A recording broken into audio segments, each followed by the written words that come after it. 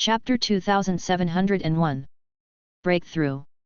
However, all 12 of them had the same thought: it was impossible for a leopard to change its spots.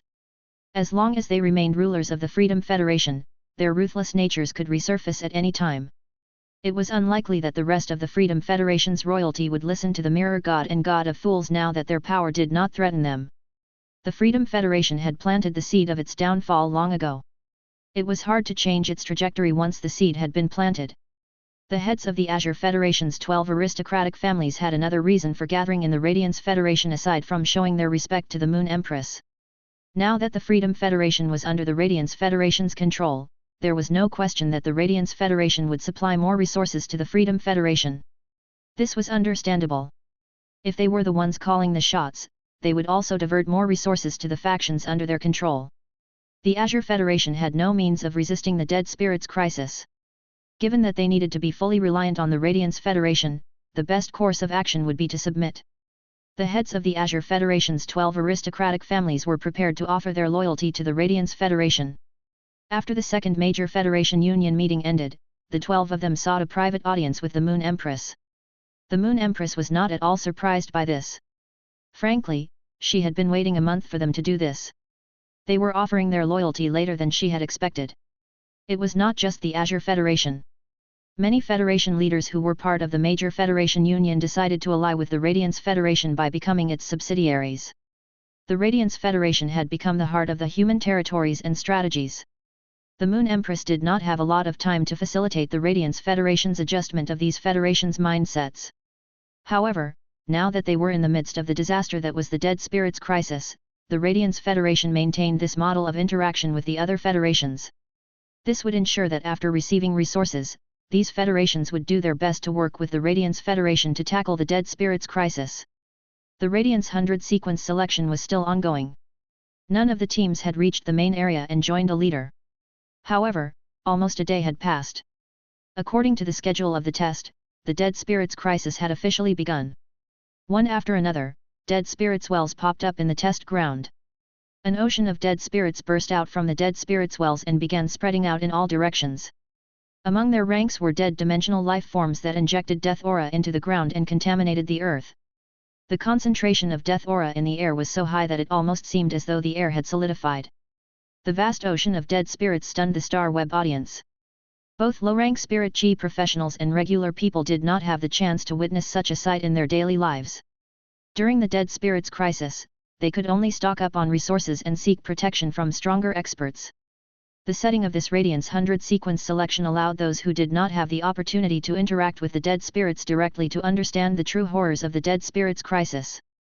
Aside from shock, the spectators also felt incredibly glad and powerful. They were lucky to have the members of royalty protecting the Radiance Federation. The Spirit and City Guards were also dedicated to protecting the citizens and tirelessly fought the Dead Spirits. All of the spectators' level of respect and admiration for the Radiance Federation's troops reached a new high. The audience was watching from the outside and was in a state of frenzy.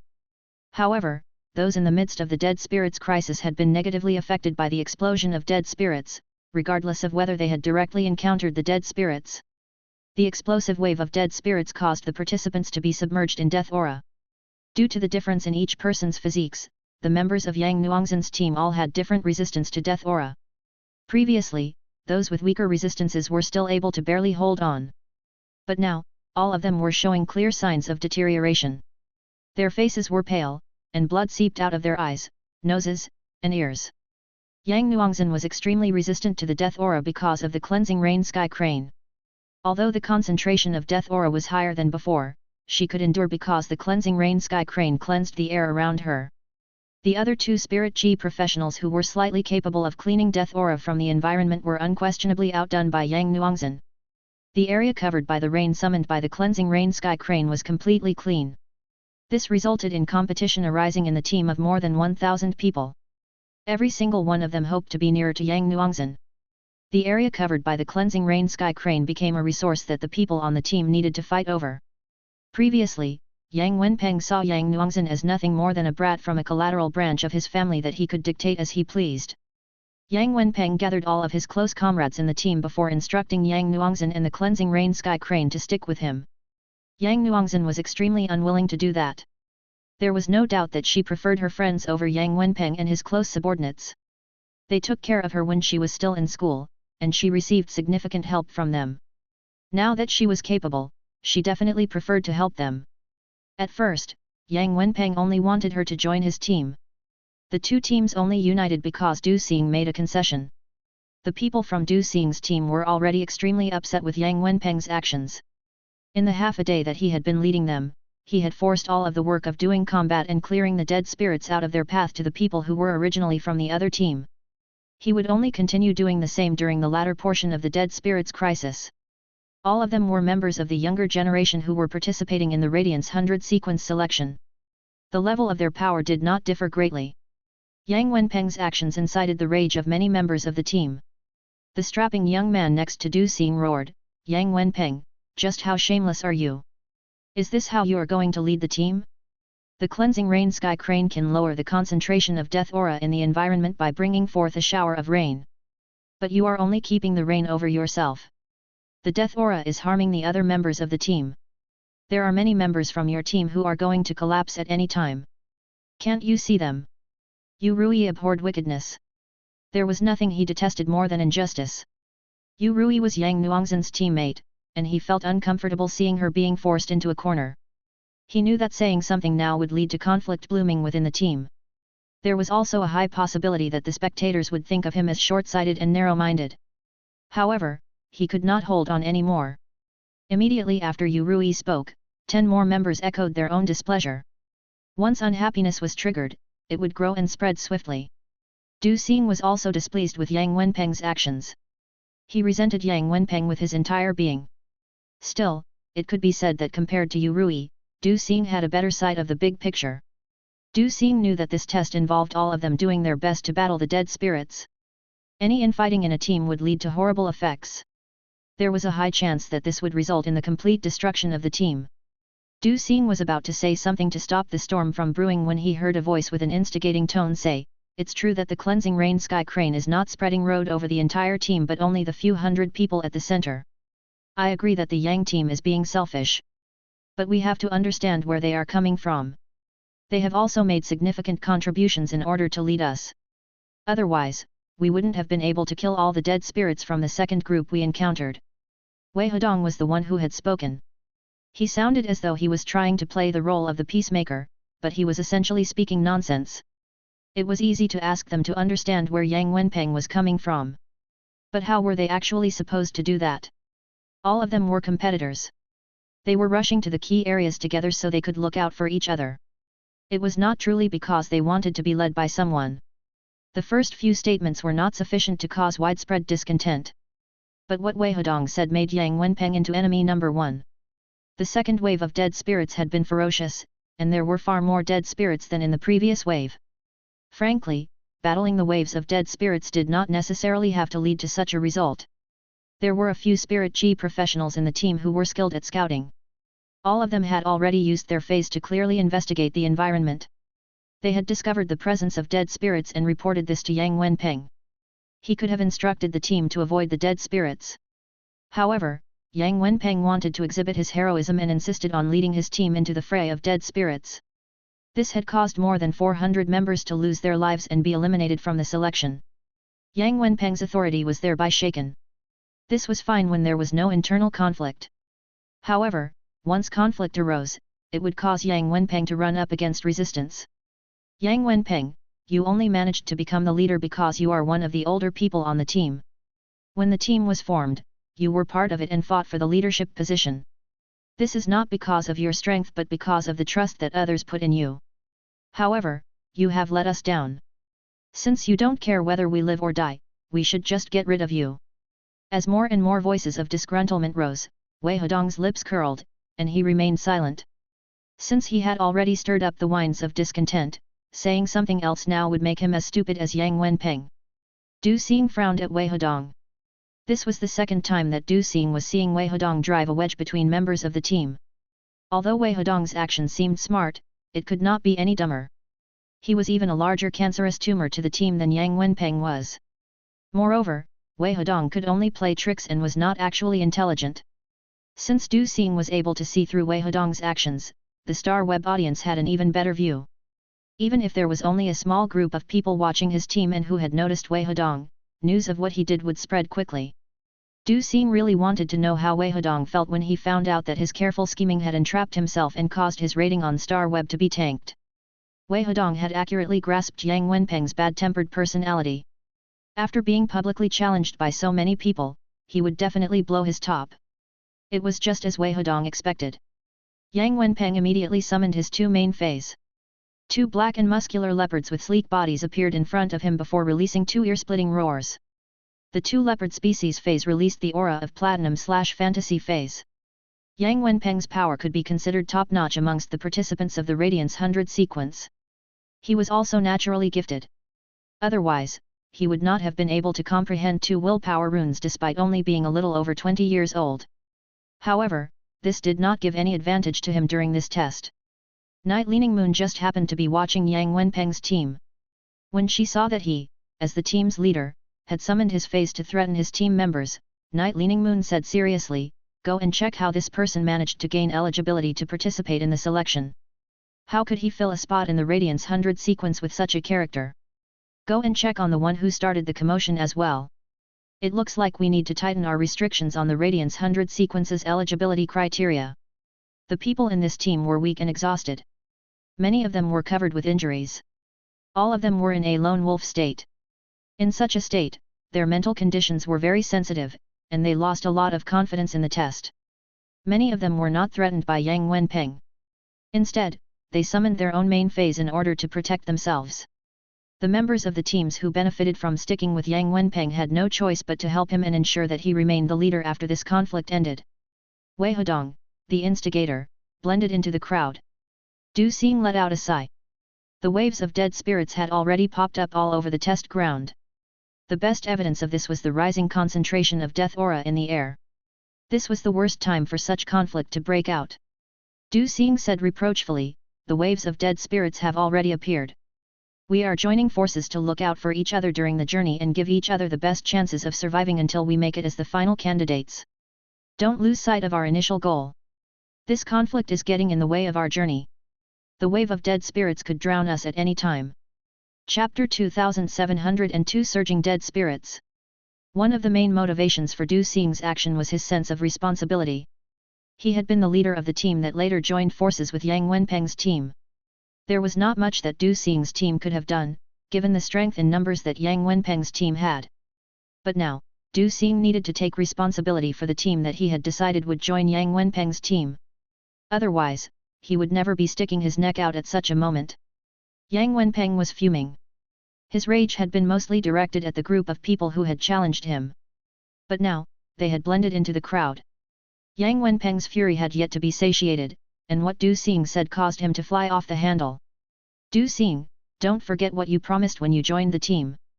I make the decisions for the team, and you have to listen to me. They were the ones causing trouble.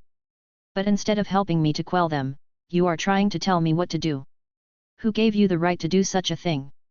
If you continue running your mouth, you can leave this team and take on the waves of dead spirits up ahead on your own." Most of the people in the team did not want such a conflict to break out. Each youth who made it as a participant of the Radiance 100 sequence was the cream of the crop. They were grateful that Du Xing was trying to step forward to stop the conflict by preventing the confrontation from escalating. Du Xing's words were an olive branch to Yang Wenpeng. Alas, not only did Yang Wenpeng reject the olive branch, but he even blamed Du Xing, who had offered it to him. Yang Wenpeng's actions did not sit right with the crowd. When Du Xing heard what Yang Wenpeng said, he knew there was no point in trying to say anything else. Also, he did not want to fight with Yang Wenpeng in the first place. He never wanted to fight over the leadership position of the team. Du Xing said decisively, "I will leave this team. Do any of you want to leave with me? I welcome anyone. I can't promise that I will be of much help against the dead spirit waves, but I will definitely do my best and stick by you to the end. I will never abandon you just because the dead spirits prove to be too fearsome." While Du Xing spoke, he looked at Yang Nuangzhen, and they locked eyes. He immediately looked away. Du Xing knew of the position she was in. Regardless of anything else, he could not force her to do anything at such a time. Du Xing came from the main branch of his family and knew of the influence that the main branch of the family had over a collateral branch, If he insisted on inviting her to leave with him, it would undoubtedly put her on the spot. There was a high chance it would cause her to come under fire from Yang Wenpeng's temper. Yang Nuangzhen continued to look at Du Xing even after he averted his gaze. There was not a single part of her that wanted to remain with Yang Wenpeng's team. Firstly, she hated being coerced. This cousin from the main branch of her family couldn't care less about her and saw her as nothing more than a tool. Furthermore, she knew that if she stayed with Yang Wenpeng, her cleansing rain sky crane would only be allowed to clear the death aura around Yang Wenpeng and his cronies, regardless of how outstanding her phase death aura clearing abilities were. This would seriously affect her standing in the Radiance 100 sequence selection. Du Xing's words struck a chord with many people, and almost half of the team walked over to him. Even the original team he had been leading before the union of the two teams had not consisted of this many people. With almost 500 people clustering around him, Du Xing's camp now rivaled Yang Wenpeng's camp. This tip in the scales caused Wei Hedong, the originator of the disgruntlement, to panic. He had secretly caused trouble to drag Yang Wenpeng down and take over the team. But now, the team had split, and he could no longer become the leader of a team of more than 1,000 people even after dragging Yang Wenpeng down. This unanticipated outcome was completely the fault of Du Xing. Wei Hedong redirected his hatred to Du Xing. As long as he could get rid of Du Xing, the newly formed team would lose their leader and have no choice but to rejoin the other team. At that point, he would be able to make use of Yang Wenpeng's selfishness and bad temper to cause conflict within the team and push Yang Wenpeng out. With this thought, Wei Hedong yelled, "You have to think carefully. The members of the team who are able to clear death aura are all on this side. If you leave, you will die from being infected by all the death aura you take in, even if you don't encounter another wave of dead spirits. Yang Wenpeng's management of the team does have many issues. We can reduce his authority and select a few people to co-manage the team together. Du Xing, it's clear that you have great influence and can even tear apart the team with a raise of your hand. I'm sure you'll be able to become one of the managers." Wei Hedong had brought up both sides of the coin and distorted the facts. The one thing that Yang Wenpeng cared the most about was his authority in the team. His words undermined Yang Wenpeng's authority and were no different from plunging a dagger into Yang Wenpeng's chest, setting his fury alight. At the same time, he used Du Xing's leadership and protection over the team to subtly suggest that he was seeking to gain authority. Those standing behind Du Xing felt the latter was manipulating them. Du Xing realized what Wei Hedong was trying to do and was about to rebuke him when Yang Wenpeng snarled, "If you choose not to side with me, you will suffer eventually. Don't come crying to me then." At this point, Yang Wenpeng took a deep breath. "Yang Nuangzhen is a distant cousin and has no choice but to listen to me. If you join me now, you will be able to receive the cleansing rain sky crane's protection. I will give you 30 seconds to ponder your decision." Yang Nuangzhen had been suppressing her anger, and it was bubbling within her. She had already betrayed her friends and had been forcefully recruited by Yang Wenpeng. But now, Yang Wenpeng was using her as a bargaining chip and even sounded as though he was looking down on her for coming from the collateral branch of the family. Yang Nuangzhen took 2 steps back and summoned her other fei, the cutting wings sword swan. She grabbed the cutting wings sword swan's feet, and it carried her over to Du Xing. The cleansing rain sky crane moved over to join Du Xing's side so it could follow its contractor. Yang Nuangzhen did not instruct the cleansing rain sky crane to protect only the side she was on. Instead, she instructed it, "Bring rain down on everyone. Try to cover every person." After giving her instructions, she said coldly, "Yang Wenpeng, I was wrong from the beginning. I shouldn't have allowed myself to be threatened by you during the Radiance 100 sequence selection. I wasted so much time allowing my friends to be forced to join you and watch you go off your rocker. You are selfish and unsuited to control a team. As for those around you, none of you thought of sharing your resources in a time of crisis but are fighting over it instead. None of you are fit to become a member of the Radiance 100 sequence." Yang Wenpeng seemed easygoing but hit the nail on the head when she lost her temper. Naturally, she shocked Yang Wenpeng and all the people around him. Yang Wenpeng never expected Yang Nuangzhen to side with his opponent. She had even turned around to stab him by saying that he did not have the character befitting of a member of the Radiance 100 sequence. Her words would definitely catch attention once it was broadcast. But as angry as he was, Yang Wenpeng still had clarity of mind. Hence, he did not begin insulting and threatening her. Du Xing understood Yang Nuangzhen's reasons for making her previous choice and did not blame her at all. If she had sided with him, then Yang Wenpeng would definitely have used his status as a direct descendant of the main branch to make things difficult for her family. This was a common occurrence. There were many collateral branches that were relegated to grunt work after offending the main branch. Some even ended up eliminated by the main branch. Yang Nuangzhen had just opposed Yang Wenpeng and thrown down the gauntlet. This would become one of the Radiance 100 sequence selection's biggest pieces of news. As long as someone paid attention to this matter, the Yang family's main branch would not make things difficult for Yang Nuangzhen's collateral branch, even if she did not manage to clinch a position in the Radiance 100 sequence. Yang Wenpeng was easy to anger and could only see what was right in front of him. He was not capable of much higher order thinking. However, the other members of the Yang family's main branch would not allow Yang Wenpeng to do as he pleased. Moreover, Du Xing saw promising potential in Yang Nuangzhen. Given that most feys were unable to do anything against Death Aura, Yang Nuangzhen's ability to clear Death Aura using the cleansing rain sky crane made her worth nurturing. Yang Wenpeng glared at Yang Nuangzhen maliciously, and she could not stop herself from feeling a chill run up her back. At that moment, soft sounds could be heard in the distance. They were not coming from individual entities but were clearly coming from an enormous group. Oh no! There is a wave of dead spirits rushing here from the south. We must leave as soon as possible.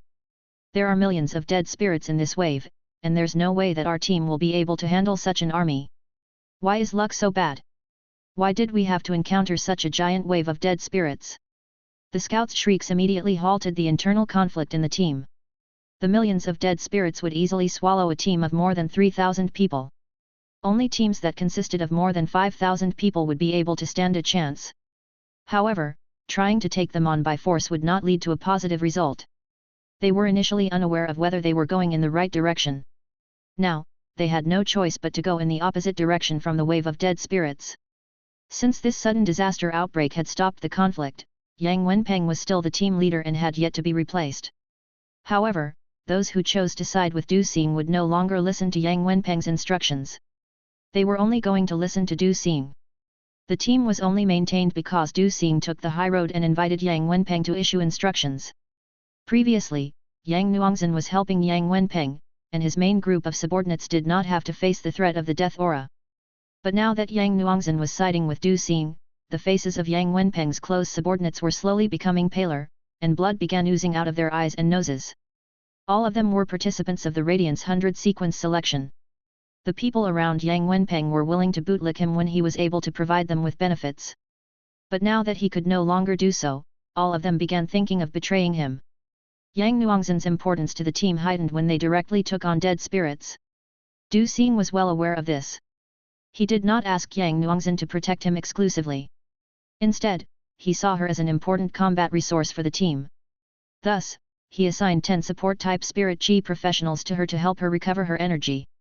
The cleansing rain sky crane produced rain continuously and serviced the entire team.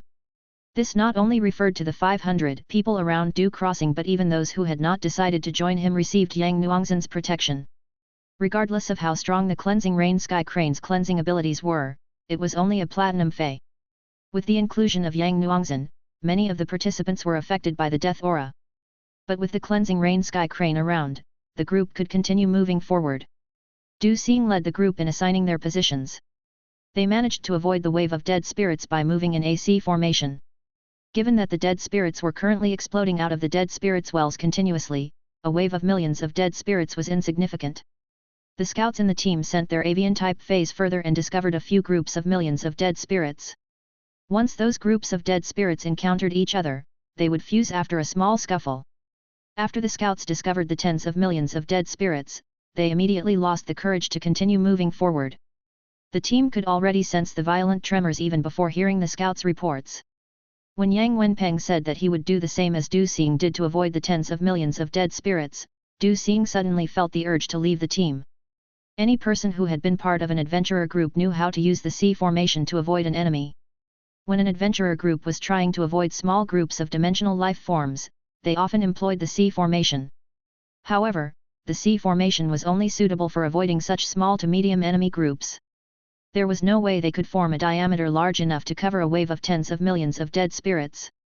They would definitely end up clashing with the dead spirits.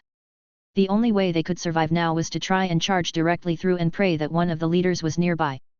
Chapter 2703, Truly Lucky. Du Xing ignored the reactions of the others and summoned his main fey, the burning ground yak. He leaped onto the burning ground yak's back and rushed to the front. Most of the Radiance Federation's younger generation had experience with surviving in the wild. After last year's Radiance 100 sequence selection, where the test had been changed to a survival format, many members of the Radiance Federation's younger generation went to train in the wild over the past year. Many people noticed that Yang Wenpeng was a bumpkin. Although the elders in his family had brought him out to train in the wild, he had not paid attention to the knowledge involved in surviving in the wild. Otherwise, he would not be unaware of the fact that AC formation was not suitable for avoiding a large group of enemies. Rather than staying here and suffering and dying with Yang Wenpeng, they stood a better shot of surviving by going with Du Xing. Given the circumstances, there were no better options. Thus, those who realized their circumstances left the team with Du Xing and rushed forward. Yang Nuangzhen grabbed the teammate next to her, who was about to leave with Du Xing, and said, "Little Dong, give me a ride on your nimble moose. I'm leaving with the rest of you. The cleansing rain sky crane will be able to protect us during our journey." The young man Yang Nuangzhen addressed as Little Dong helped her up onto the nimble moose's back.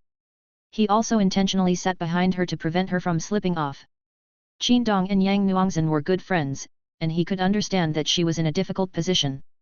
Hence, just like Du Xing, he did not force her to stay with them when Yang Wenpeng was trying to poach her. "Nuangzhen, now that you have made your decision, let's hurry up and catch up with Big Brother Xing. Otherwise, he won't be able to join him. With the possibility of encountering dead spirits at any moment, it will be better for us to find strength in numbers." Although Qin Dong was speaking with Yang Nuangzhen, he did not slow down his actions. Rather, when Yang Nuangzhen first told him that she wanted to leave, he instructed the nimble moose to charge forward.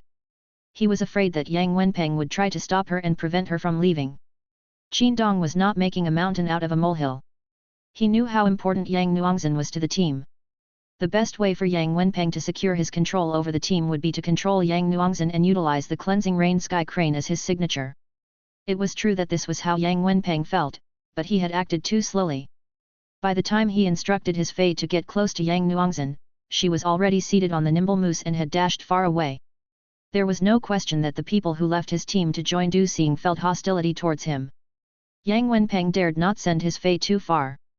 When Wei Hedong saw this, he was so enraged that he wanted to scream.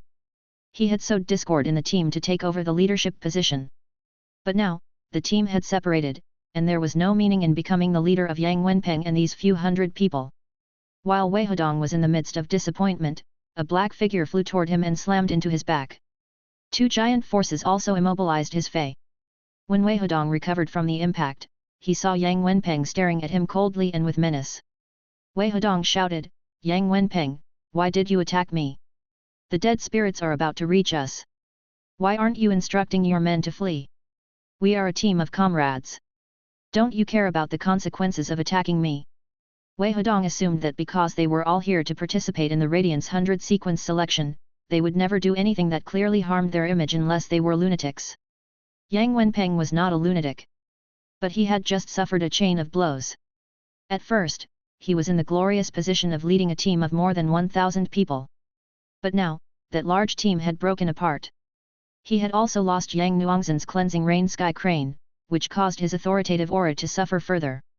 Yang Wenpeng knew that although there were only 300 to 400 people left in his team, they would never allow themselves to be fully controlled by him again. He had fallen to this position because of Wei Hedong's provocation. Du Xing would never have had to step forward if he had not tried to provoke him.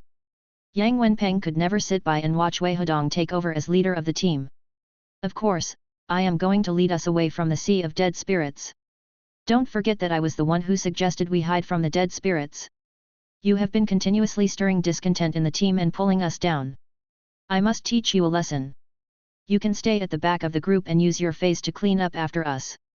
The moment Yang Wenpeng spoke, the black leopard's tail, which was akin to a steel whip, landed on Wei Hedong's body. The whip did not seem strong, but it still caused the bones in Wei Hedong's knees to crack. As a result, he could still stand but not walk quickly. Yang Wenpeng also used his face to cause serious damage to Wei Hedong's face.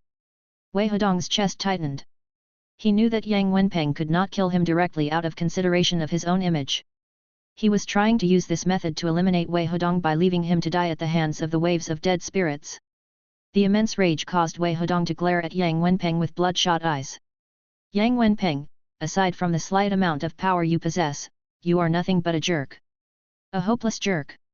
Du Xing managed to avoid the swarm of thousands of dead spirits by retreating in the C formation, so you copied him to take on millions of dead spirits. You must be mad. You attacked my Fei and me and stole my ability to flee. Do you really think a black-hearted fool like you will be able to make it into the Radiance 100 sequence? Wake up and get real. Wei Hedong felt refreshed after saying that. The hosts and audience on Star Web must have seen all the twists and turns that had happened to their team. He had revealed the harm he suffered at Yang Wenpeng's hands in front of so many people. Even if he couldn't get back at Yang Wenpeng in this test, the consequences of his actions that would come after the test would be the ultimate revenge. It was true that birds of a feather flocked together. Wei Hedong thought he had hidden his provocative methods well. He had no clue that the audience watching from a bird's eye view had seen it all clearly. The conflict in this team had generated passionate comments on Star Web. The matter became even larger of a sensation once Poison Beauty picked up on it. The more popular a host was, the less suitable they would be to express their seemingly objective opinions on Star Web, which was a public platform. This was because a person's opinions were almost always subjective, and expressing them would lead to many negative consequences. Poison Beauty always kept this in mind. However, after watching everything that had transpired from her bird's eye view, she had the right to express her opinion as a host who had been specially invited as a commentator. The Radiance 100 sequence selection was an honorable event. The Radiance Federation intentionally used the participants' names as their identification tags. Wei Hedong incited discontent in his team and is a malignant tumor to the team. A person like this would harm any team that he is part of. However, his actions also exposed Yang Wenpeng's issues. Who knows how many people the evil dictator Yang Wenpeng has bullied in real life. He actually publicly coerced his cousin from a collateral branch of his family and maliciously attacked other participants. Because of her personal experiences, Poison Beauty felt more disgusted with Yang Wenpeng than Wei Hedong. Poison Beauty also came from a collateral branch and was constantly bullied by an older male and female cousin from the main branch. Later, her father managed to use his capabilities to form a connection with a powerful chamber of commerce. This allowed them to finally break free from the control of the main branch. After joining this chamber of commerce, Poison Beauty's father built 2 merchant groups. However, the chamber of commerce eventually went bankrupt, and Poison Beauty's family only managed to stay afloat by relying on the 2 merchant groups. At the very least, Poison Beauty did not have to worry about having food to eat and clothes to wear. However, Poison Beauty needed to earn her own resources to nurture her phase and could not rely on her family for much help. Later, because she was matched with Lin Yuan on Star Web and fought a few battles with him, she managed to become a popular Star Web host. It was only after signing a contract with the Listening Heron Chamber of Commerce to help them with their sales that Poison Beauty finally gained financial freedom. When the main branch found out that she was thriving, they immediately contacted her. Poison Beauty only had one stance toward them to get rid of any plans to leech off of her.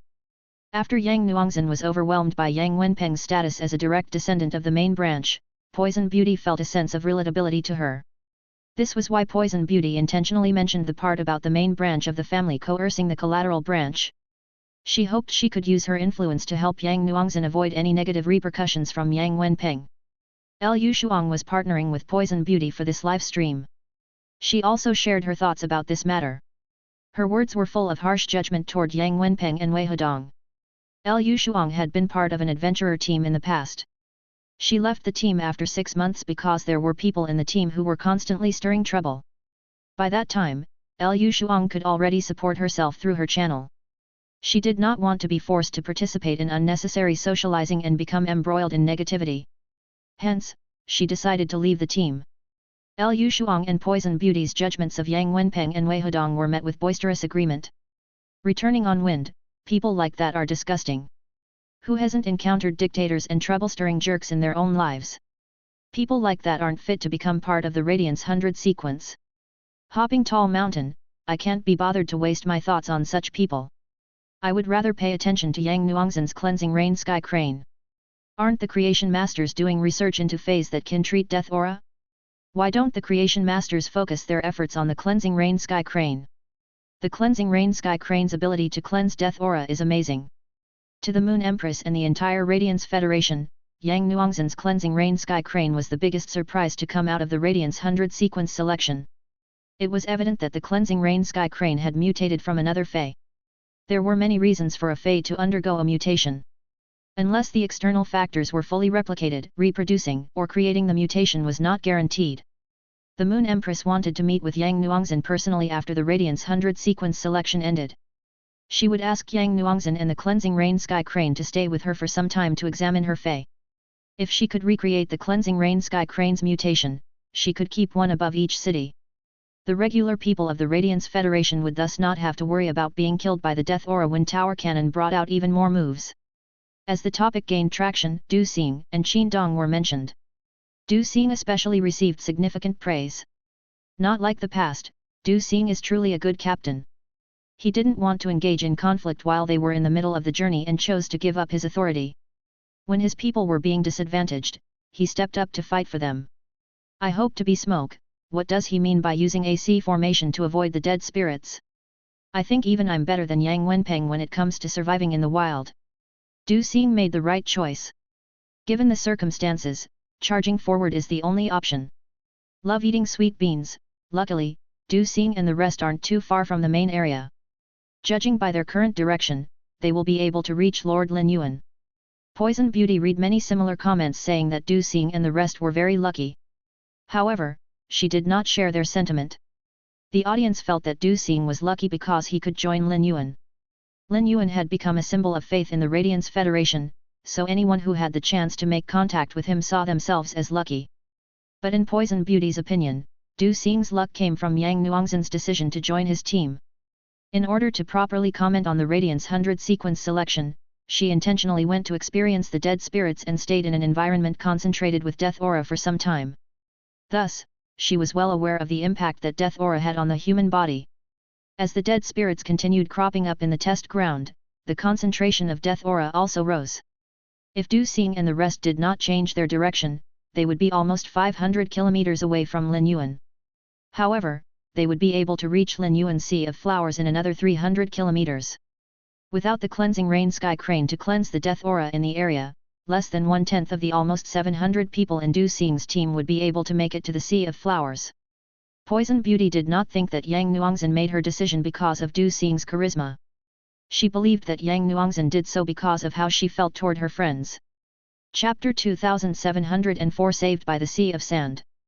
However, Yang Wenpeng managed to control himself. He still had some restraint after the wave of impulsivity passed. If he used his face to kill Wei Hedong immediately, the nature of his actions would change. Given Wei Hedong's current situation, there was no way he could survive the waves of rampaging dead spirits. Once the waves of dead spirits swallowed Wei Hedong, Yang Wenpeng's goal would be met. Yang Wenpeng sensed the tremors below him intensifying. He waved his arm in a large arc. Let's immediately move sideways to the right and try our best to avoid the wave of dead spirits. Those in charge of scouting should investigate the positions of the dead spirits so we can avoid them in the C formation. Yang Wenpeng did not care if these people were truly willing to follow his direction.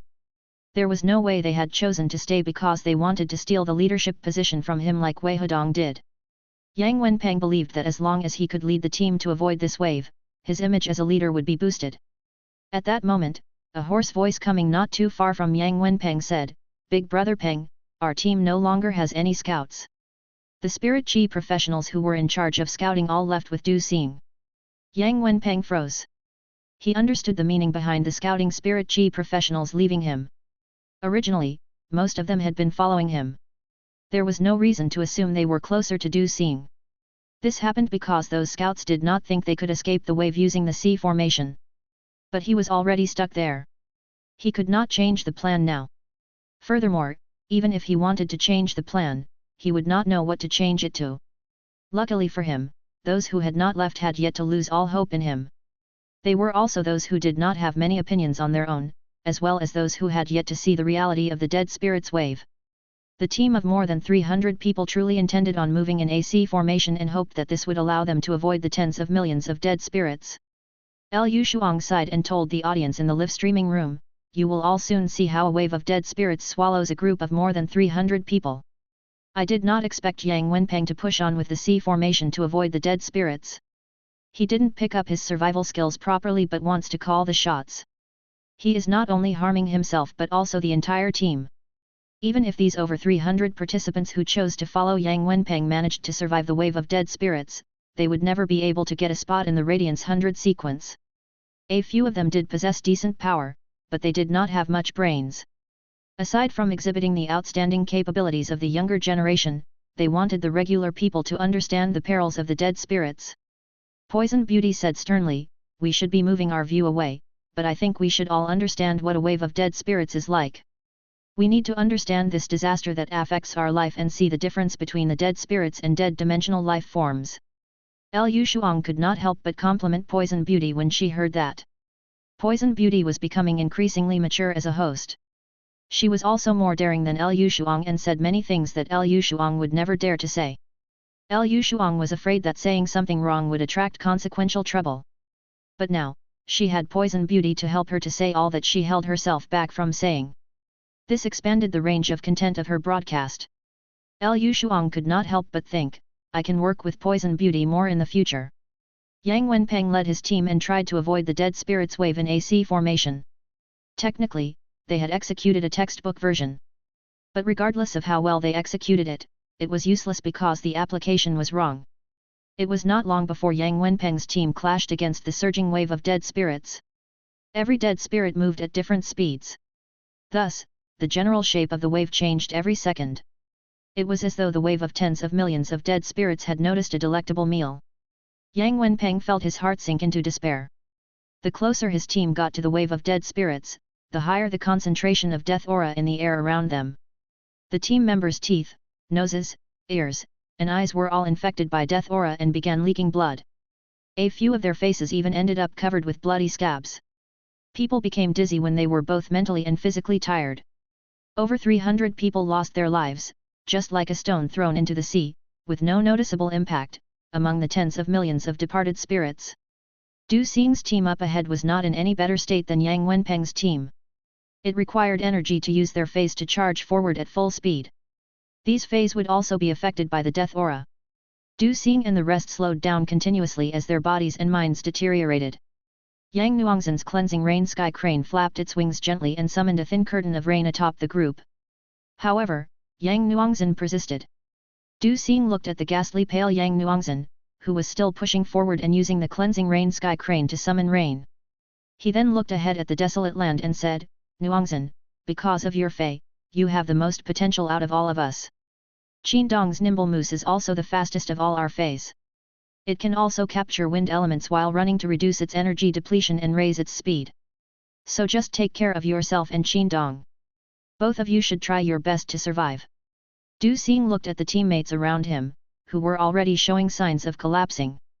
He knew that even if Yang Nuangzhen continued using the cleansing rain sky crane to take care of all of them, it was unlikely that all of them would make it.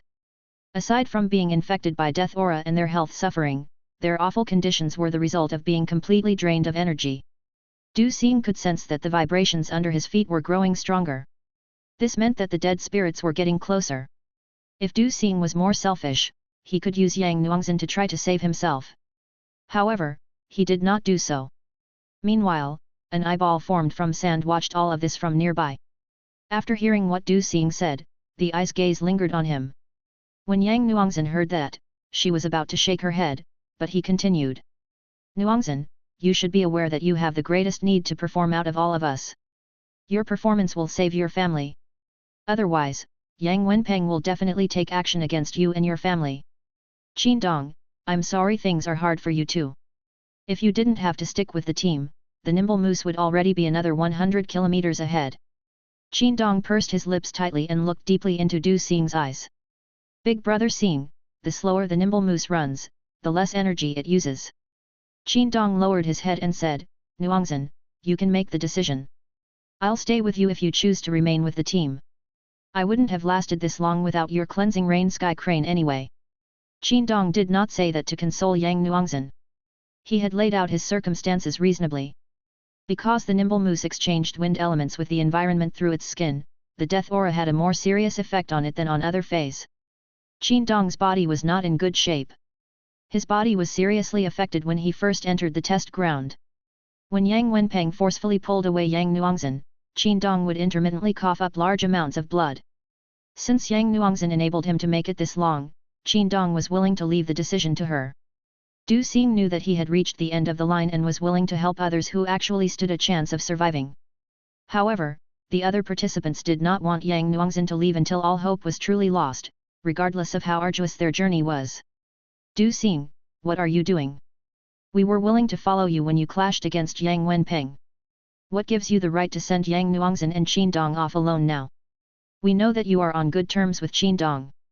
What else does he bring to the table aside from his fei that is slightly fast? We all know that the nimble moose's combat ability is extremely low. Du Xing did not say anything after being reproached. He also did not try to explain himself. It was true that these people only left Yang Wenpeng's team because they were following him.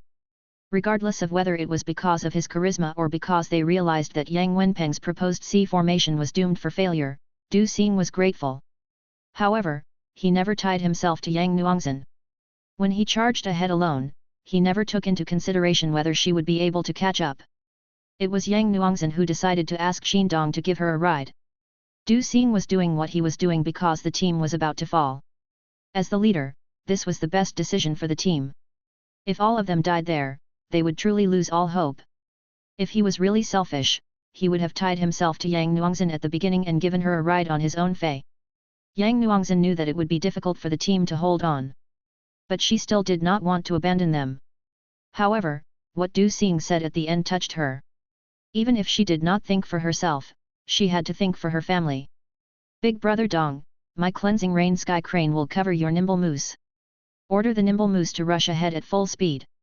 The moment Yang Nuangzhen's words left her lips, a female voice shouted from nearby, "Thank you for helping us for so long." This girl used her 2 fantasy breed feys to shoot a beam of light blue light at the cleansing rain sky crane, forming a white imprint on its body. Yang Nuangzhen immediately sensed the cleansing rain sky crane being replenished with energy. When the girl's fantasy breed feys were done using their abilities, one collapsed on the ground while the other seemed dead. Yang Nuangzhen cupped her hands together in a fist and bowed to the girl before dashing away with Qin Dong on the nimble moose. If the team was seen as a unit, this girl had essentially breathed life into their final spark of hope. Those who were cold-hearted might see this action as stupid, but this action was heralded as a spirit of sacrifice. Without Yang Nuangzhen, the people in this team grew increasingly weaker, and the sounds of aggression from the dead spirits grew louder. Du Xing turned to look at the astonishing wave of dead spirits. He pressed his hand to the ground with agony in order to prevent his weak body from being shaken by the tremors. At that moment, a pool of quicksand appeared under Du Xing's feet and sucked him in. The sand did not crush Du Xing. Rather, a small room was created out of metal. He could move freely within the space. The space had no death aura, and Du Xing and his phase spirits could begin recovering. As the wave of dead spirits advanced, more pools of quicksand appeared below the participants. One of them was the girl whose phase had replenished the cleansing rain sky crane's energy. After a moment of confusion after being sucked into the pools of quicksand, these people suddenly remembered that Lin Yuan had used this move in the battle against Lu Ji. Lin Yuan was one of the assessors of the Radiance 100 sequence selection. When this thought struck them, these people were overcome with excitement. Lin Yuan's action was not against the rules. As one of the main assessors of the Radiance 100 sequence selection, Lin Yuan wielded significant authority in the Radiance 100 sequence selection and could decide which participants he wanted to keep. These were all the people Lin Yuan had decided to save. These people were all shining lights.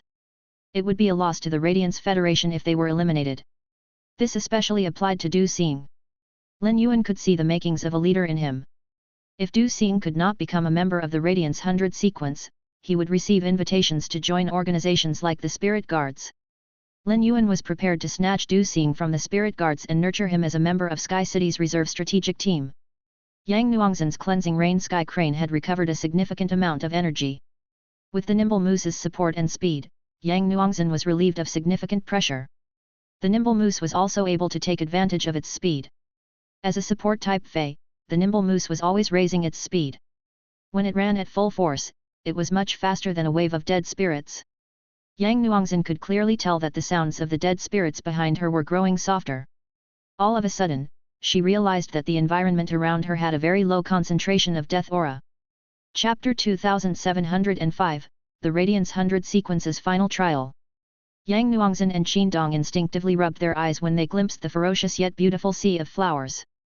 For a moment, they thought that they were imagining what they were seeing. But soon, their emotions turned to delight.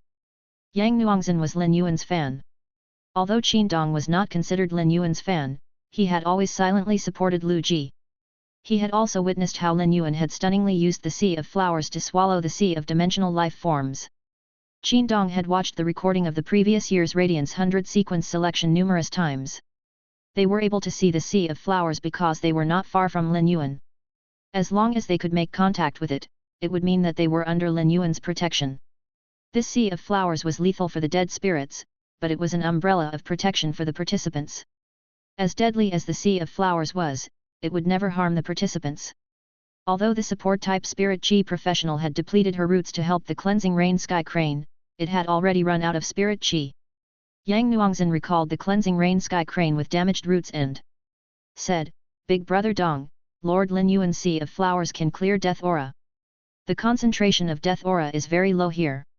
I'll store the cleansing rain sky crane away so it can recover." Qin Dong said seriously, "Nuongzhen, don't use the cleansing rain sky crane unless you absolutely need to. After we join Lord Lin Yuan's team, try your best to display the cleansing rain sky crane's abilities to the greatest extent. You aren't skilled at combat. Aside from the cleansing rain sky crane, your other feys lean toward functional type. As a result, you can't compete with the others in direct combat. You can only stand out by using your feys abilities." There was no need for Qin Dong to say these to Yang Nuongzhen. They might seem like teammates, but they were actually competitors in this test. He told Yang Nuongzhen these because he wanted to thank her for her help and because he did not want to see her suffer retribution from Yang Wenpeng after the test. Many of the members of the previous Radiance 100 sequence selection were able to attain opportunities that led to bright futures because of their performances during the test. Because of the Dead Spirits crisis this year, there was even more attention on the Radiance 100 sequence than in previous years. Yang Wenpeng would be seen as a negative example and be scorned. Yang Nuongzhen had to achieve some results and more attention in order to fend off the consequences of Yang Wenpeng's fury after the test. The head of the Yang family's main branch would never let Yang Wenpeng express his anger, no matter how bad-tempered he was, as long as she had enough status and popularity. This was to protect the Yang family's reputation. Yang Nuongzhen nodded gravely. Still seated on the nimble moose, Yang Nuongzhen turned and looked at Qin Dong. She locked eyes with his resolute ones. "Thank you for your advice, Big Brother Dong. But I don't think I'll be able to hold back if I see anyone's eyes and noses leaking blood after being infected by death aura." Qin Dong was not at all surprised by what Yang Nuongzhen said. Both of them were in the same team in high school and later entered the same university. With the inclusion of the 2 years they spent in university, they had been teammates for 5 years. Qin Dong understood her character. She remained her same compassionate self throughout the 5 years. Compassion was a virtue, but it might not be beneficial for her in this test. If they managed to reach Lin Yuan's Sea of Flowers soon, it was likely that Yang Nuongzhen would suggest that they turn back to inform Du Xing of this. Qin Dong was terrified of this happening. When it came to such matters, the stubbornly compassionate Yang Nuongzhen would not be able to listen to reason. However, Qin Dong was sure that if they truly turned back, they wouldn't just fail to rescue Du Xing, but Yang Nuongzhen would also lose her chance of survival. There was one thing that Qin Dong was sure of: this Radiance 100 sequence selection was very important to Du Xing. Du Xing had used the Radiance 100 sequence for the past few years as his goal and motivation for working hard. Du Xing would never have made such a decision unless he was absolutely certain that he could not hold on. With his fey that had scouting abilities, Qin Dong was well aware of how fast the dead spirits moved. The dead spirits would have swallowed Du Xing and the rest in less than 2 minutes after he and Yang Nuongzhen left them. However, Qin Dong could not explain all this to Yang Nuongzhen. Even if he did, she would unlikely agree with his decision. Regardless of whether it was because they were teammates or the possible existence of any other special emotions between them, Qin Dong did not want to fall out with Yang Nuongzhen over such matters. Qin Dong urged the nimble moose to run faster toward the Sea of Flowers. When they got nearer to the Sea of Flowers, they saw the gill-shaped petals of the large red flowers opening and closing continuously, as well as the rows of sharp teeth covering the vines that glinted as the vines moved in the air. Qin Dong was both shocked and afraid. Just as Qin Dong was trying to come up with a way to enter the dense Sea of Flowers, the Sea of Flowers automatically opened up a path. The path was winding and led deep into the Sea of Flowers, but Qin Dong and Yang Nuongzhen felt relaxed. Once they entered the Sea of Flowers, they would no longer have to worry about the dead spirits and would have successfully reached the second stage of the selection. The two of them would have the chance to see Lin Yuan up close in Star Web. Lu Ji was not idle and had been using the army of insects to check on the participants in his vicinity. Likewise, he used the army of insects to save the promising participants. Long Tao, Xiaoqing, and the rest did the same. However, they were only able to save far fewer participants than Lu Ji and Lin Yuan. Almost all of the members of the younger generation who were capable of making it to the main areas had arrived. Those who were unable to make it had probably already been swallowed by the dead spirits. Tremors could be clearly felt in the areas covered by Lin Yuan's sea of flowers and Lu Ji's army of insects. The concentration of death aura was also climbing in these areas. Lin Yuan did a head count of the people in his camp. A total of 47 participants had made it to him. After communicating his report through the thoughts letter paper, he realized that his group was fairly large. For example, only 21 participants had successfully made it to Shisu. Lin Yuan sighed to himself. Lu Wenqing had made the test much too difficult. This time. It had already been very difficult for the participants to find their spots last time. This time, the size of the test ground had multiplied. It was likely that numerous outstanding talents had died during their journey. But the harsher the environment, the better the talented individuals that emerged from it. It could not be denied that Lin Yuan and Lu Ji were also to be thanked for enabling over 300 people to arrive at the main areas. This was not because the sea of flowers and army of insects had protected them. As invigilators of the test, Lin Yuan and Lu Ji had to ensure the fairness of the test. Aside from those Lin Yuan and Lu Ji had decided to save, the rest of the participants competed fairly. The sea of flowers and army of insects lowered the difficulty of the test by absorbing death aura from the environment to a level that the spirit chi professionals could endure. If they had not done this, the explosion of waves of dead spirits would have caused the concentration of death aura to rise 2 to 3 times its current level. No matter how strong the physiques of the spirit chi professionals were, their bodies would start to decay once the concentration of death aura in the air around them reached 18% and above. Lu Wenqing had not expected so few participants to make it to the main areas. Technically, the duels could begin now that the more than 300 participants had reached the main areas. However, a test like that was prejudiced. Lu Wenqing sent Lin Yuan and the rest a message through the thoughts letter paper to tell them to divide the 300 participants into 13 groups. There was no limit to the number of people in each group. These groups would then be sent out to hunt the dead spirits. Those who survived would equally divide up the number of dead spirits they killed as points. After a moment of pondering, Lin Yuan realized Lu Wenqing's intention for this design. Once the 13 groups were formed, 13 leaders would immediately emerge. These 13 leaders would be the participants with the strongest leadership qualities. The teams of different strengths would begin hunting dead spirits. Logically, the teams with more members had an advantage. However, the points they earned were equally divided based on the number of dead spirits their team killed. Hence, the teams with more members would be disadvantaged instead. Nonetheless, there was still an advantage because it was easier for the larger teams to kill dead spirits. Moreover, the team members who died could not claim points. This test not only tested for leadership skills, combat power, and execution abilities but also human character. Lin Yuan felt that using pressure and the temptation of honor to publicly expose the dark side of these youths' natures was very cruel. Lu Wenqing was doing this because he wanted to let the intelligent people in the Radiance Federation know that this was a better method of discerning a person's quality than dueling. In the world of spirit chi professionals, resources could create geniuses. With Lin Yuan's supply of resources, Lu Wenqing was willing to boost the members of the younger generation of high moral standing. Yang Nuangzhen and Qin Dong had not expected to see Du Xing and other members of their team here. But aside from their shock, they were also overjoyed. Big brother Xing, how did you manage to escape the wave of dead spirits? Qin Dong walked over to Du Xing and patted his shoulder before looking him over to ensure he had no obvious injuries. However, Du Xing's body had yet to recover from being infected by death aura. Hence, he looked very frail. Yang Nuangzhen had already summoned the cleansing rain sky crane, and it was summoning rain to fall over these 30-odd people to protect them. The other lucky participants looked at Yang Nuangzhen in surprise. They had not expected her to possess such a magical fey. With this fey, she was definitely able to stand out in this test. Qin Dong sighed deeply. Everything that he had said to Yang Nuangzhen had been for naught. There would only be 10 final candidates in the Radiance 100 sequence selection. There were already more than 40 participants in Lin Yuan's camp. It was likely that the other assessors had a similar number of participants around them. They still had to continue competing. If he were Yang Nuangzhen, he would have done his best to enable the cleansing rain sky crane to recover its energy instead of using it to summon the rain with mild healing properties to heal the people infected by death aura. Mu Yan, who had been part of the final 10 ranks of the Radiance 100 sequence, re-entered the selection. She had not expected to be so fated with Lin Yuan. She just happened to charge forward to the area where he was located. Lin Yuan was still manipulating the Sea of Flowers, opening multiple paths within it. At that moment, the crowd heard Lin Yuan say, "All of you can walk down these paths. You will be gathered with the other participants a few hours later."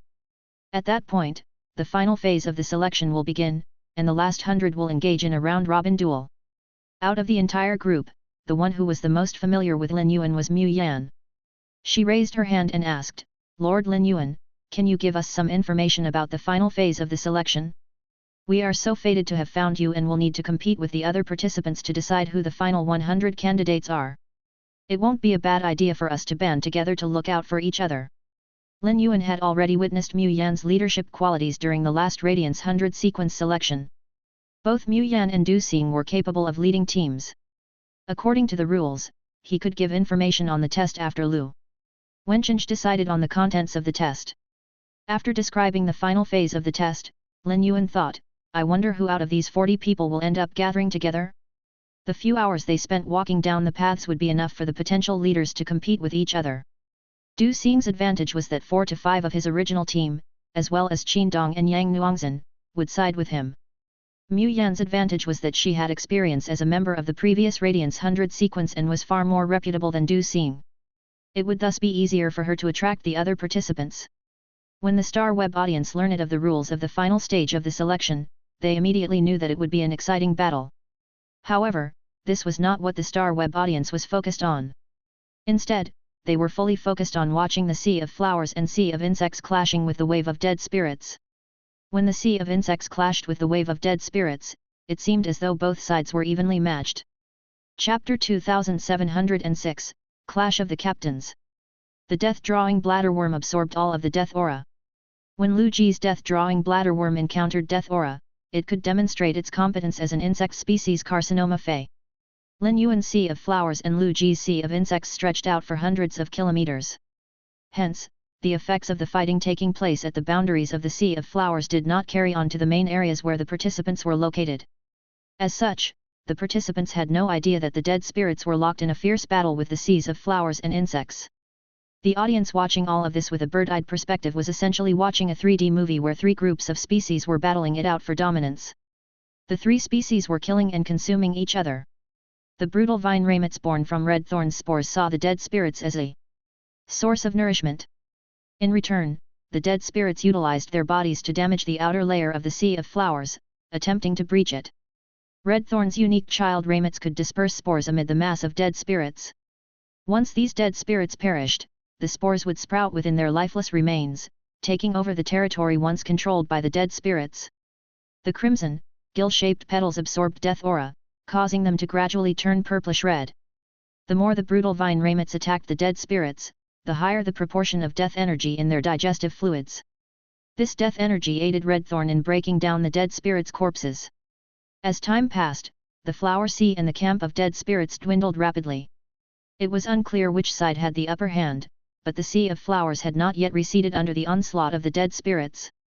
In fact, if Lin Yuan wished to expand the Sea of Flowers' size, he could instruct Redthorn to produce the Eyes of Relinquish to suppress the waves of dead spirits. At present, each Eye of Relinquish stored enough energy for Redthorn to generate a flower sea spanning 50 square kilometers. After Redthorn evolved, the Eyes of Relinquish became reliable sources of backup energy for Redthorn, unlike in the past when using all of the Eyes of Relinquish would only enable the Sea of Flowers to expand to twice its original size. Undeniably, there was another important reason for Lin Yuan's Sea of Flowers being able to restrain the dead spirits, which was that Lu Wencheng had restrained the difficulty of the test when creating the environment. The strongest dead spirit would only be around as strong as a diamond fey. Every child Ramet Redthorn produced would be as strong as the strongest possible dead spirit. There was no question that the battle between Lu Ji's insect species Carcinoma phase and the dead spirits wave was much more intense and exciting to watch than the one between the Sea of Flowers and dead spirits. Lu Ji summoned the halberd corner sky-defying rhinoceros beetle, and it was continuously adding metal attributes to the insects produced by the insect species Carcinoma phase. The metal attributes significantly raised the insect's overall power. Elegance produced insects in a never-ending stream. Lu Ji kept on using shield ladybugs as hosts for the blade queen bee to make blade worms. The primary sources of firepower were the flowing plasma electricity insects and electromagnetic chrysalises. The flowing plasma electricity insects spewed out a lot of plasma that formed a gooey substance. This goo had a potent paralyzing effect, causing continuous electrical type damage to any dead spirits that touched it. Electrical type attacks were especially harmful to dead spirits, surpassed only by light type attacks. When the electromagnetic chrysalises transformed into cocoons, they sped up plasma coagulation and ejection. When they assumed their moth form, they harnessed the plasma in their bodies to control nearby targets through electromagnetic forces. The flowing plasma electricity insects and electromagnetic chrysalises were the main defenders against the dead spirits. Meanwhile, Elegance created several batches of 6 treasures cloud dragonflies, which enhanced the other insect species carcinoma feys. This boosted the speed, strength, defense, and energy reserves of the other insect species carcinoma feys, enabling them to unleash more powerful attacks. Elegance allocated and coordinated the insect species carcinoma feys so that the carpet of fungi encroached into the dead spirits wave. As the army of insects battled the dead spirits wave, a few of the insect species carcinoma feys even captured some of the dead spirits with the intention of using them as food rations for the insect army. Long Tao, Xiaoqing, and the others' performances could not be compared with the likes of Lu Ji and Lin Yuan. Nonetheless, they were still able to use their individual methods to drive off the dead spirits and demonstrate the incredible capabilities of members of a Radiance 100 sequence. At such a time, all the hosts would be praying to land on the best perspective from which to watch the test. However, in this fight between hundreds of millions of life forms, thrilling battles broke out on every corner. Poison Beauty and Liu Shuang chose the Sea of Flowers and Sea of Insects perspectives. This ensured that their channel could cover the 2 most exciting areas. The live streaming rooms that did not have 2 hosts had no choice but to pick one perspective. The advantage that Poison Beauty and Liu Shuang's channel had was thus made clear, and they immediately shot to the top of the ranking. Poison Beauty and Liu Shuang did not have to spend too much time explaining the battle, as the audience could see for themselves the shocking clash between the Sea of Flowers and Sea of Insects and dead spirits. The 2 of them were not aware of Lin Yuan's Sea of Flowers or Lu Ji's insect species carcinoma feys. Abilities. If they tried to explain what was happening, it was likely that they would make mistakes. Fantasy World Nether Flames. When Lord Lu Ji and Lord Lin Yuan crossed swords, the Sea of Sand quickly swallowed the insect army. Because of that, I didn't think much of the insect's strength. But the insects are now able to take over the dead spirit's territory. Light Beauty Flower. Lord Lu Ji sure is powerful. He summoned many more types of insect species carcinoma feys in his battle against Lord Lin Yuan. This means that Lord Lu Ji isn't even using his full power against the dead spirits. Fatty Dragon, that's right. Lord Lin Yuan is using the Sea of Flowers and not the Sea of Sand to fight the dead spirits. If he used the Sea of Sand and pools of quicksand, the dead spirits would be immediately dragged underground. Liu Shuang noticed that many people in the live streaming rooms were discussing Lin Yuan's Sea of Sand and Flowers. She also did not know which was stronger. Liu Shuang felt that even if Lin Yuan did not use the full power of his elemental source-type life form in his battle against Lu Ji, Lin Yuan had an important reason for not choosing to use the Sea of Sand against the dead spirits. This reason was that the Sea of Flowers could absorb death aura, but the Sea of Sand could not. This was why Lin Yuan chose to use the Sea of Flowers against the dead spirits. Lin Yuan's Sea of Flowers was not only fending off the dead spirits but was also protecting the participants. Have any of you noticed that the large dark red flowers in the Sea of Flowers have turned purplish red? These flowers have been continuously absorbing death aura. There are also insects in the Sea of Insects that are absorbing death aura. Otherwise, with the death of all those dead spirits, the concentration of death aura in the test ground would have risen to 30% higher than its current level. Do you see that the participants in the Sea of Insects and Sea of Flowers haven't been affected by the death aura? Liu Shuang's words did not stop the other people in the live streaming room from discussing and comparing the strength of the Sea of Flowers and Sea of Sand. However, they were both Lin Yuan's feys. Even if the audience racked their brains, the source sand would never fight against Red Thorn. Frankly, the source sand had taken full control of the underground of the test ground. The source sand was hidden underground. Once the Sea of Flowers could not address the danger, the Sea of Sand would immediately step in. Lin Yuan always liked to ensure that he had backup plans, even if the activity had a very low level of risk. Lin Yuan stayed a kilometer behind the participants and walked leisurely. He used the sand ball formed from the source sand to observe these 40 participants. He saw that they were beginning to fight subversively after learning of the theme of the test. Mu Yan was the first to speak. I'm sure all of you know of me, even if you aren't familiar with me. My name is Mu Yan and I was sequence number 100 of the previous Radiance 100 sequence. I am back in the selection because I didn't manage to make it to the top 90 ranks in the re-ranking. Lord Lin Yuan said that the participants will be split into 13 teams and be led by leaders in hunting the dead spirits. We don't know how many participants have gathered in the other areas, but I'm sure that we will be able to increase any advantage we have if we band together.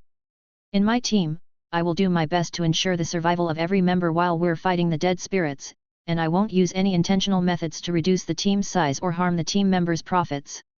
I swear this on my honor. Mu Yan knew that there were likely other members of the team who also hoped to become leaders. She had prior experience from last year's Radiance 100 sequence selection and knew how to present herself in a way that would allow her to stand out. The best way to achieve this in this test was to become one of the leaders of the 13 teams. Yang Nuangzhen was the most special participant of those who were gathered there. Now that the concentration of death aura in the air had been significantly lowered thanks to the Sea of Flowers, Yang Nuangzhen was no longer as important. But she would become pivotal once the hunt for the dead spirits began. However, Yang Nuangzhen and the rest of the people close to her were insistent on revolving around the young man named Du Xing. If Du Xing also wanted to become a leader, Yang Nuangzhen would definitely side with him. With this awareness, Mu Yan did not try to engage with the rest of the participants. Instead, she immediately established her position as a leader and promised to secure the rights of her team members. Now that they were at the tail end of the Radiance 100 sequence selection, they were all rivals. Mu Yan could not bring up and hope to bank on her status as a member of the previous year's Radiance 100 sequence. She had only mentioned her background to provide evidence for her power. While she spoke, Mu Yan looked around at the crowd with a serious gaze. Eventually, her gaze landed on Du Xing. When their eyes met, Mu Yan knew he would be competing with her. This was because after hearing what she said, his brows were knitted and he looked resistant. Now that she understood her circumstances, Mu Yan spoke up first. I am willing to become a team leader that leads the team to glory. Who is willing to take on the dead spirits with me?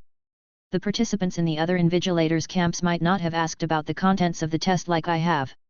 If we form teams first, it will be easier for us to recruit the other participants once we meet up with them. To this crowd, Mu Yan was no different from a celebrity. All of them had watched her battles before the Radiance 100 sequence selection began. She had 3 diamond/fantasy phase and was one of the most outstanding participants. Moreover, with her background, she could easily stand her ground against the leaders of the other teams. In a test with such a chaotic design, it was likely that only 3 of the 10 members of the previous year's Radiance 100 sequence would be able to survive. After weighing the pros and cons, many participants chose to join Mu Yan. When Du Xing saw Mu Yan looking at him, he thought she would extend an invitation to him. If she did try to invite him, he would definitely turn her down. His previous experience of acquiescing and joining Yang Wenpeng had ended in deep regret. If he had not led his team in joining Yang Wenpeng's team, more than twice the current number would have made it there. It was difficult for Du Xing to trust others again when it came to such matters. Mu Yan was not an exception despite being a member of the previous Radiance 100 sequence. Aside from these considerations, Du Xing had his own selfish thoughts. In the past, only the strongest soldiers made it into the Radiance 100 sequence. But now, leadership qualities held a higher weight. This was made clear by the complicated test format that the Radiance Sacred Hall had come up with. It would be easier for him to pull ahead of the others by becoming one of the leaders. When his eyes met Mu Yan's, he could tell she intended to compete with him.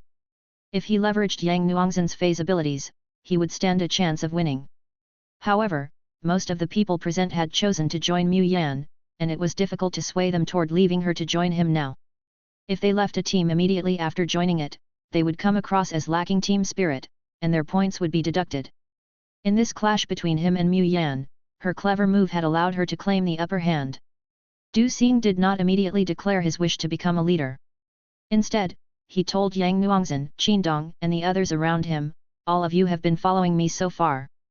Are you willing to trust me again? We can form a team together. Qindong and Yang Nuangzhen had been Du Xing's teammates for 5 years and knew the kind of person he was.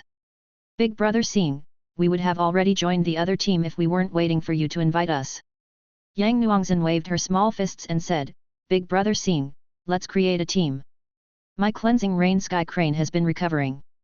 It will be able to recover most of its energy in another few hours. Du Xing's question was a sign that he respected Yang Nuangzhen, Qin Dong, and the rest. Chapter 2707 Lin Yuan's Dimensional Wall. My name is Du Xing. I also intend to form a team. Everyone in the team will be an equal, and we will do our best to look out for each other. I swear on my willpower rune that all competition will be fair. Du Xing knew of his own situation. Unlike Mu Yan, he could not speak of honor and glory. He had been part of a sea-level guild club in the past. But before he could recruit Qindong, Yang Nuangzhen, and the rest to join him and participate in the tournament, the sea-level guild club was bought by a B-level guild club. The B-level guild club had taken away the sea-level guild club's right to form teams. Hence, if Du Xing and the rest wanted to participate in tournaments, their only option was to participate in the lower-tier league. Eventually, Du Xing left the guild club and even had to pay a handsome fee to dissolve his contract. He could not use his accomplishments to drive his recruitment, nor did he proclaim Yang Nuangzhen as his team's signature. The people present were not stupid and could see the difference in level between the two teams. The biggest gesture of sincerity that Du Xing could make was swearing on his willpower rune that the competition between his team's members would be fair. A few participants who had been on the fence eventually chose to join Du Xing after a moment of pondering. Yang Nuangzhen's irreplaceable abilities were important. Furthermore, he had guaranteed that the team would be a just one. Mu Yan's promise had been that she would not try to shave down the size of the team or hurt the members' profits. It was plain to see which team was offering more sincerity. The size of the team might not be shaved down, but Mai Yan could still use her status as the leader to assign some members to handle the more dangerous or difficult tasks. Mu Yan had managed to gather more than 20 people, while Du Xing had only managed to gather slightly more than 10. Mu Yan did not show any displeasure at Du Xing managing to attract some members to his team. Rather, once the teams were formed, she walked over to him and reached out her hand with a smile. We have more members in our team, so it'll be easier for us to look out for each other during combat. Du Xing, Yang Nuangzhen, Qin Dong, and the rest assumed that Mu Yan was trying to throw down the gauntlet to establish her position as the head honcho. However, Mu Yan went on to say, I hope our two teams can work together. We will protect your team members, and your team will share the cleansing rain sky crane's ability to clear death aura. But it will be up to the individual teams to hunt for themselves. Du Xing was momentarily stunned before he smiled at her with amazement. She truly deserved to be someone who had stood out in the previous Radiance 100 sequence selection and earned a spot in the Radiance 100 sequence. With Lin Yuan and Gao Feng in the previous Radiance 100 sequence selection, there were truly only 8 spots to fight for. Mu Yan's actions allowed her to come off as having a better character as well as being more masterful than him. Once she realized that she would have to compete against him, she decided not to try and push him out but to work together instead. This helped her to protect her team, but it was also a skillful military move. Yang Nuangzhen's cleansing rain sky crane was indeed capable of protecting 30 to 40 people, but Mu Yan's team was much larger than Du Xing's own, meaning that their hunting capabilities also differed significantly. When Spirit Chi professionals worked together, they would be able to produce a multiplier effect. Du Xing took a deep breath before he reached out his large hand to grasp Mu Yan's smaller one. Mu Yan was both trying to cooperate and scheme against him. Regardless, he needed to take her up on her offer or risk losing the match. This was a clash between leaders and not as ostentatious as one between fighters. They could have a dagger pressed up to the other's throat at any moment and without making a sound. As things stood, he was on the losing side. But once all the participants gathered together, he still stood a chance of tipping the scales. Okay, I hope we work well together and hold up our own ends of the bargain. Mu Yan's lips twitched when she heard what Du Xing said. If people were really fighting in the wilderness, those who trusted each other to keep their promises would be foolish. They needed to watch out for one another, even if they had made promises using willpower runes. But now, they were in a test ground on Star Web, and all of them would keep their promises. They would be scorned for the rest of their lives if they went against their word in front of all the Radiance citizens. Mu Yan was trying to secretly set up a ploy for Du Xing's failure. He would seem petty if he did not agree to work with her. This would damage his impression in the eyes of others. But now that he had agreed to work with her, she could benefit from the cleansing rain sky crane. Once they arrived at the main area and encountered the other participants, she and Du Xing could use the cleansing rain sky crane as bait to recruit team members. Lin Yuan raised an eyebrow as he watched Du Xing and Mu Yan clash. He had noticed Mu Yan's previous year's performance. She was far more mature now, and it was evident she had grown substantially in the past year. With her power and leadership skills, there was a high chance she could return to the Radiance 100 sequence as long as no unexpected accidents cropped up while they were battling dead spirits. This year, almost 15 members of the Radiance 100 sequence would have to exit, meaning that the competition within the Radiance 100 sequence would be flattened. As long as Mu Yan could return to the Radiance 100 sequence, it was almost a sure thing she would make it to the top 90 ranks next year. As for Du Xing, Lin Yuan did not have much experience with him. He would only be able to get a better sense of Du Xing's abilities once all of the participants were gathered together. In the few hours that the Sea of Flowers and Sea of Insects had been battling against the dead spirits, the scholars whom Star Web had specially invited had conducted a detailed analysis of the dead spirits. Most of the dead spirits were in insect form. The second most common form was the beast form. The dead spirits in human form were the smallest in number but the most powerful. Many of the dead spirits in human form were able to command the dead spirits in beast form. As for the specters, they all had relatively the same level of strength regardless of their form. They were immune to physical damage and could only be killed with elemental attacks. The specters could not only affect the spirits of living creatures but their souls as well. They would even take over the bodies of dead spirits that had died. As the dead spirits had only recently appeared in the main world, the scholars were only able to come up with general categories for now. But it would not be long before they could draw up more detailed classifications. The Radiance Federation had already started producing books related to the dead spirits and intended to incorporate them into the education curriculum from next year onward. From now on, the grading of creation masters would also take their dead spirit knowledge into consideration. It was considered a part of the Fey observer knowledge. Once the scholars examined the dead spirits' bodies and checked if any part of their body could be useful and thus worth harvesting, any spiritual ingredients that came from their bodies would also become part of the spiritual ingredient analyst's curriculum. The dead spirits crisis had only been ongoing for a few months, but it had already disrupted and changed the main world's culture. The instant the participants from all areas gathered together, the fighting intensified. Both the open and hidden battles put human nature on full display. Luckily, everyone knew that this was the Radiance 100 sequence selection and was relatively restrained. Nonetheless, their characters, tempers, and values could all be seen. When Xiaoqing spotted Lin Yuan, she walked over to him and said, "It's a good thing that you and Lu Ji are here. Otherwise, I would have no idea how to fend off the dead spirits and reduce the concentration of the death aura saturated air. My suck-burst oxygen toad's body can't hold on for too long." Lin Yuan first turned to look at Lu Ji and gave him a thumbs up before telling Xiaoqing, "Xiaoqing, you don't have to be self-deprecating. Feys will continuously improve while evolving their powers. There is a high chance that your Feys will surprise you in all sorts of ways when they evolve to creation breed or immortal breed." Xiaoqing smiled in a way that showed she neither agreed nor disagreed with him. Xiaoqing would never lose confidence in her future. She always kept her goals and expectations in mind. Xiaoqing wanted to protect the Radiance Federation just like her grandfather and parents had done. However, she understood that her future prospects were tied to Lin Yuan. Because of the pure spirit qi and fire elemental energy she had received from Lin Yuan, she managed to transform her Feys bloodlines numerous times. As a general Lu Wenqing had appointed, Lin Yuan had been seriously observing the battles between the participants. Du Xing had surprised him greatly. In terms of leadership qualities, Du Xing was just as competent as Mu Yan. Moreover, he was skilled at managing the atmosphere of his team. Lin Yuan, Lu Ji, Xiaoqing and the other invigilators were not the only ones judging the participants. The audience could also tell which participants were doing better than others. Lin Yuan did not shift his focus to the subsequent duels after the large-scale selection.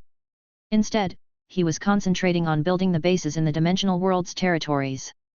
Bai Qinghuan had sent a message to him to say that the land imps had worked hard and were done building the walls that traversed the 5-dimensional worlds. The walls were tightly connected and formed an enormous protective net. They split the main world and the dimensional worlds it had fused with into two. There was now the world within the dimensional walls and the world outside of it. All of the humans were living within the dimensional wall and were protected by it, while the dimensional life forms were all placed outside of the dimensional wall. After Lin Yuan's observation, he noticed that it was difficult for the dimensional life forms to coexist with the humans because many of the dimensional life forms were venomous.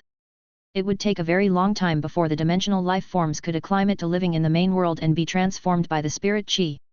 Selfishly, Lin Yuan also preferred the dimensional life forms to be the ones to fight the dead spirits. This would protect the humans while increasing the dimensional life forms' evolution rate. Bai Qinghuan, young master, the dimensional world that cuts through this world is much stronger than I expected. There are many spatial traps below the dimensional wall. Once any life form outside of the wall steps into the spatial traps, they will be sent to the banishment space created by the space-cracking crystals.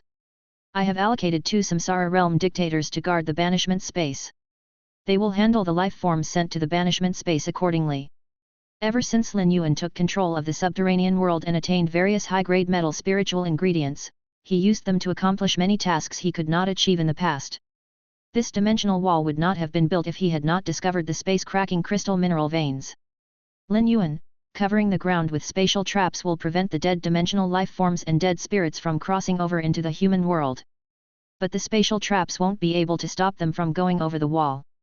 You should be done building the aerial defenses as well, right? Lin Yuan had used the dimensional treasures to take absolute control of the dimensional life forms.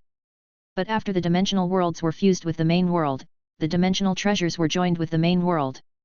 This meant that Lin Yuan could not use those dimensional treasures to take control of new dimensional life forms. The dimensional life forms continuously reproduced after the dimensional worlds were fused with the main world.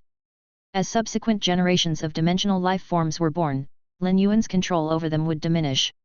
Low-grade dimensional life forms had very low intelligence, so Lin Yuan wanted to prevent them from causing harm to the humans. When Bai Qinghuan saw Lin Yuan's message, she hurriedly responded. Bai Qinghuan, don't worry, young master. I would never send a message to you unless the aerial defenses have been completed. I embedded a large amount of gravity secret silver and attract magnetic force ores. Together, they magnify the attract magnetic force ores effects. Bai Qinghuan, the dead spirits and dimensional life forms won't be able to cross the dimensional wall unless they are stronger than creation breed. The gravitational forces will drag them down. If there are dead dimensional life forms and dead spirits that are stronger than creation breed, the attract magnetic force ores' magnetic field will be triggered and alert the experts close to the wall. Bai Qinghuan had perfectly accomplished the task that Lin Yuan had given her. Lin Yuan, Qinghuan, take the land imps with you and go along the wall to help the weak human federations build their bases. I will send help to you. Don't forget that your future won't be limited to this Class 2 world. Initially, Bai Qinghuan only wanted to receive more tasks from Lin Yuan. If he gave her more tasks, it would mean he acknowledged her. The more capable people joined Lin Yuan, the fewer opportunities each would get to be sent out on tasks. But not only had Lin Yuan assigned a new task to her, but he had also given her a promise. Bai Qinghuan already knew that Lin Yuan had set his sights beyond this world.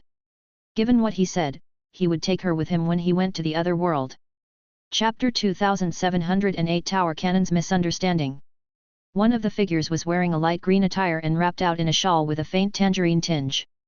Her light green hair hung just past her shoulders, and her delicate, gentle eyes glinted brightly. She was wearing a headband over her forehead that had 5 faintly colored gems on it. The stones contained various types of energy. When one looked from the side, the 5 gems seemed to form a horn protruding from her forehead. Next to her was a burly figure wearing light green leather and a unique dark green metal battle skirt. The battle skirt hung from his waist, but it did not make him seem feminine at all. Rather, it added a dashing air to his demeanor. He was holding a folding fan covered with various orchid patterns. However, the orchids did not seem to be in a healthy state and were covered in holes from insect consumption. When one took a closer look at this man wearing green armor, one would notice that there was a layer of insects clustered tightly together all over his armor. These were the same insects as the one on his folding fan that were consuming the orchids. These 2 figures were 3rd page Violet Light Green and 4th page Cavity Orchid. Violet Light Green had undertaken an enormous risk by trying to liaise with Epic God Palace on Tower Cannon's behalf. There was enmity between Tower Cannon and Epic God Palace. But for the sake of her own profits, Violet Light Green had no other choice. Now that the Dead World's roots had fused with this Class 2 world, there was no way out for Tower Cannon. Violet Light Green did not want to let things drag on like 2nd page Warbler Candle and 5th page Falling Rainbow did. 1st page Crimson had been vying for the position of leader of their group. It was true that Crimson had the strongest capabilities out of all of them. However, he had yet to earn the trust of the others because he always recoiled at the first sign of trouble and was unwilling to step up to shoulder risk for the sake of the group. This caused his image as the leader to be a shaky one. Violet Light Green had already steeled herself. But when she arrived at the Four Seasons mountain's foot and looked up at the towering mountain, she could not help but be gripped by fear. In Tower Cannon's last clash against Epic God Palace, they were all severely injured by a girl and a wave of her hand. The girl had walked out of one of Epic God Palace's palaces. There were a total of 4 such palaces. Tower Cannon did not have the courage to act recklessly when they faced Epic God Palace. Violet Light Green could not figure out why Epic God Palace had chosen to come to this Class 2 world. Could they have foreseen what was happening and had come with the intention of taking Tower Cannon down? Violet Light Green shook this thought out of her mind. Cavity Orchid said solemnly, "Violet Light Green, you have already spoken. We won't be able to avoid meeting the people from Epic God Palace. It's true that they are already on the move. Epic God Palace's doors are opening for the first time in all these years. We will only be able to carry out our plan if we understand what their plans are." Violet Light Green nodded. Ideally, their objectives did not overlap with that of Epic God Palace. If they did, the only possible result would be Tower Cannon finding an alternative path. Violet Light Green took 2 steps forward and tugged on Cavity Orchid's sleeve. "Cavity Orchid, of the 8 of us, we are on the best terms. I used to encourage you to follow Crimson's orders because we need a leader. But now, I am fully disappointed in Crimson." Cavity Orchid reached out and combed down Violet Light Green's stray hairs before saying gently, "Violet Light Green, I've never had hopes for Crimson, so I can't say that I'm disappointed in him. If we're talking about disappointment, I'm already disappointed with the entire Tower Cannon. We all know what the emergence of the demon insects signifies. Even at such a juncture, no one was willing to step forward. When you eventually did, the others decided to sit back and piggyback off of your effort instead of coming with you to communicate with Epic God Palace. They would definitely take us more seriously if all 8 of us came together." Violet Light Green had not expected her casual venting to lead to a stream of grievances from Cavity Orchid.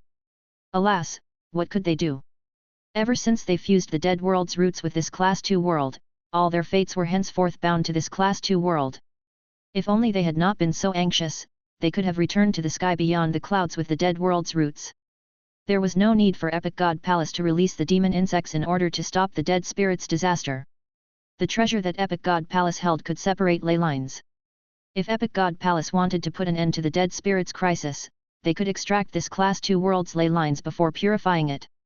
Even if they did not manually purify the ley lines would be able to purify themselves as long as they were not enveloped by death aura. This meant that a third faction from the sky beyond the clouds was present in this Class 2 world.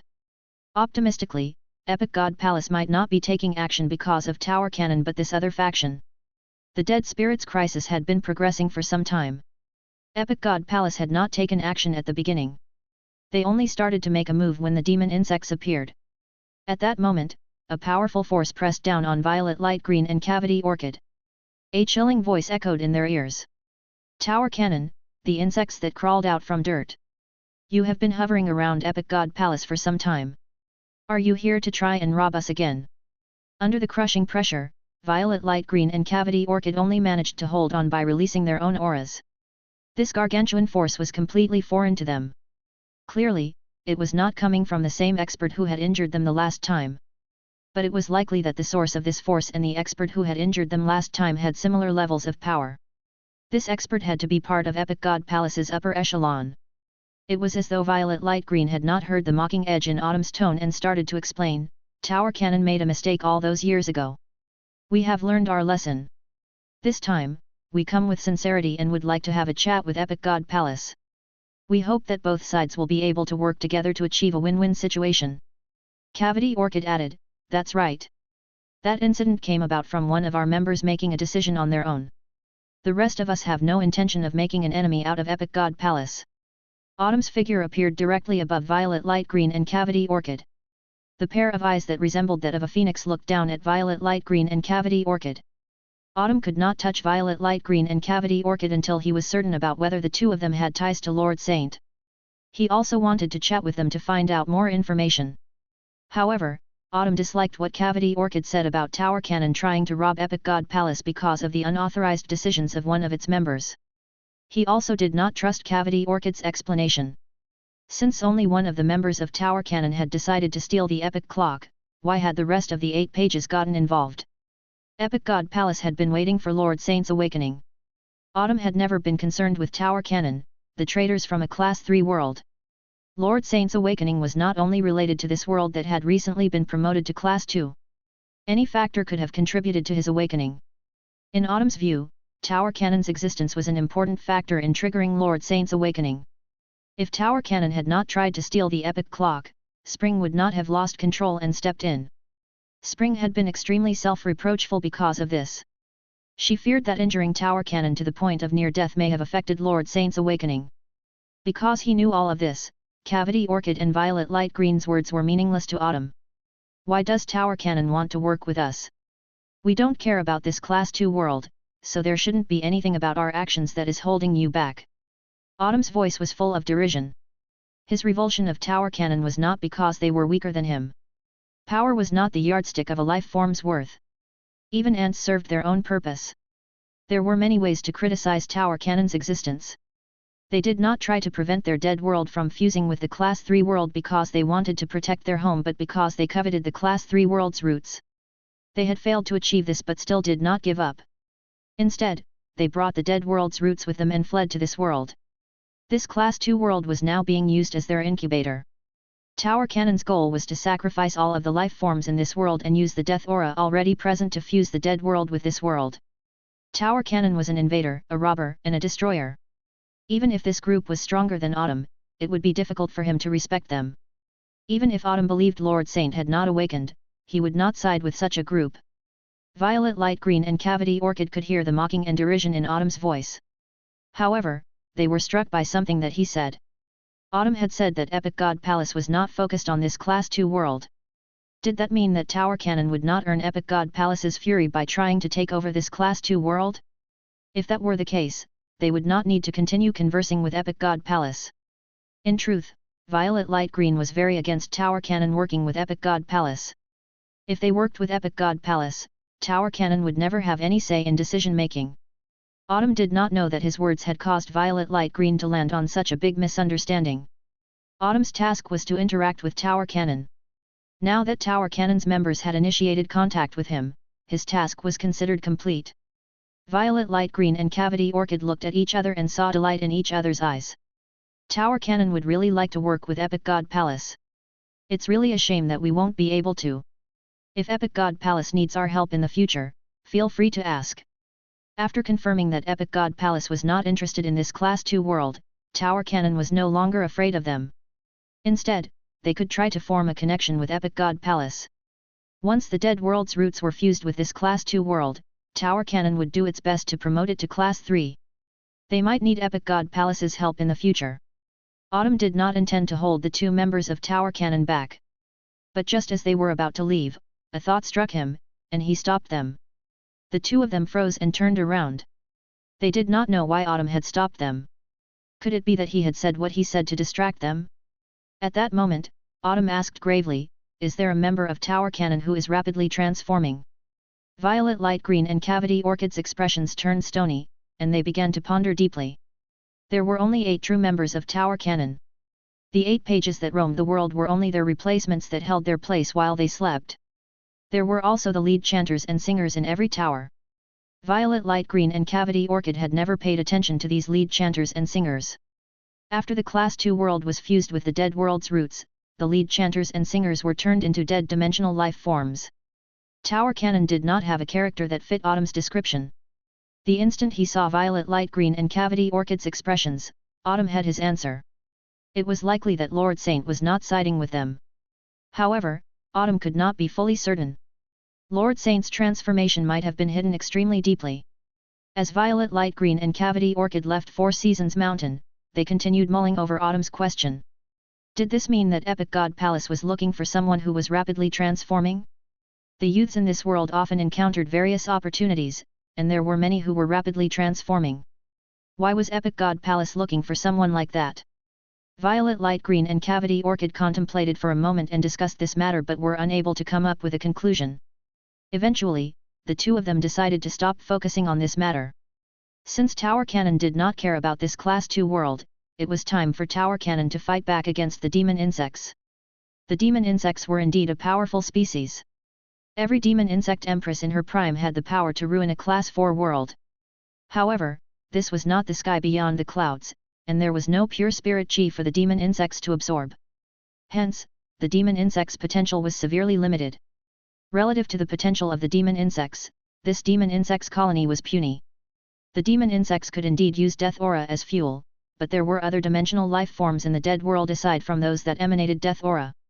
Tower Cannon had sent out the dimensional life forms that could emanate death aura first because they wanted to change the main world's environment.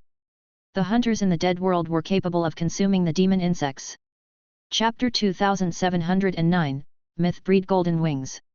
With the entire Radiance Federation watching, the curtain closed on the Radiance 100 sequence selection. 10 new members filled the last 10 ranks of the Radiance 100 sequence. Among the 10 were Du Xing and Mu Yan, who had been eliminated during the Radiance 100 sequence re-ranking.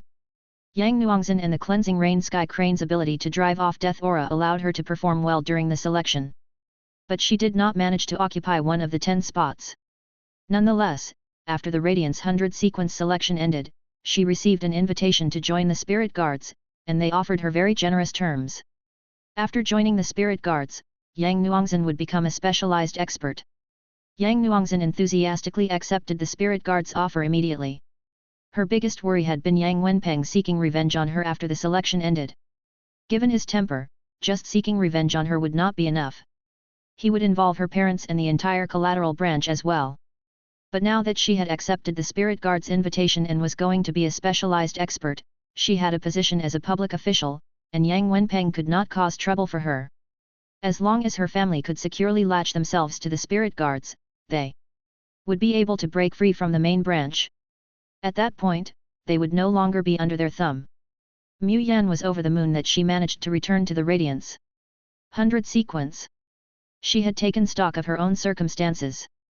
Her biggest disadvantage relative to the other members of the Radiance 100 sequence was her age.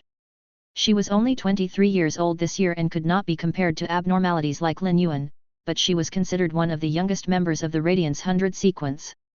The other members with whom she had to compete were all around 26 to 27 years old. The 3 to 4 year gap between them gave them a power advantage that was very difficult for her to overcome. This left Mu Yan feeling extremely regretful. She should have listened to her father and waited until she was 25 or 26 years old before she tried out for a spot in the Radiance 100 sequence. There were both pros and cons to joining the Radiance 100 sequence early. The younger one was when joining the Radiance 100 sequence, the longer their tenancy would be. After passing this selection, she just needed to put herself through the ringer for another year.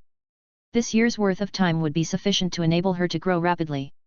It was basically a guarantee that she would be able to make it into the top 90 ranks next year. Du Xing had yet to regain his senses. Lin Yuan was the one who had selected him to participate in the final dueling stage. Otherwise, he would not have made the cut based on his accumulated points. Every assessor was able to select members of their team to save. Du Xing thus became the only participant Lin Yuan had saved. This was an unimaginable honor. During the dueling stage, he was able to counter most of his opponents and only lost one round. He eventually earned the 9th spot in the final 10. Before participating in the Radiance 100 sequence selection, he never dared to dream that he would become sequence number 99 of the Radiance 100 sequence. He knew that invitations from major guild clubs would start streaming in tomorrow once the Radiance Sacred Hall officially declared his position. He would not only be able to become part of the guild club's main team but also recruit his old teammates into the guild club. The Radiance Sacred Hall was also going to nurture a Bronze/Legend Fey for him that would be tailored to his willpower rune. All he needed to do was complete the Radiance Sacred Hall's tasks and earn resources, and he would be able to nurture the Bronze/Legend Fey. With access to the provision of such resources, his future was unlimited. Lin Yuan was a veteran member of the Radiance 100 sequence and immediately returned to the Return from Faraway Mansion once the induction ceremony for the new members was completed. He had left the Mother of Bloodbath in the Return from Faraway to look after Shiny. Feys with the Baron bloodline were powerful. Logic dictated that the more powerful the Fey, the more capable they would be of handling their own world cleansing to evolve to myth breed. But Feys with the Baron bloodline had to tackle much more intense world cleansings than regular Feys. Hence, there was a high chance that they would end up injuring their roots if they tried taking on their world cleansings on their own, resulting in irreparable damage. When the Mother of Bloodbath used its full power now, it was able to wield immortal breed combat power. Lin Yuan did not have to worry at all if the Mother of Bloodbath was the one helping Shiny to evolve. The Mother of Bloodbath had already sent a message through the Thoughts letter paper to tell Lin Yuan that Shiny had evolved successfully. Although there had still been a few bumps during the evolution process, the Mother of Bloodbath deemed Shiny's evolution to be a perfect one. It also marveled at how comprehensive Shiny's abilities were. This caused Lin Yuan to form a conjecture. As a heavenly family Fey, the Mother of Bloodbath had very high standards. It would never praise Shiny if it did not deserve it. Shiny's transformation had to have truly stunned the Mother of Bloodbath. But why did the Mother of Bloodbath marvel at how comprehensive Shiny's abilities were? The Mother of Bloodbath had already seen Shiny before it evolved to myth breed. If it wanted to praise Shiny, it could have done so then instead of waiting until now. The Mother of Bloodbath's praise had to mean that Shiny's abilities had improved again. Presently, the only area in which Shiny was lacking was its absence of healing abilities. Could Shiny have gained healing abilities when it evolved to suzerain/myth? Frankly, with the Jasmine Lily, there was no need for Lin Yuan's other phase to gain healing-related abilities because its healing abilities were already sufficiently well-rounded. Lin Yuan hurriedly entered the return from faraway mansion and saw a golden-haired young man sitting next to the Mother of Bloodbath. This golden-haired young man looked rather similar to Lin Yuan, but his eyes were wilder. His long golden eyebrows were as sharp as swords, and his hooked nose had an exotic charm. It was clear that this was a Fey in human form. The Mother of Bloodbath said sharply, "You have already evolved to myth breed and should be intelligent enough to tell right from wrong. You should be trying to learn manners instead of trying to destroy homes. If I see you trying to ruin the furniture made from jade-textured wood again, I will spank you again." Shiny shrunk back its neck. Its face, which resembled Lin Yuan's own, took on an expression of nervous fear. Shiny was a feather-winged species Fey with the barren bloodline and could be considered a bird. The Mother of Bloodbath was a bird-catching spider and was considered the natural enemy of bird species Feys. It posed a big threat to them. Furthermore, the Mother of Bloodbath's grade was above that of Shiny. The Mother of Bloodbath was always kind toward Lin Yuan's Feys and was on very good terms with Chimey and Genius. At first, the Mother of Bloodbath had been the same way toward Shiny. However, after Shiny underwent the world cleansing and changed into human form, it crushed many pieces of jade-textured furniture in the return from faraway mansion. It was more mischievous than young human children. Initially, the Mother of Bloodbath assumed that Shiny was just curious and could not control its own strength. But later, it realized that Shiny saw the pieces of jade-textured furniture as toys it could use to distress. When it saw Shiny reach out its hand toward the wall hanging that depicted all of Sky City's important members, the Mother of Bloodbath could not stop itself from forcefully spanking Shiny a few times. This immediately straightened the mischievous Shiny out. When the Mother of Bloodbath first saw Shiny's face that greatly resembled Lin Yuan's, it felt conflicted about disciplining Shiny. But it did not take long before the Mother of Bloodbath realized that Shiny and Lin Yuan had completely different mindsets and personalities. If it did not properly discipline Shiny, it would cause trouble for Lin Yuan. As Lin Yuan's path protector, it had the responsibility of teaching Shiny as Lin Yuan had left it in its care. When Shiny spotted Lin Yuan, it immediately pouted and reached out its hand to him. The Mother of Bloodbath had sensed Lin Yuan's presence when he was 10 kilometers away from the return from faraway mansion. It told Lin Yuan about everything that had transpired. He had not expected Shiny to be so mischievous. Lin Yuan always showered affection on his face, but he would not tolerate his face causing destruction. He walked up to Shiny to hug it before saying seriously, "Shiny, do you remember Uncle who made your nest? He painstakingly carved all the pieces you crushed. These are all products of his effort and labor. You must respect the hard work of others. If you like crushing jade-textured wood, I can give you some materials." Lin Yuan's expression was stern. A year na passia since Lin Yuan contracted a Shiny. However, he could not nurture it because he lacked dragon liver and phoenix blood.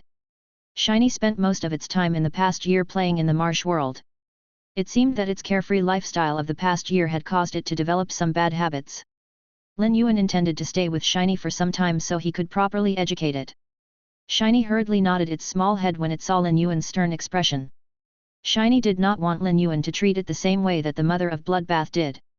When Lin Yuan saw it nodding obediently, he ruffled Shiny's soft golden hair. To be frank, Shiny was very pleasant in the eyes. Although Genius also looked like Lin Yuan when it was in its human form, its demeanor was completely different from that of Shiny. Their differing demeanors reminded Lin Yuan of the first and second male leads from the television shows in his previous life. Lin Yuan, I am just used to scratching and grabbing. Moreover, the jade-textured wood is very soft, and I momentarily lost myself in touching it. You don't have to prepare materials for me. I can hold myself back. In order to express its resolution, Shiny gently waved its fists. When Lin Yuan's expression softened, Shiny affectionately kissed Lin Yuan's cheek. Lin Yuan used true data to check on Shiny. Fey name, Golden Wings Fey species, Baron species / Feather-winged species. Fey grade, Suzerain, 10/10. Fey type, Wind Fey quality, Myth IL. Abilities.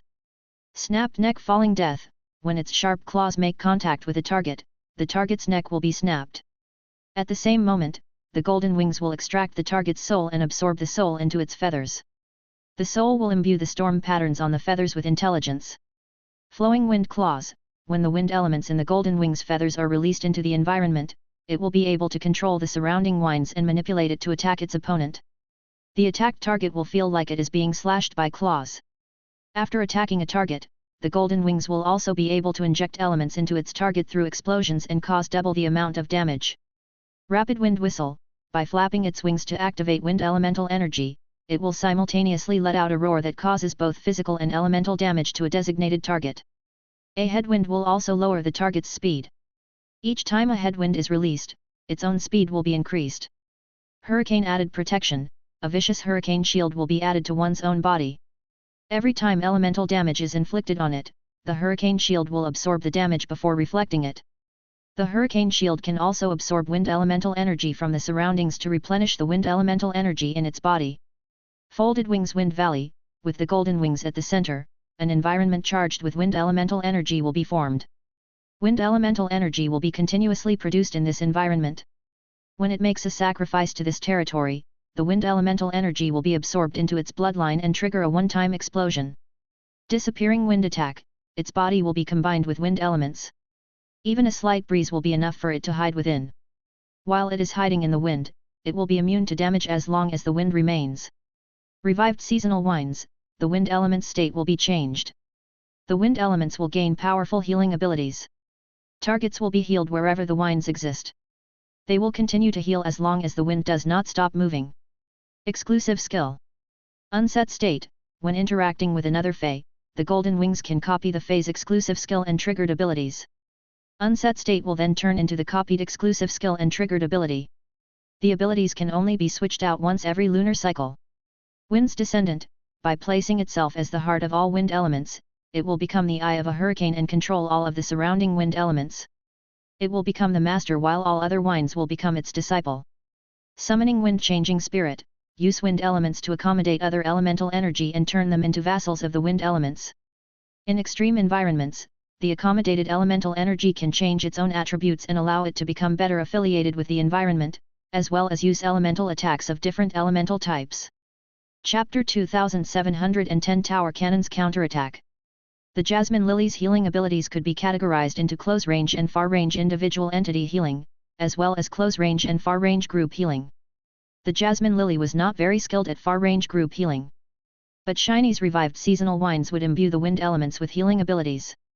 In an environment where the wind was constantly flowing, the targets that Shiny had designated would be recovered. It would not deplete too much of Shiny's energy to use wind elements to heal other targets. Once wind began flowing, it would only grow stronger until a powerful external force restrained it. This meant that revived seasonal winds' healing effects would only grow stronger. As long as Shiny was present, the healing effects of Wind's descendant would persist. This far-range group healing abilities would lead to unimaginable effects during large-scale war. But in Lin Yuan's opinion, Shiny's biggest improvement came from its myth-breed exclusive skill, Summoning Wind Changing Spirit. Summoning Wind Changing Spirit would allow Shiny to use the wind elements in its body to accommodate other elemental energy and turn them into vassals of wind elemental energy. Hence, Shiny could change its own attributes, after which its own abilities would also be altered. It would then harvest the attributes that would be the most effective against the enemy and use them in its attacks. While Shiny was changing its attributes, it would be able to tap into the element's reactive effects to strengthen the damage it could inflict. Lin Yuan raised his hand and took out hundreds of fire-type Heavenly Maiden-grade elemental pearls from his spatial equipment. Lin Yuan brought the fire-type elemental pearls over to Shiny so it could use summoning wind-changing spirit to absorb them. The hundreds of fire-type elemental pearls were definitely insufficient for Shiny. Lin Yuan was not trying to use summoning wind-changing spirit to increase Shiny's power. He was just trying to see if Wind's descendant would change after its attributes were changed. Shiny in human form absorbed the fire-type elemental pearls like a child eating sweets. Shiny might look like an elegant gentleman, but it was not gracefully eating the heavenly maiden-grade elemental pearls at all. It grabbed tens of elemental pearls in fistfuls and swallowed them. It would chew occasionally. Feys novo. The fire-type elemental pearls burst open in Shiny's mouth, but none of the fire elemental energy escaped. After Shiny was done consuming these fire-type heavenly maiden grades, but before Lin Yuan could say anything, Shiny's aura suddenly changed. The light and agile wind elements swirling around Shiny changed into fervent fire elemental energy. When Lin Yuan used true data to check on Shiny, he saw that the exclusive skill Wind's Descendant had turned into Fire's Descendant. Fire's Descendant, by placing itself as the heart of all fire elements, it will become a volcano and control all of the surrounding fire elements. It will become the master, while all other flames will become its disciples. The description of the exclusive skill had completely changed to suit that of fire elements. Lin Yuan pressed his lips together with suppressed excitement. Summoning wind-changing spirit not only allowed Shiny to gain the abilities of various elements but also allowed it to be the ruler of the elemental territory and suppress other life forms belonging to the same element. If Lin Yuan wanted to battle Xiaqing again, he could change Shiny's attributes to fire type. Not only would the territory of fire be unable to cause harm to Shiny, but it would even bolster it. Shiny stared unblinkingly at Lin Yuan. It could tell from his expression that he was happy with its growth. Shiny reached out its hand and shook it in front of Lin Yuan. Yuan, do you still have the elemental pearls? They will help me to take on more and different kinds of opponents during combat. Lin Yuan tapped Shiny's beak. I have more than enough of the elemental pearls. I am only concerned that you won't be able to digest too many at once.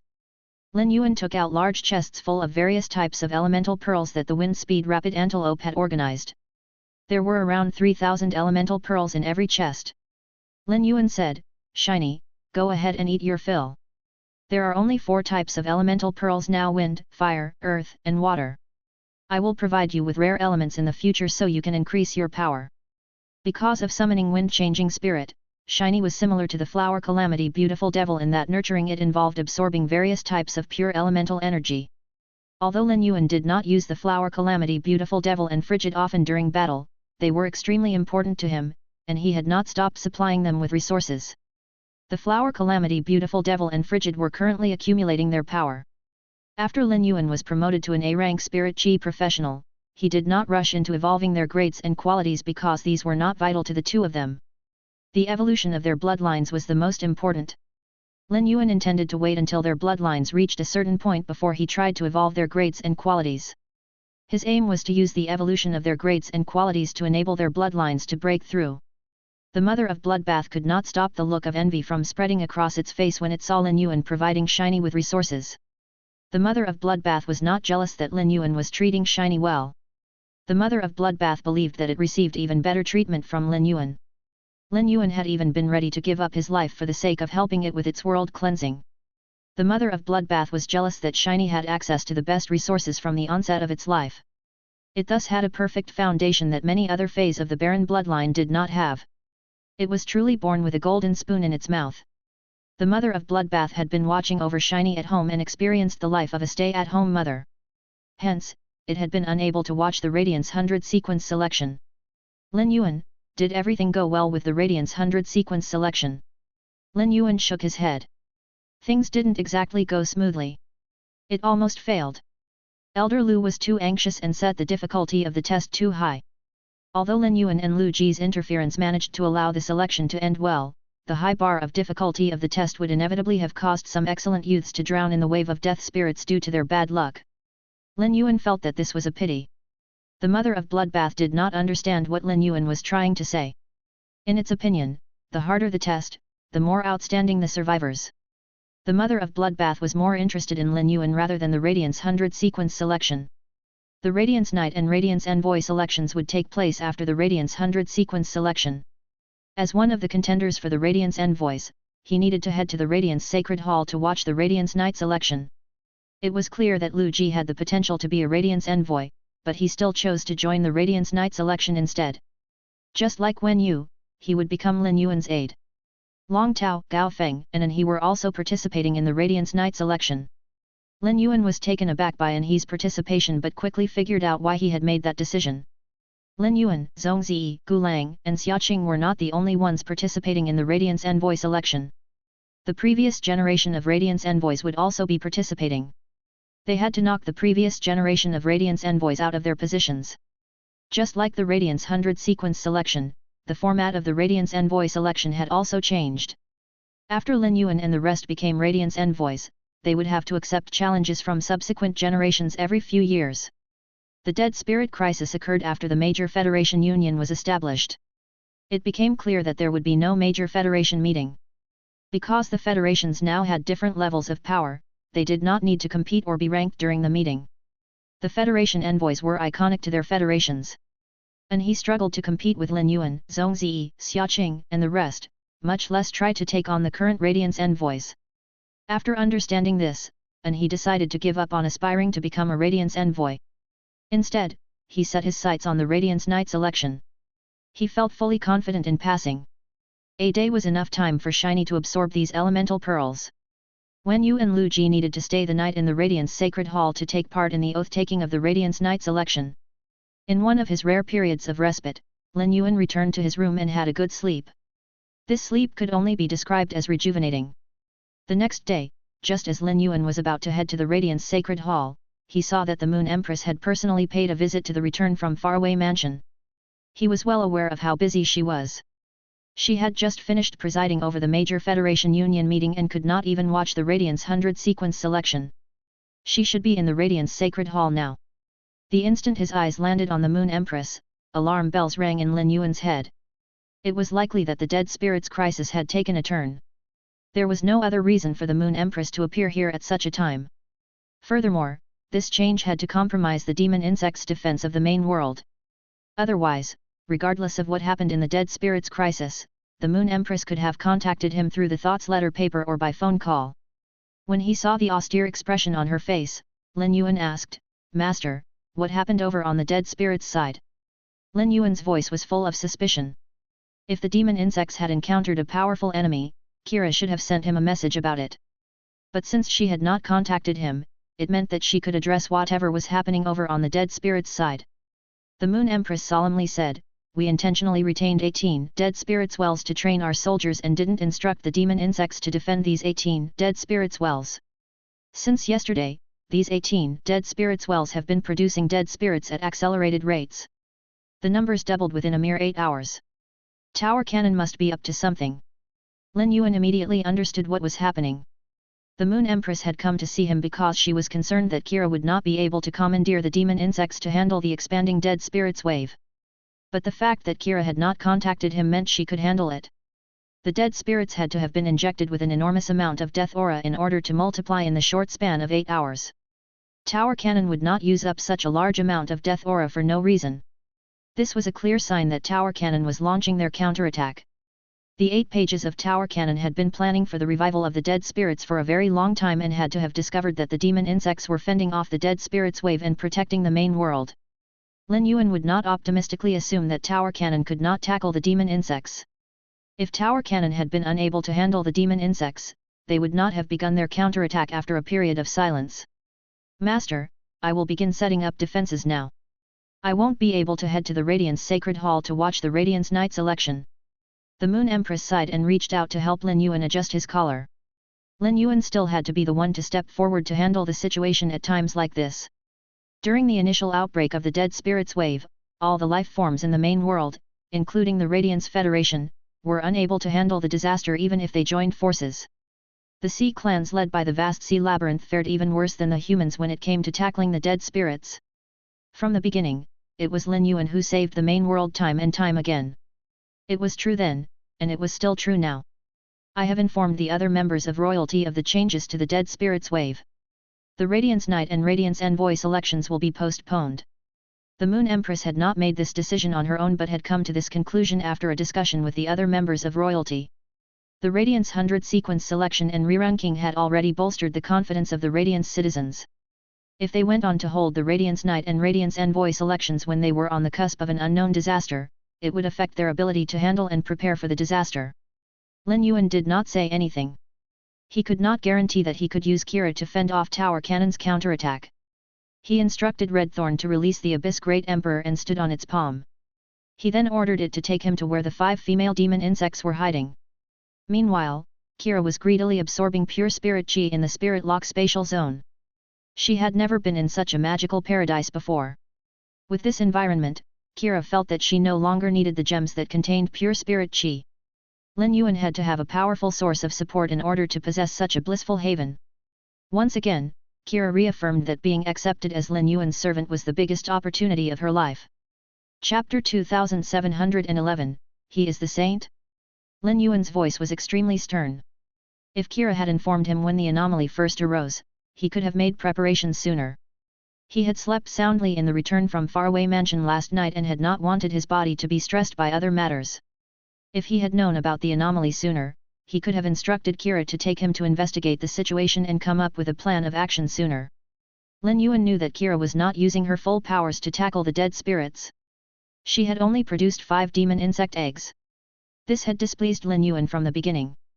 However, he had not said anything to Kira because the 5 demon insects managed to handle the situation. In actuality, he could guess what Kira was thinking. She was never concerned about the main world and only wanted to return to the sky beyond the clouds was where she could expand her species and demonstrate her prowess. But to Lin Yuan, this world was his home.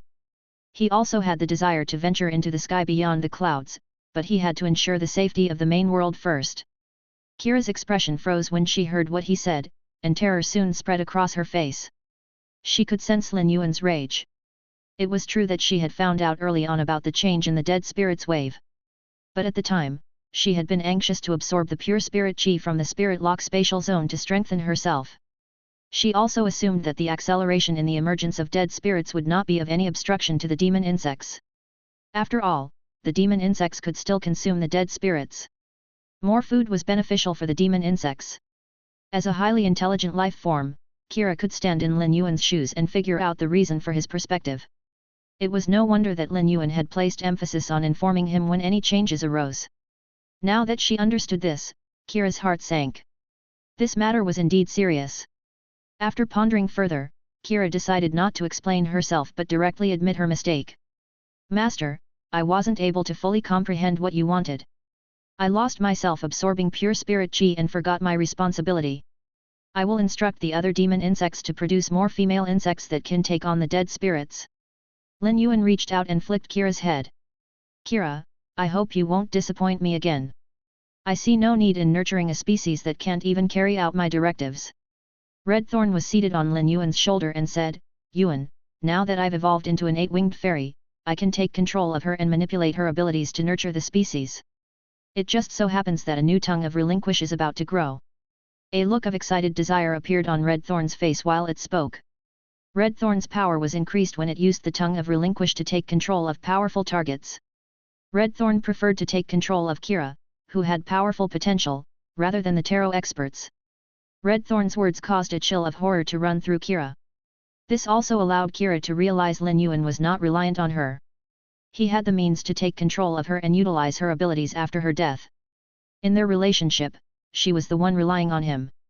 Kira was so nervous that her limbs started to convulse, and she kept her head dipped. She was terrified that Lin Yuan would take Redthorn up on its suggestion. Lin Yuan did not engage Redthorn. Rather, he said seriously to the antsy Kira, I will give you another chance. Don't forget that this is your last one. The success of the outcome isn't important. What's important is that you follow my orders. Kira nodded vigorously. She took out the dimensional life forms she had captured and began laying unhatched demon insect fetuses. Kira had been so reserved in her production of the demon insect fetuses because it was very difficult to produce new ones.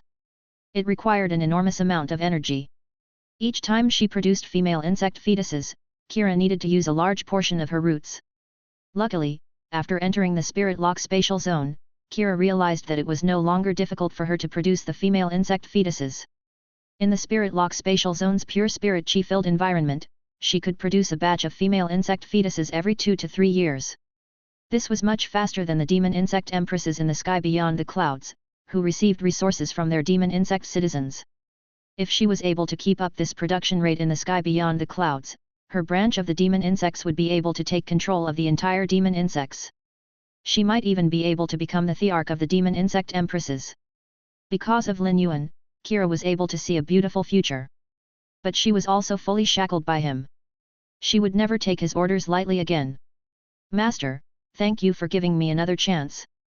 From now on, I will carry out your orders with the best methods. I will carve your orders into my genetic lock. When Lin Yuan decided to give Lin Kira a chance and did not allow Redthorn to use the tongue of relinquish to take control of Kira, Redthorn felt slightly regretful.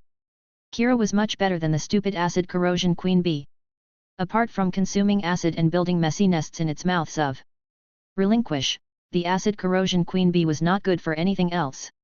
Lin Yuan was so displeased with Kira because she had not listened to his orders and because he had already used true data to check on Kira and found out that she could produce the demon insect females in batches. Lin Yuan did not relax because Kira intended to produce more demon insect eggs. He was still worried. It was unlikely that Tower Cannon's counterattack would be affected by the increase in the quantity of demon insects. It was probable that Tower Cannon had found a way to counter the demon insects. It did not take long for the Abyss Great Emperor to take Lin Yuan to where the 5 female demon insects were situated. During the entire journey, Lin Yuan remained fused with the Abyss Red Lotus and detected the surrounding environment. However, he had failed to sense 2 figures watching him from the shadows. The tall and skinny girl with flowers printed on her skirt said in a soft voice, "Summer, when Tower Cannon's manipulation is taken out of the equation, all of the strange happenings in the main world came from this young man. Do you think he could be the awakened Lord Saint?" The girl's voice was hopeful. Since leaving Epic God Palace, Spring and Summer had been investigating the main world. The knights from Epic God Palace had been continuously supplying them with information. Spring and Summer knew almost everything that had happened in the main world in the last 2 years. After filtering through the information, there was no other possibility aside from that young man. Summer twirled her long dark green hair and said with a faint tremble in her voice, "Normally, we should begin observing the candidates after looking through all that has happened in the world in the past few years. But we don't have any other candidates and can only continue observing this human young man named Lin Yuan. Look at the exotic red flower blooming on the temples of the 8-winged fairy seated on the young man's shoulder. Doesn't it resemble the flowers blooming on the strange plant depicted on the wall illustration?" Summer was all but certain that Lin Yuan was Lord Saint's reincarnation. How else could a young human take control of the corpse of an afterlife realm dimensional life form? The power of an afterlife realm dimensional life form was beyond that of a Class 1 world. It was also considered exceptional in a Class 2 world. When a Class 1 world was promoted to Class 2, the concentration of spirit chi would rise and it would be easier for the life forms in the world to comprehend world will powers. As a result, both the humans and feys in this world would undergo rapid improvement in the next few centuries. It would no longer be as difficult to evolve their grades. The one who had enabled this world to promote from Class 1 to Class 2 was this young man in front of them. Summer looked at Lin Yuan with a gaze that brimmed with admiration. However, she felt that it was a shame that she and Spring could not appear in front of Lin Yuan to prevent interfering with Lord Saint's growth. Summer was always more cautious than Spring. After reeling in her thoughts, she said, "For now, we can focus on observing this young man. He won't be able to avoid summoning his feys when he battles Tower Cannon. At that point, we will be able to tell if his feys match the ones on the wall illustration. We might even be able to sense Lord Totem God's aura." Spring fell silent for a moment before she said, "I think we should tell Autumn and Winter about our discoveries so they can also learn about the good news. We will also be able to protect Lord Saint while we're observing him." Kira had already issued orders to the 5 female demon insects before Lin Yuan arrived at the nest so they could come out to greet him. Currently, the 5 female demon insects' mindsets differed drastically. At first, Kira had relied on Doom the most.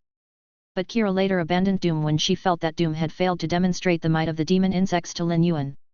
She began relying on the 4 other female demon insects instead. The 4 other female demon insects led insect armies and battled the dead spirits at the borders of the dimensional worlds. After consuming the dead spirits, their insect armies expanded and were now at least 7 times larger than Doom's own. Hence, the other 4 female demon insects steamrolled over Doom.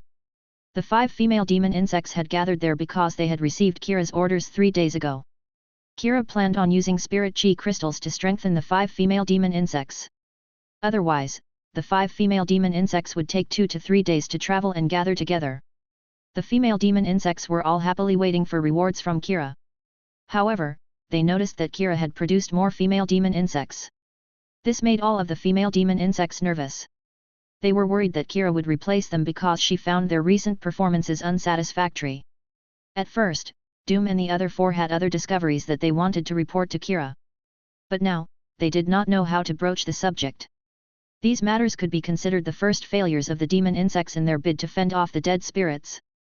The special dead dimensional life forms had killed some of the demon insects they had produced. However, there were not many of these special dead dimensional life forms, and they could not be considered a threat to the demon insects' advantage over the dead spirits wave. In a low voice, Kira told Doom and the other 4 demon insects, "Go and tell Master about the current circumstances of the defeat against the dead spirits. Don't leave anything out. Otherwise, I will get rid of all of you immediately." As a demon insect queen, Kira did not see these female insects she had produced as her offspring but her tools. Hence, she did not feel any emotional ties to them. This was especially so now because she had the resources to produce female insects in batches. Kira's words caused them to tremble in front of Lin Yuan. They could no longer be concerned about whether this negative piece of news would anger Kira. Angering Kira was better than hiding this news and ending up eliminated. Due to their genetic locks, they had no choice but to listen to Kira's orders. "Master, the dead spirits are still able to effectively restrain the dead spirits' waves and use the dead spirits' waves to reproduce. However, a giant special dead spirit has emerged in the dead spirits' waves. Based on our observation, we're confident it's a kind of dead dimensional life form.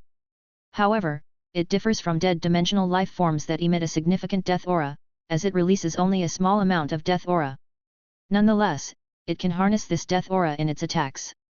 Furthermore, it has the ability to consume demon insects, using them as a source of energy after digestion." Kira's eyes widened. It turned out that Tower Cannon had such capabilities and could dispatch dead dimensional life forms that were able to consume demon insects. Doom and the rest did not have the courage to hide the truth. It was likely that they had only just received this news.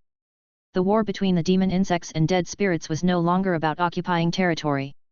Both sides had begun viciously cutting each other down. Kira was afraid that Lin Yuan would think she had kept all this information from him. If she had found out about what the dead spirits had up their sleeves, she would have informed Lin Yuan about it immediately. Lin Yuan could not help but frown when he heard that and quickly issued orders to the Samsara realm dictators stationed in the dimensional worlds. He ordered them to capture the newly emerged dimensional life forms so that he could examine them. There had to be a fair number of types of dimensional life forms. Lin Yuan was afraid that Tower Cannon had more moves to play aside from these dead dimensional life forms that could consume demon insects. "Kira, I will send my subordinates out to capture the newly discovered dead dimensional life forms and bring them before you.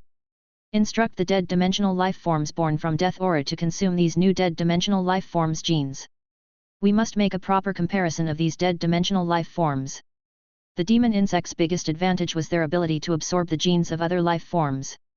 As long as they could be combined with the genes of the new dead dimensional life forms, the offspring subsequently produced by the female demon insects would be able to overcome the new dead dimensional life forms. Chapter 2712, Sword Pointed at the Radiance Federation.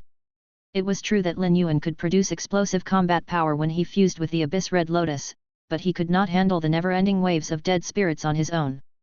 Moreover, he would definitely attract Tower Cannon's attention once he exposed his power. It was likely that Tower Cannon already knew of his existence. Once he revealed his power, he would be showing his hand to the 8 pages of Tower Cannon. This would not do Lin Yuan any good. Presently, Lin Yuan could only place his hopes in Kira. Lin Yuan could not help but sigh when he saw Kira continuously producing demon insect fetuses. He still had not accumulated enough power. In his battle against Tower Cannon, Lin Yuan felt as though he was being restrained. He did not like to put all his eggs in one basket. If he could protect the main world and defeat Tower Cannon, he would need to prepare more secret weapons before heading to the sky beyond the clouds. After Lin Yuan sent out his orders, all of the Samsara realm dictators jumped into action. When the dead spirits crisis first broke out, all of the life forms in the dimensional worlds were affected, aside from the life forms in the alien insect dimensional world. Only when the demon insects entered the scene did the life forms in the dimensional worlds get to rest. It also gave the Samsara realm and Turning Wheel realm dictators free time. They had all been waiting for Lin Yuan to give them orders. If Lin Yuan did not give them new orders, their existence would have no value. Ever since when you started managing them, the model of the dimensional world's armies was changed. When the Samsara realm dictators received the news, they immediately relayed the news to the Turning Wheel realm dictators, and apostles.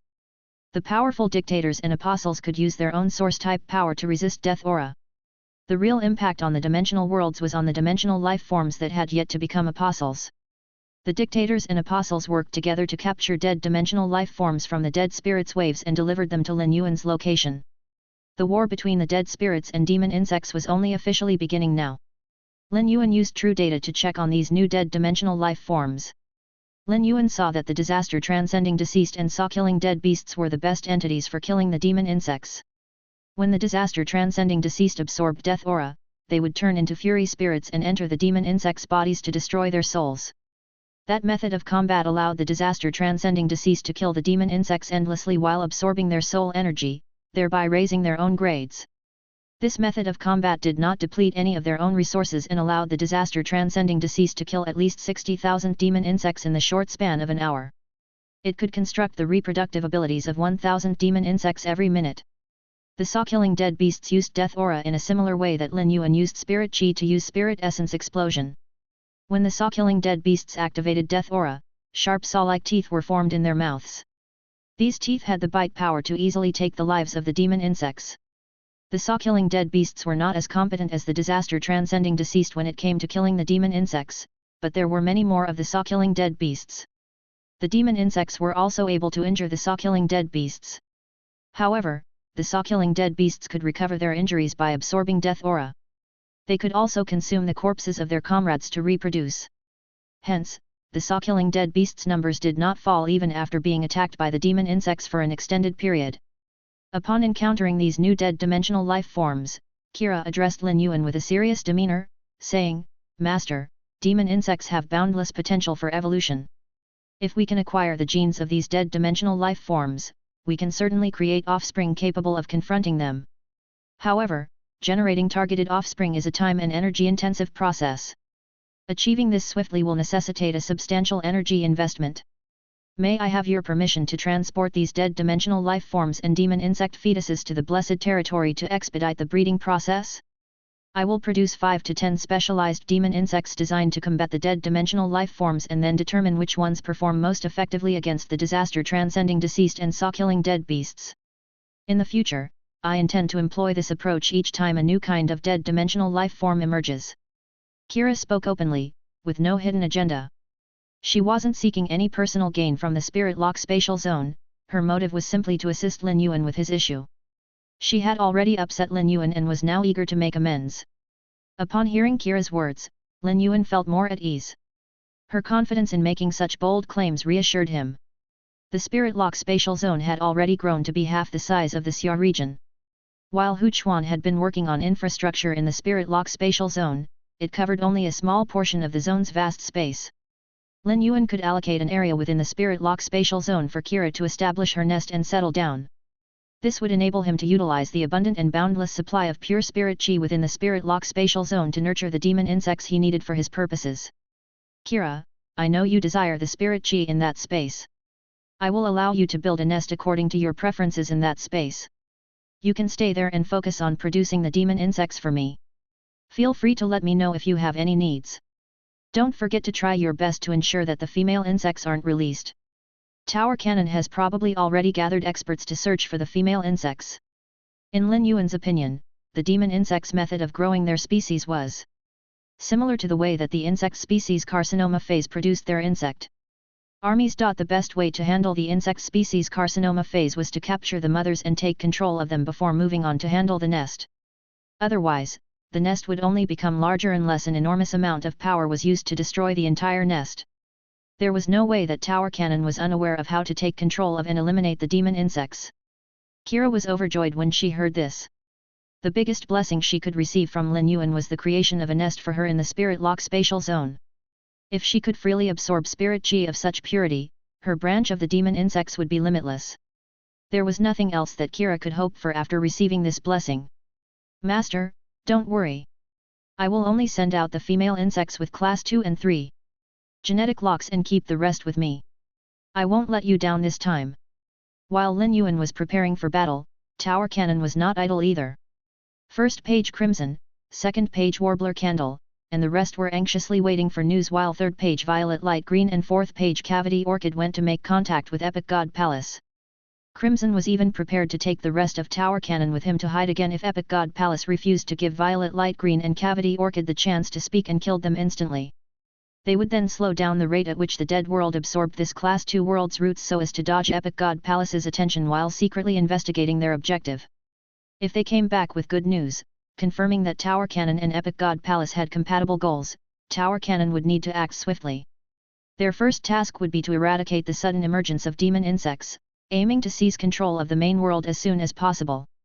After the dead world completely absorbed the roots of the Class 2 world, they could then strategize to advance the dead world to a Class 3 status. They might even consider engaging Epic God Palace's assistance at critical moments in exchange for compensation. Crimson already knew that Violet Light Green and Cavity Orchid were upset with them, but he did not care because he saw their fates as being intertwined. After all these years, they had all formed various grievances against each other, but none could do anything about it or leave. When Violet Light Green and Cavity Orchid returned to Tower Cannon and smelled the concentrated death aura, they could not help but think they had just encountered a narrow brush with death. Regardless of how disappointed the two of them were with Tower Cannon, they still told the other 8 pages about the news they found out from Epic God Palace. Warbler Candle asked doubtfully, "Are you sure that the information is accurate?" Warbler Candle had asked this because she found it hard to believe that Epic God Palace would stay in a Class 1 world for so long if they had no plans for it. Any faction or individual had to have their own logic driving their actions. If Epic God Palace did not have any plans for this world, Warbler Candle could not figure out what objective they could have. Warbler Candle's suspicions were instinctive. However, Warbler Candle's instinctive action angered Cavity Orchid. Cavity Orchid said coldly, "Warbler Candle, what right do you have to question the validity of our information? If you doubt us, you can head to Epic God Palace and question them yourselves." Let's think back to who had shrunk back when the topic first came up. Violet Light Green also frowned at Warbler Candle with her eyes full of displeasure and rage. Warbler Candle must be aware of the giant risks that the two of them had undergone to obtain this news. If they were even going to question information that was beneficial to them, Tower Cannon might as well just shut down. 8th page Eyeshadow also looked at Warbler Candle with displeasure and tried to mediate the situation. "There's no way Violet Light Green and Cavity Orchid's information is false. We can now launch our counterattack against the natives of this world." Cavity Orchid said coldly, "Hasn't Tower Cannon already begun our counterattack against the demon insects? You already sent out the disaster transcending deceased and saw killing dead beasts before we returned. Were you trying to use this method to test Epic God Palace's true intentions?" Cavity Orchid was only one step away from saying that they had used them as bait. However, the other members of Tower Cannon all understood that this was really what he was trying to say.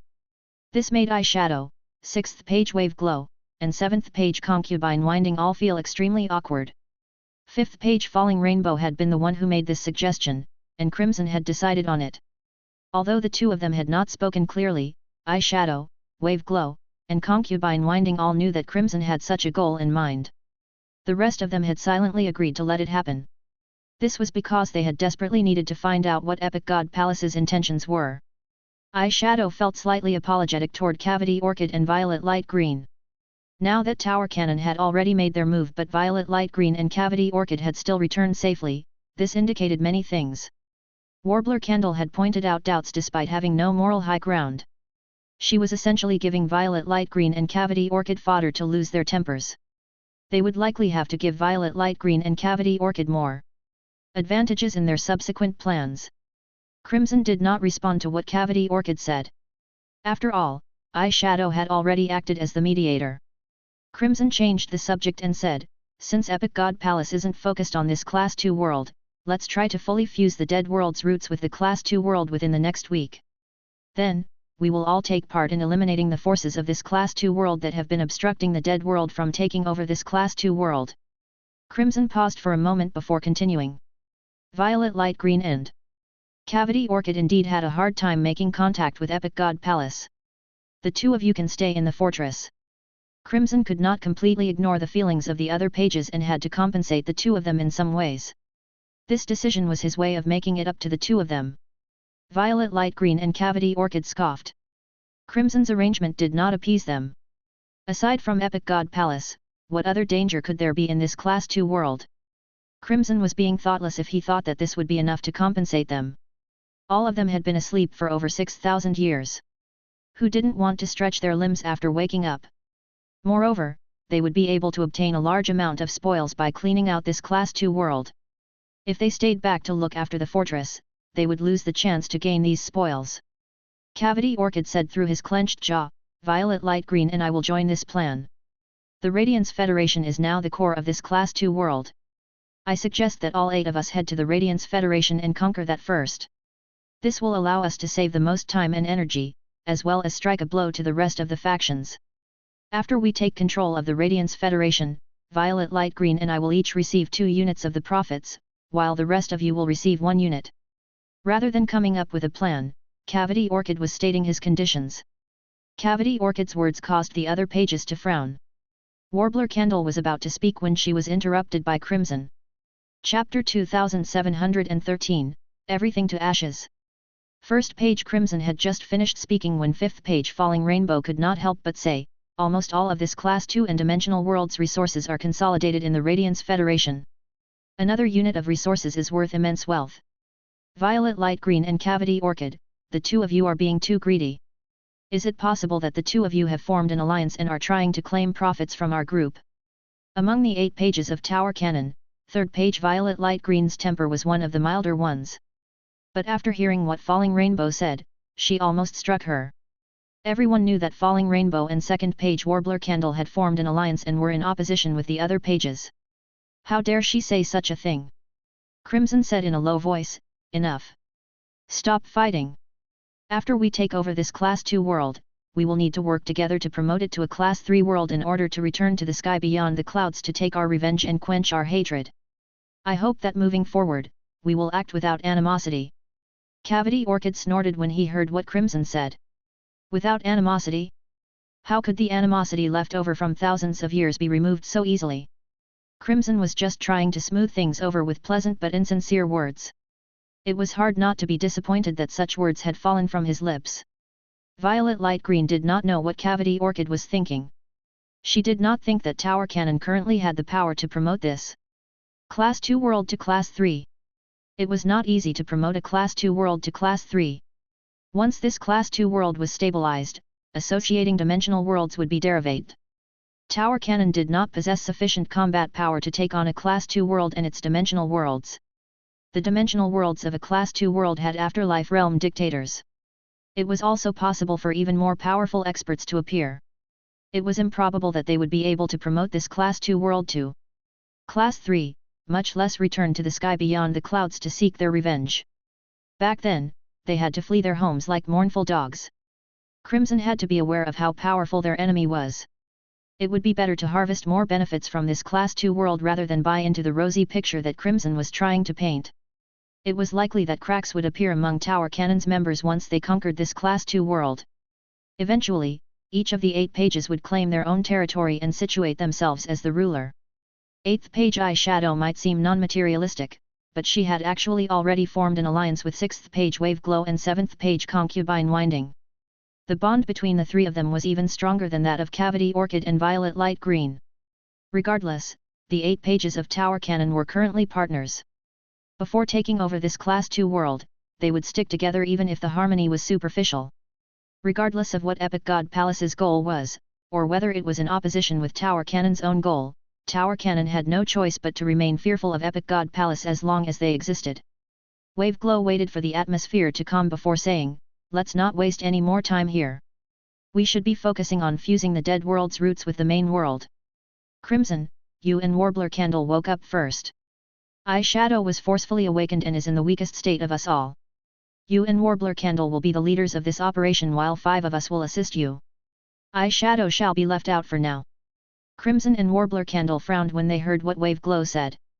It required an immense amount of energy to fully fuse the dead world's roots with this Class 2 world. Given the circumstances, no one was willing to fully drain themselves. However, Crimson knew that he could not oppose Wave Glow's suggestion. Warbler Candle and Falling Rainbow had never truly trusted and submitted to him. With Violet Light Green and Cavity Orchid also brewing discontent against him, Crimson did not want to offend the small pool left, Wave Glow, Concubine Winding, and Eyeshadow. Although he did not make his stance clear, he knew that Warbler Candle was unwilling to partake in this plan. Just as Crimson expected, Warbler Candle said, "The sequence of our awakenings was planned out from the beginning. There are benefits to being at the back of the sequence. Those at the front of the sequence had to take on more of the danger before we arrived in this world. Wave Glow, if you want to prevent Eyeshadow from depleting her energy, you can make up for her share of energy. You are capable of doing so if you want to." Eyeshadow's expression did not change when she heard what Warbler Candle said. She told Wave Glow and Concubine Winding in a gentle voice, "Wave Glow. Concubine Winding, you don't have to say anything else. I can handle the depletion from the ritual in my current state. But after the ritual, I will need to go into slumber again and won't be able to head to the Radiance Federation with the rest of you." Wave Glow and Concubine Winding were already boiling with fury before Eyeshadow spoke. Warbler Candle was too shameless. Warbler Candle and Falling Rainbow were part of the reason they had all had to sleep for over 6,000 years. Warbler Candle did not have the right to say what she just said.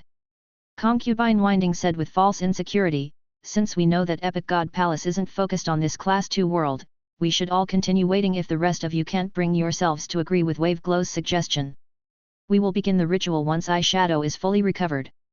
This will give us time to further infect the Class 2 world with Death Aura and will save us a lot of trouble later on." The ritual required at least 6 of them to participate. The 3 of them were a team. As long as the 3 of them decided not to participate, the other 5 would have no choice but to plead with them. Now that Tower Cannon had already devolved to such a state, Wave Glow would not mind if the situation became slightly worse. Aside from Eyeshadow, Wave Glow also had yet to absorb sufficient energy from the Black Coffin. Thus, the 3 of them were considerably weaker than Crimson and Warbler Candle. Warbler Candle had been making a fuss about bringing the plan forward and did not consider the conditions of the rest at all. After she was done speaking, Concubine Winding shot a look at Eyeshadow and Wave Glow. The 3 of them left the fortress and returned to their own towers. The other 5 pages would have to buckle within the next 2 days.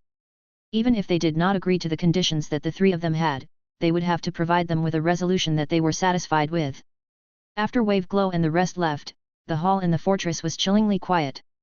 Cavity Orchid stood up and said, "Violet Light Green, let's go too. We don't have the right to make decisions. Once the rest of you have made a decision, let the 2 of us know. But don't forget that you have to preserve mine and Violet Light Green's profits." This was clearly an argument that Warbler Candle had started, but she did not discuss with Crimson after the 5 members left. Instead, she left the hall with Falling Rainbow, leaving Crimson standing Orietl at his original suit. A moment later, a menacing expression spread across Crimson's face. A dark red tentacle protruded from behind Crimson, and an inauspicious aura that was different from that of Death Aura condensed on Crimson's body. The red fog that rose from Crimson's body caused the air to turn sickly sweet. But it was not long before Crimson retracted his inauspicious aura. He looked out of the fortress, his eyes gleaming with a cryptic murderous aura.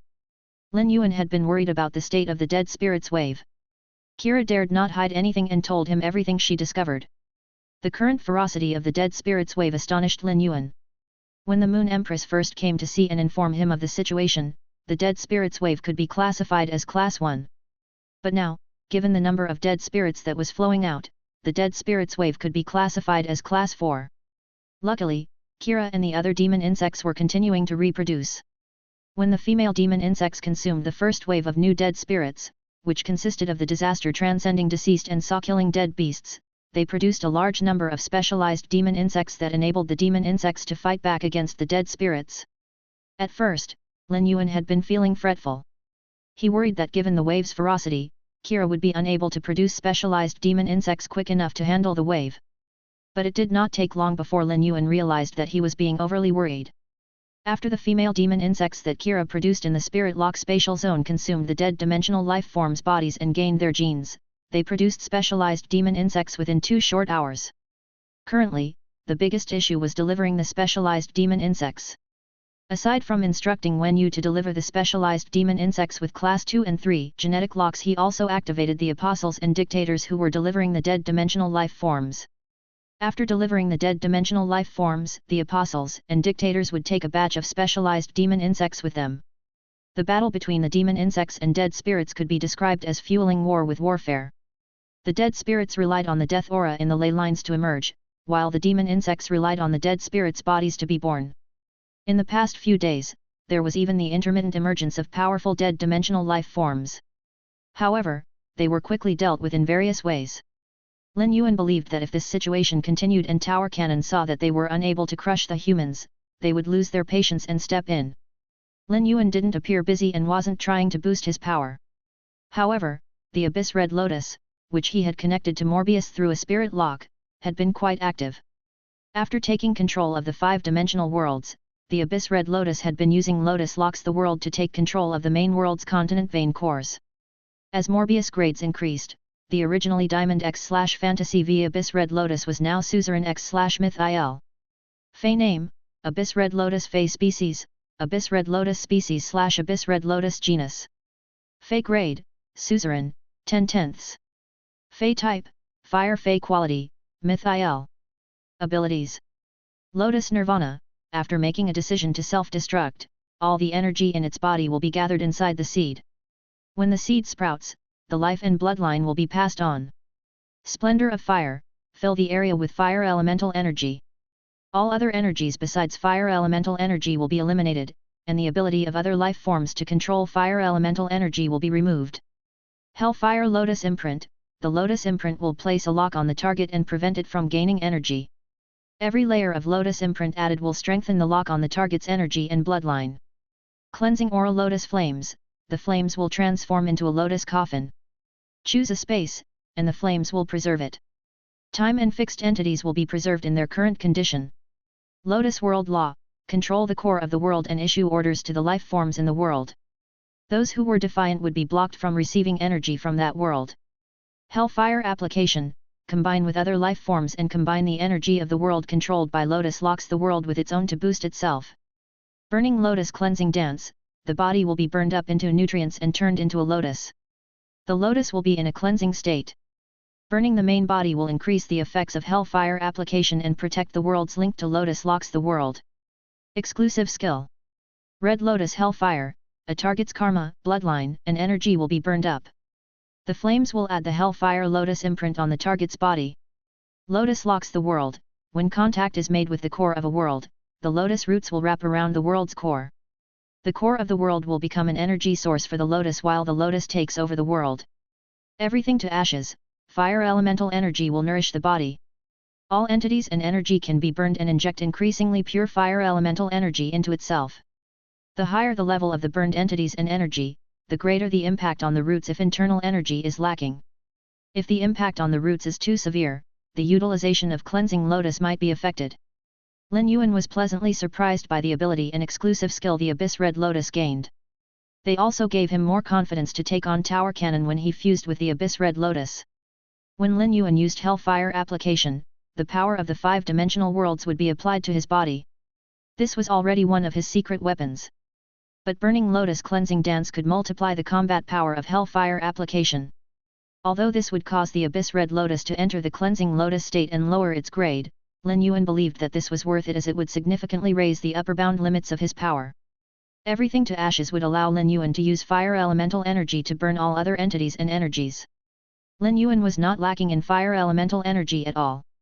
The fire-type elemental shellfish spat out heavenly maiden-grade elemental pearls almost every second. Chapter 2714, Battle against Tower Cannon. The elemental pearls spat out by the fire-type elemental shellfish now always came with outer radiance. After the elemental well purified them, the purity could reach 100%. Moreover, the elemental dolls had started forming near the element well. If the purity of the fire elemental energy was the only dependent variable in burning everything in the world to ashes, it seemed that there was no entity or energy that Lin Yuan could not burn to obliteration. If Lin Yuan had sufficient fire elemental energy, he would not have to experience the negative effects of everything to ashes, and the Abyss Red Lotus roots would not be affected. Lin Yuan was not afraid of clashing directly with Tower Cannon, but the Radiance Federation was fixed in its location and could not move. He was very worried that Tower Cannon would target the Radiance Federation while he was clashing against them. Bloodshed and sacrifice would be unavoidable if war broke out between the two sides. Lin Yuan had the Praying Universe Soul Whale and could ensure that those around him did not lose their lives in this war. Had the demon insects not been keeping the dead spirits at bay, the dead spirits wave would have already swallowed the entire main world. All the life forms in the main world would lose their lives, including the dimensional life forms. Only a small number of experts would be able to survive. But as the dead spirits continued occupying and invading the main world, it was highly possible that the spirit chi would be replaced by death aura. Spirit chi was released from ley lines. As a result, many energy ores appeared in the process of the ley lines releasing spirit chi. But with the death aura currently invading the ley lines, the quantity of spirit chi had already lowered considerably. When death aura leaked out from the ley lines, the existing energy ores would not be affected, but the formation of new energy ores would be limited. Now, there was also the formation of grayish-black crystals that radiated death aura. If Tower Cannon was allowed to succeed in their plan, death aura would become the dominant energy in this world. At that time, the human experts and powerful feys who depended on spirit chi, as well as powerful apostles and dictators who depended on source-type power, would all fall to the disaster created by Tower Cannon. Meanwhile, the dead dimensional life forms that depended on death aura would come to dominate the world. Even if Tower Cannon did not manually interfere, Lin Yuan would have to deal with Tower Cannon as soon as possible to minimize their impact on the main world. The humans might seem weaker than Tower Cannon, but they had never stopped working hard. The scholars were doing research to help the humans increase their understanding of the dead spirits' crisis impact on the main world. By causing so much commotion in the Radiance Federation, Lin Yuan had forced Tower Cannon to surface. Epic God Palace was like a plume of mist. Lin Yuan had yet to catch even a whiff of them, much less find the means to interact with them. The humans would inevitably have to battle it out against Tower Cannon. Although the humans wanted to rest, Tower Cannon was charging at full throttle. Yet, the dead spirits wave was being restrained by the demon insects. Hence, Tower Cannon would definitely fight back against the Radiance Federation. The creation of the major Federation Union had clearly established the structure of the main world. The Radiance Federation was now the heart of the human camp. Thus, in their counterattack against the humans, Tower Cannon would strike the Radiance Federation first. Over the past few days of fighting, Lin Yuan discovered that the demon insects no longer had the upper hand over the new dimensional life forms. Instead, the new dimensional life forms were now overwhelming the demon insects. Due to the existence of a few special dead dimensional life forms, the demon insects would be injured and killed. But each time the demon insects died, a special method that was unique to the demon insects would be activated to disseminate information about the circumstances. Consequently, specialized demon insects would arrive at the scene. Each time new types of dead dimensional life forms were discovered, they were captured and delivered to Lin Yuan, who would then send them to Kira's nest. When Kira learned about Lin Yuan's concerns regarding the dead spirits wave, she came to see Lin Yuan and said with utmost seriousness, "Master, judging from the current situation, any dead dimensional life forms that emerge will be nothing more but nutrients for the demon insects, unless they are powerful enough to kill the female insects. Every female demon insect with a class 2 or 3 genetic lock will build a nest underground. Once the nests are linked, the insect armies can be combined. The most powerful female insect will lead the insect army, while the weaker female insects will select new locations to build new nests. The nests will be built in deeper locations as the insect army grows stronger. In several locations, the nests have already reached the ley lines. If you are worried about the death aura from the ley lines affecting the environment, I can instruct the female insects to send the insect armies to consume and absorb the death aura from the ley lines. This batch of female insects is one I produced using death aura as the source of energy. Hence, the staggering death aura in the ley lines is the best nutrition for these demon insects. Given the concentration of death aura in the ley lines, with your permission, I am confident of clearing all of it in less than 200 years. However, to do this, you will need to allow me to remain in the nest in the blessed area. I require pure spirit eye to produce more female insects." Lin Yuan was momentarily taken aback and looked at Kira with amazed shock. Initially, Lin Yuan thought that this dead spirits crisis would be drawn out for a long time. He had assumed that even after defeating Tower Cannon, the dead spirits crisis would continue for at least a few tens of thousands of years. But it turned out that the demon insects could absorb the death aura in the ley lines. Once the death aura disappeared from the ley lines, it went without saying that no new dead spirits would emerge. Kira's actions would halt Tower Cannon's plans from its source. As long as Lin Yuan allowed Kira to use the insect army to absorb the death aura in the ley lines, Tower Cannon's 8 pages would immediately try to search for Kira. While Kira was reporting this information to Lin Yuan, she had stressed that she needed to remain in the spirit lock spatial zone. She was terrified that he would kick her out of the spirit lock spatial zone. Lin Yuan was aware of what was running through Kira's mind. She had already mentioned more than once that she wanted to return to the sky beyond the clouds to fight for dominance against the other demon insect armies. As a demon insect empress, Kira was extremely ambitious. Kira was an extremely important subordinate to Lin Yuan. He needed to depend on her to produce demon insects in order to see the main world through the dead spirits crisis. After Kira had done him such an enormous favor, he was willing to help her when they went to the sky beyond the clouds. Kira was under Lin Yuan's control, so her power also added to his power. Kira, inform me of the locations where the demon insects have made contact with the ley lines. Lin Yuan took out a newly updated map and handed it to Kira. This map was a consolidated version drawn up after Lin Yuan combined the main world with the 5-dimensional worlds. The areas where the demon insects had spread would be represented in real time on this updated map. Kira had also taken part in creating his map. She quickly used her antenna to point out a few locations on this map. Lin Yuan's eyes were immediately drawn to a canyon at the boundary between the Radiance Federation and Startling Lines continent. Lin Yuan believed that if the demon insects focused on absorbing the death aura from the ley lines in that area, the 8 pages would send at least 2 of their members to investigate the situation after they found out about this. If Lin Yuan set up an ambush there in advance, he might be able to kill 2 of the 8 pages. As things stood, this was the biggest advantage that Lin Yuan could wield. Thus, Lin Yuan told Kira about his plan. Kira was very against this. Her life was securely in Lin Yuan's hands. If he died, she would lose her life as well. Hence, under no circumstances did she want Lin Yuan to put his life at risk. In Kira's point of view, there was no difference between Lin Yuan risking his own life and risking hers. Nonetheless, Kira did not have the right to go against Lin Yuan's authority. All she could do was channel more of the demon insect's forces to the trap Lin Yuan would set up and cooperate with him. Tower Cannon had been quiet for the past few days. It was likely that they were preparing something as an immense amount of death aura was intermittently injected into the ley lines. Kira had been trying to guess where Tower Cannon came from. It was likely that they were a lost group of woeful dogs that came from a world where death aura was the main source of energy. They were trying to take over this world by force after failing to protect their original world. There was a high chance that Tower Cannon had already fused their world's roots with this Class 2 world. Otherwise, regardless of how omnipotent they were, they would not be able to create such a tremendous impact on this Class 2 world. They sped up the awakening of the dead spirits in this Class 2 world by hundreds of times its original rate. By draining the death aura from the ley lines, the demon insects were essentially draining the roots of the dead world. Regardless of how many other critical matters Tower Cannon needed to attend to, they could not ignore this matter. Hence, there was a high chance that Lin Yuan's plan would be successful. In the past, Lin Yuan always consulted Wen Yu and Lu Ji before making his decisions.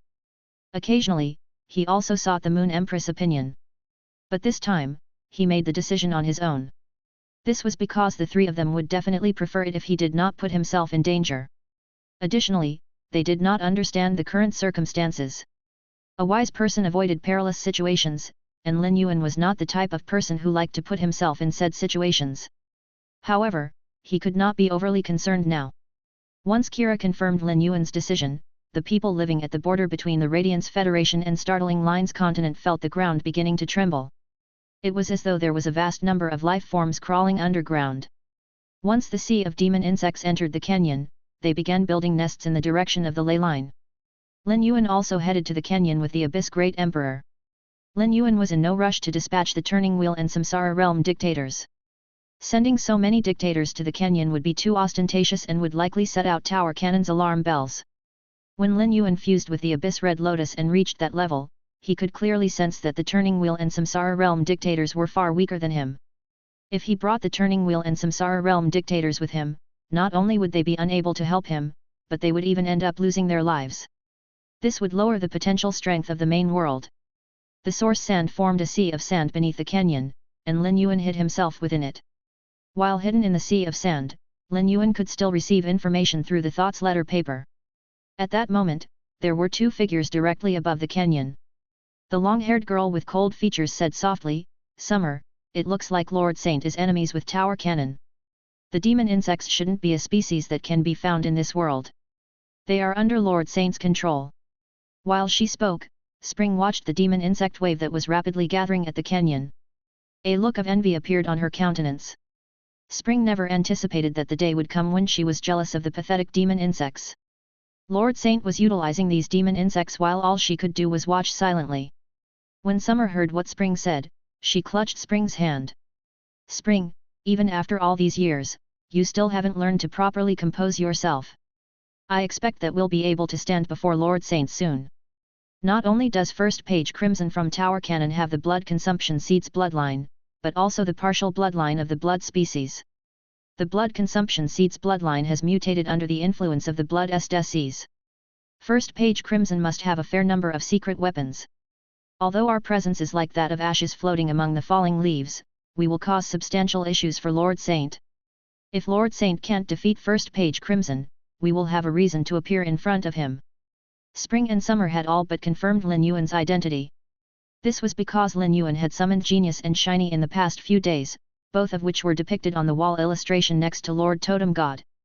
When Lin Yuan sent the dead dimensional life forms into the Spirit Lock spatial zone, Spring and Summer also sensed Morbius aura. The only one in this world who could form a contract with, wield, and control Lord Totem God was Lord Saint. Back then, Summer's expression froze with that thought, and she hurriedly moved her thoughts away. Thinking of that incident was taboo and blasphemous. Spring lowered her gaze to look at the sea of sand that was filling the canyon. Her expression was one of admiration and hopefulness. Although Lin Yuan did tell the Moon Empress about his plan because he was worried she would be worried, he still told her about their impending battle against Tower Cannon. The Moon Empress needed to know about this in order to come up with the right plans. When the Moon Empress heard what Lin Yuan said, she did not know why he said that. Nonetheless, she still sent out numerous orders that she had already prepared in advance. She also told the other federations about this news. Lin Yuan knew that doing so might cause the news to be leaked, but he was not going to fight in the shadows against Tower Cannon. He was going to do it openly. Regardless of what happened, Tower Cannon would have to send their members to this canyon. Whether they sent more or fewer members made no difference to Lin Yuan because he was already prepared to use all of his power. He was already fully prepared for his battle against Tower Cannon. At that moment, Kira's voice echoed in Lin Yuan's head. Master, 150 million demon insects have surrounded this ley line. With just one order from you, they will immediately begin absorbing the death aura from the ley line. Lin Yuan resolutely gave Kira the order of confirmation. On the surface, it looked as though nothing was happening. But beneath the surface, the death aura in the ley line was being filtered. Chapter 2715, Death Source Heart. This clean feeling was a shock to Lin Yuan's spirit as he could feel it being refreshed. He was both very familiar with and missed this clean feeling. It was the same feeling that permeated the main world before the Dead Spirits crisis broke out. The change that was taking place in the environment while the demon insects were absorbing the death aura filled Lin Yuan with confidence. At the same time, it astonished the 8 pages, who were shrouded in a dark grey space enveloped by death aura. All 8 pairs of eyes widened. Tower Cannon's 8 pages were very divided, and the splitting into 4 groups was becoming increasingly obvious. From the surface, first page Crimson appeared to be the leader of the 8 pages of Tower Cannon. But in actuality, he had lost his authoritative might long ago. The team comprised of second page Warbler Candle and fifth page Falling Rainbow, the team comprised of third page Violet Light Green and fourth page Cavity Orchid, and the team comprised of sixth page Wave Glow, seventh page Concubine Winding, and eighth page Eye Shadow were all displeased with Crimson to varying degrees. This was because regardless of what decision he made, the benefits of at least one team would be harmed. Furthermore, he was innately selfish. In a large team, as long as the decision-maker had sufficient support clustering around them, their characteristics would be minimized. But the decision-maker's characteristics would be magnified in a small team. But given that Warbler Candle and Falling Rainbow's team was unwilling to cooperate with the requests made by the other 2 teams, Crimson had no choice but to make compromises when he gave out orders. It was as though the other 7 members of Tower Cannon were getting to know Crimson for the first time. None of them expected him to be willing to let go of his own profits for the sake of the other members of Tower Cannon. They were currently trying to split up the enormous pie that was this Class 2 world. This was also the first time that the 8 pages of Tower Cannon were splitting up such a colossal amount of resources. The other 7 members of Tower Cannon had no idea what trick Crimson was trying to pull. But since he was willing to let go of his profits to satisfy the overall team, the 7 of them would also be willing to work with him.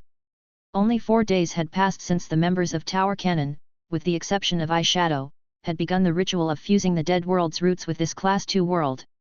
Eyeshadow had been allowed to sit out, but she did not just sit back and watch. She remained on the sidelines and contributed what she could to the ritual. However, her contribution was negligible when compared to the other members.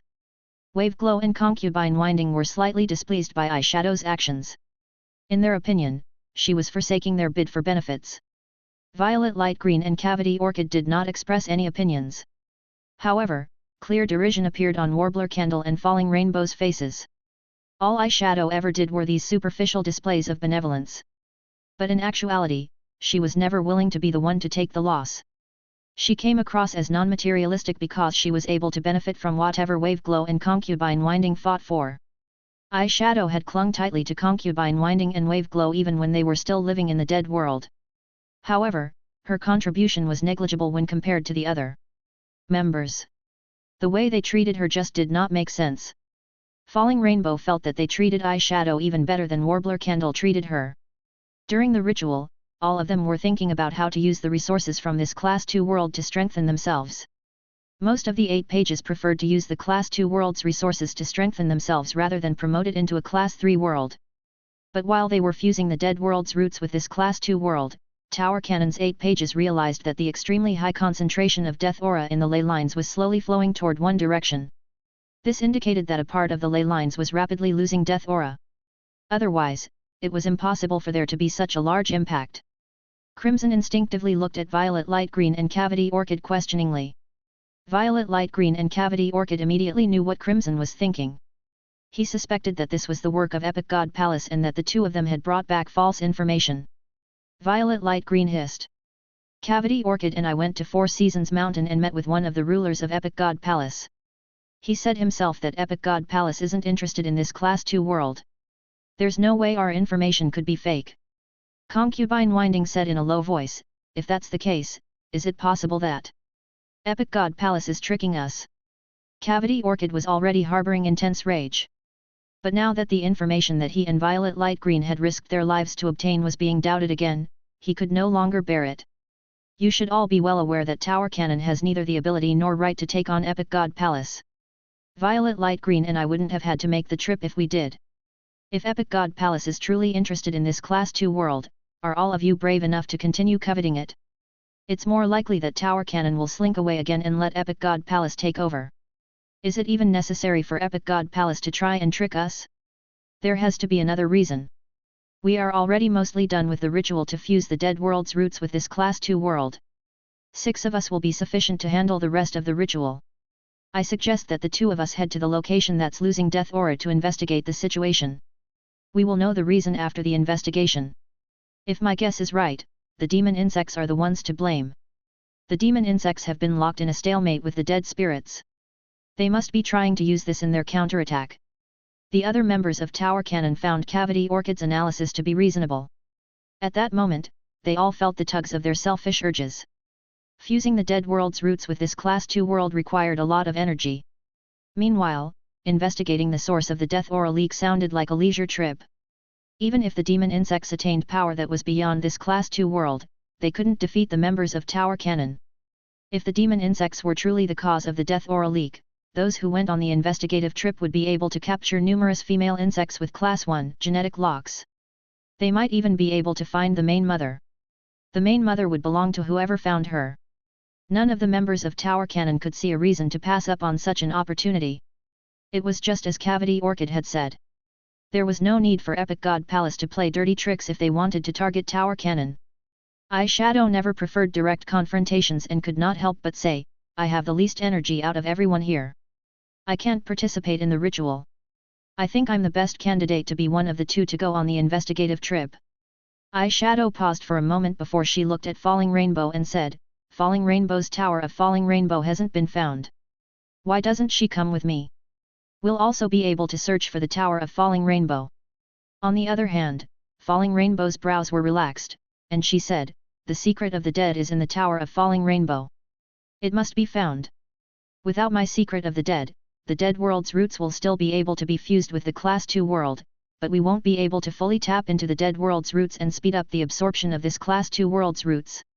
I also think it's best if I go with eyeshadow. Eyeshadow's lips curled slightly. By continuing what she had said, Falling Rainbow had added impact to it. Eyeshadow had her own considerations and plans for making such a suggestion. The only one partaking in Crimson's pool of profits was himself. As the assumed leader of Tower Cannon, Crimson could not fight for this opportunity. If Eyeshadow was the one from her team chosen for this trip, Wave Glow and Concubine Winding would not participate. Hence, her only options for a partner were Warbler Candle, Falling Rainbow, Violet Light Green, and Cavity Orchid. Violet Light Green and Cavity Orchid would be receiving more profits. Warbler Candle and Falling Rainbow were displeased that Crimson was willing to offer his share of the resources to fulfill Violet Light Green and Cavity Orchid's request. If Eyeshadow endorsed Violet Light Green and Cavity Orchid, she would inevitably attract hostility from Warbler Candle and Falling Rainbow. Coincidentally, she could use Falling Rainbow's loss of the Tower of Falling Rainbow as the perfect excuse to suggest that she go with her. Falling Rainbow was fully in charge of the alliance between her and Warbler Candle. She could secretly strike up a partnership with Falling Rainbow during their journey. Unless Violet Light Green and Cavity Orchid wanted to give up their additional profits, they would have no choice but to agree to this agreement. Warbler Candle looked at the frowning Violet Light Green and Cavity Orchid before saying provokingly, "We might be able to share this opportunity if you retract your request for additional profits." Warbler Candle's words caused Crimson's eyes to flash. Warbler Candle never agreed to Violet Light Green and Cavity Orchid's requests. Crimson was offering his own share of resources. Thus, Warbler Candle did not have the right to say that. There was a high chance that Warbler Candle's words would escalate the already existing conflict. Crimson hurriedly changed the topic and said, "I still have 2 of the Death Source Hearts. Violet Light Green and Cavity Orchid, it's true that the 2 of you took on a risk for the sake of Tower Cannon. Once we are done with the ritual, you can each have 1 of my cherished Death Source Hearts." The other members of Tower Cannon could not object to Crimson using his own resources to appease Violet Light Green and Cavity Orchid. However, Crimson's actions caused the other members of Tower Cannon to be even more curious and shocked. They did not understand what was bringing out such a large change in him. Once Falling Rainbow and Eyeshadow left, Crimson sensed the environment before saying, "Now that there are only 6 of us left to conduct the ritual, it will take longer to complete. Hopefully, nothing happens during the process. If so, the ritual will be officially completed within 5 days." The other 5 members of Tower Cannon did not notice that the color of Crimson's eyes intensified while he spoke, and his lips had curled menacingly. Ensconced in the sea of sand, Lin Yuan had his eyes closed as he meditated. He was basically done with all the matters he needed to accomplish. All he could do now was wait for the 8 pages of Tower Cannon to arrive. Lin Yuan was openly baiting the 8 pages of Tower Cannon because he felt that it would be best to speed up the demon insect's cleaning of death aura from the ley lines since they could do so. Additionally, it would effectively cut down Tower Cannon's top combat power. Lastly, Lin Yuan wanted to keep 1 of the bodies of the 8 pages of Tower Cannon or capture 1 of them alive. He could then use the sky-questioning Flaming Heart Mushroom to interrogate them or Red Thorn's Tongue of Relinquish to take control of their body. Both paths would allow him to obtain a significant amount of information about Tower Cannon. Lin Yuan needed to understand Tower Cannon's goal and the dead world. At that moment, he received information from the Moon Empress through the Thoughts letter paper. "Moon Empress, Little Yuan, you are not in the Radiance Federation presently. Does this mean that you are executing a plan? I don't have any requests to make of you. All I hope is that you will look out for your safety and try to stay away from dangerous situations." When the Moon Empress received Lin Yuan's call and confirmed that he was not in the Radiance Federation, she was immediately filled with a foreboding feeling. At that moment, she hated how helpless she was. If only she was powerful enough to take on Tower Cannon, Lin Yuan would not have to shoulder all of the responsibility on his own. A wave of warmth washed over Lin Yuan when he saw the Moon Empress message. The past 3 years felt as long as half of his life. He had transformed from a weak regular person to a hero who could hold up the world. Lin Yuan had accumulated ample experience and made many good friends. Before he rose up and left the nest, the Moon Empress had been the one taking care of him. Now, it was time for him to take over the mantle from his master and protect the Moon Empress as well as the Radiance Federation. "Lin Yuan, Master, you don't have to worry about me. If things go well, I'll be able to return to the Radiance Federation to see you soon." The Moon Empress relaxed when she saw Lin Yuan's response.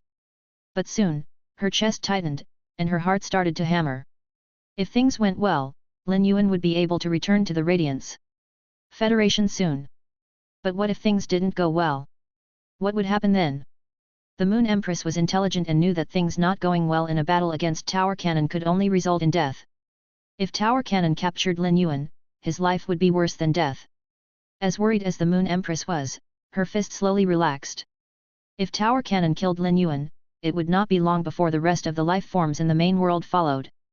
Rather than being worried, it would be more useful if she supported and prayed for Lin Yuan. Chapter 2716 Stacking the Lotus Imprints.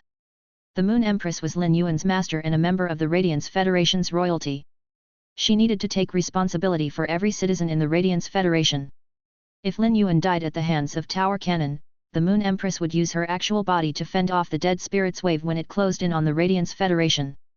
When the Moon Empress was done communicating with Lin Yuan through the Thoughts letter paper, Purple Love and Ice Flow contacted him through the Thoughts letter paper. Purple Love and Ice Flow had heard from the Moon Empress that Lin Yuan would be battling Tower Cannon. Purple Love, Lin Yuan, where are you? I will lead all the Heavenly Family Feys from the Heavenly Family Cottage to support you. Ice Flow, Lin Yuan, all of the experts from the vast sea labyrinth have gathered. You should be the one to command the battle between the main world's life forms and the dead spirits.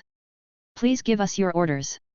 Lin Yuan's lips curled when he saw the messages from Purple Love and Ice Flow that represented the wills of the Heavenly Family Cottage and vast sea labyrinth. He was very pleased with their attitudes. Their attitudes were a sign that the Heavenly Family Cottage and vast sea labyrinth were ready to sacrifice themselves. However, he would not need anyone else in this battle. This would be a battle between Lin Yuan and Kira and Tower Cannon. Even experts like Purple Love and Ice Flow would inevitably lose their lives if they participated in this battle. Lin Yuan responded to Purple Love. Lin Yuan, Anti-Purple, all you need to do is lead the Heavenly Family Phase in helping Master protect the Radiance Federation. I will handle it myself. Even if you come, you won't be able to help and will end up needlessly sacrificing yourselves. Purple Love was silent for a long time after she received Lin Yuan's message.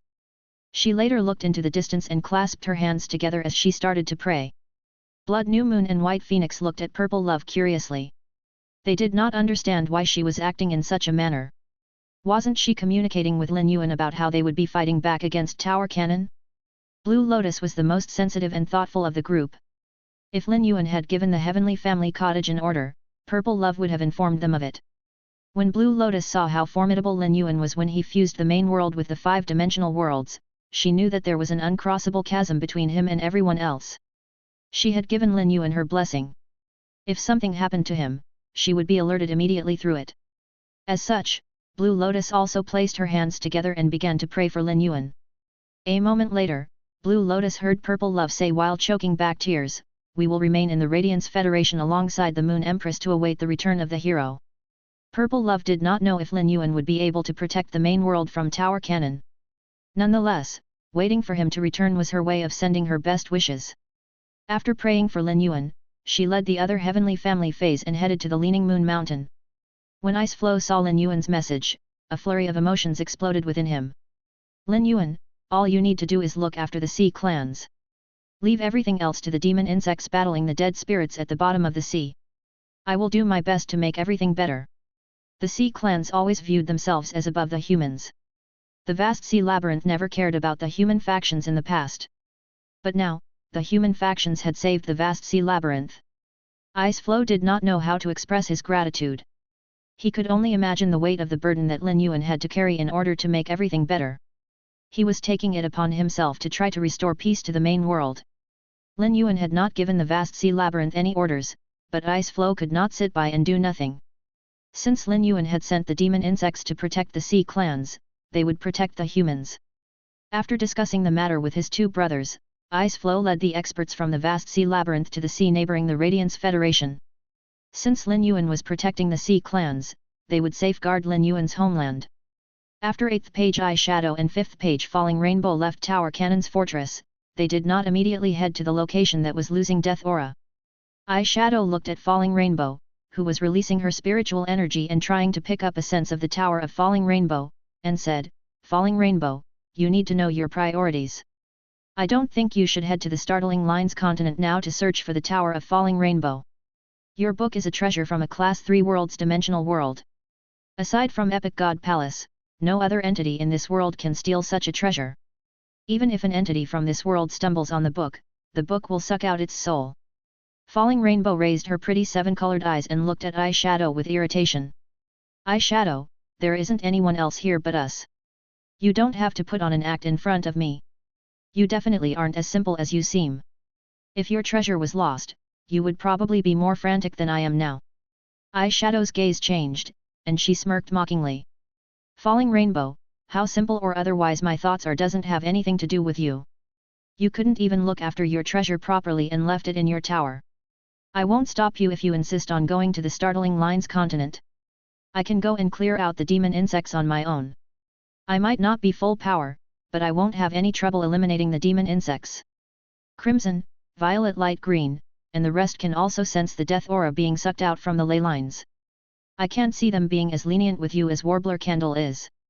You will have to use your own abilities to make up for the death aura roots that end up being lost because of a hold-up that you caused. I have said all that I need to say. You can decide for yourself whether to listen to me or not. Once she was done speaking, Eyeshadow could not be bothered to continue wasting time with Falling Rainbow. She had already been delayed a day because of Falling Rainbow. She was the one who had suggested investigating the death aura leak and the one who had endorsed Falling Rainbow. If anything went wrong, she would have to take full responsibility. This implied that she would lose profits. Eyeshadow did not want to give up any potential profits. Falling Rainbow was not afraid that the other members of Tower Cannon would have objections against her. Because of that incident, all the other members of Tower Cannon, aside from second page Warbler Candle, were already displeased with her. Frankly, Falling Rainbow felt extremely wronged with regard to that incident. She had made the decision with the silent support of the rest. However, she had to take on all of the blame because she had been the one to raise the suggestion. The other members of Tower Cannon had been blaming her for that incident ever since, and she had become wholly disappointed in Tower Cannon. The real reason Falling Rainbow changed her mind from heading to the Startling Lines continent to look for the Tower of Falling Rainbow was that she did not want Eyeshadow to have more opportunities to capture the demon insects. Otherwise, she could not answer to Warbler Candle when she returned. Falling Rainbow was well aware of how Warbler Candle treated her, so she always treated Warbler Candle decently as well. Falling Rainbow did not take long to catch up with Eyeshadow. Falling Rainbow looked at Eyeshadow beside her and said sarcastically, "Eyeshadow, whoever is stronger should call the shots. We will use our capabilities to fight for the female demon insects with Class 1 and 2 genetic locks. There's no need to collect the other demon insects. Let's handle the rest as we see fit." When she saw Eyeshadow frown, a thought struck Falling Rainbow, and she changed her tone. "Actually, why don't we work together? Once we are done handling the death aura leak in the ley lines, let's go to the Startling Lines continent together. The humans have not only been building up the Radiance Federation but the neighboring Startling Lines continent as well. The 8 of us have only divided up the resources from the Radiance Federation. Why don't we empty out the Startling Lines continent?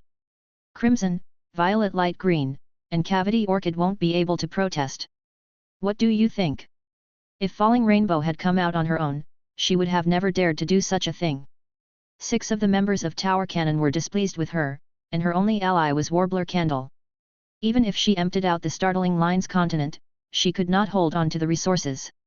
But if she teamed up with Eyeshadow, she would be part of a pool of profits involving 5 Tower Cannon members. Even if First Page Crimson, Violet Light Green, and Cavity Orchid were unhappy, they could not act on it.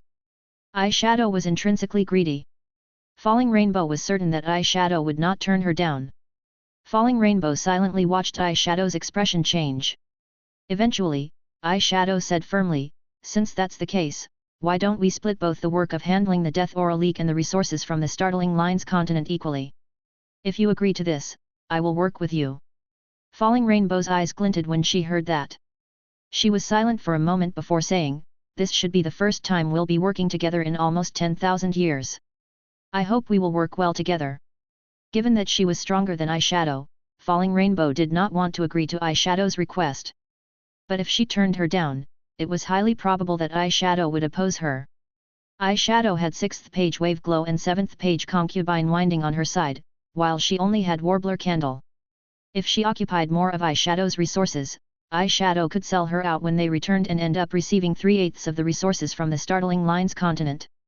It did not take long for Eyeshadow and Falling Rainbow to arrive at the canyon. The two of them had eliminated many insect armies during their journey. The moment the two of them glimpsed the canyon, they halted their steps and did not enter.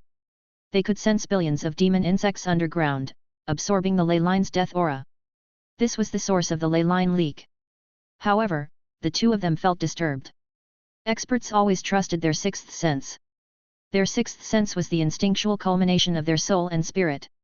Stronger life forms had more accurate sixth senses. The two of them had not felt so uneasy in a very long time. At the instant that Falling Rainbow and Eyeshadow appeared above the canyon, Lin Yuan used his faith power to sense their presence.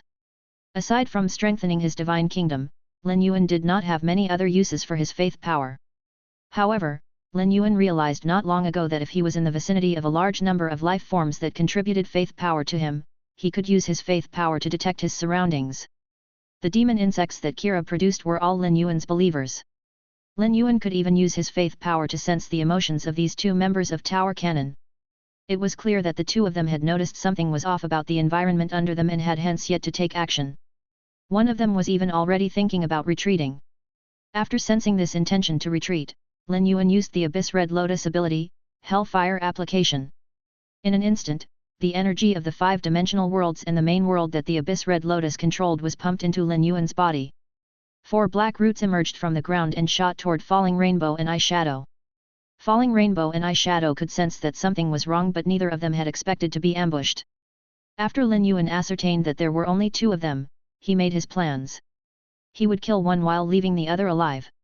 He would kill the weaker one while taking the stronger one prisoner. This would allow Redthorn and, by extension, him, to take control of another expert. Furthermore, the stronger member of Tower Cannon would probably know more information about Tower Cannon. Lin Yuan used Splendor of Fire at the same time that he used Hellfire Application. In an instant, fire elemental energy erupted and enveloped the entire canyon. Spirit Chi and Death Aura were all pushed out of this space by the fire elemental energy. As long as the Abyss Red Lotus was stronger than its target, it would be able to rob and conquer its target's control over fire elemental energy. Lin Yuan could sense that the Abyss Red Lotus could take complete control of the fire elemental energy in the environment. This indicated that he was stronger than both of these members of Tower Cannon. Eyeshadow and Falling Rainbow both put up defenses against Lin Yuan's lethal attacks. From their auras, Lin Yuan could sense that these 2 members of Tower Cannon were on the same level as him. This made him both relieved and concerned.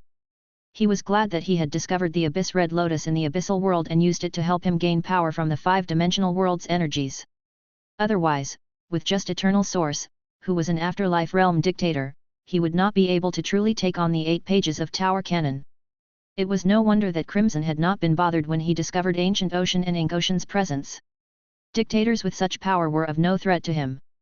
Due to Falling Rainbow and Eyeshadow's defenses, the Abyss Red Lotus 4 roots did not manage to wrap around them. However, Lin Yuan had also used Hellfire Lotus Imprint on the 2 of them. Hellfire Lotus Imprint would restrict their ability to draw on energy from the environment and seal off their body's existing energy. The effects of 1 layer of Hellfire Lotus Imprint were not significant. Chapter 2717 Fall of the 8 Pages. When the Hellfire Lotus Imprints were applied to a target's body, they would turn into Crimson Lotus tattoos. The first layer of Lotus tattoos was extremely light, but as the number of layers increased, it looked as though they were engraved on 8th page Eyeshadow's body. The Lotus tattoos might look mysterious and mystical and carry a magnificent power, but 5th page Falling Rainbow and Eyeshadow became increasingly uncomfortable as the layers of Lotus tattoos applied to their bodies increased. The 2 of them noticed that not only had the flow of death aura in their bodies stagnated, but they could no longer activate their abilities. As a result, they weakened continuously while fending off Lin Yuan's attacks. If Lin Yuan was fighting Falling Rainbow and Eyeshadow normally, they would not be in such a sorry state, even if they were truly less powerful than him. The 2 of them were at such a disadvantage because Lin Yuan's ambush had been sudden. The 2 of them had been unable to adopt defensive states because they had been unaware of Lin Yuan's presence. If Lin Yuan had shown himself to the 2 of them and given them a chance to prepare, they would have been able to flee even if they failed to overpower him. If the 2 of them took off in different directions, at least one of them would be able to escape. If the 2 sides of experts had agreed to battle, secret ambushes would be extremely despicable. However, Lin Yuan's goal was not to battle but to protect the main world. Falling Rainbow let out a shrill shriek. "Just who are you?" Didn't Epic God Palace say that you aren't interested in this Class 2 world? Lin Yuan raised an eyebrow. This petite girl with 7 colored eyes had mentioned Epic God Palace, a topic that Lin Yuan was the most interested in finding out more about. It just so happened that this was the member of Tower Cannon whom Lin Yuan had decided to preserve. Lin Yuan did not respond to Falling Rainbow's shriek. It was evident that this Tower Cannon member assumed he was a member of Epic God Palace. This meant that Epic God Palace was the only entity capable of possessing such power. This revelation caused Lin Yuan to be slightly fearful of Epic God Palace. If Epic God Palace's sights were not set on this Class 2 world, what were they truly interested in? Spring and Summer were watching this from high up in the sky and blinked. It had been some time since they left Epic God Palace. It was likely that Tower Cannon's members were saying this because they had already paid a visit to Epic God Palace. Winter was trying to open a special path from this world to the sky beyond the clouds. Hence, Tower Cannon's members must have met with Autumn. This way of speaking fit with Autumn's style. In Autumn's opinion, Epic God Palace existed to follow Lord Saint. This meant they were not linked to this Class 2 world at all. But from the perspective of karma, Lord Saint was rooted in this Class 2 world. Lord Saint's objective was their will. Before Autumn met with Lord Saint, he would have no clue what Epic God Palace's goal was. Spring and Summer confirmed that Lin Yuan was Lord Saint and knew that he was enemies with Tower Cannon. They had not acted because they were worried about affecting Lin Yuan's growth. As things stood, Lin Yuan was showing no signs of being imminently defeated. Although this floating world controlling Honorable Lotus had been stained by fire elements and mutated, karma had brought it to Lord Saint's side before he had awakened. The floating world controlling Honorable Lotus was an auspicious entity that was kept by Lord Saint's side constantly. The sacred aura within it was able to purge impurities from souls despite having transformed into fire elements. The life forms from Tower Cannon used Death Aura as their main source of energy so their souls could not be more contaminated. As the scales of the battle continued tipping toward Lin Yuan, Spring and Summer let out soft sighs. It seemed that it was still not the right time for them to appear in front of Lord Saint. Falling Rainbow did not receive any reply to her question. The only response she received was a never-ending barrage of attacks. In a defensive stance, Falling Rainbow flashed herself behind eyeshadow before pointing at her forehead. Soon, a solid stream of energy emerged from Falling Rainbow's body. The energy pierced the clouds and caused the sky to darken. A menacing and bizarre figure emerged from Falling Rainbow's body. The figure transformed into a silhouette that resembled a dark grey rainbow. The strange silhouette crashed into the Abyss Red Lotus roots but did not make even the slightest impact on the Abyss Red Lotus roots. Rather, the attacks activated a strange type of energy within the Abyss Red Lotus. Lin Yuan found the appearance of this type of energy to be very strange. Could it be that the Abyss Red Lotus was showing signs of evolving while battling the 8 pages of Tower Cannon? Lin Yuan quickly shook his head. Instead of an evolution, a more accurate description would be the awakening of its bloodline. There seemed to be more to the Abyss Red Lotus bloodline than what met the eye. At that moment, Morbius' voice appeared in Lin Yuan's ear. "Partner, I seem to have remembered something.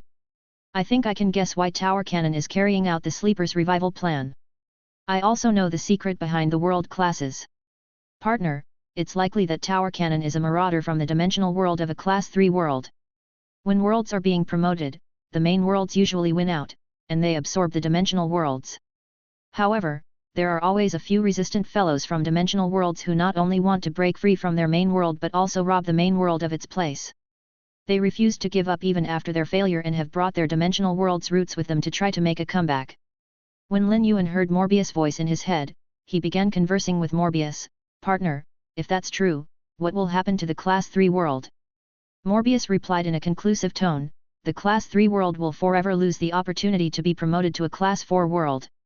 Tower Cannon is trying to use the dimensional world filled with Death Aura to consume the main world's roots. This must be the true goal of the Sleeper's revival plan." Lin Yuan thought, "I caught 8th page apoptosis and interrogated him, but I wasn't able to find out the crux of the issue. It wasn't because he lied to me but because he was kept from the truth, too.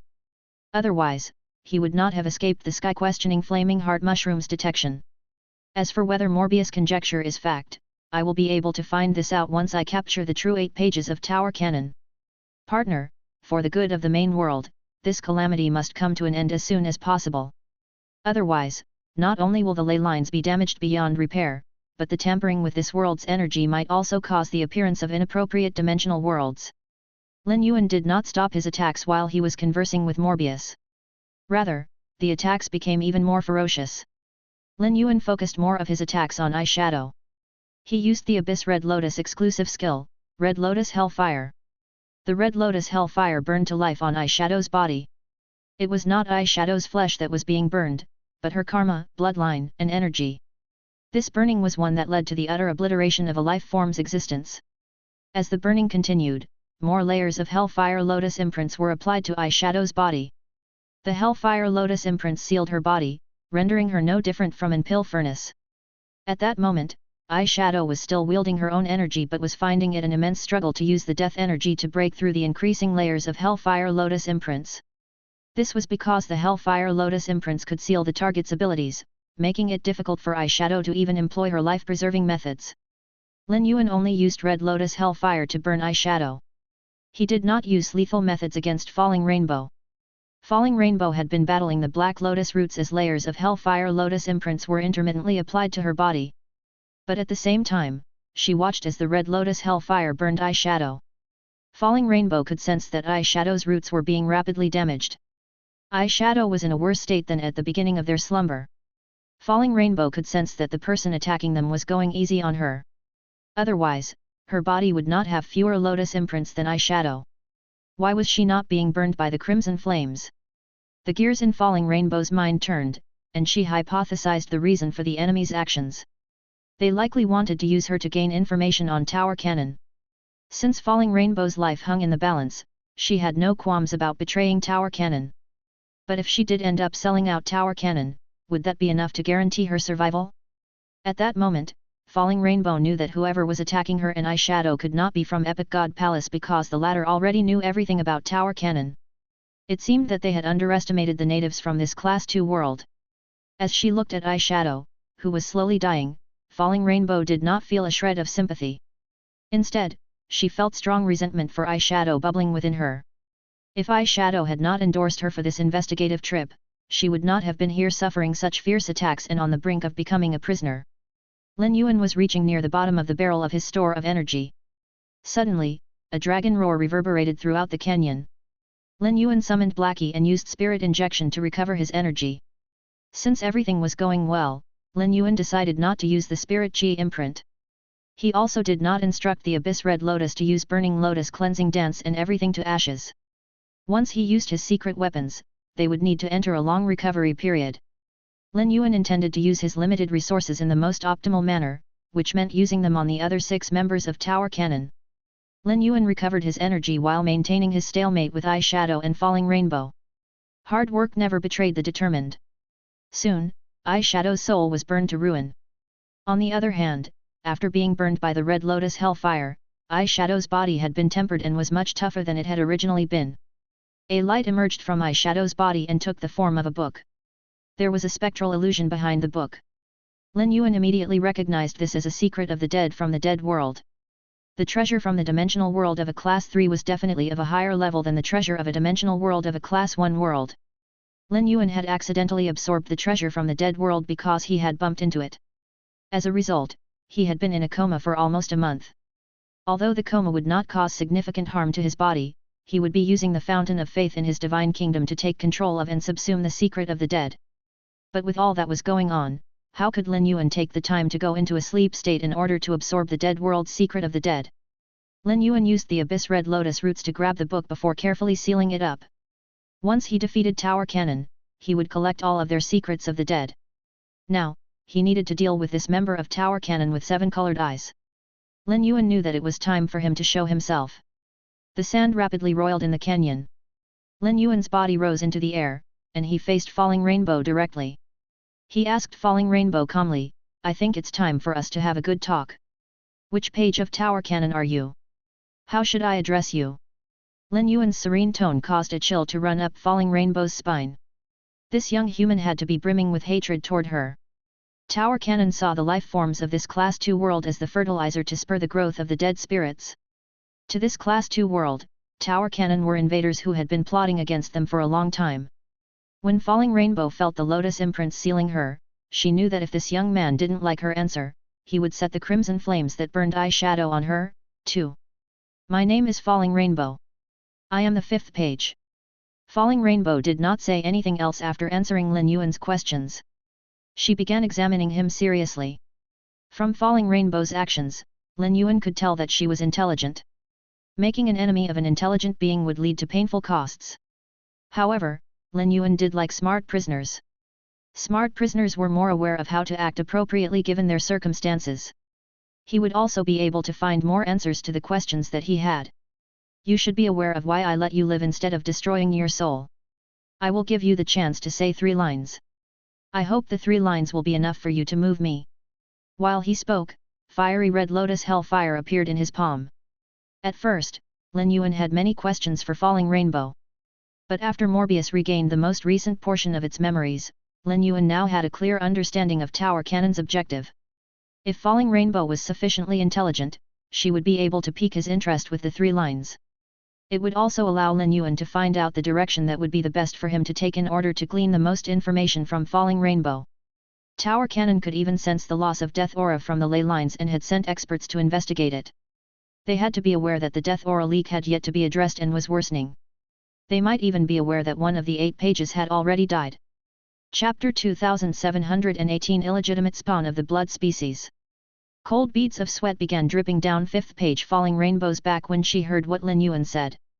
Even 1st page Crimson and 2nd page Warbler Candle might not be this young man's match. Given the circumstances, Tower Cannon's secrets were not significant to this young man. Falling Rainbow had no doubt that this young man would take her life without batting an eye. Falling Rainbow pondered for a moment. She believed that only information about Epic God Palace would be able to pique Lin Yuan's interest. However, she knew very little about Epic God Palace and did not know enough to spin out useful information. Epic God Palace's target was not Tower Cannon or this main world. Falling Rainbow remembered that 3rd page Violet Light Green and 4th page Cavity Orchid had mentioned that a member of Epic God Palace had asked if anything was special about the main world. There was no question that this young man was the most special presence. Hence, Falling Rainbow said loudly, "You are probably Epic God Palace's target. With your power, you must have heard of Epic God Palace's presence. 8th page Apoptosis who went running to seek refuge from you must have told you about them."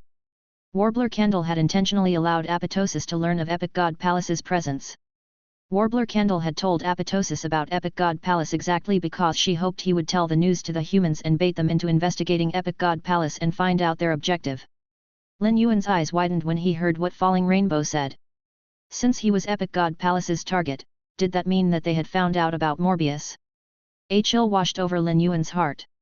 In the past, he had always fought his enemies from the shadows while they were out in the open. But now, he was the one who was out in the open while Epic God Palace was hidden. He did not even know anything about Epic God Palace, yet they had already locked onto him as a target. Lin Yuan resolved to learn all about Epic God Palace from Falling Rainbow. But before that, he needed to verify the truth of what Falling Rainbow was saying. Lin Yuan instructed the sky-questioning Flaming Heart Mushroom to release its spores over Falling Rainbow. Falling Rainbow noticed the appearance of the spores but dared not try to stop them from entering her body. Epic God Palace was truly targeting him. Nonetheless, she had spoken the truth. He was Epic God Palace's target. However, the concept of target that he had was different from what their true intentions were. Spring and Summer, who were high up in the sky, felt themselves being hit by a wave of awkwardness. It was good for Lin Yuan to find out about Epic God Palace. However, Falling Rainbow's words would cause Lin Yuan to feel hostility toward Epic God Palace. If Lord Saint felt hostile toward them and started to resent them, they would be left at a loss. Falling Rainbow deserved to die. If Lin Yuan had not taken Falling Rainbow as his prisoner and was not standing before Falling Rainbow, Spring and Summer would have killed Falling Rainbow immediately to stop her from prattling more nonsense to Lin Yuan.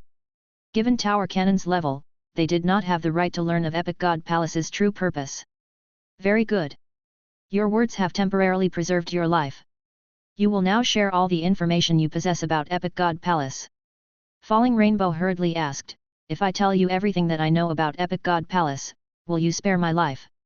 Lin Yuan glared frostily at Falling Rainbow and said, "You don't have the right to negotiate with me.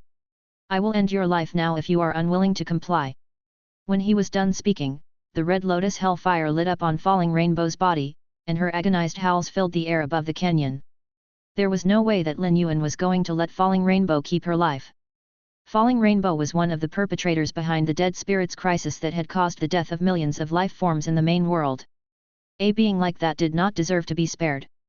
If Falling Rainbow was unwilling to speak, Lin Yuan would not mind showing her his capabilities. While the fervent red lotus hellfire was burning her, Falling Rainbow felt the same anguish that Eyeshadow had felt. The crimson flames burned Falling Rainbow's body and encroached into her soul.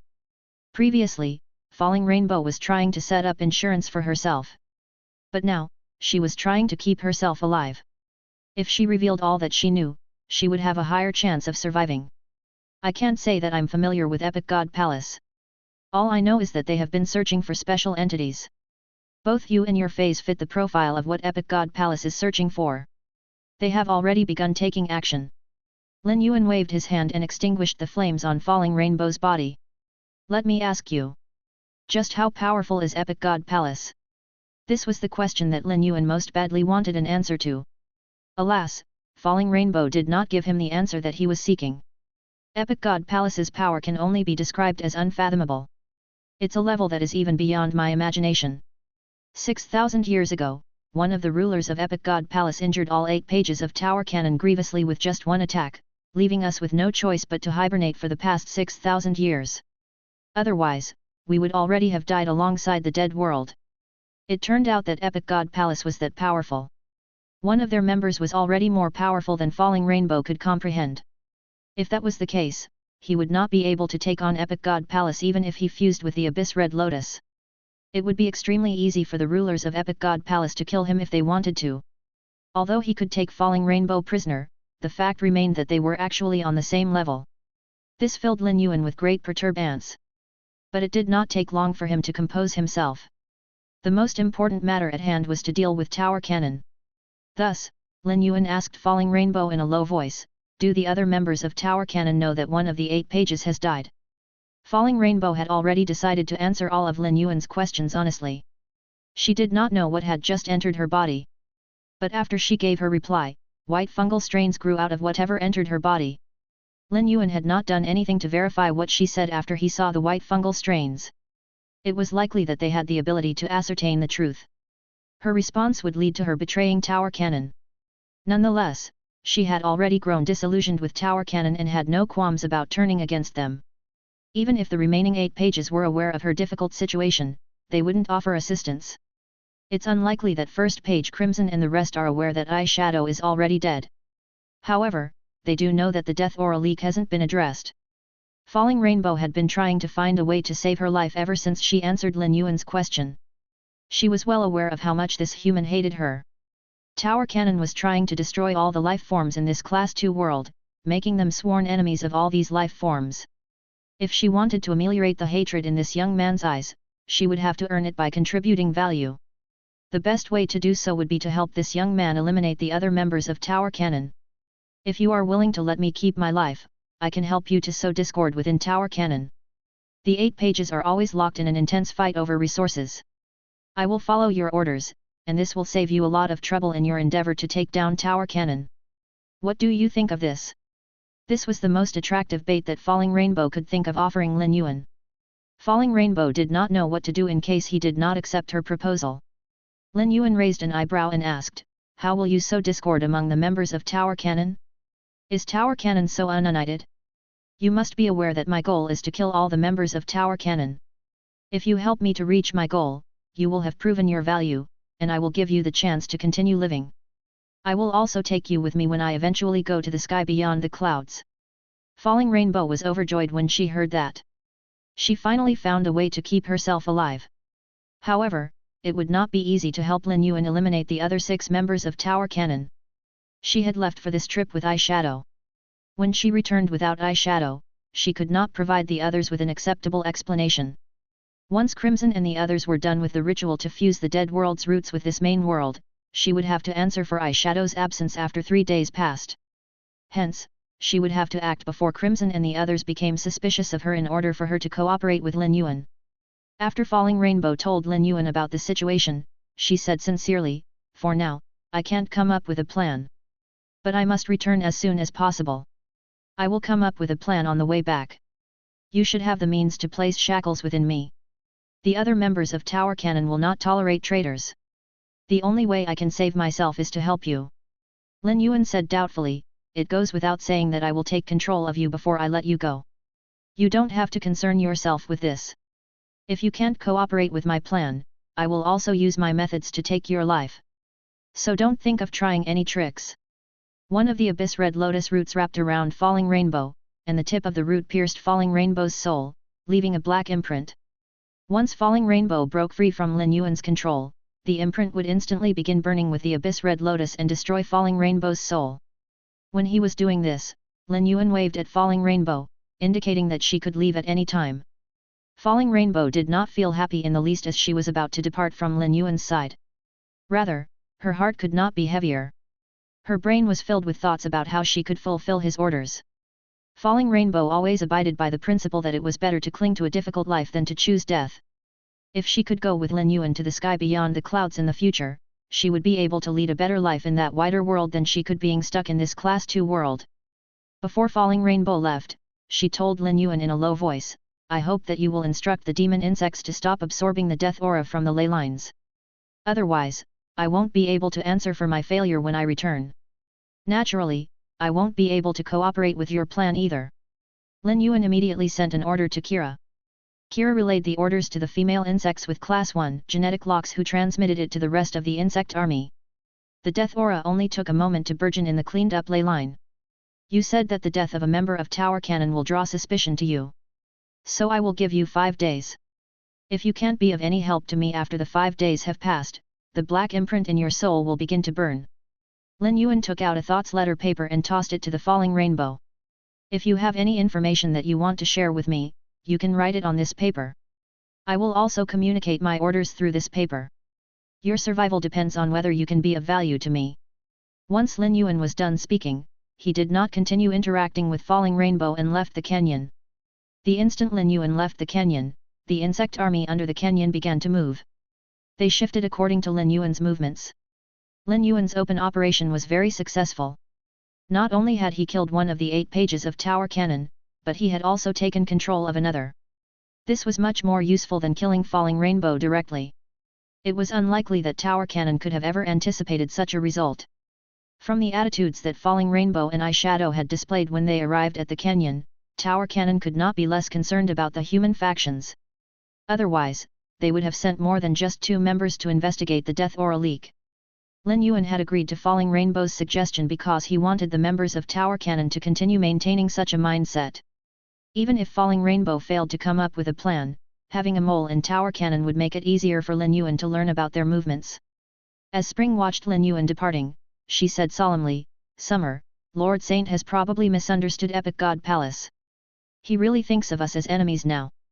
I think that we need to do something to change his perception of us. Summer said with a sigh, Spring, that's a good idea. But how should we go about it? Forget it. For now, let's just focus on protecting Lord Saint and helping him defeat Tower Cannon. After he defeats Tower Cannon, he will probably try to make contact with Epic God Palace. If he initiates contact with Epic God Palace, we will be able to reveal ourselves to him. Then, we will be able to explain ourselves to him. Given his personality, he will understand and forgive us. Chapter 2719 Grey's Evolution. In order to cooperate with 5th page Falling Rainbow's plan, Lin Yuan did not continue instructing the army of demon insects to absorb death aura from the ley line under the canyon. However, the demon insects did not halt completely. The demon insects in the other areas of the main world continued absorbing death aura while searching for ley lines. Lin Yuan learned about the dead world from Falling Rainbow. First, Tower Cannon extracted the death aura that had built up in the main world over the past billions of years and injected it into the ley lines to alter their states. They then used the dead world's roots to activate the death aura in the ley lines with the intention of enabling the dead world to consume and replace the main world's roots. By combining the 5-dimensional worlds with the main world and promoting it from a Class 1 to a Class 2 world, Lin Yuan played directly into Tower Cannon's benefits. There was much more loot to plunder from a Class 2 world than a Class 1 world. However, the dead world was only a dimensional world of a Class 3 world. It was much more challenging for the remnants of the dead world to consume the roots of a Class 2 world than the roots of a Class 1 world. This was why Tower Cannon's plan had been progressing so slowly. If the main world was still a Class 1 world, the roots of the dead world would have already consumed the roots of the main world. Aside from continuously sending out dead dimensional life forms, Tower Cannon had not made any significant moves recently. If they had not discovered the death aura leak, there was no way that 2 of the 8 pages would have stepped out into this world. This was because Tower Cannon had been cowering in fear of Epic God Palace. Given that he was Epic God Palace's target, it was more likely that they were foes rather than friends. But when it came to limiting Tower Cannon, Epic God Palace had indeed been of help to Lin Yuan as they helped him to save on time. Now, all Lin Yuan needed to do was wait to hear back from Falling Rainbow. Even if Falling Rainbow could not meet his requests, she could report Tower Cannon's movements to him. This would make it easier for Lin Yuan to come up with responses. From the way that Falling Rainbow and the other members of Tower Cannon reacted when he was attacking them, Lin Yuan could tell that the 8 pages were not on good terms. The 2 of them had tried to use the other as shields to hide from the attacks. If Falling Rainbow and the other members of Tower Cannon worked together, they might not be able to win against him in the end, but they would not fall so quickly or miserably. Hence, there was a high chance that Falling Rainbow would side with him in order to save her own life. Lin Yuan entered the Spirit Lock spatial zone and went to Kira's nest. Hu Chuan was leading the over 40 spirit craftsmen and almost 400 land imps in building the frame of Kira's nest. Due to the presence of the immense amount of pure spirit chi in the Spirit Lock spatial zone, the demon insects could consume the spirit chi as food. If they wanted to replenish their vitality, they could consume the soldier ration radishes, the best vitality source for life forms. Kira's nest was mainly functional as it served as her individual residence. The surrounding nests linked together in a teardrop formation were the residences of the female insects. The entire colony was a giant demon insect production line. Young demon insects with class 2 and 3 genetic locks were born with every passing second.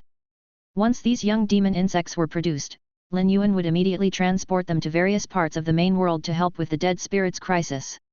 Previously, the demon insects were mainly developed to target the special dead spirits. But now, the demon insects were mainly developed to expand the insect army. The larger the insect army, the faster the cleaning of the ley lines. Every demon insect was naturally able to clean death aura. Kira could also use her energy to develop demon insects with shuttle functions that made them similar to the dimensional light moth. Fat Pocket could use the dimensional space in its body to store a large number of insect species carcinoma phase. The demon insects with shuttle functions could do the same.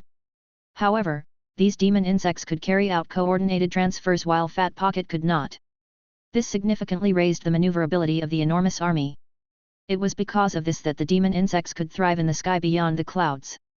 Aside from demon insects with shuttle abilities, Kira could produce demon insects with many other types of abilities. Once Kira obtained the genes of powerful life forms, she could attempt to combine the life forms genes with the demon insect bloodline. This would enable her to produce demon insects with new abilities. Hu Chuan was currently assigning tasks to the spirit craftsman and had not noticed Lin Yuan's arrival. Lu Tong, who was next to Hu Chuan and watching the land imps work, immediately alerted Hu Chuan when he noticed Lin Yuan. He bowed to Lin Yuan respectfully and loudly greeted him, "Lord City Lord." Hu Chuan was a member of Sky City. The Heavenly Craft Pavilion, which he founded, was also under Sky City. It served and provided Sky City with resources just like the Listening Heron Chamber of Commerce did. Just like the members of the Listening Heron Chamber of Commerce, the spirit craftsmen from the Heavenly Craft Pavilion could not call themselves members of Sky City. However, 6 months ago, Hu Chuan strongly endorsed Lu Tong to Lin Yuan as a new member of Sky City. At first, the other spirit craftsmen saw Lu Tong as an in-name disciple. Now, they saw Lu Tong as Hu Quan's disciple. Lin Yuan had a deep impression of Lu Tong. Aside from being hardworking and capable, he had a higher EQ than the other spirit craftsmen, as well as a sharper eye. After his time in the marsh world, Lu Tong had also acquired strong management skills. This improved his ability to help Hu Chuan manage the other spirit craftsmen. Hu Quan's craftsmanship was unquestionable. But he lagged far behind Lu Tong when it came to management and organization. Lu Tong could make up for Hu Quan's weakness. Moreover, Lu Tong's spirit craftsman talent was decent.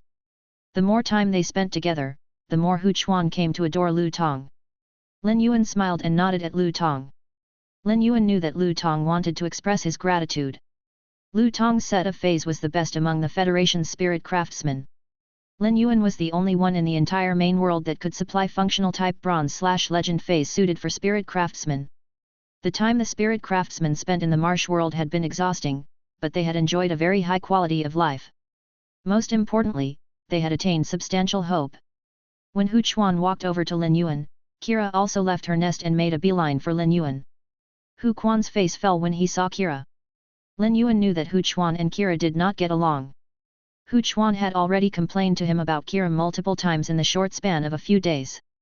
However, Lin Yuan could not decide who was right and who was wrong. As a top spirit craftsman, Hu Chuan preferred inspirational designs over traditional and mundane ones. He always strove for the best aesthetic. However, the most important factor to Kira was practicality. She preferred functionality over beauty. As such, she could not appreciate Hu Quan's exquisite designs.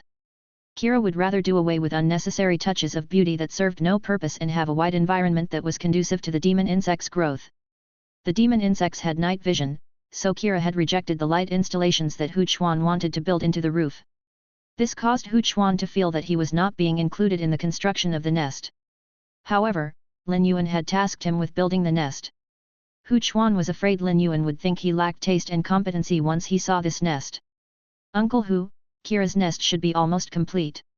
You won't have to worry about the construction anymore. You can design the rest of the space however you like." A soft expression spread across Hu Quan's face when he heard what Lin Yuan said. Hu Chuan had put a lot of effort into building this paradise-like space. Ever since he joined Lin Yuan, the latter had placed great trust in him and was always willing to provide him with opportunities. Every spiritual ingredient used to construct the base in the spirit lock spatial zone would be cause for astonishment in the outside world. There were numerous occasions during the construction process that he had wasted spiritual ingredients for the sake of the design. But Lin Yuan had been extremely understanding each time. "Young master, I have already come up with the design for many other places in this paradise. All I need to do is begin carving. I have also instructed the land imps to rebuild the foundation of the underground palace you moved into the paradise. It now sits in the location you specified." From this, Lin Yuan knew that Hu Chuan had not rested much of late. Otherwise, progress couldn't be this quick.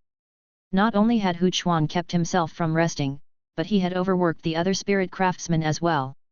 Although Hu Chuan and the other spirit craftsmen had all contracted vitality sloths, they could not work constantly without a break or doing leisure activities.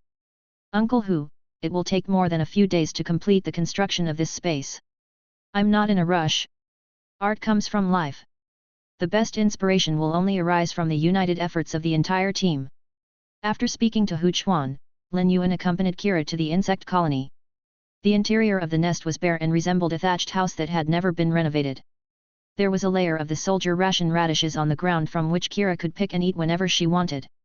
Kira reported, "Master, the dead spirits are not a significant threat. Although new dead dimensional life forms continue to emerge, the special demon insects that were previously produced are able to handle these new dead dimensional life forms. I can now speed up the nurturing of the demon insect army. Additionally, I will be entering a period of slumber during which I will use the energy in my genes to produce more demon insects with shuttle abilities."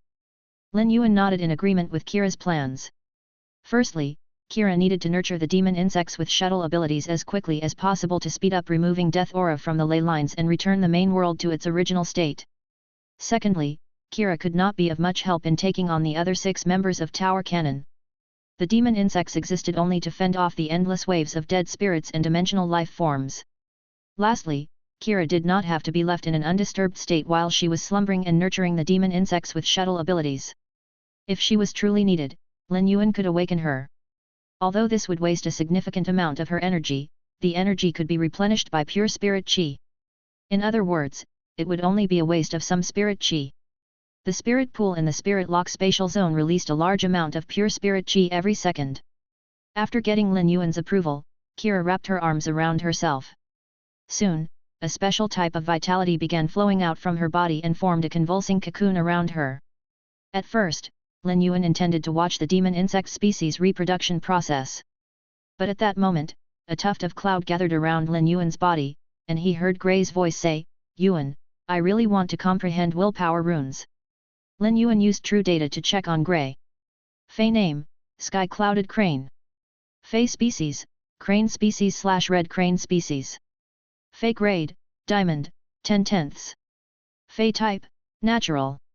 Fey quality, Legend. Abilities. Cloudy weather, the body will present itself as a cloud and will be compatible with any weather. The body can absorb the weather. Once the weather is absorbed into the cloud, it will become a new ability. No new abilities will come from evolution.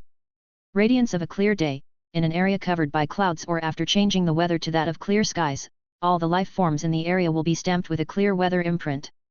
Friendly life forms' light type abilities will be able to generate more damage, while enemies will sustain sunstroke, burning, and other negative effects.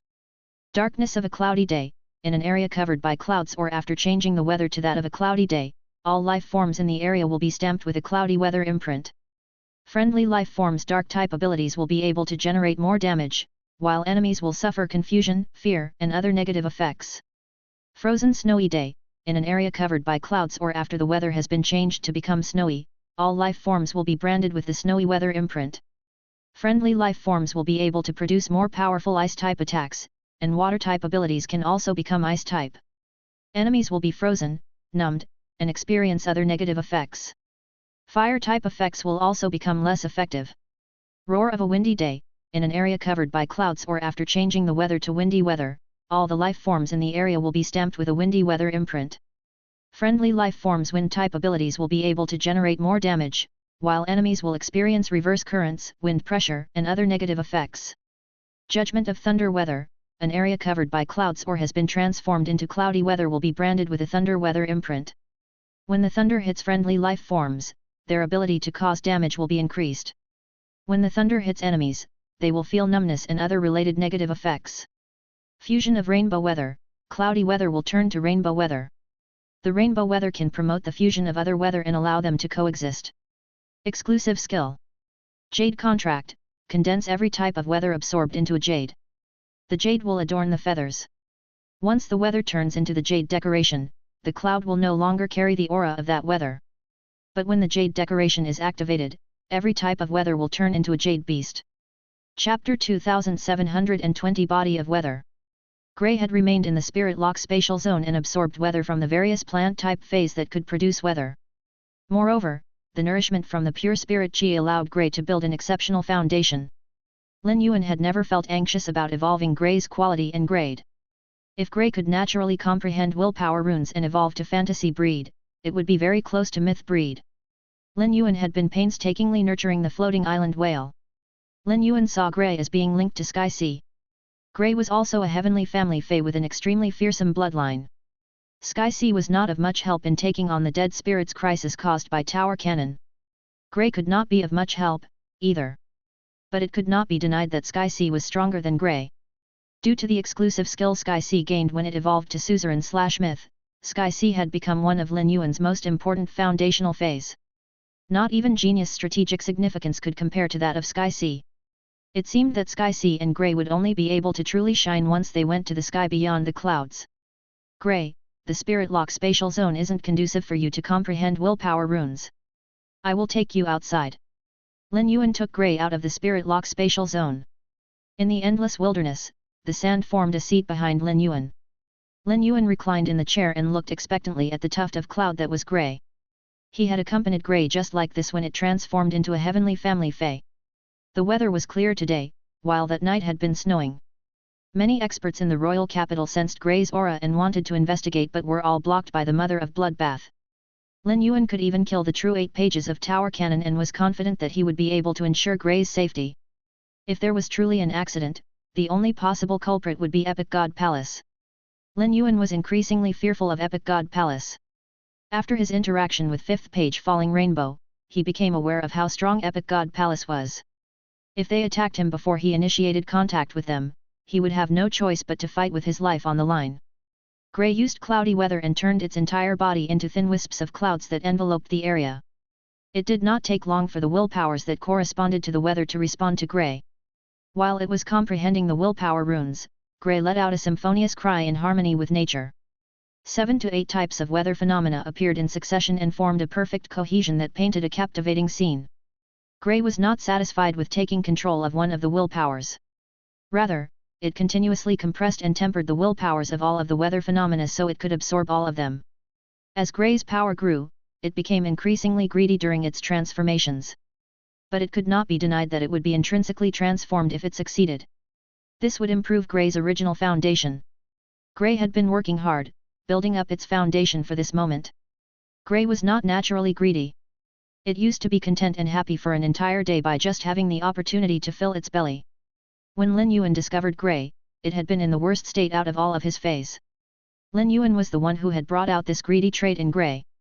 But in an environment where there was no lack of resources, feys could be greedy in their increase in power. Gray could sense that Lin Yuan was quietly watching it.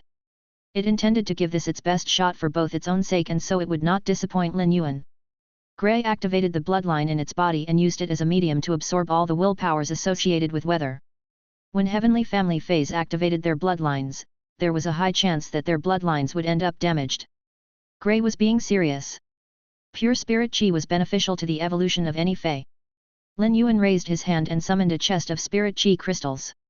Lin Yuan manipulated the overlord sand and crushed the spirit chi crystals so that their highly pure spirit chi could nourish Gray and facilitate the activation of its bloodline.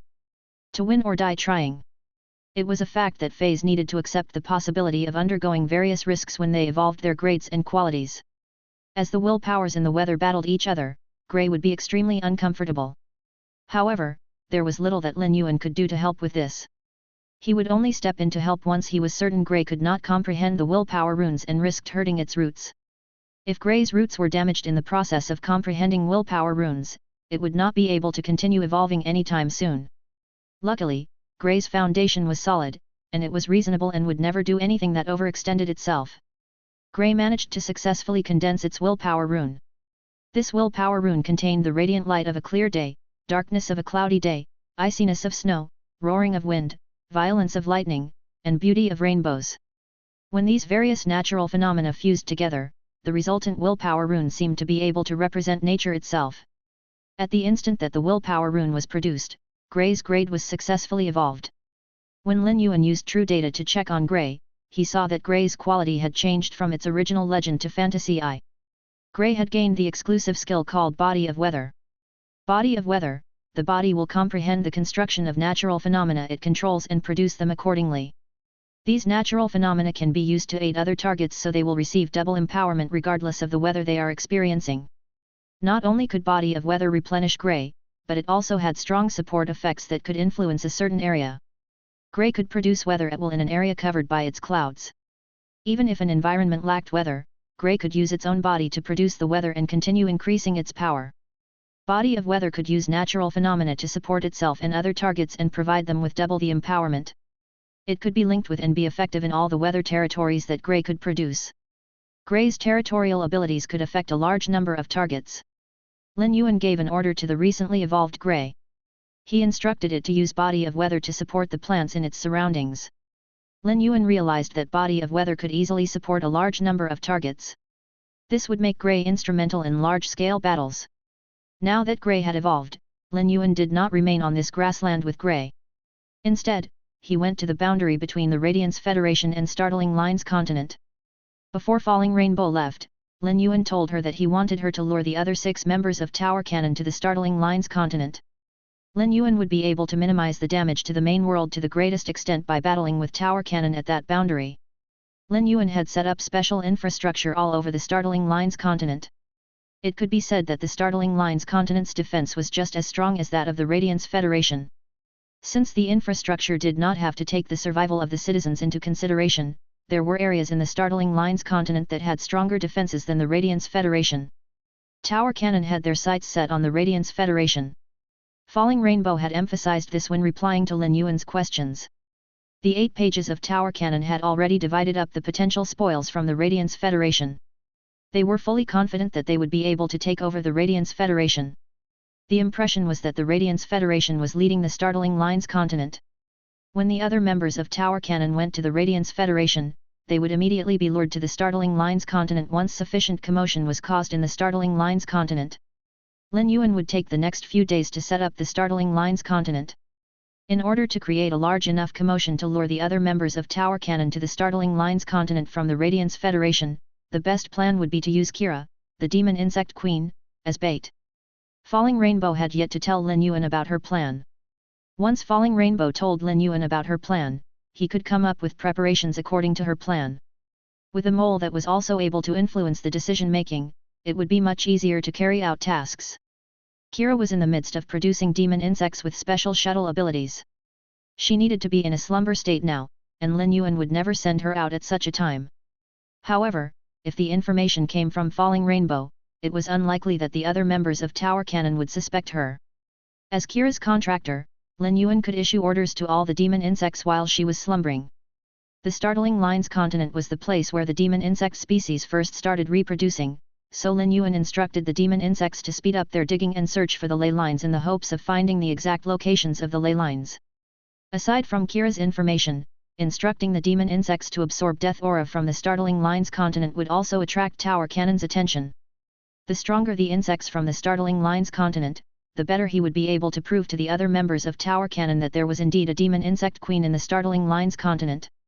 As the millions of demon insects continued digging, all the ley lines in the startling lines continent were uncovered. There was a layer of special minerals on the ley lines near the startling lines continent. The minerals condensed into black crystals after being infected by death aura. The death aura in the black crystals was relatively pure, at least 85%. The demon insects collected the crystals as they were very beneficial to the demon insects that were produced from death aura as the main form of energy. Now that the demon insects were exposed, they were ready and waiting for Lin Yuan to give them an order. Once he issued his order, the demon insects would immediately begin absorbing death aura from the ley lines. A day later, Lin Yuan finally received a message from Falling Rainbow through the Thoughts letter paper. Falling Rainbow, the dead world's roots are about to be fused with the main world. Once that happens, the dead world's roots will consume and subsume the main world's roots. This will not only increase the release of death aura but also replace the root energy of this world. I will do my best to hide the news of 8th page Eye Shadow's death before taking the others to the Radiance Federation. If they intend on attacking the Radiance Federation, I will do what I can to restrain them. Falling Rainbow's idea was essentially useless to Lin Yuan. This made him very displeased with her. However, given the circumstances, it was true that it would be difficult for her to propose any suggestions. Her point about doing her best to restrain them from attacking the Radiance Federation sounded promising, but there was nothing she could do if the rest of them had already made up their minds. If Falling Rainbow made overly grand promises to Lin Yuan, he would be suspicious of her and wonder if she intended to selflessly sacrifice herself for the sake of the dead world she belonged to. Morbius' voice appeared in Lin Yuan's mind. "Partner, are you really going to let Falling Rainbow go?" Lin Yuan shook his head. He was only making use of Falling Rainbow to delay enemy forces. Falling Rainbow absolutely had to die. Otherwise, Lin Yuan would not be able to answer to the life forms that died as a result of the dead spirit's wave. Even if he did not kill her, the other members of Tower Cannon might do so once they learned of her betrayal. "Lin Yuan, what can you achieve by doing your best? Are you really going to be able to stop the members of Tower Cannon from attacking the Radiance Federation? Don't forget that you need to carry out your plan. Bring the other members of Tower Cannon to the startling lines continent as soon as possible. Otherwise, you will suffer the consequences." Once Lin Yuan was done speaking, he put Falling Rainbow out of his mind. Falling Rainbow's life was in Lin Yuan's hands, and she could not afford to cause trouble. The imprint left by the Abyss Red Lotus on Falling Rainbow's soul would not only burn her soul but also enable Lin Yuan to keep her on a leash. He could also use this method to ambush the other members of Tower Cannon. Once the imprint on Falling Rainbow's soul was activated, her soul would become an incubator for the Hellfire Lotus imprint. When Lin Yuan triggered her soul to explode, the Hellfire Lotus imprint would be applied to the other members of Tower Cannon. One had to know that the Hellfire Lotus imprints needed to absorb energy. Falling Rainbow's soul energy was of a sufficiently high quality that the Hellfire Lotus imprints applied to the other members of Tower Cannon would definitely be able to affect them. When Lin Yuan triggered the explosion of Falling Rainbow's soul, he would only severely damage her soul. With her strength, it would not be enough to kill her. Nonetheless, this would cause the other members of Tower Cannon to realize her betrayal. If they attacked and killed Falling Rainbow, it would have nothing to do with Lin Yuan. Chapter 2721 How high are the chances of victory? 5th page. Falling Rainbow's head was filled with thoughts about how she could save herself. This feeling left Falling Rainbow feeling helpless. Falling Rainbow was certain that she would not be able to envelop the imprint and temper it with her soul energy. As a powerful life form that had lived for many years, Falling Rainbow was rarely at the mercy of others. She had only been restrained and needed to keep her head down when her power had been weak. Falling Rainbow loathed Lin Yuan with her entire being and wanted nothing more than to destroy him. But for the sake of her survival, Falling Rainbow had no choice but to be aware of her circumstances and meet Lin Yuan's requests. If she had two other members assuredly on her side like 8th page Eyeshadow did, it would be very easy to carry out this plan. But she was not like Eyeshadow. She received the worst treatment of all the members. Moreover, 2nd page Warbler Candle, who was on her side, often butted heads with 1st page Crimson, 3rd page Violet Light Green, and 4th page Cavity Orchid. After some thinking, Falling Rainbow decided that the best way to achieve her goal would be to use the dead Eyeshadow. Eyeshadow had always kept her secret of the dead on her person. Eyeshadow's secret of the dead had the ability to mask her aura. Under the cover and protection of her secret of the dead, it was almost impossible for the other members of Tower Cannon to detect her aura. Falling Rainbow had always been wary of Eyeshadow because of her secret of the dead's ability. If she said that Eyeshadow was in the Startling Lines continent and there were female demon insects there, it was likely that the other members of Tower Cannon would ask to meet up with her. 6th page Wave Glow and 7th page Concubine Winding would do so out of concern for Eyeshadow. They were on very good terms with her and would definitely be able to tell that this behavior did not fit with her personality. However, neither of them would suspect Falling Rainbow or even consider the possibility that Eyeshadow was already dead. Violet Light Green and Cavity Orchid, who currently possessed the largest pieces of the pie, would also agree to this arrangement. They would assume that Eyeshadow had yet to return because she had discovered astonishing benefits and was trying to keep them all to herself. As for Warbler Candle, she would go along with this plan even if she had her suspicions. Falling Rainbow was confident of this. Crimson's opinion did not matter. His profits were his own. If the rest of the group had made the same choice, he would have no choice but to go along with them. With this train of thought in place, Falling Rainbow's tightly wound nerves relaxed slightly. This feeling of being at the mercy of another was truly horrible. Back then, the dead world that Falling Rainbow belonged to had been the weaker party. After freeing themselves from the Class 3 world, they brought their dead world's roots with them and earned their freedom. Although they no longer had the status to roam the sky beyond the clouds freely, their lives were still relatively comfortable. At least they led much better lives than they were doing now. When she sensed that the dead world's root energy fluctuations beneath her were stabilizing, Falling Rainbow knew that the ritual to fuse the dead world's roots with the main world was basically complete. She had come back at the right time. Falling Rainbow took a deep breath and composed herself to prevent the other members of Tower Cannon from noticing that anything was amiss. Once she entered the large hall, she saw that all the other black coffins aside from hers and Eyeshadow's were all wide open. Crimson and the other members of Tower Cannon were currently recuperating in the black coffins. Falling Rainbow instinctively looked at Eyeshadow's black coffin. No one would sleep in there ever again. Wave Glow and Concubine Winding opened their eyes simultaneously and looked at Falling Rainbow. When they saw that she was alone, Wave Glow frowned and asked in a low voice, "Falling Rainbow, Eyeshadow left with you. Why have you returned alone? Where is Eyeshadow? The ritual is already over. I have made the suggestion to the other members to help to receive Eyeshadow's roots together." Falling Rainbow looked at Wave Glow and envy and mockery flashed across her eyes. She was very envious of how well Wave Glow and Concubine Winding looked after Eyeshadow. But at the same time, she felt derision toward Wave Glow's lapdog-like behavior. Eyeshadow picked up the trail of female demon insects and headed to the Startling Lines continent. She really is the kind to forget everything else when she has her eye on profits. The Startling Lines continent is very near to the Radiance Federation. There is a high chance that Eyeshadow's actions will alert the enemy and catch the attention of the main world's natives. Eyeshadow and the two of you will have to answer for such a consequence. If my Tower of Falling Rainbow wasn't lost and Eyeshadow hadn't used her treasure's power to hide her aura, I would have definitely dragged her back here. There was a furious and menacing expression on Falling Rainbow's face, but her heart was only filled with bitterness.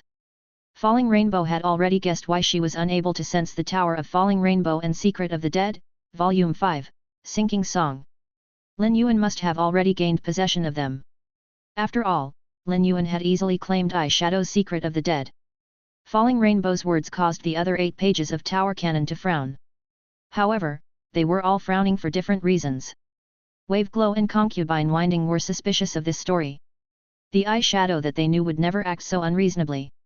If she had truly discovered the presence of female demon insects, she could have informed them of this instead of taking the risk of injuring her roots to head there herself. This was unless Eyeshadow noticed something that was worth taking this risk and Falling Rainbow had yet to notice it. If that were the case, the two of them would need to meet up with Eyeshadow as soon as possible. It went without saying that Eyeshadow would swallow a large amount of resources after heading to the Startling Lines continent. This would cut into Violet Light Green and Cavity Orchid's profits. Violet Light Green and Cavity Orchid knew that Eyeshadow was very scheming and was not as innocuous as she appeared. It was very possible that she would lose control of herself when profits were at stake. Hence, Violet Light Green and Cavity Orchid felt pressed to protect their own profits. The 8 pages of Tower Cannon had not brought many resources with them when they landed in this world. It was very challenging for this Class 1 world to promote to Class 2. Hence, the resources that did exist in this world were of the utmost importance to the 8 pages of Tower Cannon. The more resources they gained, the more things they could do with them and the faster they would be able to increase their power. We have completed the ritual. Although we have all depleted a significant amount of our roots and energy, we will be able to recover in just a few days.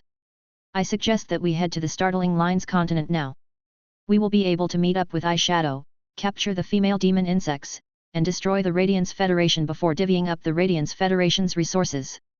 We will then begin taking over the rest of the resources in this world. After taking over the resources, we can rest and sleep for some time. I am sure all of you have sensed that the world wall where Epic God Palace is located is active. There is a high chance that Epic God Palace is trying to break through the wall to create a path from this world to the sky beyond the clouds. They will probably leave this world then. This will also give us a way to return to the sky beyond the clouds. Violet Light Green's Secret of the Dead had an ability related to boundaries. The world wall could be seen as a boundary formed from willpowers. Violet Light Green had been in a very good mood these past 2 days because she had noticed this. At first, she had not intended to tell the other 8 pages about this discovery. But, given the circumstances, revealing this news would increase her importance to the group. If Eyeshadow truly collected a large amount of resources, they would also be able to force her to spit them all out. Out of the entire group, Warbler Candle was feeling the most troubled. When she saw that Falling Rainbow had returned on her own, she knew that something had gone wrong with this operation. Otherwise, Eyeshadow would not have been able to slip away completely undetected by Falling Rainbow, even with her Secret of the Dead's ability. After waking up, Warbler Candle had intentionally tampered with the supply of energy to the black coffins. She had siphoned some of the energy from the other black coffins to Falling Rainbow. This was part of the reason why Eyeshadow had almost been unable to wake up. The rest of the group thought that Falling Rainbow was in a weakened state, but Warbler Candle knew that this was false. If they had truly discovered the female demon insects, Falling Rainbow should have been the one to get her hands on them first. Even after thinking for a long while, Warbler Candle was unable to understand this. Could it be that Falling Rainbow had killed Eyeshadow for the sake of profits? Warbler Candle quickly shook her head. The probability of this was extremely small because Falling Rainbow needed to consider the consequences. If Falling Rainbow really killed Eyeshadow, it would disrupt the superficial unity that Tower Cannon had struggled to form. Wave Glow and Concubine Winding would definitely confront and battle it out with Falling Rainbow. Falling Rainbow hated inconvenience and risk. After the clash against Epic God Palace, Falling Rainbow had become even more averse toward risk. After frowning for a moment, Crimson's eyes turned red. It was as though an aura was about to awaken within his body. This aura was strangely beautiful, and it immediately caused his gaze to turn peculiar. Lethal aura was emanating from his gaze. At that moment, Crimson heard Violet Light Green say, Epic God Palace seems to be staying in this Class 2 world because they are searching for an unusual life form. One of their rulers asked me and Cavity Orchid about it. I think that we should search for such entities while we're splitting up the resources in this world. If we are able to present it to Epic God Palace, we will have done them a favor. Even if this doesn't turn our relationship into an amicable one, it will reduce some of the misunderstandings between us. Violet Light Green's words were like a valve that had been turned and caused the strangely beautiful red hue to disappear from Crimson's eyes. The 2 fists hidden under Crimson's robe were tightly clenched. The other members of Tower Cannon next to Crimson noticed the change in his aura. After they observed him for a few moments, Crimson finally said, Since you are all in agreement, let's head to the Startling Lines continent. We'll also search for any unusual life forms in this world. When it came to unusual beings, Crimson was an unusual being himself. Since finding out about Epic God Palace's objective, he had been afraid that he was their target. As a result, he had tried his best to hide his exceptional traits to prevent himself from catching Epic God Palace's attention. After all, based on what Violet Light Green had said, it was likely that Epic God Palace would be leaving this Class 2 world. If there was anything he wanted to do, he could wait until they left. It would be better for him to lay low now and play things safely. However, this meant he would have to suffer and endure the company of these morons for some time. Regardless of how the profits from this world were divided, this Class 2 world and Dead World's roots would all become his incubator. Falling Rainbow was very surprised by Crimson's decision. When did he start becoming so trusting? Falling Rainbow was already prepared for Crimson to ask her a list of questions. She had even rehearsed her answers. However, she had not been able to use any of them. After thinking for a long while, Falling Rainbow could not figure out what was wrong. If Crimson had noticed something, he would not have allowed this operation to proceed. Nonetheless, she had accomplished the task Lin Yuan had given her. Her life should be safe now that she had accomplished this task, right? Lin Yuan had spent the last 2 days setting up the Startling Lines continent. Thick Soil City had already been shifted onto Lift Marsh. It had taken the millions of people living in Thick Soil City far away from the Startling Lines continent. Before the battle between the main world and Tower Cannon came to an end, Lift Marsh would continue floating around the sea in the vicinity of the Radiance Federation. The experts and dictators from the vast sea labyrinth and the water world would protect Lift Marsh. Meanwhile, the land imps started to rebuild the area where Thick Soil City used to be located. They built a transit station between the Radiance Federation and Startling Lines continent. From now on, the Startling Lines continent would become the Radiance Federation's gate. When Wen Yu and Lu Ji found out that Lin Yuan was in the Startling Lines continent, they immediately rushed to him. They already knew that he had clashed with Tower Cannon. Chapter 2722 The Attacking Tower Cannon. This question had come from Wen Yu. She was not the type to be restless and impatient. These words did not fit with her personality. Wen Yu had asked that because she was worried for the entire main world as well as Lin Yuan. As someone whose skills lay in internal governance, all she could do now were managerial and organizational tasks. She could not help Lin Yuan in battle. In this aspect, Wen Yu could not compete with Lu Ji. All she wanted to do now was share Lin Yuan's burdens. That was all. After hearing that, Lin Yuan was silent for a moment before he said resolutely, I have set the Startling Lines continent as the location for the battle against Tower Cannon. The Startling Lines continent will be where the lives of the pages of Tower Cannon come to an end. Judging from the current situation, we stand a good chance of emerging victorious over Tower Cannon. The only thing we need to worry about is the pages fleeing during the battle. It will be difficult to get our hands on them once they've fled. While Lin Yuan was battling 5th page Falling Rainbow and 8th page Eyeshadow, he got a general understanding of the power of the true 8 pages of Tower Cannon. Falling Rainbow had already told Lin Yuan that her power was considered average among the 8 pages. If Lin Yuan fused with the Abyss Red Lotus, he would be able to keep the other 6 pages down. Moreover, he had other secret weapons he could tap into. But once the pages of Tower Cannon decided to flee during their battle, they could use their comrades as cover in order to do so. If the pages fled, they would undoubtedly cause horrifying disasters throughout the main world. It would be child's play for them to leave a string of devastated federations in their wake. Even if they decided to go into hiding instead of causing a commotion, they would become a malignant tumor. Unless Lin Yuan was able to reach a new level of his fused state with the Abyss Red Lotus, it would be very challenging for him to search for and capture the scattered pages. Lin Yuan was well aware that his increase in power depended on his fusion with the Abyss Red Lotus and was bolstered by the dimensional worlds and continent vein cores that the Abyss Red Lotus controlled. But now, there were no more dimensional worlds and continent vein cores for Lin Yuan to take control of. Wen Yu and Lu Ji relaxed when they heard that. According to Lin Yuan, he would not be in great danger regardless of what happened. Neither Wen Yu nor Lu Ji thought it was important whether the pages escaped. They had not even expected Lin Yuan to give such an answer, and they believed he would be able to subdue Tower Cannon. Lu Ji and Wen Yu looked at each other, and there was a hint of shame in their eyes. Both of them still did not understand Lin Yuan's power well enough. Lin Yuan did intend to go to the sky beyond the clouds but would be entering a state of seclusion in the main world before he made the trip. Both of them planned to go into seclusion with him so they could increase their power to the greatest extent. Otherwise, once they arrived at the sky beyond the clouds, they would be useless to Lin Yuan.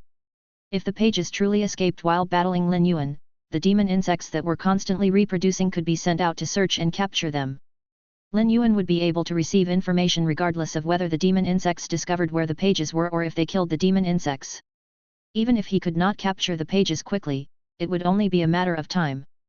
Wen Yu and Lu Ji discussed Lin Yuan's plan for taking on Tower Cannon with him. He told them about the ambush he had set up. Wen Yu said, "Young master, since Falling Rainbow is now your tool, I think we should make good use of her. If the pages truly escape during your battle, they will definitely regroup. You can let Falling Rainbow flee during your battle. She will think that you are letting her go and will become a secret weapon that you can activate after the pages have fled.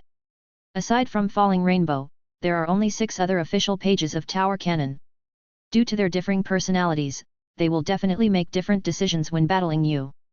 Some of them will want to battle you, while others could decide to flee after witnessing your power.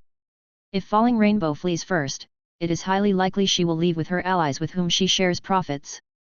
This will allow you to get a sense of the different camps among the 8 pages. If Falling Rainbow flees, it will also keep the other pages from suspecting her. Lin Yuan's eyes lit up when he heard what Wen Yu said. She was right. If he could use Falling Rainbow once, he could use her twice. Lin Yuan felt a substantial amount of pressure taking on the remaining 6 pages of Tower Cannon. If it was possible, he did not want to reveal more of his secret weapons. After all, Epic God Palace had yet to appear. During the clash between the main world's life forms and Tower Cannon, Epic God Palace was observing from the shadows. Lin Yuan was in no hurry to tell Falling Rainbow about this information. Instead, he told Wen Yu and Lu Ji seriously, "Wen Yu, Big Brother Lu, I have a very important task for you. You should be aware that the main world is in such a state because the ley lines have been infected by death aura. Fortunately, the infection can be reversed. As long as the demon insects can find the ley lines, they can absorb the death aura. Kira has been commandeering the demon insect species. However, the demon insects with class 3 and below genetic locks are even less intelligent than 3-year-old children and are unable to react appropriately to information. The 2 of you will head out to search for the Radiance Federation's underground ley lines. When the battle against Tower Cannon is complete, we will begin clearing out death aura, starting from the Radiance Federation. If things go well, we will be able to put an end to this dead spirits crisis in the next few centuries and enable the main world to return to its original clean state." According to Falling Rainbow, Tower Cannon had already fused the dead world's roots with the main world. Once the death aura was all cleaned, the dead world's roots would become fertilizer for the main world's roots. At that time, not only would the damage in the main world be recovered, but it might be able to receive unexpected blessings. Lu Ji and Wen Yu wanted to remain by Lin Yuan's side and accompany him. As his retainer and assistant, they both wanted to tackle obstacles with him. However, the task that Lin Yuan gave them was just as important. They were the only ones to whom Lin Yuan could assign this task. Wen Yu and Lu Ji nodded as they said, "Young master, leave this matter to us.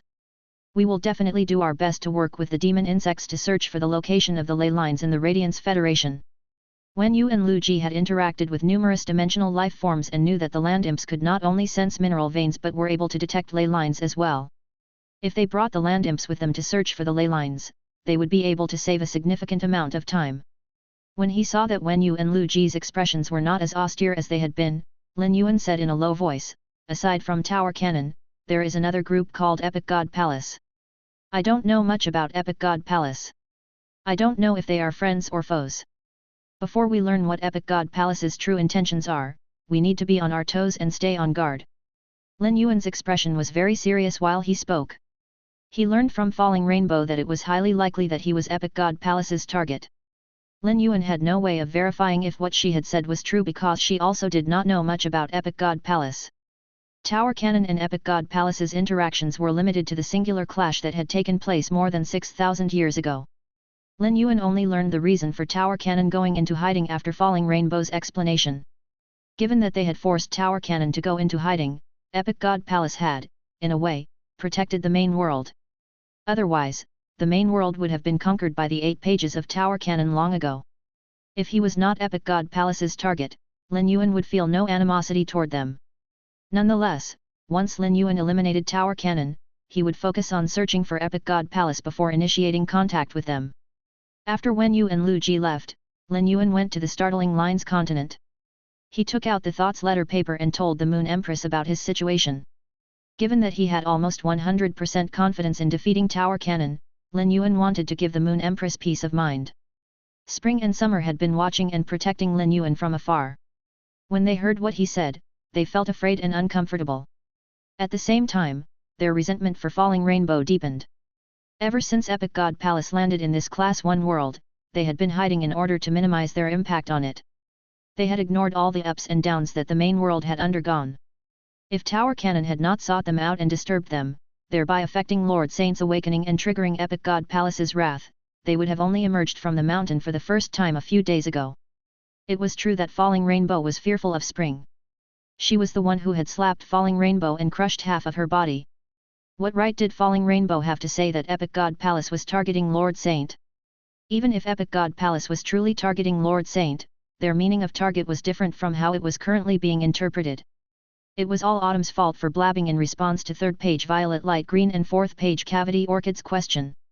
Autumn should be the one to explain all of this to Lord Saint. Spring and summer had been around the perimeter of this Class 2 world. All the life forms in this world were blessed to have Lord Saint's presence in it. As this world continued to develop, its name would eventually resonate throughout the sky beyond the clouds. 7 figures raced across the surface of the sea. 6th page Wave Glow and 7th page Concubine Winding both had grim expressions as they sensed their surroundings. Neither of them could pick up even a hint of eyeshadow's presence. Although the rest of them could not sense eyeshadow when she used her treasure's ability to mask her aura, it seemed unlikely that she was making her aura constantly. She needed to deplete her energy to mask her aura. Eyeshadow had yet to recover her roots. How could she sustain such a long period of depletion? Falling Rainbow knew that Wave Glow and Concubine Winding were very suspicious of her. However, she did not intend to give them any sort of explanation. After all, once they arrived at the startling Lines continent, her lie would be exposed, and the other pages would see that she had betrayed them. Giving them an explanation now would not affect the result. Falling Rainbow could not be bothered to waste the effort. Violet Light Green and Cavity Orchid were not worried about Eyeshadow's safety. They did not care whether Eyeshadow died. If she was truly dead, they would be able to claim a larger share of the resources from the main world.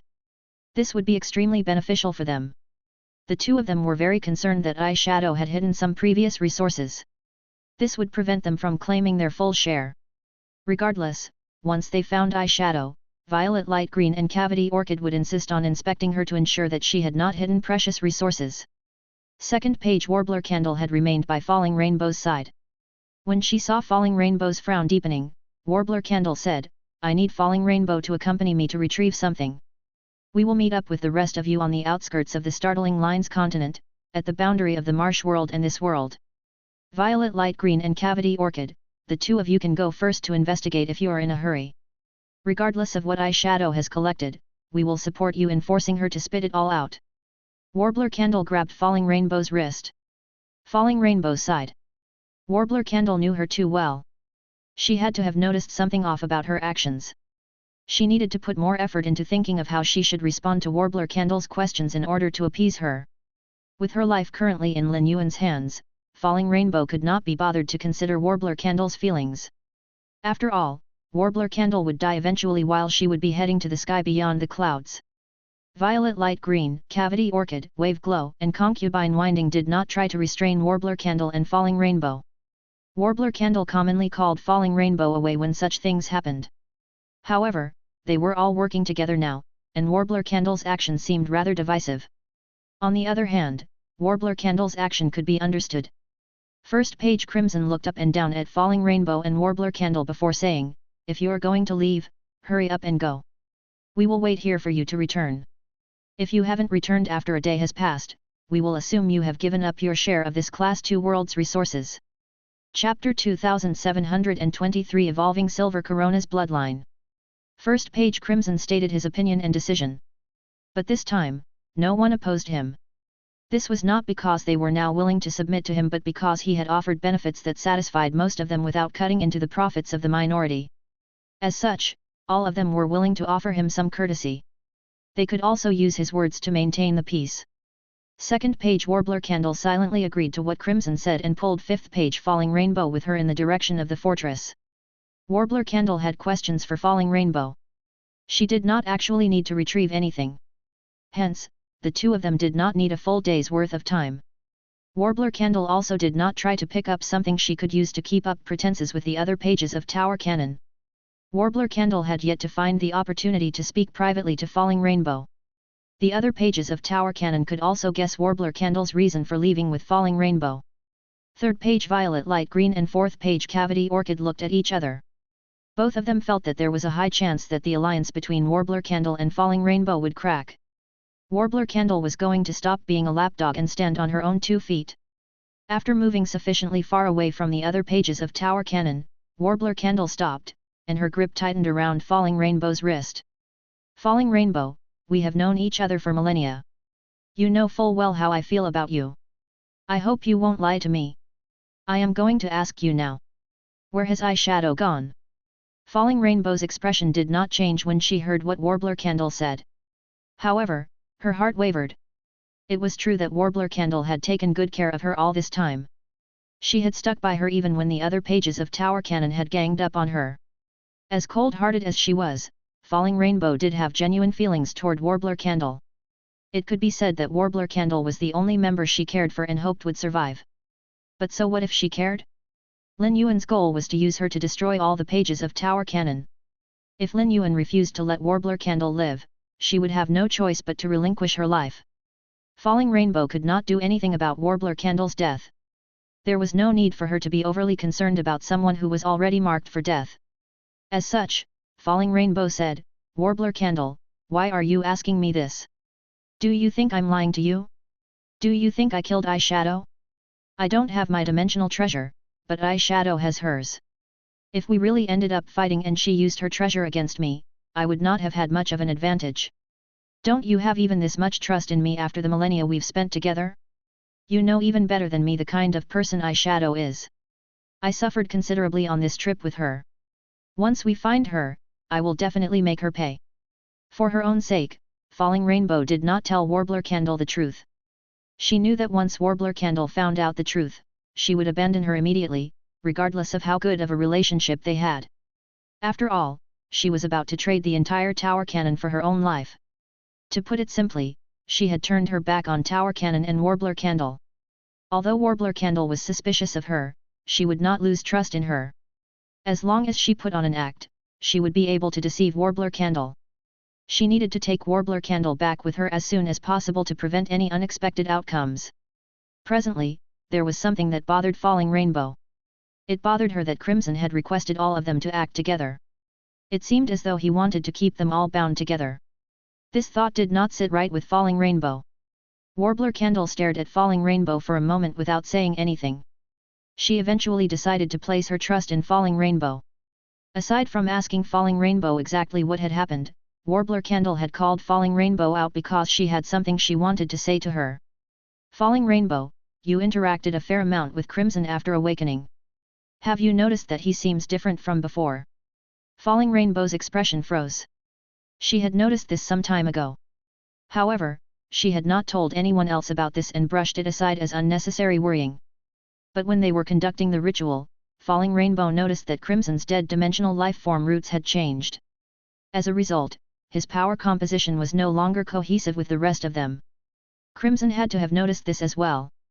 Otherwise, he would not have given her, Violet Light Green, and the rest the authority to oversee the ritual together with him. In the past, Falling Rainbow would definitely have had a proper discussion with Warbler Candle after she brought up something like this. But now, Falling Rainbow could not be bothered to think about such matters. What happened to Crimson no longer had anything to do with her. It would soon become Lin Yuan's problem. Frankly, Falling Rainbow would prefer if Crimson killed Lin Yuan rather than Lin Yuan destroying Tower Cannon. Once Lin Yuan died, he would no longer be able to control her. It's true that Crimson's actions are deviating from my expectations. But after slumbering for 6,000 years, it is possible that he has changed in some way. Crimson's bloodline has always had more potential than the rest of us. That's why we elected as the first page. Warbler Candle, don't think too much about such things. If you really want to analyze this, wait until we're done with this operation and have divided up the main world's resources. Didn't we all speculate that Crimson was keeping a secret weapon? If this is true, he will have to reveal it if we draw back slightly during the battle against the main world. After conversing with Falling Rainbow, Warbler Candle slowly let her guard down. Without Epic God Palace's presence forcing Tower Cannon to unite, Tower Cannon would already be squabbling over the division of the Prophet Pie that was the main world. It was highly likely that these current teammates would end up being her enemies. It would not hurt to put a dent in their power now, so it would be easier to deal with them once they eventually became her enemies. Warbler Candle discussed her ideas with Falling Rainbow. Falling Rainbow sounded as though she was conversing with Warbler Candle, but her mind and heart were someplace else. She had only made this analysis to placate Warbler Candle. Once they arrived at the startling Lines continent, her longtime comrades would be reduced to ashes by crimson flames. When Warbler Candle and Falling Rainbow rejoined the group, Crimson ordered that they continue their journey. The longer they sensed their surroundings, the more certain 6th page Wave Glow and 7th page Concubine Winding were that something was wrong. Even after all the time that had passed, they were still unable to catch even the faintest hint of 8th page Eyeshadow. There was no way that this was normal. Given Eyeshadow's condition, she would never be able to sustain the utilization of her Secret of the Dead for this long. This was unless she was doing so at the cost of her roots. Eyeshadow would only be willing to injure her roots if something was endangering her life. Falling Rainbow had to be lying. However, the two of them could not guess what Falling Rainbow's motive could be. Falling Rainbow had lost her dimensional treasure and was incapable of killing Eyeshadow. Hence, the two of them did not consider the possibility that Eyeshadow had been killed. The more they thought about it, the messy their thoughts became.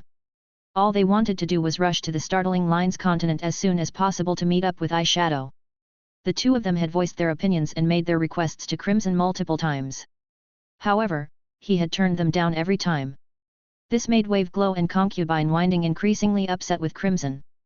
They almost pulled out their weapons in a fit of fury. Luckily, Warbler Candle and Falling Rainbow returned just in time. Otherwise, Wave Glow and Concubine Winding might have attacked Crimson. It was said that one never cared about things that were irrelevant to oneself. Violet Light Green and Cavity Orchid acted no differently from when they were watching a show. During the journey, Falling Rainbow received a message from Lin Yuan. Falling Rainbow let out a sigh of relief when she saw that he had a new assignment for her. She was terrified that Lin Yuan would order her to kill her comrades. It was not because she felt affection for them but because she was worried she would eventually be targeted by them in retaliation and suffer grievous injuries. But now, Lin Yuan had instructed her to instigate the other members to flee with her. Fleeing when things were looking bad would not only remove suspicion from her but also ensure her safety. Falling Rainbow had already guessed that Lin Yuan was doing this because he wanted to separate the pages of Tower Cannon and divide and conquer them. Falling Rainbow hoped that Crimson would not follow her when they fled. If Crimson pulled out all the stops and used all his secret weapons against Lin Yuan, Falling Rainbow would benefit regardless of who emerged as the victor. Lin Yuan did not make many more preparations in the startling Lines continent. Instead, he calmed himself and waited to receive Tower Cannon. The Radiance Federation and the rest of the main world were waiting to hear news of his victory. Kira had awoken not long ago. She had nurtured the first batch of special shuttle demon insects. Based on his experiments, each shuttle could cover a distance of around 5,000 kilometers. Each trip required a certain amount of energy. The energy could be accumulated through the consumption of flesh and spirit chi. After a day of shuttling, any corner of the main world could be reached. Every shuttle trip would be able to carry around 20 million demon insects. This was not a large number. But as long as there were a few female insects with high-class genetic locks, the insect army would be able to reproduce and grow. After Kira woke up, Lin Yuan sent her back to sleep so she could produce more special demon insects with shuttle abilities. Kira would not be able to offer much help in the subsequent battle against Tower Cannon. Lin Yuan could also control the demon insects and order them as he pleased. Every female insect that Kira produced was extremely respectful toward Lin Yuan. Recently, among all the feys that Lin Yuan had contracted, the biggest beneficiary was Silver Corona, who was stationed at the bottom of the sea, clearing out the corpses of the dead spirits. If there were any corpses of dead dimensional life forms that were difficult to handle, the vast sea experts and the water dictators would toss the corpses into the sea of bone lotus flowers. The corpses would then become fertilizer for the bone lotus flowers. Silver Corona had finally reached Diamond X/Fantasy V. It had slowed down its grade and quality evolution rate because it had been focusing on tempering its bloodline. It also intended to evolve its bloodline from 6 wings to 8 wings like Redthorn had done. Redthorn had always been a large source of pressure for Silver Corona. Because of Redthorn's possessiveness over Lin Yuan, Silver Corona had to back off whenever Redthorn appeared. Silver Corona felt the same affection for Lin Yuan.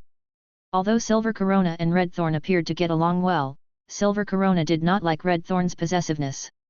When Redthorn had still been a 6-winged fairy, Silver Corona had sensed Redthorn's pressure. Now that Redthorn had evolved into an 8-winged fairy, Silver Corona had no choice but to avoid Redthorn. This motivated Silver Corona to evolve its bloodline at the same time that it evolved to myth breed. If the Dead Spirits crisis had not arrived, Silver Corona would have never been able to evolve its bloodline to such a degree, regardless of how much time passed. But now that the dead spirits crisis was here, all the dead spirits in the main world were resources that fueled Silver Corona. It was using these resources to trigger the evolution of its fairy bloodline. Initially, Lin Yuan wanted Silver Corona to evolve its grade and quality as quickly as possible. But after understanding Silver Corona's conviction, he decided to support its ambition. Besides, evolving its fairy bloodline would also aid in Silver Corona's subsequent increase in power. Currently, Silver Corona's sea of bone lotus flowers was already larger than the startling Line's continent. Silver Corona reached out to Lin Yuan and requested that he help it with its breakthrough. According to the information from Falling Rainbow, Tower Cannon was still at least a day away from reaching the startling Line's continent. This was enough time for Silver Corona to evolve. The commotion caused by Silver Corona would also raise Tower Cannon's expectations. With these thoughts in mind, Lin Yuan agreed to help with its evolution. Lin Yuan traveled through a few nodes using node transportation and arrived at the edge of the sea. He deftly leaped into the sea. Due to his Mermanthiarch bloodline, Lin Yuan was much more mobile underwater than on land. Chapter 2724 Lotus Territory Fairy Shadow. Lin Yuan was a spirit chi professional, but he vastly differed from the traditional spirit chi professional. Regular spirit chi professionals could only contract 3 to 5 feys at the very most. They also had the time to watch all their feys grow. They interacted with their feys on almost a daily basis. Although Lin Yuan was a spirit chi professional, he had contracted at least 10 feys. Furthermore, he had his own tasks to occupy his time, and it was inevitable that he would neglect his feys at times. Nonetheless, Lin Yuan was always there with his feys when they were evolving. Silver Corona was very shy and an overthinker. Lin Yuan was certain that Silver Corona wanted him to be there during its transformation. This evolution to myth breed would be the most important step in Silver Corona's life.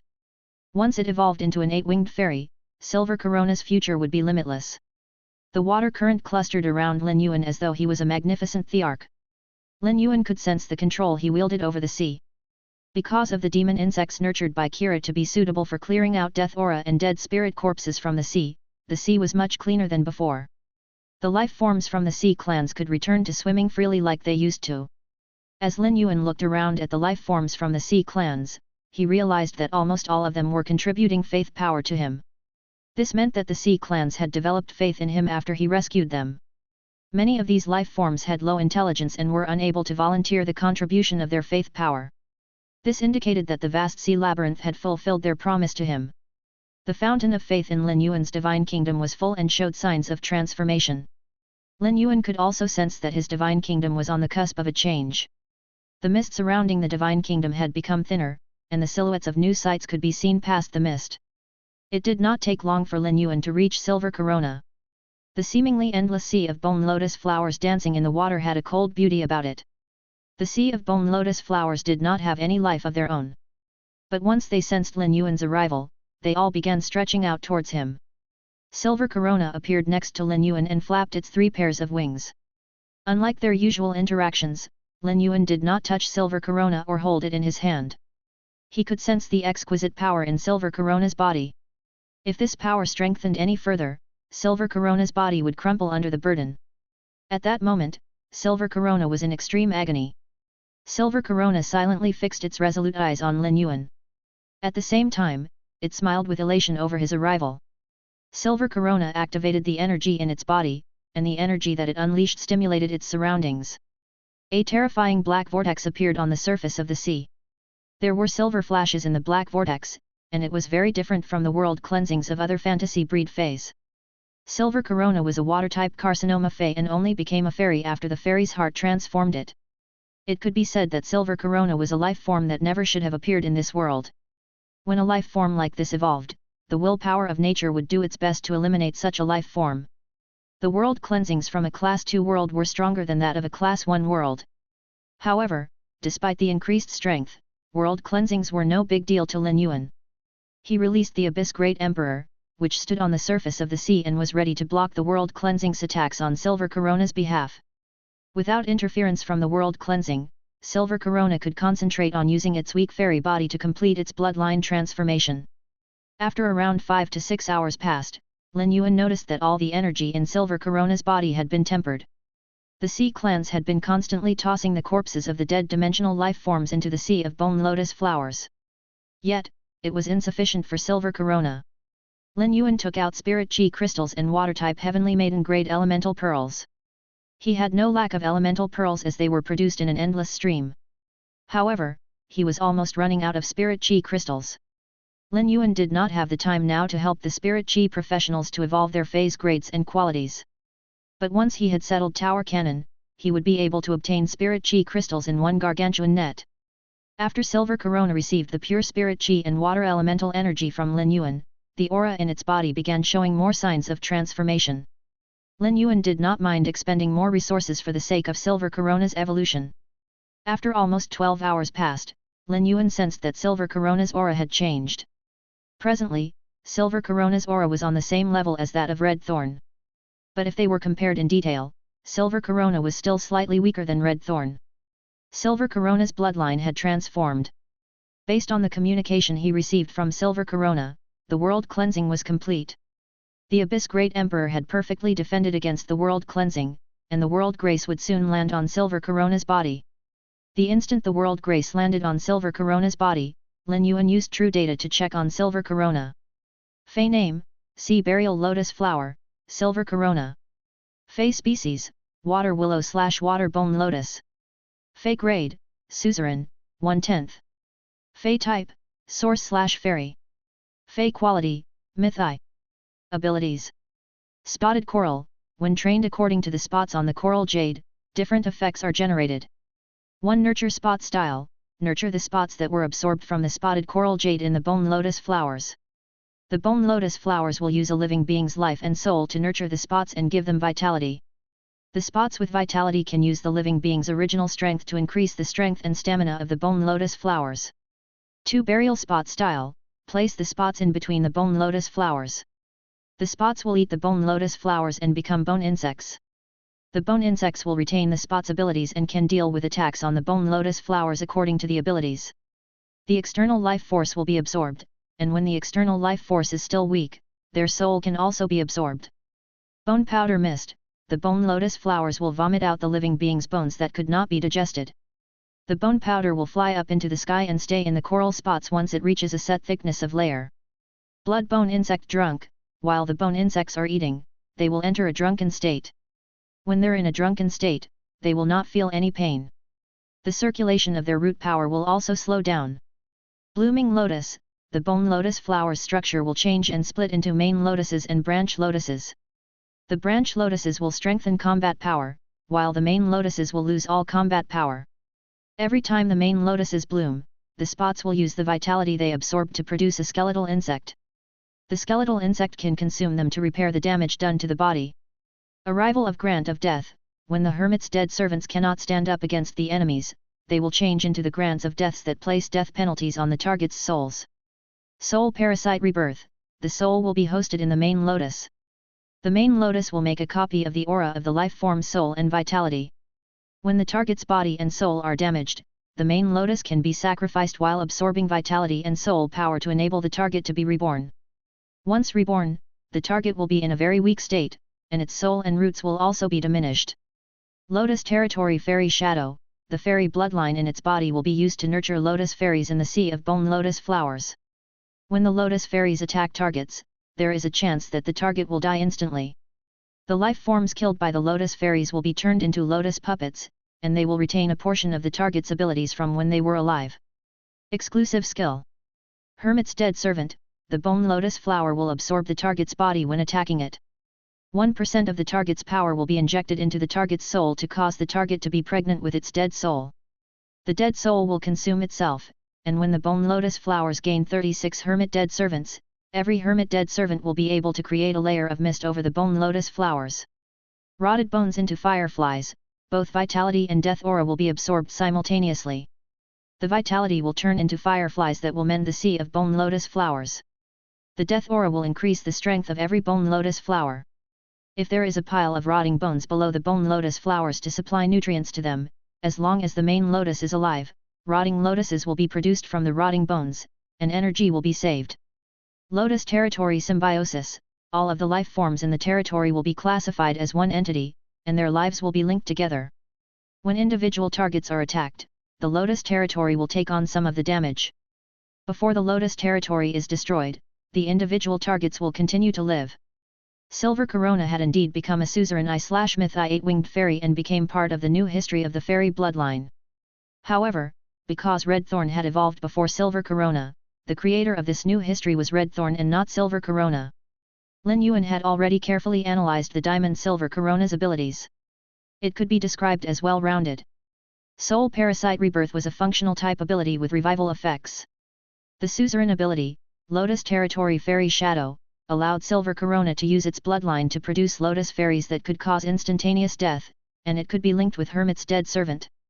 The probability of instant death was very low, but it was the most powerful of the special effects and rarely manifested in phase. Silver Corona could produce more than one lotus fairy with its fairy bloodline. All it needed was time to recharge its bloodline, and it would be able to produce a large number of lotus fairies. Silver Corona could order the Sea of Flowers to transform the life forms killed by lotus fairies into lotus puppets. The lotus puppets would be able to retain some of the abilities from when they were alive. This would also enable Lin Yuan to pick out targets with special abilities from the invaders of the Sea of Flowers and turn them into lotus puppets as a means of obtaining their abilities. This would allow him to manually expand Silver Corona's Sea of Flowers abilities, thereby removing all limits to Silver Corona's breakthroughs. The Myth Breed exclusive skill, Lotus Territory Symbiosis, was a defensive ability. Objectively, there were pros and cons. Lotus Territory Symbiosis would link all the life forms in a territory and allow them to share damage. But when a few individual targets were suffering damage, all the life forms would be affected as long as the strength of the damage was enough to destroy the Lotus Territory. However, as Silver Corona's power and grade continued to improve, the strength of the Sea of Bone Lotus Flowers would also increase, and there would be more and more lotus puppets. It would be a challenge for a target to destroy the entire Sea of Flowers by targeting individual entities, then. If there was a life form that possessed such an ability, this expert would easily be able to destroy the entire Sea of Flowers even if Lotus Territory Symbiosis and its negative effects did not exist.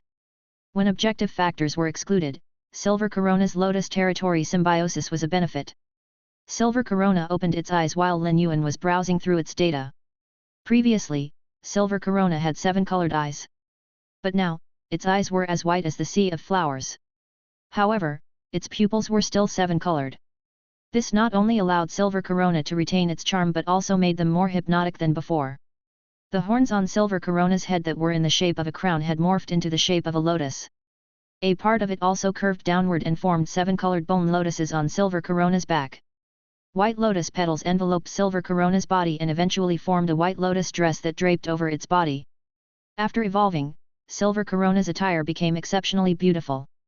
Its back had 4 pairs of translucent wings adorned with 7-colored patterns.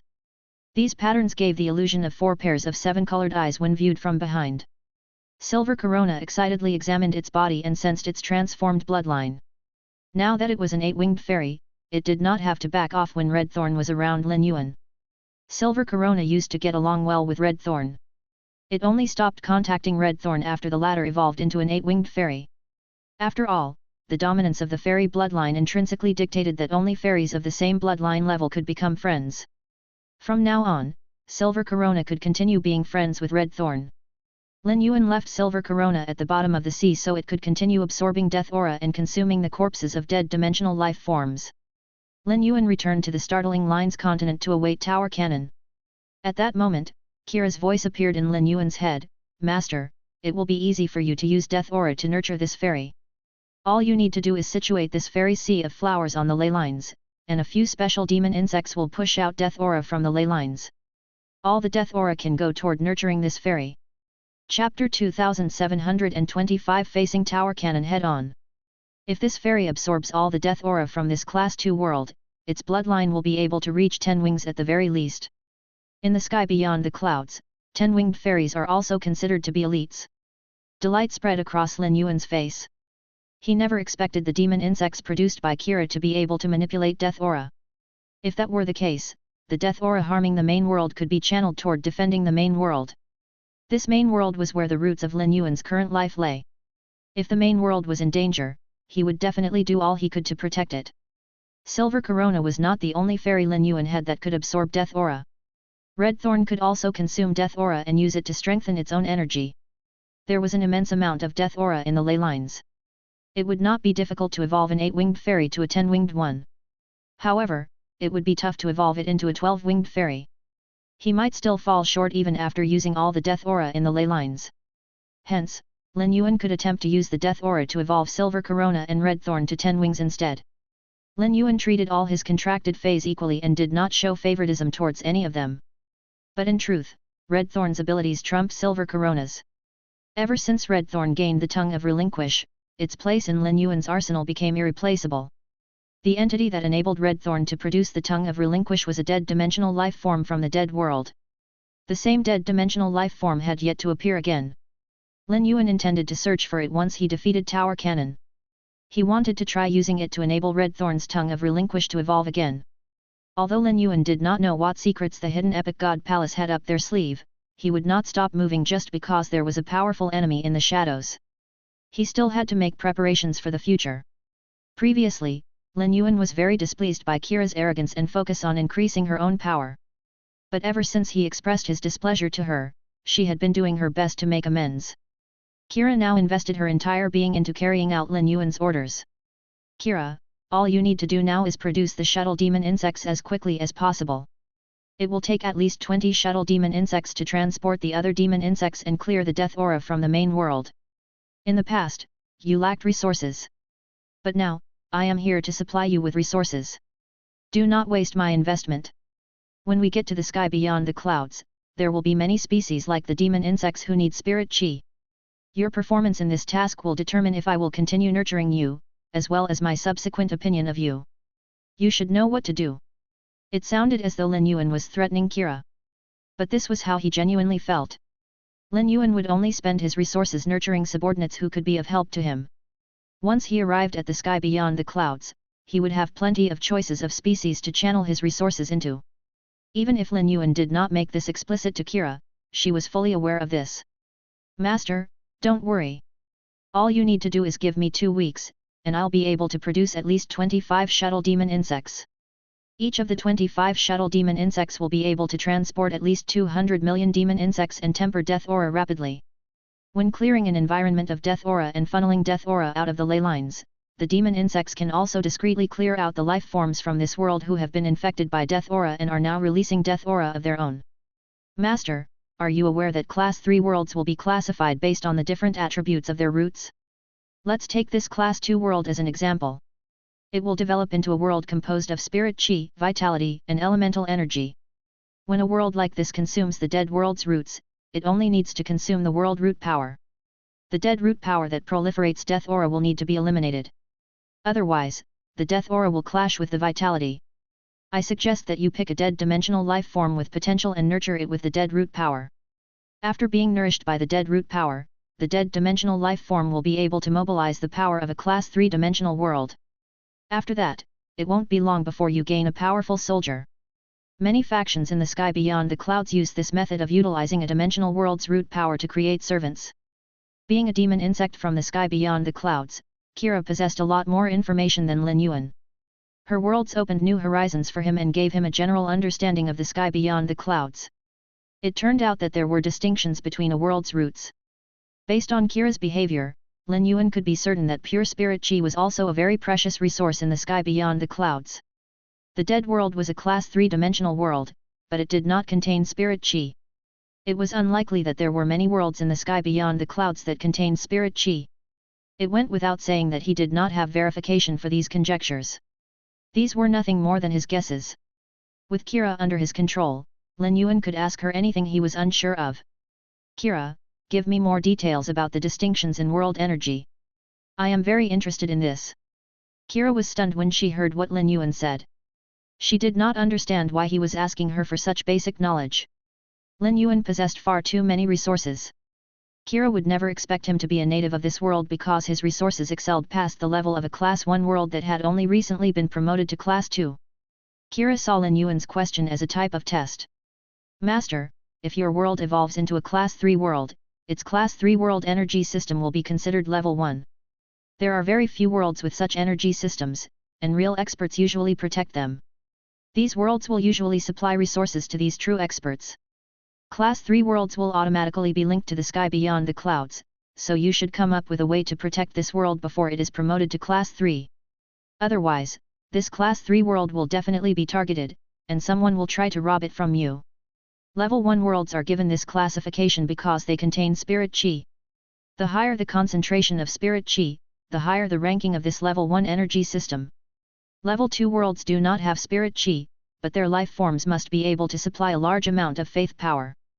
The world must also be supported by another special type of energy like elemental energy, vitality, or death aura. Most worlds have level 2 energy systems. Level 3 energy systems come from desolate worlds that have lost their energy roots after being plundered and wrecked. Whenever the various universes discover worlds like this, they are turned into dueling grounds. Large factions that need a place to fight to the death to resolve grudges hold their battles there. Lin Yuan now had a simple understanding of the classifications of world energy. He now knew that he needed to accumulate sufficient power to protect the main world before he promoted it to Class 3. During his conversation with Kira, Lin Yuan noticed that his fountain of faith was rapidly filling up with faith power. The glowing dots that nourished the faith power started fluttering within the shrine. Lin Yuan realized that there were an uncountable number of life forms in the main world that were currently praying. They were praying that he could defeat Tower Cannon and restore peace back to the main world. These life forms consisted of humans, feys, and the sea clans. At that moment, Lin Yuan felt an unprecedented assurance. There were times when being a protector was a blessing. 5th page. Falling Rainbow intentionally sent Lin Yuan a message 2 hours before Tower Cannon arrived at the startling Lines continent so he could make advance preparations.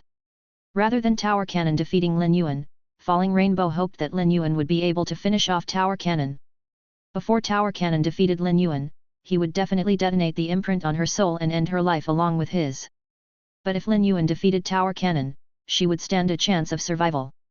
During the journey, 6th page Wave Glow and 7th page Concubine Winding never stopped asking her about 8th page Eyeshadow and requested she confirm the direction that Eyeshadow had left in. Eventually, 3rd page Violet Light Green and 4th page Cavity Orchid also began looking at her suspiciously. Falling Rainbow believed that if she did not have 2nd page Warbler Candle on her side, Wave Glow and Concubine Winding would have pulled her away to question her together. Yet, Falling Rainbow did not feel pressured by all this. She was waiting for the moment that Tower Cannon clashed with Lin Yuan. After all, according to Lin Yuan's task, all she needed to do was flee with someone. If she fled, Warbler Candle would definitely leave with her. Once she brought one person with her, she would have accomplished Lin Yuan's task, and he would have no reason to blame her. When 1st page Crimson sensed the aura from across the sea, he exclaimed, "There is an 8-winged fairy in this Class 2 world. It looks like this Class 2 world has a fair number of secrets. I am curious to find out where this Class 2 world is getting its resources from. How did it manage to produce an 8-winged fairy after producing a fairy?" Crimson's words piqued the interest of the other pages. The more resources this world had, the happier they would be. This 8-winged fairy would eventually belong to one of them. A fairy bloodline that could reach 8 wings had to be outstanding. They would benefit immensely regardless of whether they nurtured this fairy themselves or sold it when they returned to the sky beyond the clouds. Falling Rainbow did not look excited. Rather, traces of fear and scorn appeared on her face. She knew why the aura of an 8-winged fairy had appeared across the sea. This 8-winged fairy had to belong to Lin Yuan. It was likely that Lin Yuan was also the reason behind an 8-winged fairy appearing in this Class 1 world before it was promoted to Class 2. Lin Yuan currently saw Tower Cannon as his prey. Yet, these morons next to her were all coveting the 8-winged fairy. Warbler Candle had been observing Falling Rainbow's expression. When she noticed the derision and fear, she became certain that something was wrong with the startling Lines continent. Moreover, Falling Rainbow was aware of this problem. Otherwise, she would not be this afraid. It seemed that Falling Rainbow had not been honest with her. At that moment, Warbler Candle felt her heart grow cold. However, she did not call out to Crimson to stop because she badly wanted to know what Falling Rainbow and Eyeshadow were up to. Warbler Candle would never have imagined that Eyeshadow was already dead. Lin Yuan stood in the startling Lines continent. This time, he did not hide in the shadows and set up an ambush for Tower Cannon. Instead, he intended to take on Tower Cannon directly. Eyeshadow's body had become more durable after the Red Lotus Hellfire tempered it. Meanwhile, Red Thorn had already used the Tongue of Relinquish to take control of Eyeshadow's body. However, Eyeshadow's body was too strong, and it took time to take full control of it. Otherwise, Eyeshadow's tempered body would be Lin Yuan's biggest weapon in this battle against Tower Cannon. By now, Lin Yuan could already sense 7 powerful auras charging in his direction. One of these auras belonged to Falling Rainbow, who was under his control. Lin Yuan had already released his aura and was the only human in the Startling Lines continent alongside the demon insects. As he stood on the Abyss Great Emperor's palm, he was the most eye-catching symbol in the entire Startling Lines continent. As he looked at the 7 figures, Lin Yuan was finally witnessing the full force of the pages of Tower Cannon. Wave Glow and Concubine Winding released their own pressure and used it to cover the entire Startling Lines continent. They were not trying to exhibit their might but were trying to get a response from Eyeshadow. Although Eyeshadow was retracting her aura, she would never remain hidden after sensing their auras. Wave Glow and Concubine Winding were unbothered by Lin Yuan and the Abyss Great Emperor. An abyss demon that had only just evolved to the afterlife realm was no threat to them. As for the human, he was no different from a clown to them. The natives of this world were overestimating themselves. Instead of hiding like the demon insects, they were trying to take on Tower Cannon directly. If not for the fact that they could not sense Eyeshadow, Wave Glow, and Concubine Winding would begin toying with Lin Yuan first to pass the time. Crimson was the first to awaken and had looked into the situation in the human world. As the expressionless Crimson looked at Lin Yuan, he said in an androgynous voice, "You must be the one who enabled this Class 1 world to promote to Class 2. Your actions have helped Tower Cannon. However, you shouldn't be helping us because it will only lead to your death."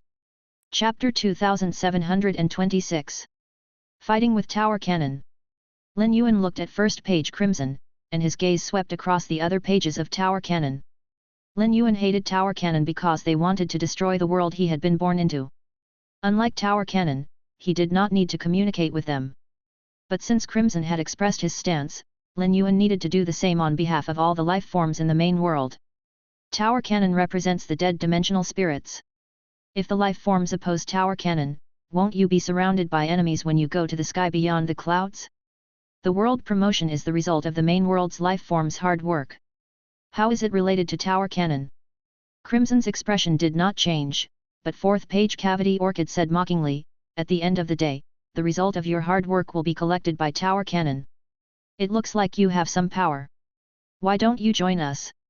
Once we take over the main world, we can make you the leader of an area that will supply us with the main world's resources. But in order for you to join us, you need to change your life state. The smell of the living is too difficult to stand." Lin Yuan's calm expression turned cold. Based on what this tall member of Tower Cannon said, Lin Yuan found out about Tower Cannon's plans for the main world. They intended to take over the main world and harvest its resources. Given how much the pages detested the aura of the living, it was likely that Tower Cannon would turn all of the life forms into dead spirits, transforming the main world into an area of the dead. This member of Tower Cannon's words fit with what fifth page Falling Rainbow had said. Cavity Orchid smirked mockingly when he saw Lin Yuan's cold expression. He was no different than an ant in his eyes. What right did an ant have to express his displeasure? Dark purple death aura condensed in Cavity Orchid's left hand, and it turned into a serpentine and rough bone spear. There were millions of small grey insects crawling around on the bone spear. Cavity Orchid flew over to Lin Yuan with his spear brandished. Cavity Orchid's attitude toward Lin Yuan was like that of a child who had found a fun toy. He did not intend to kill Lin Yuan immediately. He only wanted Lin Yuan to understand his might so he could admire Lin Yuan's look of despair. The black cavity insects on the bone spear would pierce Lin Yuan's bones and suck out his marrow while the insects bore into his bones. Cavity Orchid believed that the pain would definitely be enough for him to hear this human plead for mercy. The other pages did not try to stop him. Crimson and the others knew of Cavity Orchid's personality. Cavity Orchid looked like a gentleman but was a violent cad from the inside out. When Tower Cannon began dividing the Radiance Federation's resources, it was likely that Cavity Orchid would kill most of the life forms in the Radiance Federation as he played with them. Falling Rainbow stared at Cavity Orchid's back. Cavity Orchid did not try defending himself as he drew near to Lin Yuan. It would not be long before Lin Yuan dealt him a lethal blow. Although Falling Rainbow had not experienced being pierced by the black roots, she had witnessed the black root piercing through 8th page Eyeshadow's body. Each time the black roots made contact with the body, a seal would be applied to the body. As the seals stacked up, one would lose the ability to draw energy from the environment. Moreover, one's own body would also be locked away. The others were a little far from Lin Yuan, and he could not reach them as easily. With this thought, Falling Rainbow shouted, "Cavity Orchid, I have my eye on this human. An afterlife realm abyss demon isn't a common sight in this Class 2 world. Why should I hand him over to you?" Wave Glow, Concubine winding, I can confirm that eyeshadow is in the startling lines continent. It's likely that she has hidden her aura because of this human. This human has to be somewhat capable. Otherwise, he would not dare to face us directly. Once Falling Rainbow was done speaking, she flew toward Lin Yuan and looked as though she intended to fight for him. Second page Warbler Candle usually worked together with Falling Rainbow. But this time, she did not react to Falling Rainbow's actions. Given Warbler Candle's understanding of Falling Rainbow, she would never be interested in an abyss demon. When they were in the sky beyond the clouds, Falling Rainbow hated living creatures more than the rest of them did. Any life form that entered her territory would earn her ire. Now, she claimed to be interested in a human and abyss demon. What a joke! Although Warbler Candle did not respond to Falling Rainbow, third page Violet Light Green, who was allies with Cavity Orchid, flew toward Falling Rainbow intending to stop her. Sixth page Wave Glow Aglow and seventh page Concubine Winding were only concerned about Eyeshadow's safety. When Wave Glow and Concubine Winding thought about how Eyeshadow's unusual behavior could be related to this human, they immediately moved toward him so they could question him. Lin Yuan was very happy with Falling Rainbow's adaptability to the situation. Falling Rainbow had pushed 4 pages to move toward him. This created a prime opportunity for him to strike. Moreover, none of these 4 pages had their guard up. Just as Cavity Orchid's bone spear was about to make contact with him, Lin Yuan reached out his hands and fused with the Abyss Red Lotus. Soon, black roots sprouted from his palms and shot toward Cavity Orchid. Numerous black vines also emerged from his feet and wrapped around Violet Light Green, Wave Glow, and Concubine Winding. Lin Yuan did not bother with Falling Rainbow. She was already under his control and was of no threat to him. Lin Yuan needed to do his best when tackling these 4 members of Tower Cannon. Now that he had reached this step, Falling Rainbow's presence did not have much more value, and Lin Yuan could not be bothered to continue putting on an act with her. At the instant that he fused with the Abyss Red Lotus, the terrifying aura exploded from within him and suppressed the pages. Cavity Orchid's bone spear slammed into Abyss Red Lotus roots, which then wrapped around the bone spear. At the same time, the grey cavity insects rapidly crawled onto the roots. The roots that emerged from the ground formed a cage in the sky. Unless these pages fled immediately, it would be difficult for them to escape the cage formed by the Abyss Red Lotus roots later. The members of Tower Cannon were shocked by Lin Yuan's sudden display of power. Not even Crimson had anticipated a human to exhibit such overwhelming power. It was as though the entire world's wills had been applied to this human. When Cavity Orchid's bone spear made contact with the Abyss Red Lotus roots, he felt an immense power travel through the spear and slam into his body. This caused him to be hit by a wave of numbness. At that moment, the bone spear was completely enveloped by the black roots. Yet, Cavity Orchid did not panic. Instead, he smiled menacingly. His true secret weapon was the cavity insects on the bone spear. The grey cavity insects could consume virtually anything and had already begun chomping on the black roots. Cavity Orchid was certain that his cavity insects would be able to eat away at the black roots. Before Cavity Orchid had the time to issue orders to the crawling cavity insects, crimson flames ignited all over the black roots. Lin Yuan had used the Abyss Red Lotus exclusive skill, Red Lotus Hellfire. The grey cavity insects stood no chance against the Red Lotus Hellfire, and it did not take long before they were burned to ashes. The Red Lotus Hellfire travelled up through the bone spear. In a very short span of time, Cavity Orchid felt the might of the Red Lotus Hellfire. This ability could burn the target's karma, bloodline, and energy. Furthermore, Hellfire Lotus imprints were being added to Cavity Orchid's body. With his plethora of combat experience, Cavity Orchid intended to abandon his bone spear and move further from Lin Yuan. He would then work with the others to fight back against Lin Yuan. Lin Yuan's abilities were far too unorthodox, and Cavity Orchid could clearly sense that his bloodline was being locked away. Lin Yuan did not have the time to tangle with Cavity Orchid. Aside from Cavity Orchid, Lin Yuan was going to keep at least another 2 members of Tower Cannon. Lin Yuan used cleansing aura lotus flames. The intense flames formed a lotus coffin around Cavity Orchid. In almost no time, Cavity Orchid was cocooned. The lotus coffin formed by cleansing aura lotus flames was a jail formed by the power of the cleansing flames. Space and everything else that was considered an existence would be preserved in its original state. Lin Yuan needed to take control of Cavity Orchid first, as it would make it easier for him to handle the others. This opportunity was rare. After a moment of hesitation, Lin Yuan used the Abyss Red Lotus Mythbreed exclusive skill, Everything to Ashes, to use the fire elemental energy purified by the element well to replenish himself. The purer the fire elemental energy used in everything to ashes, the more of the target's energy would be burned. Lin Yuan used the purest possible fire elemental energy to replenish the abyss red lotus. Its flames could now burn anything and everything. All Lin Yuan needed to do was continuously supply it with pure fire elemental energy. Otherwise, the abyss red lotus roots would be severely injured, and it might even become unable to use lotus nirvana. Lin Yuan only targeted cavity orchid with everything to ashes. Although there were more than 10 mouths of spirit springs that sped up the production of water in the element well, Lin Yuan did not want to waste the element well's water. Reality was not a game, and the 8 pages of Tower Cannon were not the final boss. Each drop of the element well's water that he wasted represented the loss of precious foundational resources. Aside from Tower Cannon, Epic God Palace was still hiding in the shadows, and this was a big source of headache for Lin Yuan. When Falling Rainbow saw that Lin Yuan had not aimed any attacks toward her, she became alarmed. Violet Light Green, Wave Glow, and Concubine Winding could not tell from the situation that something was wrong. But Warbler Candle and Crimson, who were standing further in the distance, could see the situation clearly. Falling Rainbow gnashed her teeth and slammed her body into one of the roots burning with the Red Lotus Hellfire. The Red Lotus Hellfire spread to Falling Rainbow's body, and she looked to be in a very sorry state. Since Lin Yuan was not going to put on an act with her, she would have to put more effort into her performance. At the very least, she could deceive those around her. As displeased as Wave Glow was with Falling Rainbow, she still intended to use her own death aura energy to extinguish the Red Lotus Hellfire on Falling Rainbow's body. Grayish-purple death energy ignited all over Concubine Winding's body. The death energy moved toward Lin Yuan like a mystical mist. Lin Yuan scoffed and took a step forward with his left foot. A flame lotus bloomed at his feet. The flame lotus had a diameter of 3 meters, and the overlapping petals perfectly enveloped Lin Yuan. The brilliant crimson flames burned the mist of death energy. Lin Yuan squeezed his right hand forcefully, and the black roots in the sky locked together tightly. Violet Light Green, Concubine Winding, and Wave Glow now had no way to flee. Falling Rainbow turned to glance at Warbler Candle and Crimson.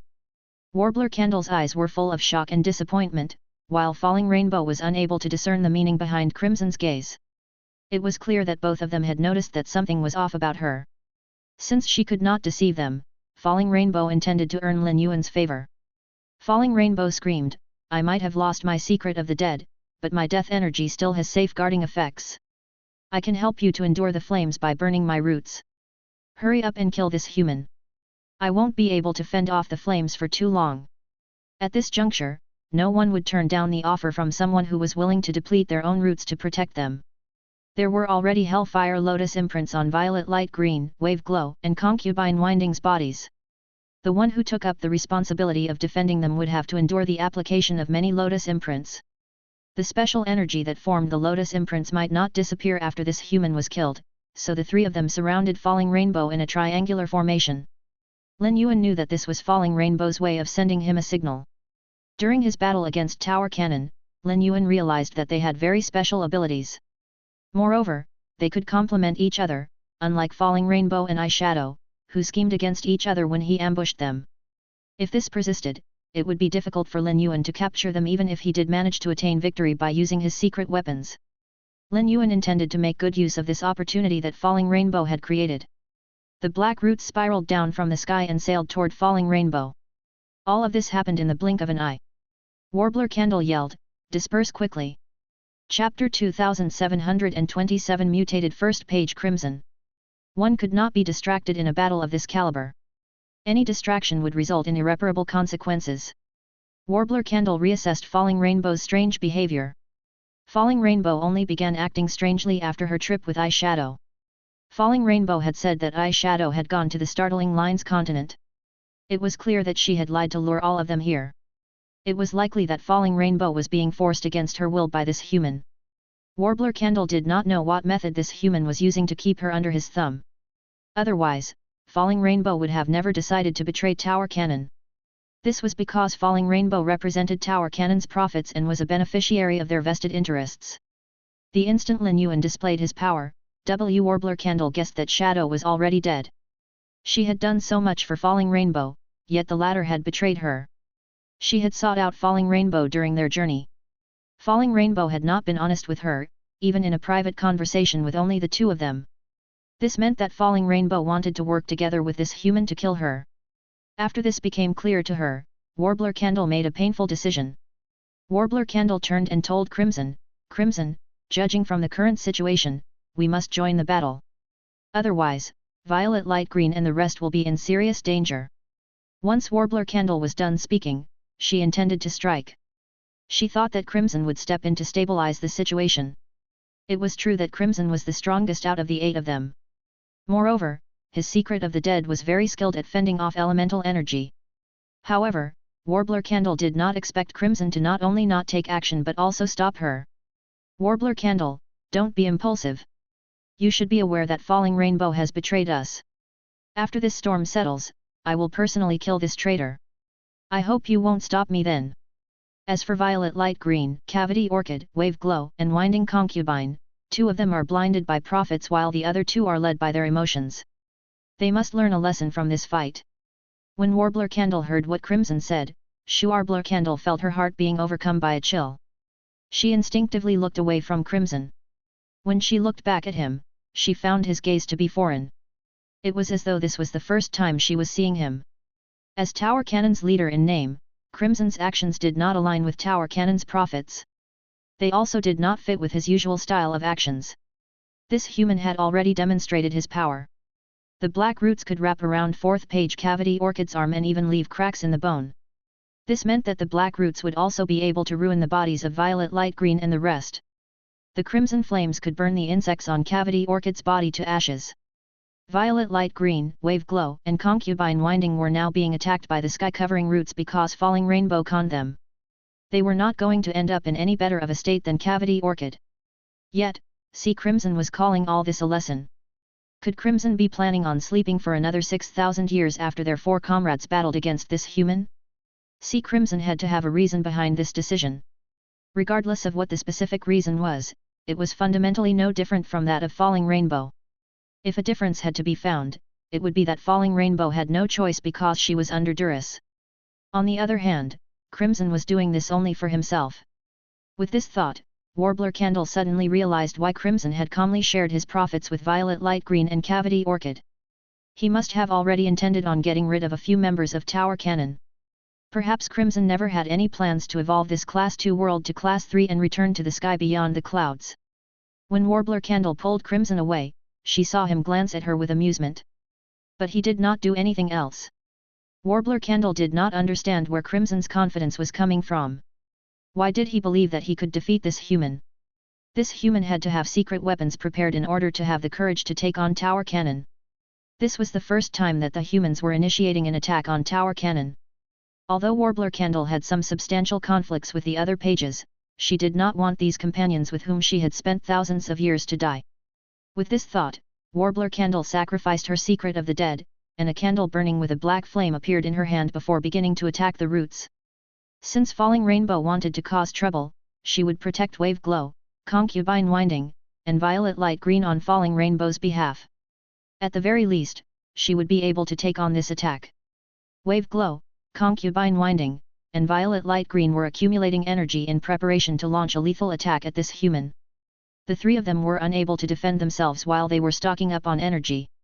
Lin Yuan sensed the might of the attack from these 3 pages, but his expression did not change in the slightest. Lin Yuan now had 2 options. His first option was to enter the Spirit Lock spatial zone and dodge the attack with this method. However, there was a drawback to this method, which was that he would not be able to address the current situation after dodging the attack. Tower Cannon could end up escaping. If that happened, Lin Yuan would only be able to capture Cavity Orchid, who was sealed in the lotus coffin. That meant his plan would have failed.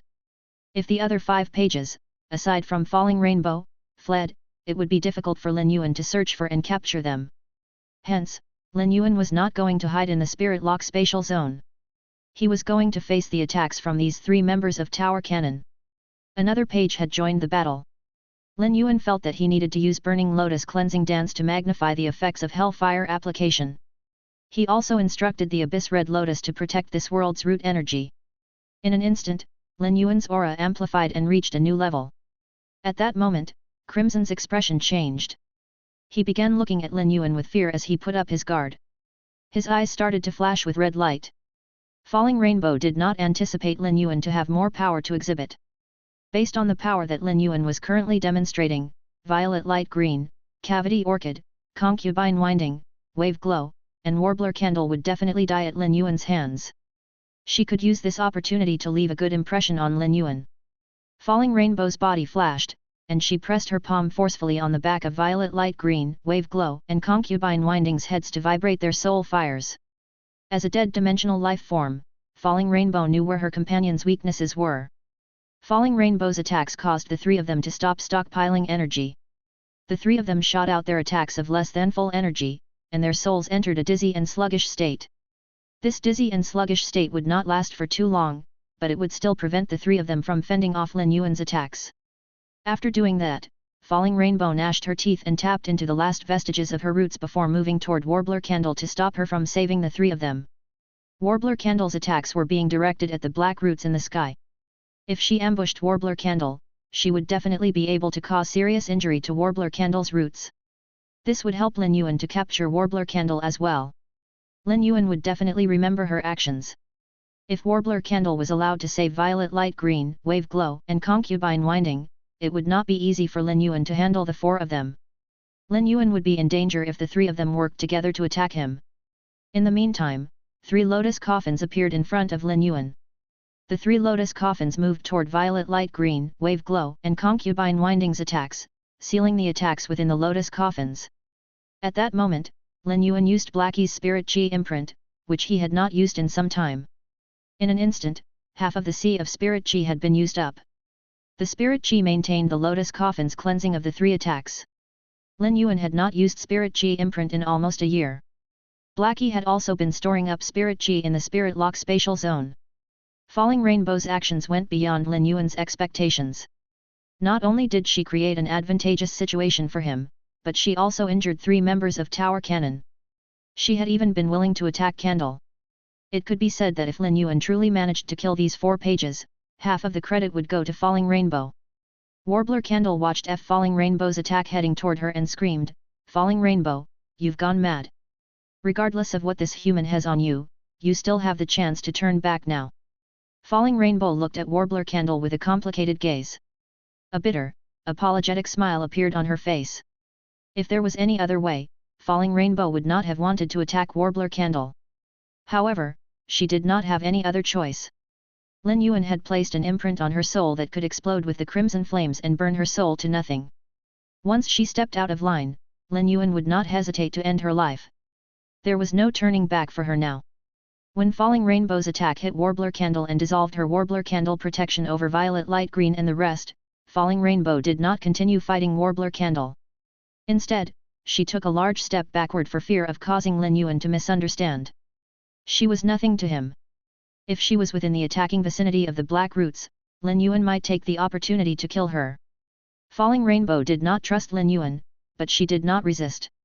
The only option she had was to trust Lin Yuan. The crimson flames shackled Violet Light Green, Wave Glow, and Concubine Winding, and their bodies began burning.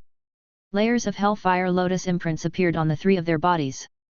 Once the 3 of them regained clarity, they immediately started to flail with agony. The 3 of them used their root power and managed to break 3 of the roots with brute force. Lin Yuan sighed softly. It seemed that he had applied too few Hellfire Lotus imprints on the 3 of them. If he had applied more Hellfire Lotus imprints and used the Hellfire Lotus imprints to lock their bloodlines and energy, they would not have been able to break free from the Abyss Red Lotus roots. Nonetheless, it would be very difficult for the 3 of them to escape the cage of roots created by the Abyss Red Lotus. At the beginning of this fight, Lin Yuan had used the Abyss Red Lotus Splendor of Fire to fill the environment with fire elemental energy. The fire elemental energy had eliminated all other types of energy and cut off other life forms' abilities to use fire elemental energy. Now, aside from fire elemental energy, all that was left was a small amount of death aura. The members of Tower Cannon were releasing the death aura so it could not be dispersed. But as the layers of Hellfire Lotus imprints increased, it would become increasingly difficult for them to control the death aura in the environment. As Lin Yuan sensed the Abyss Red Lotus condition, he knew that he could not drag this on for much longer. This was because the Abyss Red Lotus Burning Lotus Cleansing Dance was continuously burning the Abyss Red Lotus body for nutrients. If this was prolonged, the Abyss Red Lotus roots would be injured. Unless it was absolutely necessary, Lin Yuan did not want the Abyss Red Lotus to reincarnate. Lin Yuan had yet to use the Abyss Red Lotus Platinum ability, Lotus Law World. It would use the world controlled by the Abyss Red Lotus as the core to issue orders to all the life forms in that world. Those who did not listen would be stripped of their ability to continue drawing energy from the world. According to what Falling Rainbow had said, Tower Cannon had fused the dead world's roots with the main world. The dead world's roots were now a part of the main world's root energy. They would use this method to infect and take over the main world's root energy. Hence, Lin Yuan, who controlled the 5-dimensional worlds and main world's energy cores, could issue orders to the pages of Tower Cannon, who were not part of the main world.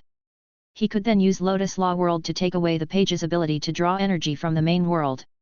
The instant Lin Yuan used Lotus Law World, Crimson sensed the change. As a result, Crimson's eyes immediately turned red. Crimson stopped suppressing the strange and evil energy in his body and allowed the strong blood energy to flow out. Falling Rainbow looked in the direction of Violet Light Green, Concubine Winding Falling Rainbow, and Warbler Candle. When they sensed the bizarre aura coming from Crimson's body, all of them prepared to react. At that moment, they heard a mesmerizing chuckle coming from his throat. Chapter 2728 Crimson's True Bloodline. 3rd page Violet Light Green, 5th page Falling Rainbow, 2nd page Warbler Candle, and the rest let out 5 grunts. They had remained silent when the Red Lotus Hellfire burned them. But now, it seemed that the bright red tentacles had touched their limit of restraint. Dead dimensional life forms were different from life forms in that dead dimensional life forms used death aura to temper their souls and manipulate their bodies. Their bodies would only show signs of aging if their souls were unable to move their bodies, causing death aura to leak out from their bodies. It looked as though the tentacles were emerging from their bodies, but the tentacles were not absorbing the energy in their bodies but the energy in their dead souls. After the bright red tentacles appeared, they wrapped around the bodies of the pages of Tower Cannon. It was as though the tentacles had a life of their own as they dragged Warbler Candle, Violet Light Green, Falling Rainbow, and the rest over to Falling Rainbow. The blood mist emanating from Crimson's body had the same roots as the bright red tentacles. At that moment, Warbler Candle, Violet Light Green, Falling Rainbow, and the rest knew that they had fallen for Crimson's scheme. Falling Rainbow felt unbelievably wretched. She had betrayed Tower Cannon to save her life, which was under Lin Yuan's control. But in actuality, without her realizing, her life had already fallen into Crimson's hands. It turned out that Crimson only ever saw them as tools. Apparently, they had woken up after 6,000 years because Crimson was frightened by Epic God Palace and felt pressed to hide himself. Crimson was exposing himself now because Lin Yuan's display of power had forced him into a corner. If he did not attack them, he would be attacked by Lin Yuan. Warbler Candle was feeling just as troubled as Falling Rainbow. She had been furiously devastated over Falling Rainbow's betrayal. Yet, unbeknownst to her, Crimson had already been plotting against her for some unimaginable amount of time. She had not picked up on the tentacles' presence at all before they started absorbing the death aura from her soul. Warbler Candle yelled, "Crimson, what is the meaning of this? We have been together for thousands of years and built Tower Cannon together. Are you going to take our lives?" Soon, Violet Light Green, 6th page Wave Glow, and 7th page Concubine Winding's angry cries echoed that of Warbler Candle.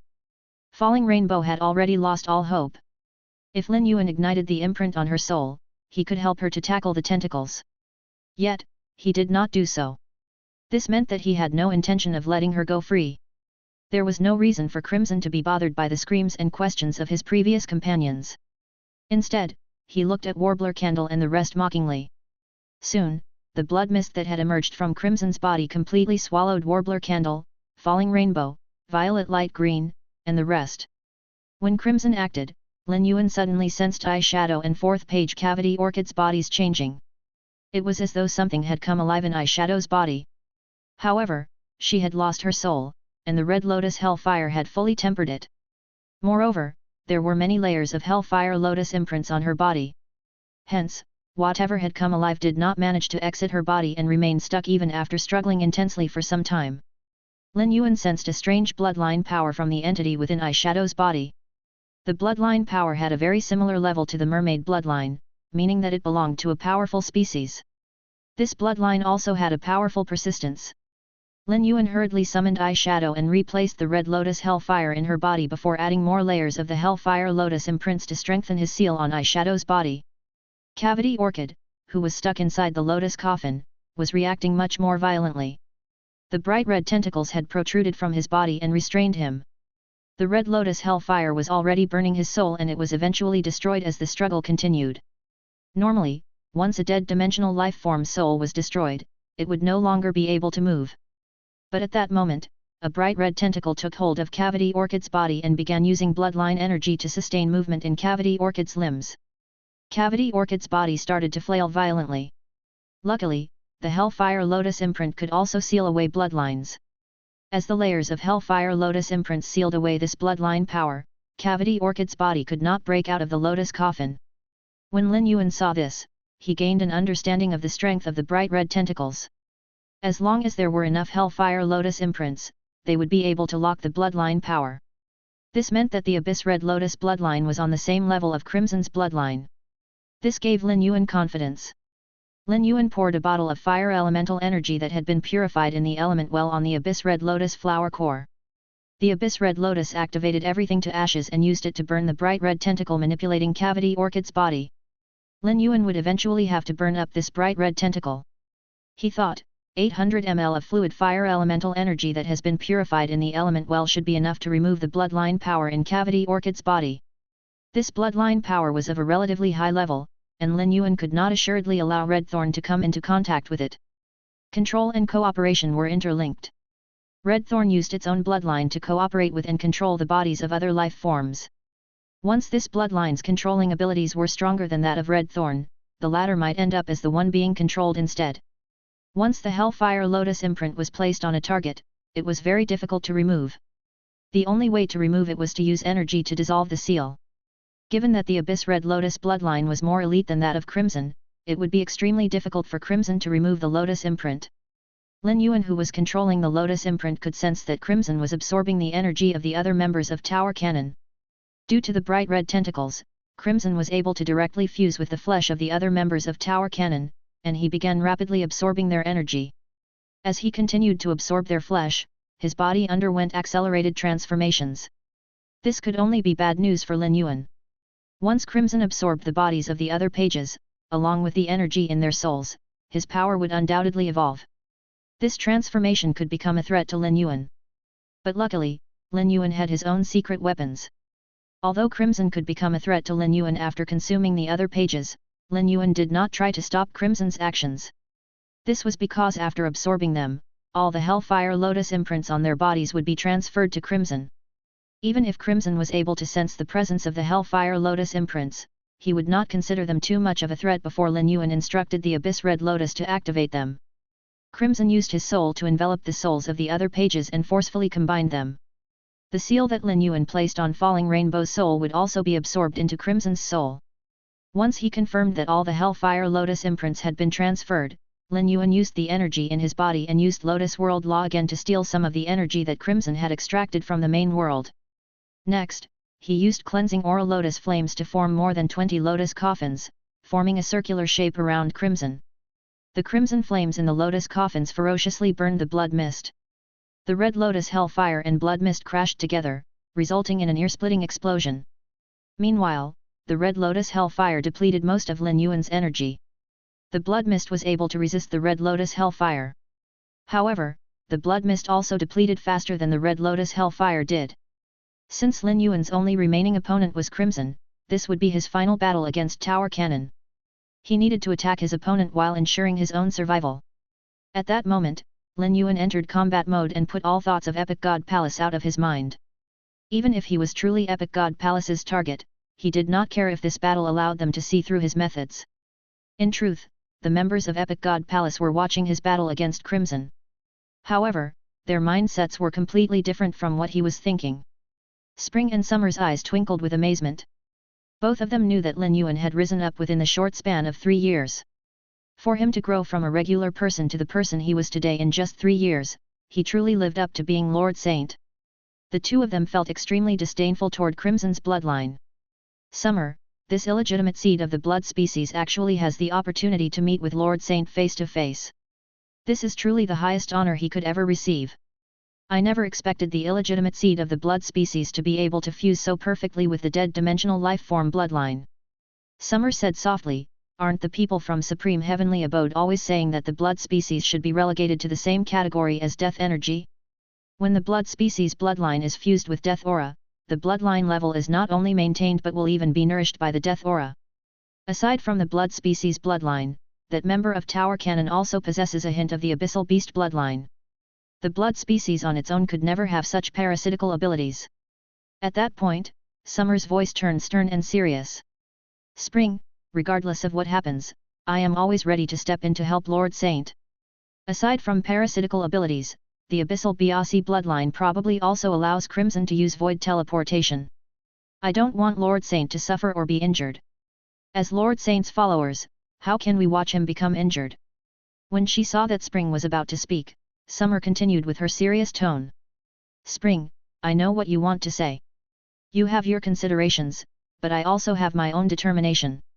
Lord Saint needs to have his own path of growth. With his current power, his growth won't be significantly affected even if we interfere. If you are worried, you don't have to act when I do. Summer had a gentle disposition. But once she made her decision, no one aside from Lord Saint could change her mind. Summer had been punished in the past by the totem god after speaking out of turn. The two of them had walked their journeys together. If Summer wanted to step in, she could not stand by and watch. With this thought in mind, Spring said softly, "You go and protect Lord Saint. I will keep an eye on Crimson and prevent him from fleeing. No matter what happens, we will end up showing ourselves to Lord Saint today." Falling Rainbow's words have caused Lord Saint to mistakenly think of Epic God Palace as the enemy. We should assuage this concern of his. The two of them came to their decision while the blood mist around Crimson fully disappeared. Previously, Crimson's body had been fully enveloped in his rose-red robe. But now, he revealed it. Lin Yuan was stunned when he saw Crimson's face. He assumed that Crimson's body would become monstrous after he absorbed the other members of Tower Canon. Yet, the body he revealed from under the robe was extremely handsome. The long golden hair that framed his face billowed in the wind and had faint blood-colored specks. This did not make the long golden hair seem strange. Rather, it added an air of dignity. He also had long narrow eyes, bloodless lips, and a tall body that wore an attire intricately adorned with gems. This made Crimson the appearance of a prince in an ancient castle from Lin Yuan's previous life. The bright red and transparent tentacles sprouted from Crimson's back and danced around wildly in the air. The tentacle's aura was fully suppressed by Crimson's elite arrogance. Lin Yuan saw Crimson's lips curl slightly, and sharp fangs slid out from Crimson's lips, shining like diamonds under the sunlight. Lin Yuan was not shocked because Crimson had revealed his body but because Crimson's facial features bore some similarity to the images Lin Yuan had seen when he received the new Thearchus Scales legacy. Life forms that looked like Crimson had ruined the mermaids and killed a mermaid Thearch. Those life forms were called the blood species. Lin Yuan was slightly confused. How did a member of the blood species become mixed up with a dead dimensional life form? Based on Crimson's aura, the death aura in his body had already fully changed into blood energy. Crimson had spent all his time with the other members of Tower Canon. How could they not have realized the change in the root energy in his body? Chapter 2729 Dagger Palm Piercing from the Back. At that point, Crimson paused, and the mocking expression became even more evident on his face. You are already aware of many of Tower Canon's secrets. You probably know that the fake 8 pages were nothing more than puppets I put in place for appearances. Didn't you expect that I would have some sort of restraint or control over these puppets? I allowed 8th page Apoptosis to escape with so much information, some of which even included information about Epic God Palace, because I wanted to use him to keep an eye on you. We actually met a long time ago. So, in a way, we are old friends. Old friends shouldn't fight immediately after meeting. Let's have a chat. You must be very curious about me. It just so happens that I feel the same way. Why don't you trade some secrets with me before surrendering your life? Lin Yuan knew that based on his observations, Crimson probably thought very lowly of him and saw him as nothing more than an easy target. Otherwise, he would never make such a speech. It was likely that Crimson did not register him as a threat at all. In terms of aura, their auras were of a similar level.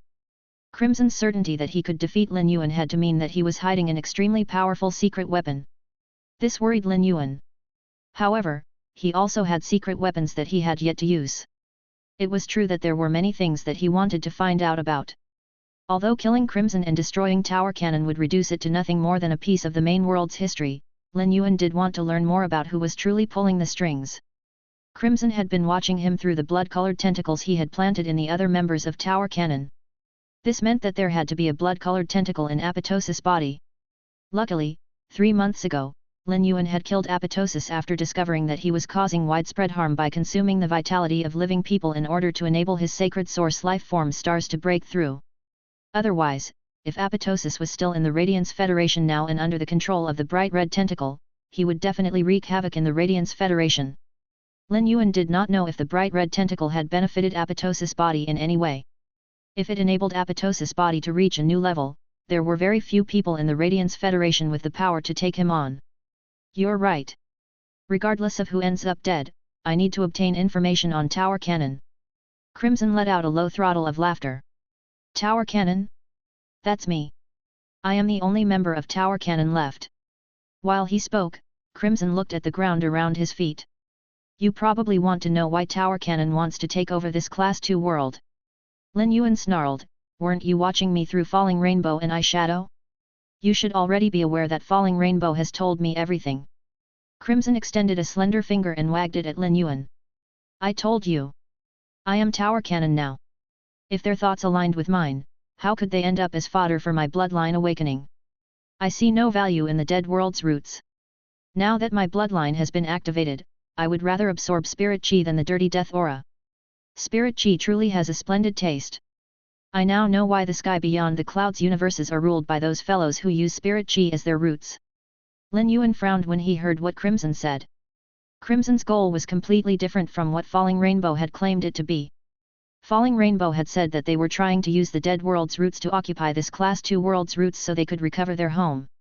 Yet, Crimson saw the dead world's roots as his tool and the other members of Tower Cannon as sacrifices to activate his bloodline. However, he had failed in the past because he lacked power. In this respect, it could be said that Lin Yuan had helped Crimson. Previously, Lin Yuan saw Tower Cannon as an enemy who was trying to rob the main world. He had to kill the 8 pages of Tower Cannon because they stood on opposing sides. But now, Lin Yuan saw Crimson as callous scum who had no qualms and was willing to destroy relationships. Relationships were extremely important to Lin Yuan, and he could not understand how Crimson could lay a hand on comrades he had spent the past few millennia with. Lin Yuan had sensed the sorrow and disbelief Violet Light Green, Falling Rainbow and Warbler Candle felt before they died. Warbler Candle, Violet Light Green, Falling Rainbow and the other members of Tower Cannon had been too seriously injured to fight back against Crimson. However, the Hellfire Lotus imprints in their bodies could strike back against Crimson. If my guess is right, your bloodline is linked to the blood species. However, your bloodline isn't pure. The real members of the bloodline don't have those tentacles. The blood species prioritizes bloodline above all else. With your current bloodline, it's unlikely that you'll be accepted by the other members of the blood species even if you do return to the sky beyond the clouds. Lin Yuan's words hit Crimson's sore spot, and anger spread across his face. But he quickly suppressed his rage. Crimson did not respond to what Lin Yuan said because he believed that doing so would be admitting that he agreed with Lin Yuan. He would be admitting that he would never be accepted by the blood species. As a possessor of the blood species bloodline, Crimson had always been proud of the fact that his father was a member of the blood species. However, due to some circumstances, he also ended up in possession of the Abyssal Beast bloodline. For other species, being able to combine the Abyssal Beast bloodline with their own was an enormous blessing. But for the blood species that valued bloodline over everything else, mixing bloodlines was the highest form of blasphemy. Crimson always hated the Abyssal Beast bloodline in his body because it prevented him from being acknowledged by the blood species. Yet, without the Abyssal Beast bloodline, he would never have been able to use the other members of Tower Cannon as his sacrifices. Although Crimson did not respond to what Lin Yuan said, the latter could still sense that Crimson's aura had changed. At that moment, Crimson was incensed. Otherwise, his emotions would not be fluctuating so vigorously. The imprint that had been on Falling Rainbow's soul was now on Crimson's soul. Once a person lost their temper, they would also lose their sense of rationality. Before Crimson could speak, Lin Yuan released his mermaid Thearch aura. Since you used Apoptosis, Falling Rainbow and Eyeshadow to spy on me, you should know that my bloodline has reached the mermaid Thearch level. My bloodline is much purer than yours. Once I arrive at the sky beyond the clouds, I will be acknowledged by the mermaid species while you still continue to be a pariah of the blood species. You will still be nothing more than trash abandoned by the blood species for having 3 types of bloodlines in your body. Lin Yuan was not a mean person. He was always extremely courteous toward others and was very uncomfortable saying such abrasive words. However, he could still utter them against an enemy. Lin Yuan had hit Crimson's sore spot multiple times. To the blood species, there was no greater insult than having their bloodline attacked. Crimson still had a fair number of questions for Lin Yuan. But now, he was in no mood to ask anything. After all, he would be able to dig out Lin Yuan's secrets after killing him. Crimson glared murderously at Lin Yuan as many blood-colored tentacles burst out from his body. The tentacles rolled toward Lin Yuan and became entangled with the abyss red lotus black roots. The tentacles were enveloped in a special spatial energy that was very resistant to fire elemental energy. The red lotus hellfire could not cause immediate damage to the blood-colored tentacles. However, it could deplete the spatial energy that enveloped them. Once Crimson realized this, his expression shifted slightly, and he prepared to draw back these tentacles. Although the tentacles existed as a form of energy, they were still a part of Crimson's body. Once they were damaged, it would affect Crimson's roots. If Lin Yuan was even capable of damaging the abyssal beast's abyssal energy, he had to have reached that level. Crimson hurriedly dispelled his anger and turned serious, thinking, I shouldn't have tried to use the abyssal tentacles I attained from the mutation of the blood species bloodline to battle with Lin Yuan before properly understanding his power. Lin Yuan intended to utilize all his secret weapons to kill Crimson. Hence, there was no way he would allow Crimson to draw back his tentacles. Lin Yuan could sense that these tentacles were very important to Crimson. Otherwise, he would not have injected so much energy into these tentacles. The blood mist spread out into the surroundings, and the entire Startling Lines continent was shrouded in the blood mist. However, the red lotus hellfire was applied on Lin Yuan's body, and it prevented the blood mist from getting close to him. Still, he noticed that the blood mist could transform the elemental energy in the environment into blood energy that Crimson could absorb. Lin Yuan had seen this ability in the dream realm when he was receiving the new Thearchus scale. The blood species turned water elemental energy into blood energy and barraged the mermaids. Nonetheless, there were 2 sides to all energy transformations. Due to Lotus Law World, the fire elemental energy in the surroundings was extremely pure and was also under the Abyss Red Lotus control. Hence, the fire elemental energy would be transformed at a very low rate. Crimson might be able to absorb energy faster than he transformed it. Lin Yuan had made ample preparations before this battle and had used all the water in the element well to concoct pure fire elements. As such, he took out a bucket of fire elemental energy and poured it over the Abyss Red Lotus flower core. The Red Lotus hellfire rolled over the blood mist in a terrifying manner. The crimson flames on the Abyss Red Lotus black roots turned a brilliant scarlet and rose to the sky, filling the sky with lotus patterns. When the fierce scarlet red lotus hellfire made contact with the abyssal energy on the tentacles, the abyssal energy quickly melted away like ice. After the abyssal energy was burned away, the crimson and golden red lotus hellfire burned the bright red tentacles to the point of deformation. Crimson let out a few grunts of pain. Lin Yuan could sense that Crimson was quickly gathering the energy in his body. It was clear that he was preparing to launch a counterattack. Crimson had decided to put an end to this battle swiftly because he could sense that the Red Lotus Hellfire was placing Hellfire Lotus imprints on his body through his tentacles. If the Hellfire Lotus imprint only sealed energy and Crimson was prevented from transferring energy between his body and the surroundings, he would not be as panicked as he was now. The key point was that the Lotus imprints could also seal his bloodline. The blood species was fundamentally different from dead dimensional life forms. Dead dimensional life forms used death energy as their cores and to fight, while the blood species used their bloodline power to activate energy. If his bloodline was sealed, Crimson's ability to use his power would be affected. At that moment, Lin Yuan activated the Hellfire Lotus imprint in Crimson's body. Once the Hellfire Lotus imprint appeared, Crimson's bloodline was immediately locked. At the same time, the imprint on Crimson's soul ignited with ferocious Red Lotus Hellfire that began ravaging Crimson's soul. Lin Yuan had used all the directly accessible methods against Crimson. If they were not enough, he would have to tap into other secret weapons. Before he came to know of Epic God Palace, Lin Yuan had every intention of using all his secret weapons against Tower Cannon. Although using his secret weapons would come at a cost, he would have plenty of opportunities to collect more secret weapons in the future. But with Epic God Palace's presence, Lin Yuan had to preserve some of his secret weapons during combat so he would not be completely vulnerable when he eventually faced Epic God Palace. Crimson already guessed why so many Hellfire Lotus imprints had appeared in his body. There were even seals on his soul. They must have come from Warbler Candle, Violet Light Green, and Falling Rainbow. Crimson felt as though he had just fallen for Lin Yuan's trap. He could clearly tell that Lin Yuan did not understand the Abyssal Beast's bloodline. Otherwise, he would not have left out naming the Abyssal Beast's bloodline when mocking his bloodline. With this thought, Crimson decided to use his Abyssal Beast bloodline to ambush Lin Yuan. There were many experts in the sky beyond the clouds who were assassinated by members of the Abyssal Beast species. The Abyssal Beast species was skilled at overcoming their relative weakness to achieve victory. Crimson's body suddenly disappeared from within the Red Lotus Hellfire and appeared behind Lin Yuan. Crimson used his palm as a dagger and slashed down on Lin Yuan. Chapter 2730 I Am the Saint? Do you really think trash like you deserves to lay a hand on Lord Saint? Due to the Hellfire Lotus imprints, Lin Yuan could sense Crimson's presence. The Hellfire Lotus imprints had essentially placed a brand on Crimson's body, allowing Lin Yuan to locate Crimson if he used any hidden attacks. However, Crimson had moved too quickly, and Lin Yuan had been completely unable to react. He could feel a powerful force rushing toward his back. However, despite being able to sense Crimson's location, he was unable to do anything to stop him because Crimson was moving too quickly for Lin Yuan to be able to react in time to stop him. He could already feel a powerful force rushing toward his back. Lin Yuan had no doubt that Crimson would be able to pierce through his heart. Due to the Jasmine Lily's existence, Lin Yuan could use its vitality imprint to activate his genetic model and grow a new heart.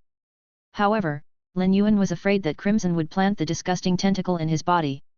Not even the official members of Tower Cannon were able to break free of the tentacle's control. Although Lin Yuan had ways to protect his soul, he did not have the confidence to fend off these bizarre tentacles. But after this cry, the immense force behind Lin Yuan disappeared abruptly. Lin Yuan turned quickly and saw a skinny girl with long hair standing in front of him. Her finger was pointed and positioned on Crimson's palm. Not only was the finger easily blocking the palm, but it was also blocking the force that had been rushing toward him. Lin Yuan heard the girl say in a clear and cold voice, "You, illegitimate seed of the blood species, you should know who I am. You sure are brave." Lin Yuan watched as the girl's finger made a gentle chopping motion. Crimson's hand was promptly cut off by this girl's finger. Crimson looked at this girl with fright and tried to back away. However, with the slight hook of this girl's finger, Crimson's body was frozen, and a few small flowers bloomed on his body. Crimson shrieked, "Isn't Epic God Palace's target someplace aside from this world? Tower Cannon made a trip to clarify this with you. Why are you going against your word?" The rage intensified on Spring's face. Once worlds reached a certain level, they would begin invading and plundering each other. Many worlds strengthened themselves by consuming other worlds. Hence, Spring was apathetic toward the destruction of worlds and the extinction of life forms. Crimson thought that she was targeting him because Epic God Palace had lied to them. He had no idea that they were the ones who had misinterpreted the significance of Epic God Palace's existence. If Epic God Palace had not seen numerous new totems appear on the wall illustration in the Sacred Hall, thereby confirming that Lord Totem God was awake and that there was no need for them to continue laying low, Lord Saint might have been hurt by Crimson's attack. It might have even impacted Lord Saint's reincarnation. The more she thought about it, the more afraid she became. However, Spring did not unleash a lethal attack on Crimson. Instead, she restrained Crimson before turning and bowing respectfully to Lin Yuan with her eyes full of reverence. "Greetings, Lord Saint." Before Lin Yuan could react to Spring's greeting, another girl appeared in front of him and bowed just like Spring had done. As confused as Lin Yuan was, he knew that he was the Lord Saint the two female experts were referring to. Lin Yuan was frozen. These two girls had saved him, but he felt as though they had gravely misunderstood something. Lin Yuan did not have any memories of being the saint. Naturally, he did not see himself as the reincarnation of the saint either. It was clear that the two female experts had made a mistake about his identity. However, this was a good opportunity for Lin Yuan. Lin Yuan had been worried that Epic God Palace would be an enemy. He had heard from 5th page Falling Rainbow that Tower Cannon had been forced into slumber for 6,000 years because of Epic God Palace. The female expert had recognized him, and she also had the power to defeat Crimson easily. She had to be one of the rulers of Epic God Palace. The ruler of Epic God Palace was acting this respectfully toward him because she had mistaken his identity. Did this mean that he would be able to control Epic God Palace by taking the place of this saint? However, Lin Yuan did not feel even a hint of optimism. Identity theft came with risks. Lin Yuan did not know when the members of Epic God Palace would realize that he was not the saint. As Lin Yuan looked at the two female experts kneeling on the ground before him, he could not decide between immediately assuming the identity of Lord Saint and interacting with these two experts in his actual confused state. Now that Spring and Summer were in close proximity to Lin Yuan, the two of them could see the totem god on his wrist. Lord Totem God could only appear on the saint. The two of them had become certain of Lin Yuan's identity long ago. Hence, after greeting him, Summer began seriously explaining, "Lord Saint, you probably don't know who we are. It's true that we shouldn't be appearing in front of you. But now that you are in danger, we have no choice but to reveal ourselves. If you want to assign blame, Spring and I are willing to take the blame." When Crimson saw such mannerisms, he began looking at Lin Yuan with terror. This was the way that a follower greeted a master. Crimson did not know what the identity of the saint signified, but he knew that only the top experts from the universes had the ability to reincarnate. Only those experts had the power to gather followers. Could it be that this human, who they were calling the saint, was one of those reincarnated beings? This was the only way to explain everything that was happening. If Epic God Palace was a faction that was following an entity, it explained why they had been lying under the radar in the main world for such a long time. Epic God Palace had not gone against their word. He was the one who had offended them. In an instant, Crimson's heart sank. If Lin Yuan was allowed to decide whether he lived or died, there was no way that Lin Yuan would allow him to continue living. Even after hearing what Summer said, Lin Yuan did not think of himself as the saint. Instead, he now knew how to approach them. Lin Yuan took a deep breath and prepared himself to put on an act.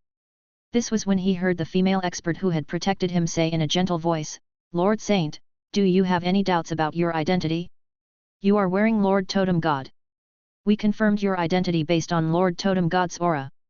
So you don't have to worry that we are mistaken about your identity. Once we head back to Epic God Palace, we will be able to use the returning saint pool to shine on your birth horoscope. That will authenticate your identity." Lin Yuan was about to become immersed in his act. But when he heard what Spring said, his body froze, and his expression changed. He lifted his hand to look at Morbius on his wrist. Could it be that Morbius was the totem god? This did seem possible. The exclusive skill that Morbius gained after evolving to myth breed allowed it to produce the totem seeds. As his lifelong companion, he always wore Morbius on his person. Lin Yuan assumed that wearing Morbius as an accessory was very discreet. Yet, this expert from Epic God Palace was still able to sense Morbius' aura. Although Lin Yuan did not believe what Spring said, he knew that there was no need for this female expert who had saved him to lie to him. If she wanted to capture him, he would be incapable of resisting. Since he could not resist, it went without saying that he stood no chance of overpowering her. After understanding this, Lin Yuan questioned his identity for the first time. Could it be that he was truly the reincarnated saint? It was true that he came to the Fey world from another world. However, he had not made any significant waves in his previous life and had even died an untimely death. He could not ascertain his identity just by thinking about it. Lin Yuan believed that he needed to head to Epic God Palace to use the returning saint pool to shine his birth horoscope and confirm if he was truly the saint. Aside from confirming his identity, Lin Yuan was also curious about the returning saint pool. It was able to shine a person's birth horoscope and enable a life form to become a birth horoscope expert.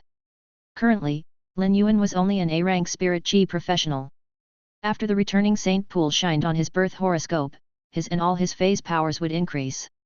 He would no longer be limited by his spirit chi professional rank. At that time, Morbius' power would also elevate rapidly. Not only would the spirit lock spatial zone grow larger again, but Lin Yuan's overall power would also increase at an unbelievable rate. "I am willing to head with you to Epic God Palace to allow the returning saint pool to shine on my birth horoscope. But before that, I need your help with something. Help me to take full control of Crimson." Spring and Summer remained kneeling in trepidation when they heard what Lin Yuan said. "Lord Saint, receiving orders from you is a blessing to us. You don't need to ask for our help.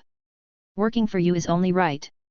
Spring and Summer tapped Crimson's body, and he was immediately imprisoned between them. Crimson could not even move one of his fingers. Spring and Summer would not give Crimson the chance to speak before Lin Yuan gave him permission to do so. This was because they felt that Crimson was too lowly of a life form to deserve to communicate with Lin Yuan. They also did not want the Crimson to utter any uncouth words in front of Lin Yuan. Lin Yuan could see from Crimson's gaze that he had many things that he wanted to say. However, he did not want to give Crimson the chance to say them. There was no need to communicate with someone who wanted to destroy the world and attack him. The only option for Crimson was death. At first, Lin Yuan wanted to find out more about Epic God Palace from Crimson. But now, it seemed that Epic God Palace was more likely a friend than foe. It was possible that they would become his subordinates and lend their strength to him after his identity was proven. Lin Yuan raised a hand, and Crimson was enveloped in ferocious Red Lotus hellfire. Under Spring and Summer's control, Crimson could not use his own power to defend himself. As the Red Lotus hellfire burned Crimson's body, layers of hellfire lotus imprints accumulated on his body. Crimson's body was extremely important to Lin Yuan.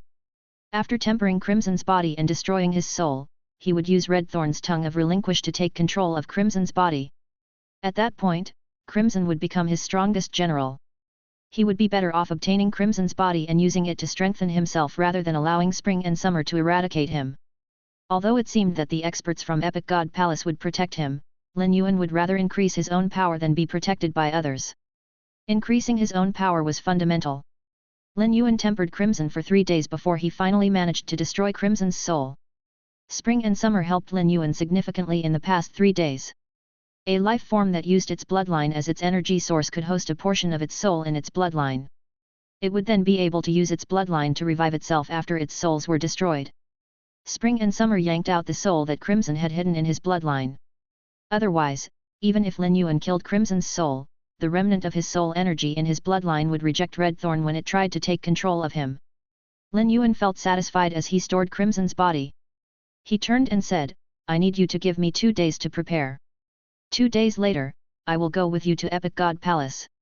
Spring and Summer knew how attached Lin Yuan was to this Class 1 world because they had taken it upon themselves to understand his entire life journey.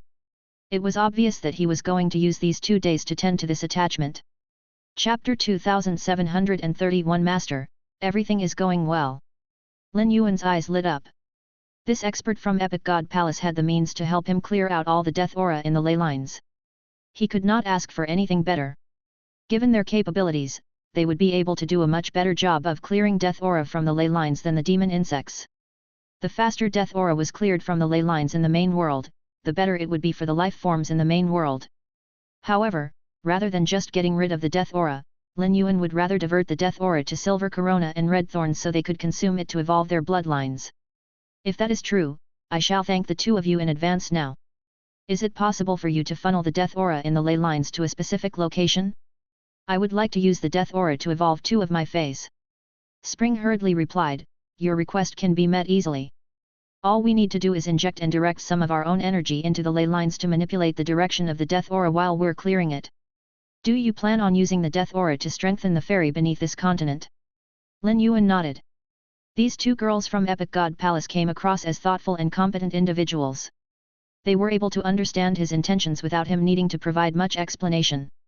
At the same time, he gained a new understanding of their powers. They were able to use their energy to funnel the death aura in the ley lines of a Class 2 world. Just how powerful did they have to be capable of such a feat? After 6,000 years of infection, the death aura had already taken root in every corner of the ley lines. The death aura had even formed a large amount of minerals around the ley lines. Lin Yuan did not know what the members of Epic God Palace would do to him if he was not the saint. But if he was confirmed to be the saint, he would gain the protection of numerous experts with such power.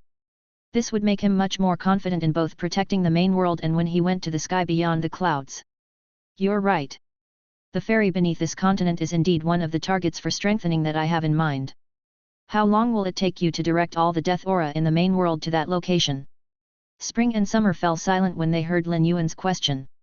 After a pause, they said, "Lord Saint, it is tough for us to answer your question.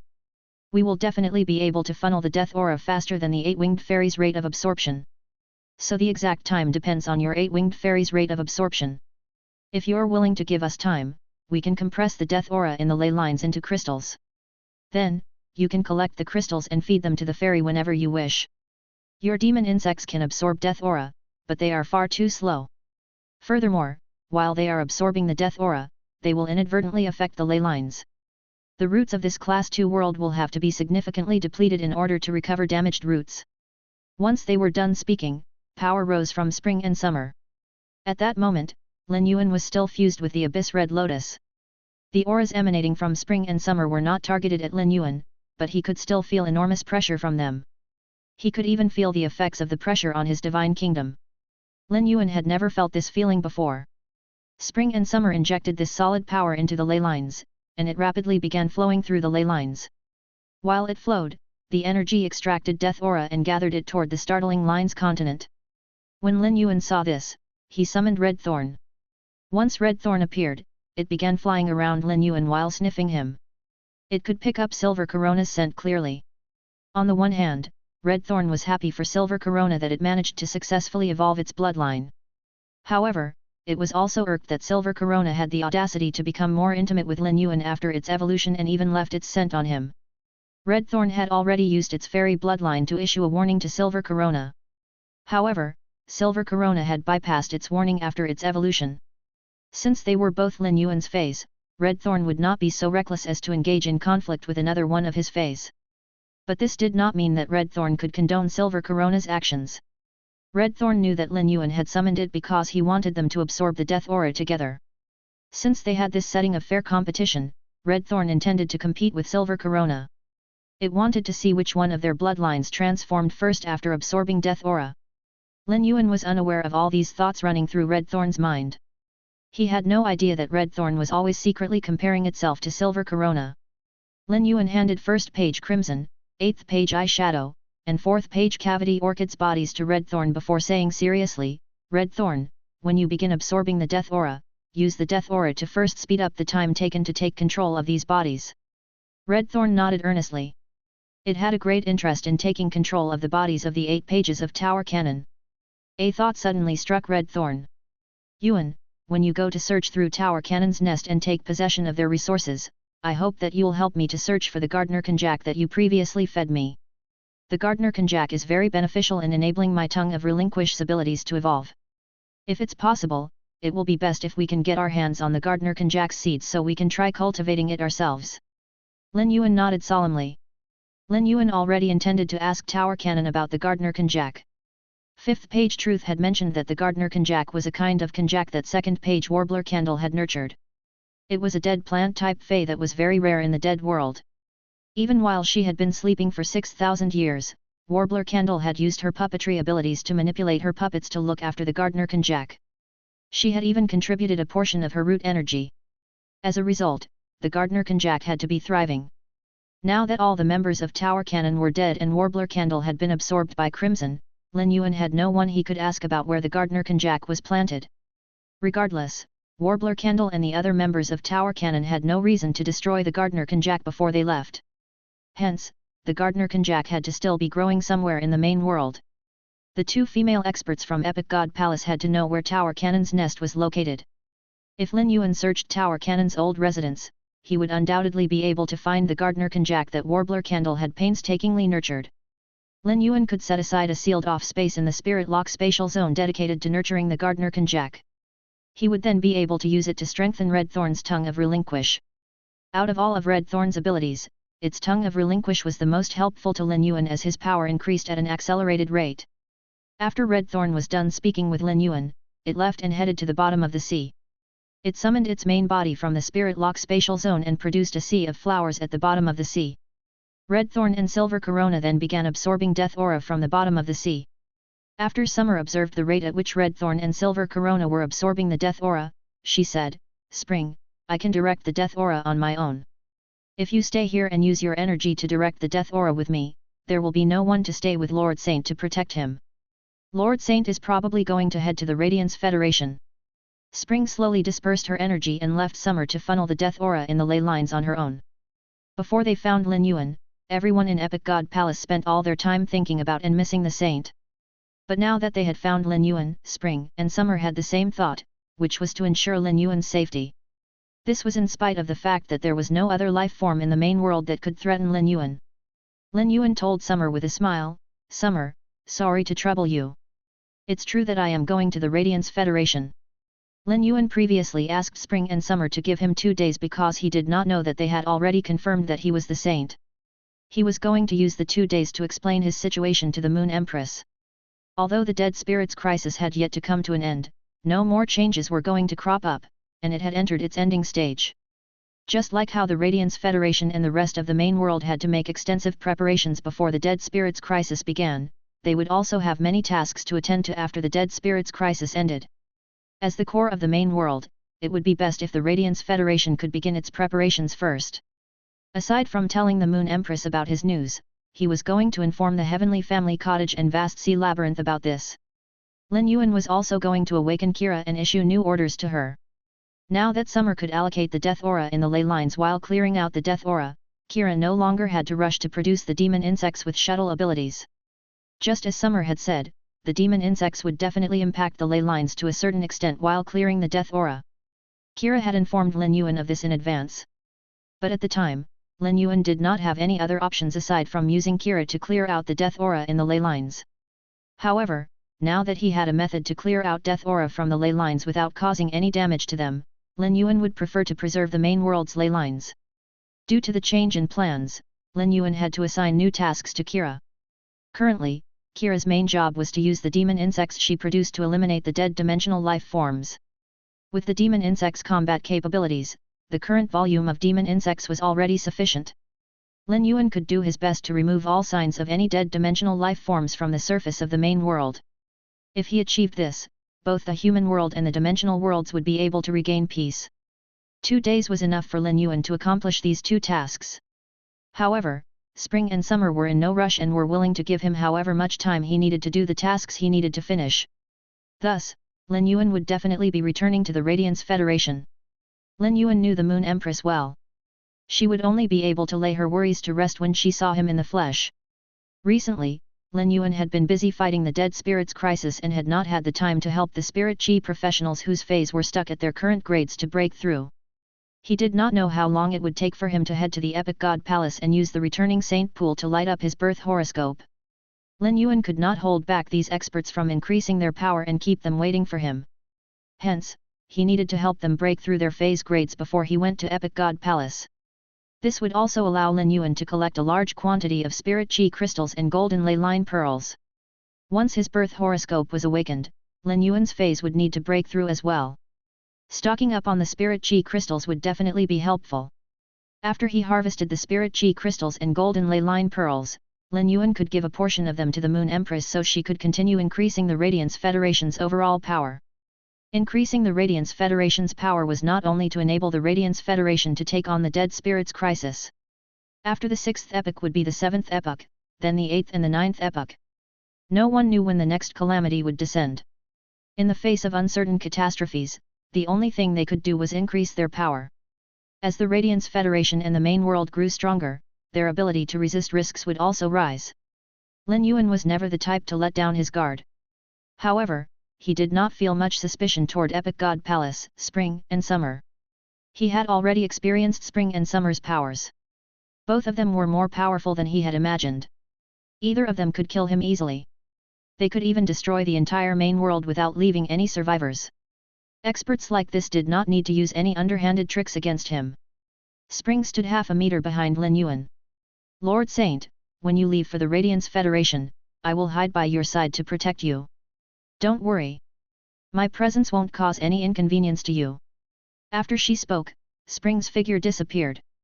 Lin Yuan tried his best to sense his surroundings but could not detect Spring at all. He summoned the Kill Food Sky Butterfly and climbed aboard its back before heading to the Radiance Federation. While he was traveling to the Radiance Federation, Lin Yuan excitedly sent a message to the Moon Empress. Lin Yuan, Master, everything is going well on my end. Tower Cannon has been dealt with. The Death Spirits crisis is also about to come to an end. The Moon Empress had been keeping the Thoughts letter paper in her hand in the hopes of receiving a message from Lin Yuan as soon as he sent it. When the Moon Empress read his message, she instinctively relaxed. But she soon became nervous again. It was not that she did not believe what Lin Yuan said. He would never lie about such matters. Tower Cannon was definitely destroyed, and the Dead Spirits crisis was coming to an end. However, Lin Yuan did not explain the situation clearly. He had to have paid an enormous price in order to obliterate Tower Cannon and put an end to the Dead Spirits crisis. The Moon Empress did not just want the disaster to be over. She wanted Lin Yuan to return. At that moment, the Moon Empress received another message from Lin Yuan. Chapter 2732 Lin Yuan and the Moon Empress meeting. The Moon Empress was finally able to relax fully when she saw Lin Yuan's message. By saying that he was arriving back in the Radiance Federation soon, it meant that Lin Yuan was safe and unharmed. This was two pieces of good news for the Moon Empress. However, she did not share the information immediately. She wanted to wait for Lin Yuan to return to the Radiance Federation and hear the details of the situation from him before she made any further arrangements. Although Tower Cannon had been destroyed, the Dead Spirits crisis was still ongoing. The Dead Spirits crisis was disastrous for the entire main world. This calamity was a wake-up call for the Moon Empress. Although the main world used to encounter dimensional rift openings, the federations lived under relative peace. The only friction came from the scuffles between individual federations that only depleted the individual federations' strength and never made them more of a threat than they already were. If the Radiance Federation had maintained a readiness to tackle any risks, it would not have had such a tough time at the beginning of the Dead Spirits crisis. If it was possible, the Moon Empress did not want to eliminate every single dead spirit immediately. Instead, she wanted to use them to train the main world and increase the power of the main world's federations. The Moon Empress planned to hold discussions with the vast sea labyrinth's leaders. The sea clans were stronger than the humans, but they also needed to participate in this training. The Moon Empress was prepared to use the next few decades to fundamentally improve the main world. Aside from having exceptional power, this year's Radiance 100 sequence also possessed outstanding leadership skills. The Moon Empress was going to give Lu Wencheng many resources so he could personally raise the power of the Radiance 100 sequence. Mystic Moon had been sticking by the Moon Empress side. Cold Moon remained on the outside to disseminate the Moon Empress instructions while Mystic Moon stayed in the Radiant Moon Palace so he could pay close attention to the Moon Empress plans and assist her in organizing everything. The Moon Empress had remained in a state of worry ever since Lin Yuan left the Radiance Federation a week ago. The ever-steady Moon Empress was only able to maintain her usual composure when she was busy with work. At any other time, she was filled with anxiety. But now, the anxiety vanished from the Moon Empress' face and was replaced by excitement and delight. Mystic Moon knew that Lin Yuan had sent updates about his situation. Usually, the Moon Empress did not ask many questions when Lin Yuan said that he would be returning soon. But this time, she could not stop herself from asking. Moon Empress, little Yuan, how long will it take you to reach the Radiance Federation? When Lin Yuan saw the Moon Empress message, he realized just how concerned she was for him. Lin Yuan, I should be arriving at the Radiant Moon Palace at around 2 p.m. tomorrow. Normally, Lin Yuan could travel back to the Radiance Federation directly through the space tunnel in the basement. However, he had moved the underground palace to the Spirit Lock spatial zone, causing the space tunnel to lose its effects. Since the ethereal jellyfish could grow more main tentacles after the space tunnel was removed, Lin Yuan did not actually suffer any real losses. Before he returned to the Radiance Federation, Lin Yuan was going to instruct Lift Marsh to bring Thick Soil City back to the Startling Lines continent before sending the land imps to fortify Thick Soil City's base. After Tower Cannon was destroyed and the main world returned to a state of peace, the Startling Lines continent was going to become the Radiance Federation's gate to the rest of the world. Luo Lan, Yi Huailong, and Jin Kyungsun, who ruled over the three federations that made up the Startling Lines continent, all sent Lin Yuan messages. They hoped that the Divine Wood, Iron Hammer, and Great Lush federations could return to the Startling Lines continent. With their abilities and experience, they were easily able to recognize the Startling Lines continent's strategic significance. Firstly, Lin Yuan had invested numerous resources into the Startling Lines continent and turned it into a virtually impenetrable fortress. Furthermore, there was an abundance of resources in the Startling Lines continent, and it was also the Divine Wood, Iron Hammer, and Great Lush federations' home. The three of them wanted to continue their development in their home. The Divine Wood, Iron Hammer, and Great Lush federations were all fully under Lin Yuan's control. There was no question that allowing these three federations to continue developing in the Startling Lines continent was the best option. Luo Lan had sought Su Yiren's opinion before sending her request to Lin Yuan. Su Yiren supported Luo Lan in fighting for such an opportunity. If the Dead Spirits crisis could come to an end without any more trouble cropping up, Su Yiren would also lead the people from the Dark and Sand Island continents back to their original continents. However, Su Yiren knew that Lin Yuan was busy with many matters and stressed to Luo Lan not to rush Lin Yuan.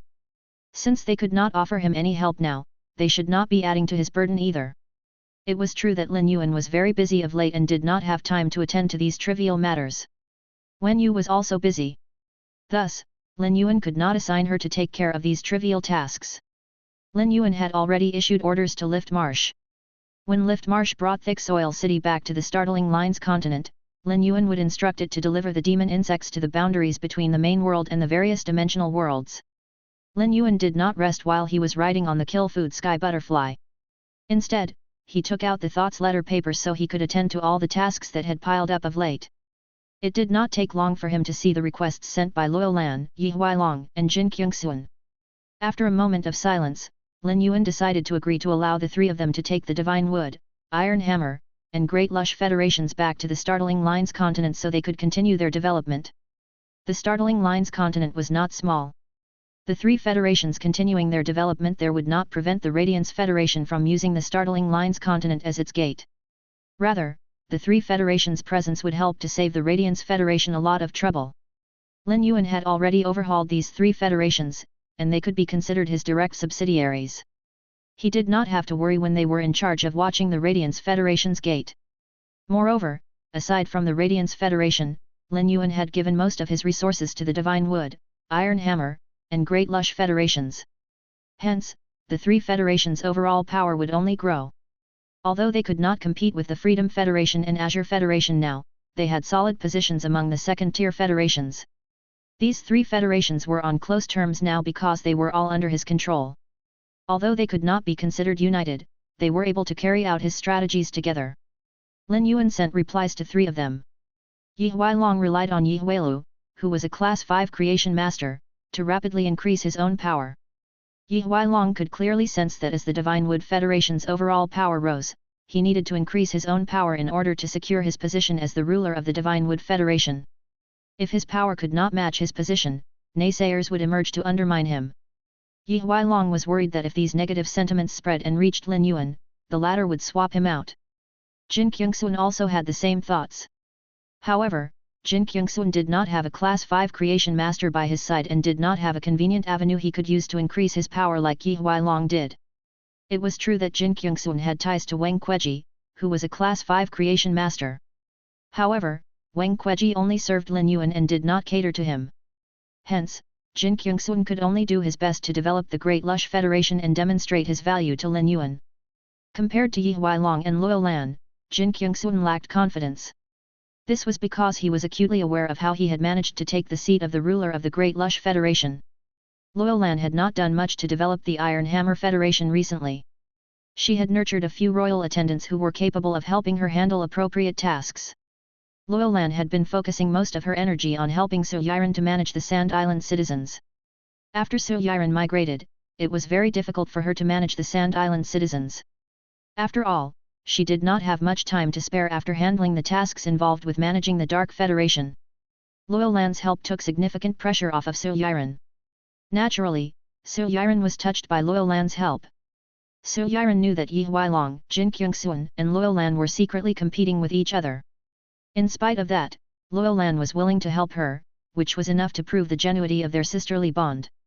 Before Su Yiren formed ties with others, she was constantly judging the value of others. Luo Lan was very skilled at managing federations.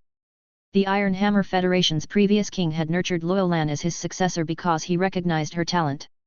However, Luo Lan lacked perseverance and ambition. Hence, it was highly unlikely that Lin Yuan would take her with him to the sky beyond the clouds. Normally, Su Yiren only liked to make friends with people of value.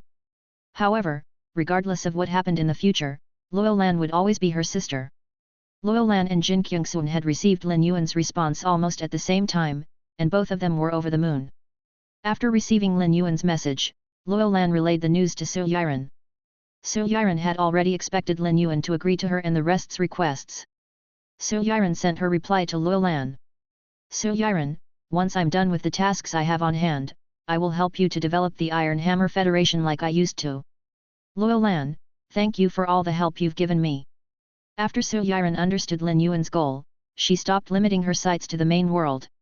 She also wanted to go with him to explore worlds beyond the main world. Su Yiren intended to properly nurture her 14 poppy fruits so they could temporarily manage the Dark and Sand Island continents in her place.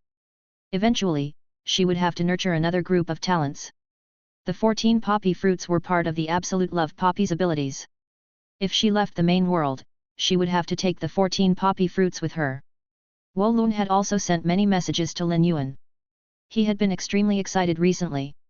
As a marine federation, the Violent Wind Federation lacked mineral resources. They also had to source for lumber resources from islands on their outskirts. Hence, they were very constrained in the resources they needed to build boats and vessels. Wolun had not felt this way when he was in such environments in the past. It was only after he received the wood materials and metals from Lin Yuan that Wolun realized his breadth of resource interactions in the past had been far too limited. With so many resources that he had never encountered before now in his possession, Wolun could build designs that he never could have imagined in the past. It did not take long before Wolun made a discovery. Wolun, Leo, I noticed that jade-textured wood can perfectly prevent rotting caused by seawater. It works best with sea mulberry wood that has water elements applied to it.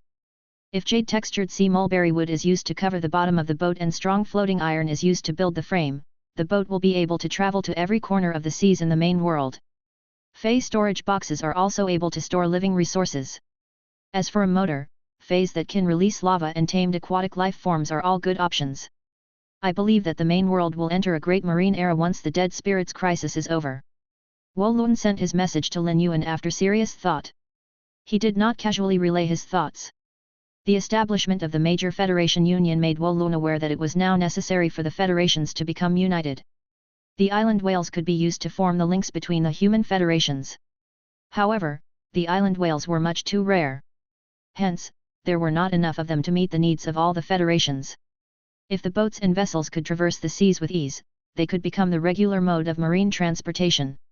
The federations that did not have the island whales would have no other choice. The federations that did have the island whales would also be willing to sell their specialty goods and obtain rare foreign resources.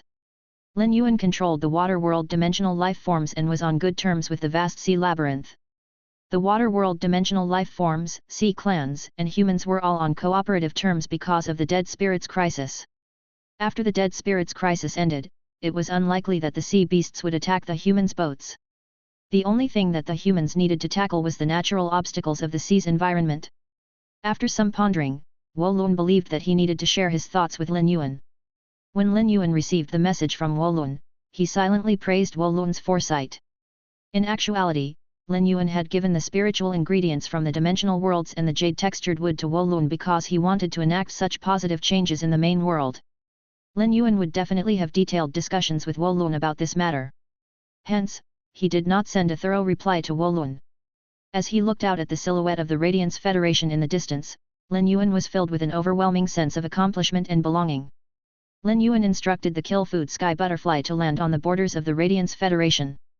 The Radiance Federation's border had many spatial nodes that Lin Yuan had set up using the ethereal jellyfish's tentacle node.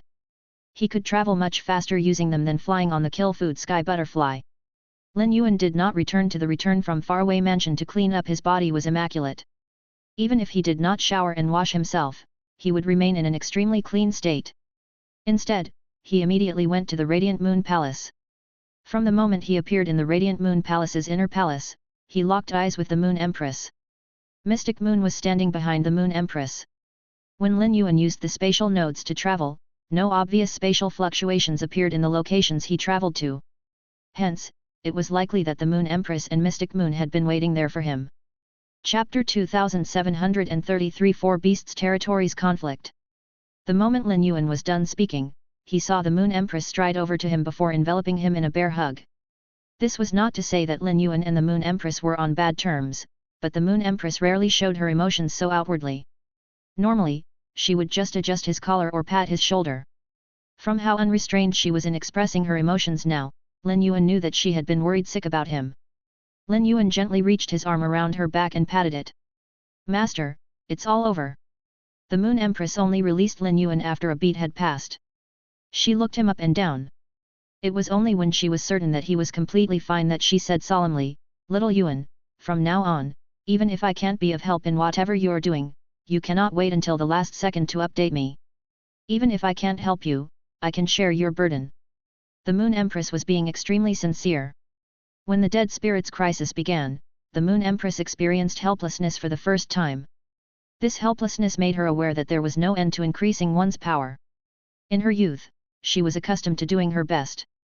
But after she became a Class 5 Creation Master and subsequently a member of the Radiance Federation's royalty, she stood at the top of the world and undoubtedly slowed down her increment of power. From then on, she stopped focusing her energy on increasing her power. She only redirected her focus back to increasing her power when she was injured during her battle with the Freedom Federation's royalty, and it became imperative that she achieve a breakthrough in order to extend her lifespan. In the past, the Moon Empress believed she had come upon this realization far too late. But as she thought about how Lin Yuan had taken each step on his journey of growth, the Moon Empress felt that being able to come to this realization, regardless of timing, was a blessing. Firstly, she now had an endless lifespan, so her previous delay would not have any impact on her increasing her power in the future. Moreover, she had obtained a large leg up from Lin Yuan in terms of increasing her power. He had provided her with treasures that she could not produce on her own despite being a Class 6 creation master. It was through the resources she obtained from him that the Moon Empress had been able to make progress in advancing her level. When Lin Yuan heard this, it became one of the rare moments that he found himself disagreeing with what the Moon Empress said. Lin Yuan shook his head gently at the Moon Empress. "Master, I have already increased my power. In the past, you had to shelter me from everything and shoulder all the pressure on your own. Now, it's my turn to protect you. Rest assured, I won't allow you to fall into peril so easily. I won't make you this afraid and worried again." Lin Yuan spoke earnestly. To him, there was no senior he felt closer to than the Moon Empress. She was as important to him as Chu Ci was. Although Morbius and his own special characteristics could be credited for his growth thus far, the Moon Empress' involvement had been instrumental as well. Without the Moon Empress, it was likely that he would have been killed by Cheng Wu. "Little Yuan, you have already grown up. You are now my shelter and the protector of the main world. But don't forget that nothing is more important than your safety." From Lin Yuan's words, the Moon Empress felt cared for and looked after. These feelings were both amazing and warming to the Moon Empress. Mystic Moon was very happy for the Moon Empress when he heard what Lin Yuan said. He could not help but think of Wen Yu.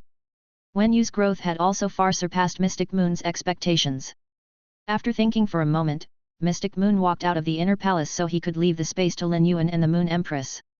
All this time, Spring had been watching from the shadows to ensure Lin Yuan's safety. She was both thankful and respectful toward the Moon Empress.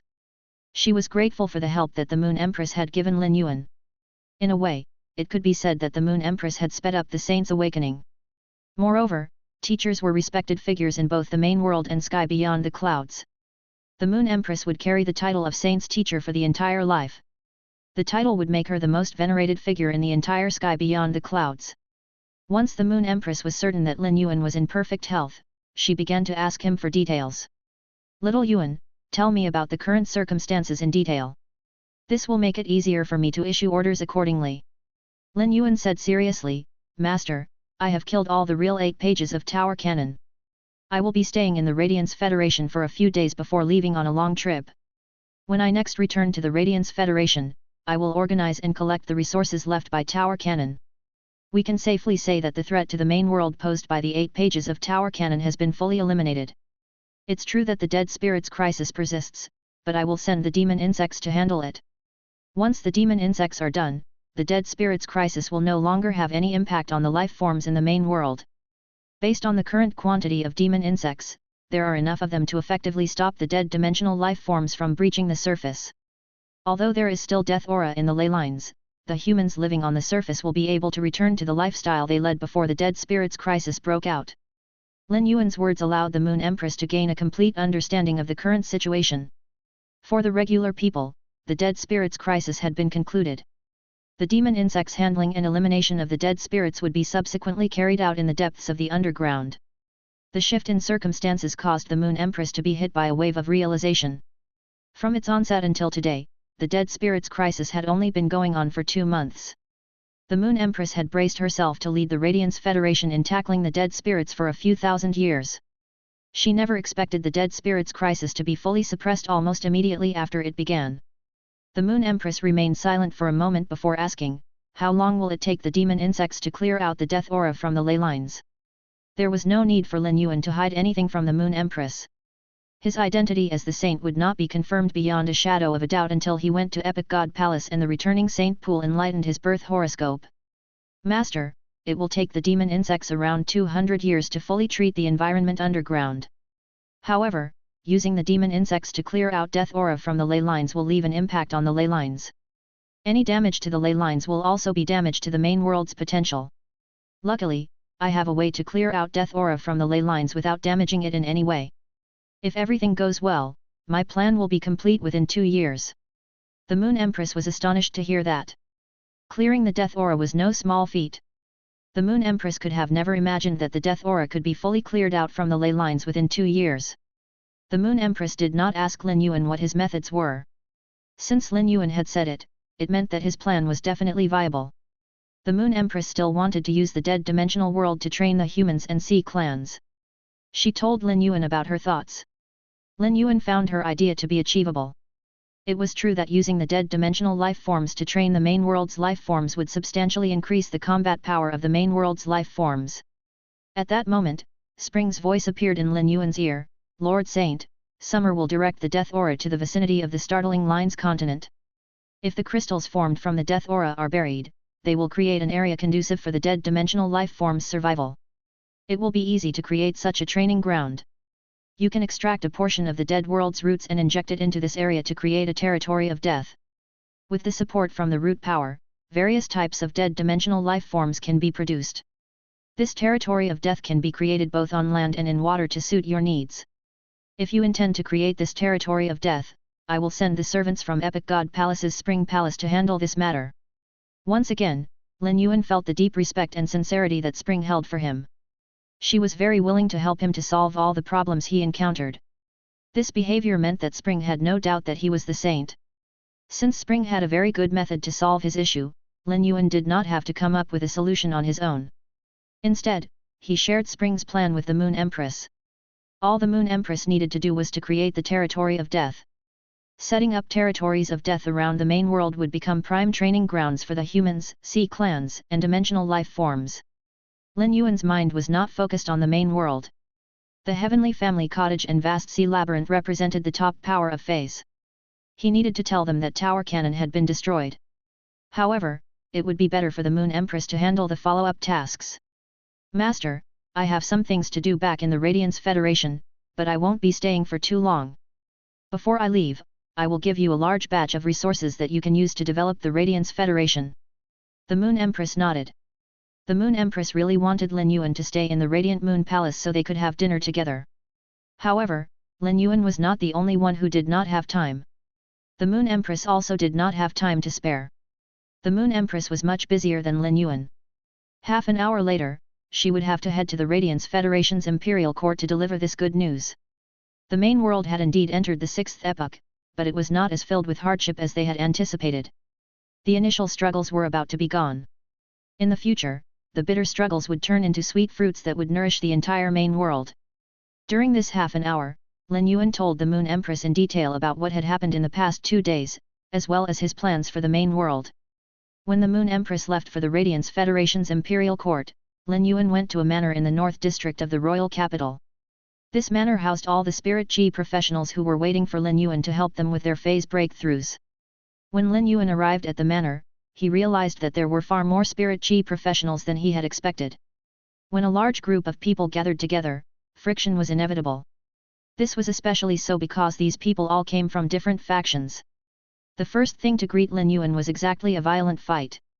7 spirit chi professionals had split into 3 teams and were fighting each other. 2 of their phase could already change into human form. This fight between Emperor-class experts was being watched by many spirit chi professionals in the manor.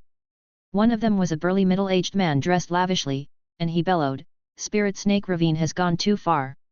Don't assume that you can occupy the 4 manors just because you have some connections to Coiling Dragon's Valley.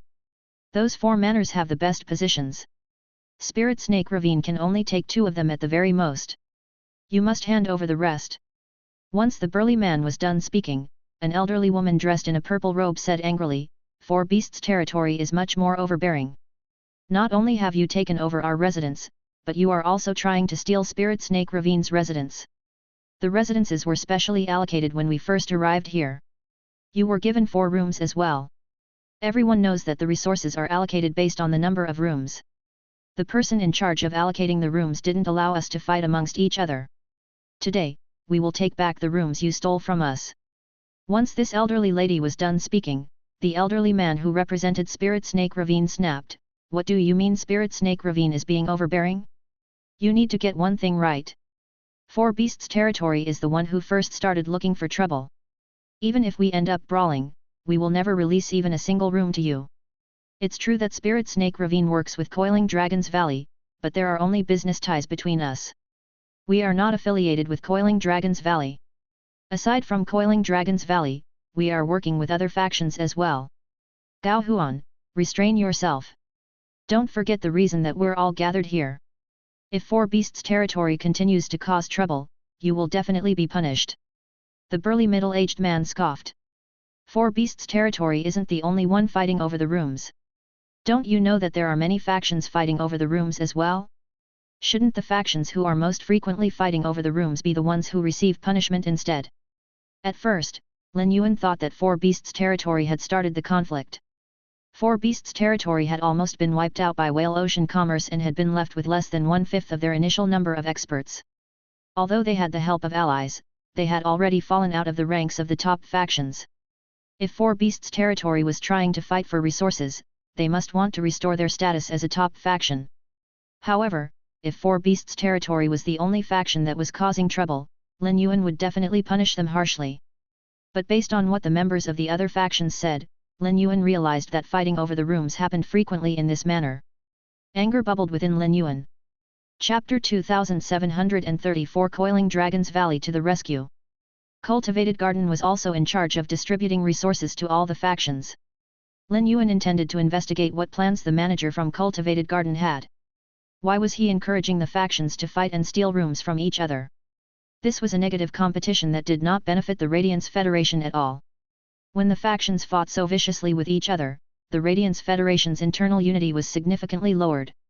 This was the last thing that Lin Yuan wanted to see happen, yet it was exactly what was happening. Lin Yuan had not expected this to happen. With so many of the Radiance Federation's factions fighting with each other over the rooms, there was no point in doling out punishment.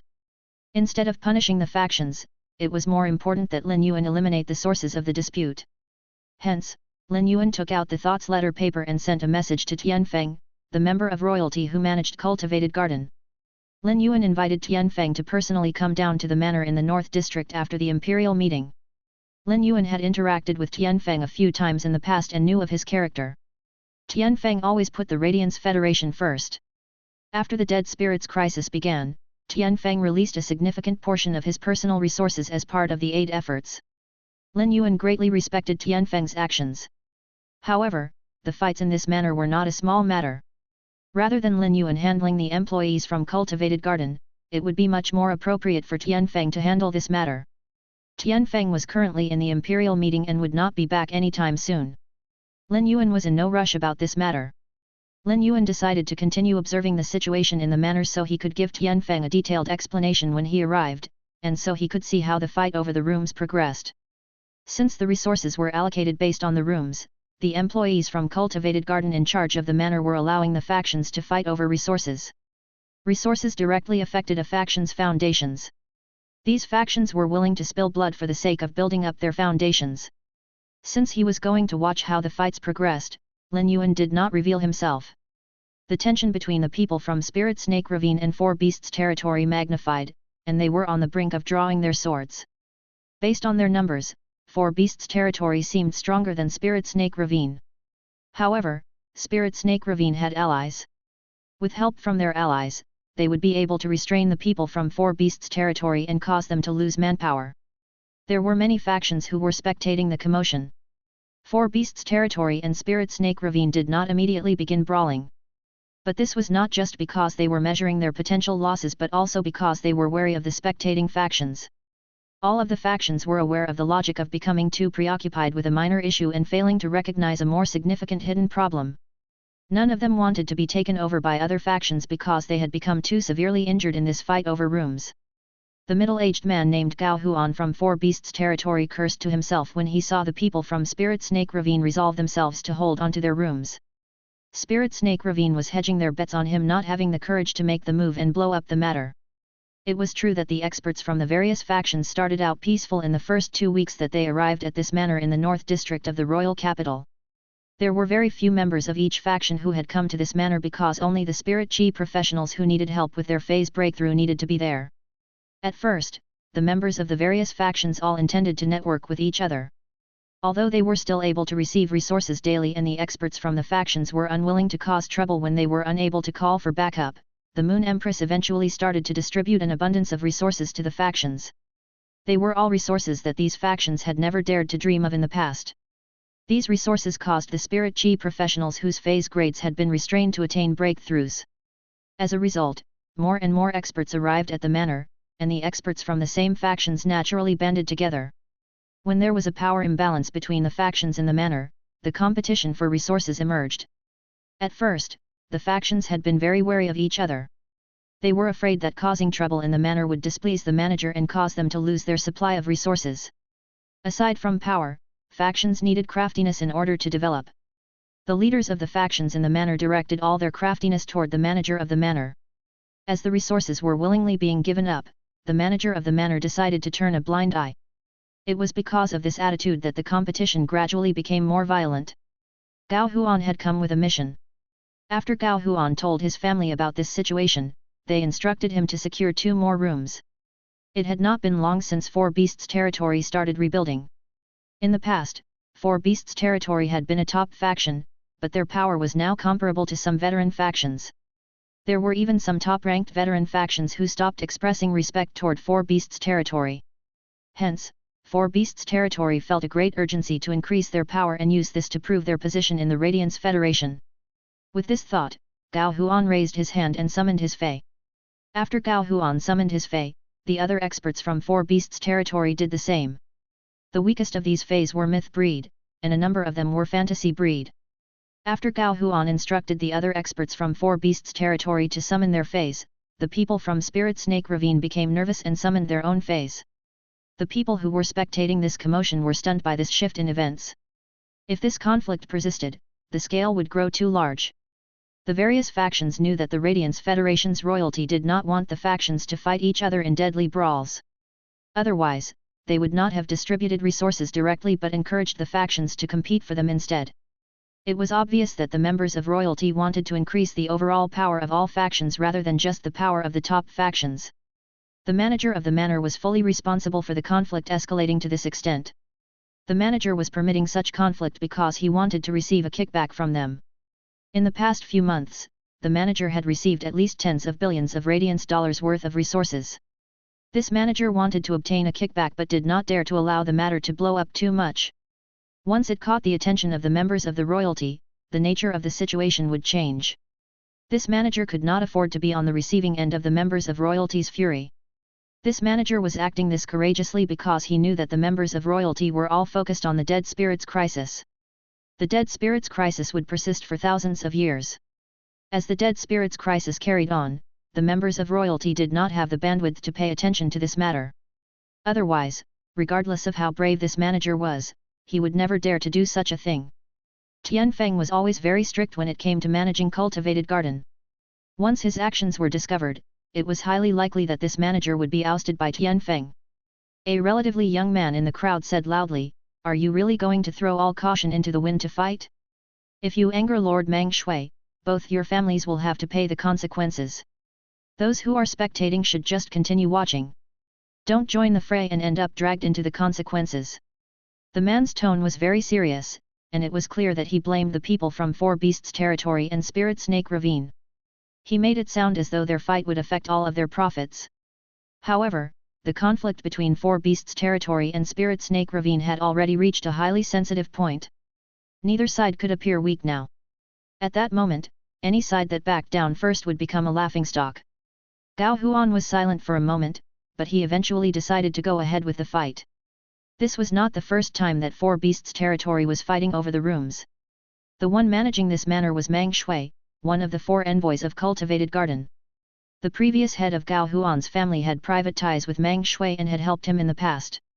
Although Four Beasts territory's previous family head had been killed by Whale Ocean Commerce, Mang Shui did not forget about their old ties. Four Beasts territory kept up their ties with Mang Shui and had offered him significant benefits in the past month. Even if this fight displeased Mang Shui, he was more likely to vent his anger on Spirit Snake Ravine. The only thing about Spirit Snake Ravine that concerned Four Beasts territory was their relationship with Coiling Dragon's Valley. From his observations, Gao Huan noticed that the people in the manor who were from Coiling Dragon's Valley did not seem to have any intention of helping Spirit Snake Ravine.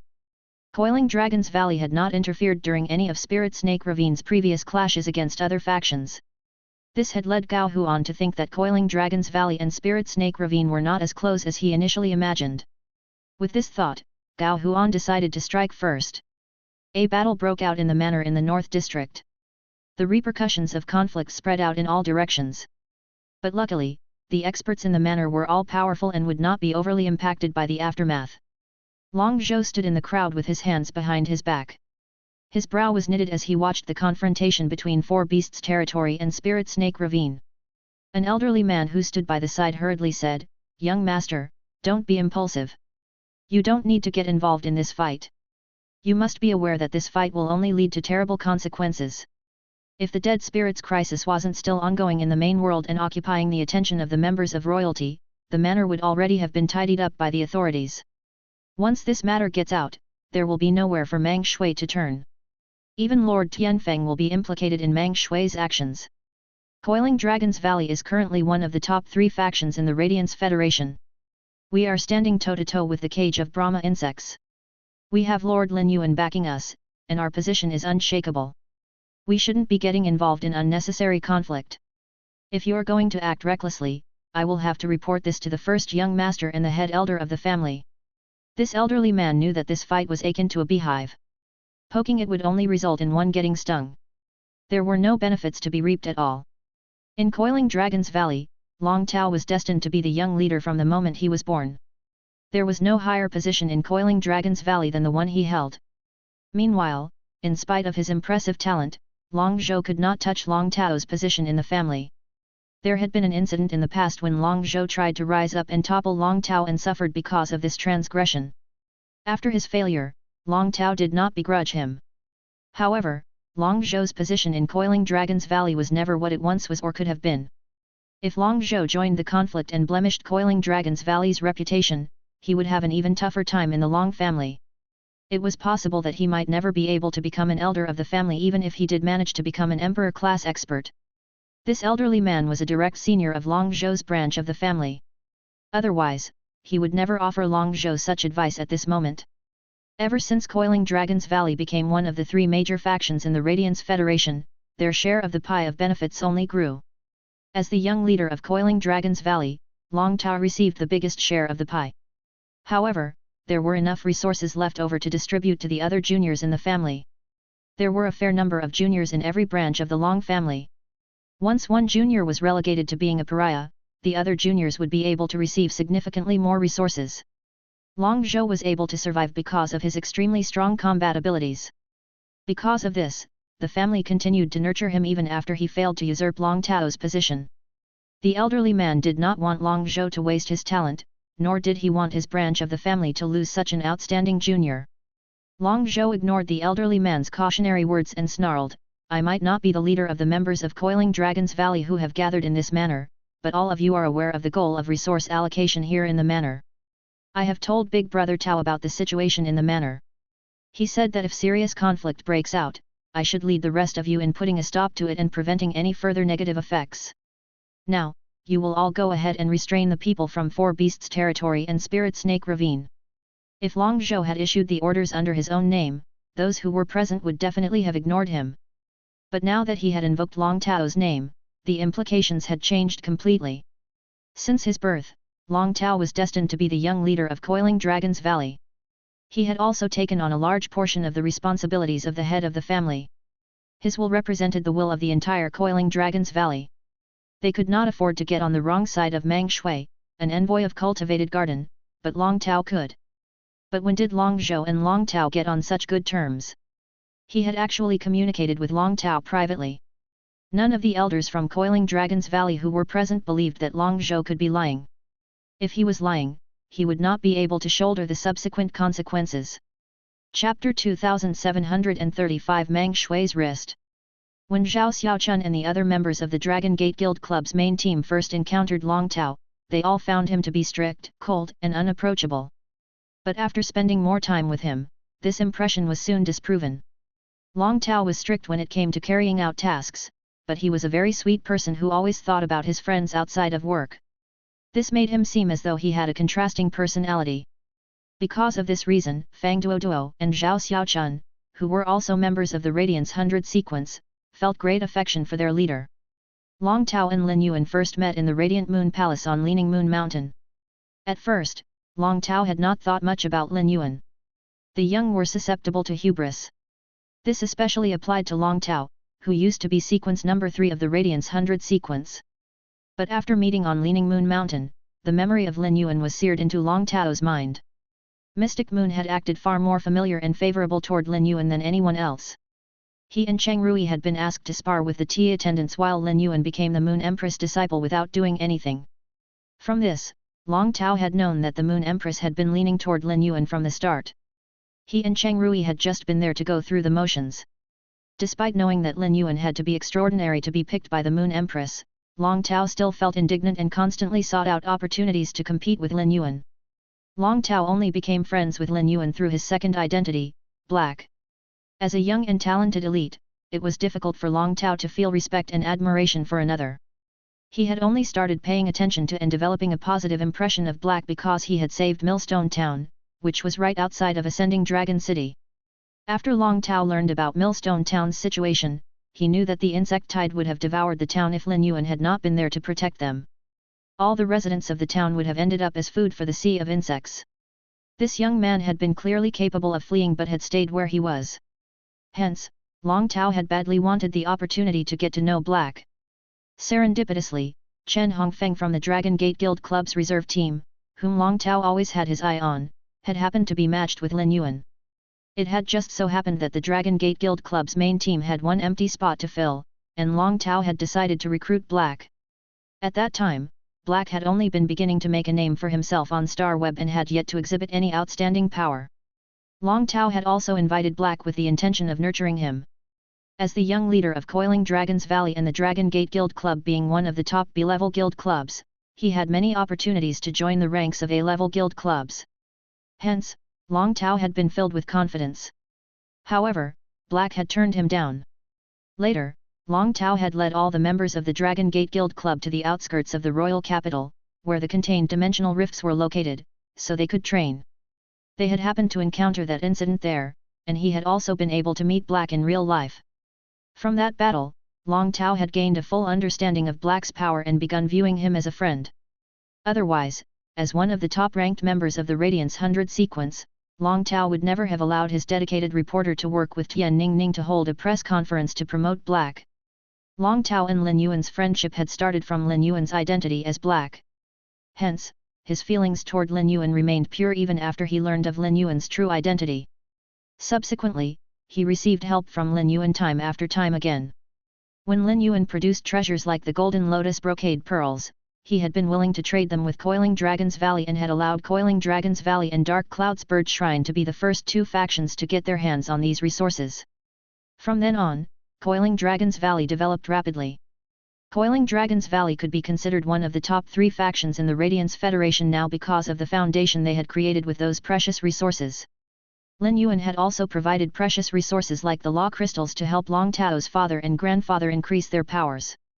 They also enabled the Long family to produce their first immortal expert.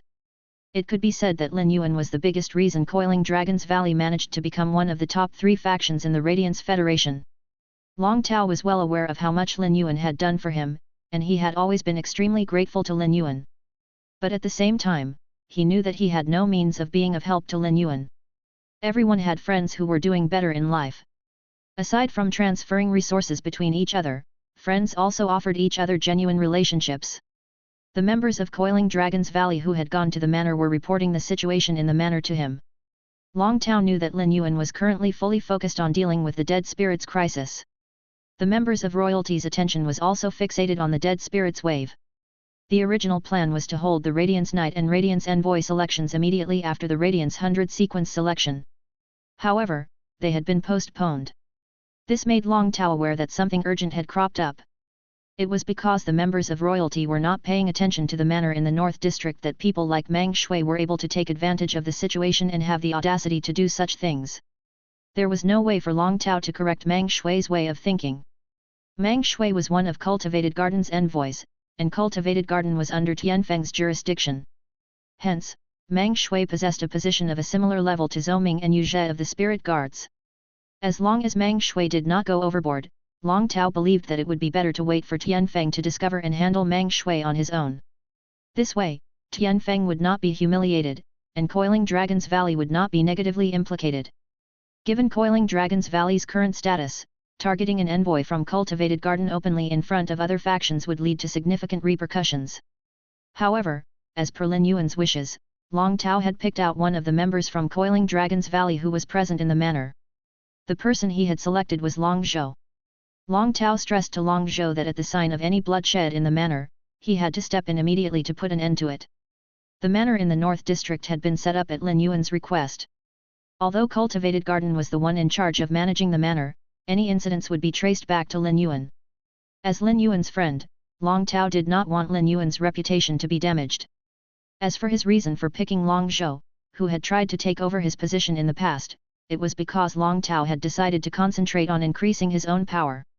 Hence, he planned on nurturing a few close confidants in his family who would replace him in managing Coiling Dragon's Valley. Long Zhou met Long Tao's requirements in all aspects. This arrangement was Long Tao's way of testing Long Zhou. Long Tao had seriously discussed his thoughts with Long Zhou. Since he was a child, Long Zhou felt that his fate was an unfair one and had only been trying to claim some authority within Coiling Dragon's Valley. Now that Long Tao was willing to voluntarily hand over authority to him, Long Zhou's desires were satisfied. Once an ambitious person's desires were satisfied, he would turn into a handy tool. Long Tao was not worried that Long Zhou's desires would grow in the future and that he would become dissatisfied with the power he had been given. Long Tao would use his feys to control Long Zhou and the others he picked to ensure that he would retain full control over Coiling Dragon's Valley even while he was focusing on increasing his individual power. Hence, Long Tao did not have to be worried when he used Long Zhou and the rest, and he was also willing to invest resources into them. Apart from his ambition, Long Zhou had an upright outlook and had a strong sense of righteousness. Thus, Long Zhou was very displeased with Four Beasts' territory trying to use brute force to take the resources of the other factions. After Long Zhou issued his order, Coiling Dragon's Valley's experts summoned their feys and quickly took control of the conflict. Gao Huan, who was leading Four Beasts' territory, never expected the people from Coiling Dragon's Valley to get involved in this fight. Gao Huan asked fearfully, "What does Coiling Dragon's Valley mean by this? Are you trying to help Spirit Snake Ravine with whom you have ties?" The factions present in the manor had complicated relationships. Many of them had ties with each other. This was why they had chosen to keep to themselves at first, and it was rare for a faction to forcefully stand out on behalf of another faction. If Coiling Dragon's Valley insisted on coming to Spirit Snake Ravine's aid, they would be ruining the unspoken rule here. Before Long Zhou could speak, a cold voice said from nearby, "It sure is rowdy here. Why are all of you gathered here? Don't you have anything else to do? There are people supplying you with resources every day. Don't you know how to use these resources to strengthen and raise your grades?" The tall and skinny man who spoke was wearing brown attire with green embroidered patterns of flora and fauna. He shot his gaze at the people from Four Beasts' territory and Spirit Snake Ravine first. But he quickly shifted his gaze away to frown at Long Zhou. Although he did not say anything, his aura suppressed that of the members of Coiling Dragon's Valley. The tall and skinny man was using this demeanor to express his displeasure. This man was the manager of this manor, one of the envoys from Cultivated Garden Mang Shui. If Long Zhou was facing someone of Mang Shui's status on his own, he would already be trembling in his boots. However, he now had the support of Long Tao and the entire Coiling Dragon's Valley. Hence, he was able to retain his composure even when facing someone of Mang Shui's outstanding status. Moreover, Long Zhou spoke first to Mang Shui, "Lord Mang Shui, you are tasked with managing this manor. Although you are working under Tianfeng's name, you are actually working for Lord Lin Yuan. You have silently permitted the factions to fight over resources and caused the experts here to all be on guard. The conflict between the factions has escalated. If you don't properly manage the atmosphere in the manor, issues will probably crop up in the future." Mang Shui's brows were tightly furrowed. He glared at Long Zhou while he began to think. What intentions did this member of Coiling Dragon's Valley have? Coiling Dragon's Valley had to have the support of someone in order to rise to become one of the Radiance Federation's top 3 factions. A trivial member of Coiling Dragon's Valley like Long Zhou had to be backed up by someone in order to be brave enough to say such words. Mang Shui mulled over this. He believed that the Radiance Federation's members of royalty were unaware of this matter. If they were, he would already have been called out and questioned by Tianfeng. After pondering further, Mang Shui concluded that Coiling Dragon's Valley was doing this to threaten him and attempt to obtain profits from him. Mang Shui had a large amount of resources to allocate, but they could not go into his own profits. If he could work with Coiling Dragon's Valley and receive kickbacks from them, he would be able to receive even more resources than he previously could. Mang Shui decided that it would be better to prevent the problem from growing. He would seek Long Zhou out for a private negotiation later. It's true that the atmosphere in the manor is worsening. From now on, if any factions want to fight with each other, you are prohibited from getting help from other factions. Any faction that does otherwise will have 30% of their resources docked for the next 3 months. Today, Spirit Snake Ravine found helpers. Since I only just put this rule in place, I will give them a small punishment as a lesson. I will take back their 2 rooms and reallocate them in the future. If anyone from Spirit Snake Ravine can't swallow this arrangement, you can come and see me about it. When Lin Yuan, who was hiding in the shadows, heard what Mang Shui said, his brow furrowed deeply. Mang Shui was adept at seizing opportunities, and it showed through even in his speech. First, Mang Shui agreed with what Coiling Dragon's Valley said in order to placate them. Then, he used his new rule to punish Spirit Snake Ravine, who had received help from Coiling Dragon's Valley, so that he could establish his authority amongst the other factions. It was likely that he would try to start a conversation with Long Zhou in private. His attitude then would be a far cry from what it was now. If Mang Shui really wanted to punish Spirit Snake Ravine, he could have confiscated Spirit Snake Ravine's resources. However, Mang Shui was sending hints that Spirit Snake Ravine could seek him out. Clearly, he wanted to obtain under-the-table benefits from them. At this moment, Lin Yuan received a reply from Tianfeng through the Thoughts letter paper. Tianfeng, Little Yuan, have you arrived at the manor in the North District? Why are you asking me to head there? I have just finished attending the Imperial meeting and will be able to arrive at the manor in 5 minutes at the most. Mang Shui is very capable. If you have any urgent issues, you can let him handle them. Lin Yuan did not send a reply to Tianfeng's message. Instead, he stored the Thoughts letter paper away. As the member of royalty in charge of Cultivated Garden, Tianfeng turned out to be a bad judge of character and had caused such a serious issue. It was likely that this incident would lead Tianfeng to reassess his subordinates. Lin Yuan prioritized character over abilities. In this world, people of outstanding character did not lack in abilities either. At first, after hearing what Mang Shui said, Lin Yuan had been ready to step in. But since Tianfeng would be able to arrive in 5 minutes, it would be better to let him handle it personally. When Long Zhou heard what Mang Shui said, he silently praised Mang Shui. He had not left anything out in his speech. It was clear that Mang Shui wanted to change the atmosphere in the manor and take away any reason Long Zhou could use to target him. If he continued to target Mang Shui, he would go against Long Tao's arrangement and cause trouble for the Long family. Mang Shui had been observing the expressions on Long Zhou's face. Chapter 2736 Leave it to Iron Prison. A cold streak flashed across Mang Shui's eyes when he spoke. This cold glare was not pointed at Long Zhou and Coiling Dragon's Valley. However, his words had fully targeted Coiling Dragon's Valley. It was clear that Mang Shui's words were trying to suppress Coiling Dragon's Valley. The other factions who were present would definitely aim their anger at losing a portion of resources toward Coiling Dragon's Valley. Today's incident had indeed blown up to slightly too large of a degree. Even Mang Shui felt slightly concerned. He had already been ready to step in to put an end to the conflict, but the people from Coiling Dragon's Valley had beaten him to it. Coiling Dragon's Valley's actions were not only a slap to his face as they questioned his ability to manage the manor but also jeopardized his authority in the manor. If he did not compromise, the factions present would all think he was afraid of Coiling Dragon's Valley. This would not be beneficial in his future management of the manor. If he lost his authority and other factions gained the courage to threaten him, he would no longer be able to obtain any resources. From the beginning, Mang Shui knew that his actions were not right and that he was exploiting a loophole. At first, he had been very afraid of his actions leading to negative consequences and did not dare to openly encourage the factions to compete with each other. But once he got a taste of the benefits, his greed tempted him to desire more and more. As an envoy of Cultivated Garden, Mang Shui was an important figure in the Radiance Federation. However, he had earned more profits in the past week than he had in the past year. It was said that valuables could be found in peril. Meng Shui was willing to take on risk for the sake of such wealth. Hence, Meng Shui stood his ground even against Coiling Dragon's Valley. A murderous glare appeared in Lin Yuan's eyes. Lin Yuan had not been paying attention to this matter. He had been too preoccupied with tackling Tower Cannon and had even put his life on the line in the matter. Although he had not been focused on the matter, this did not mean he was fine with the current arrangement. When Lin Yuan told the Moon Empress that he wanted to set up the North District Manor, he had stressed that the resources had to be distributed fairly. The resources given to each room daily had to be equal.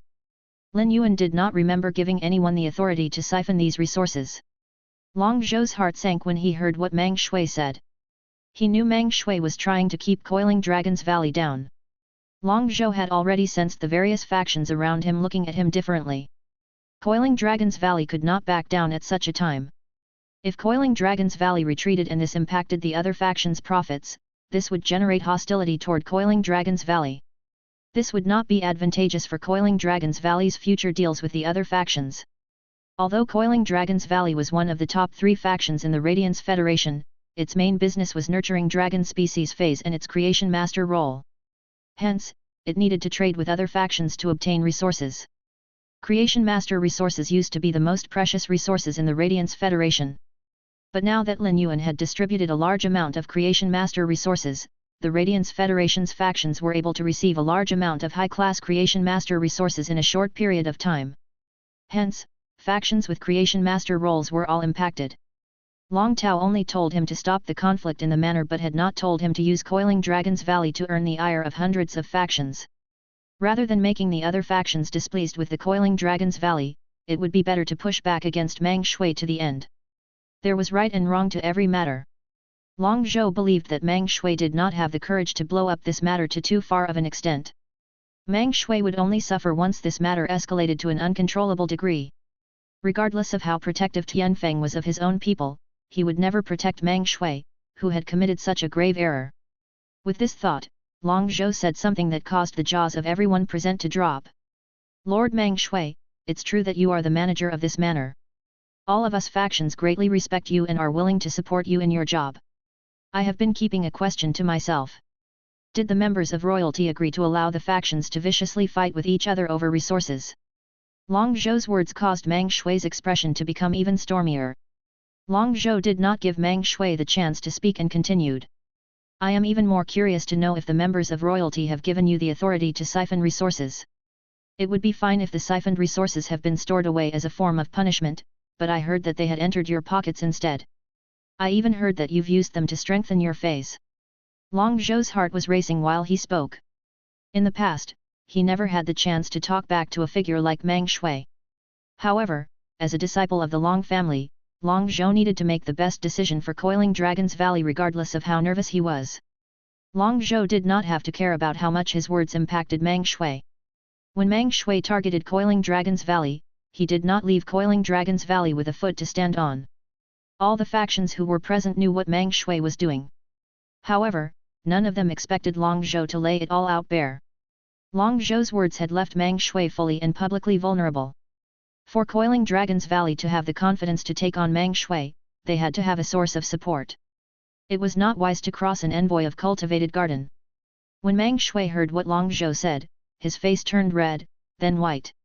Even after a few moments had passed, no response fell from his lips. Regardless of how daring Meng Shui was, he would never dare to claim publicly that Tianfeng had given him the authority to siphon resources.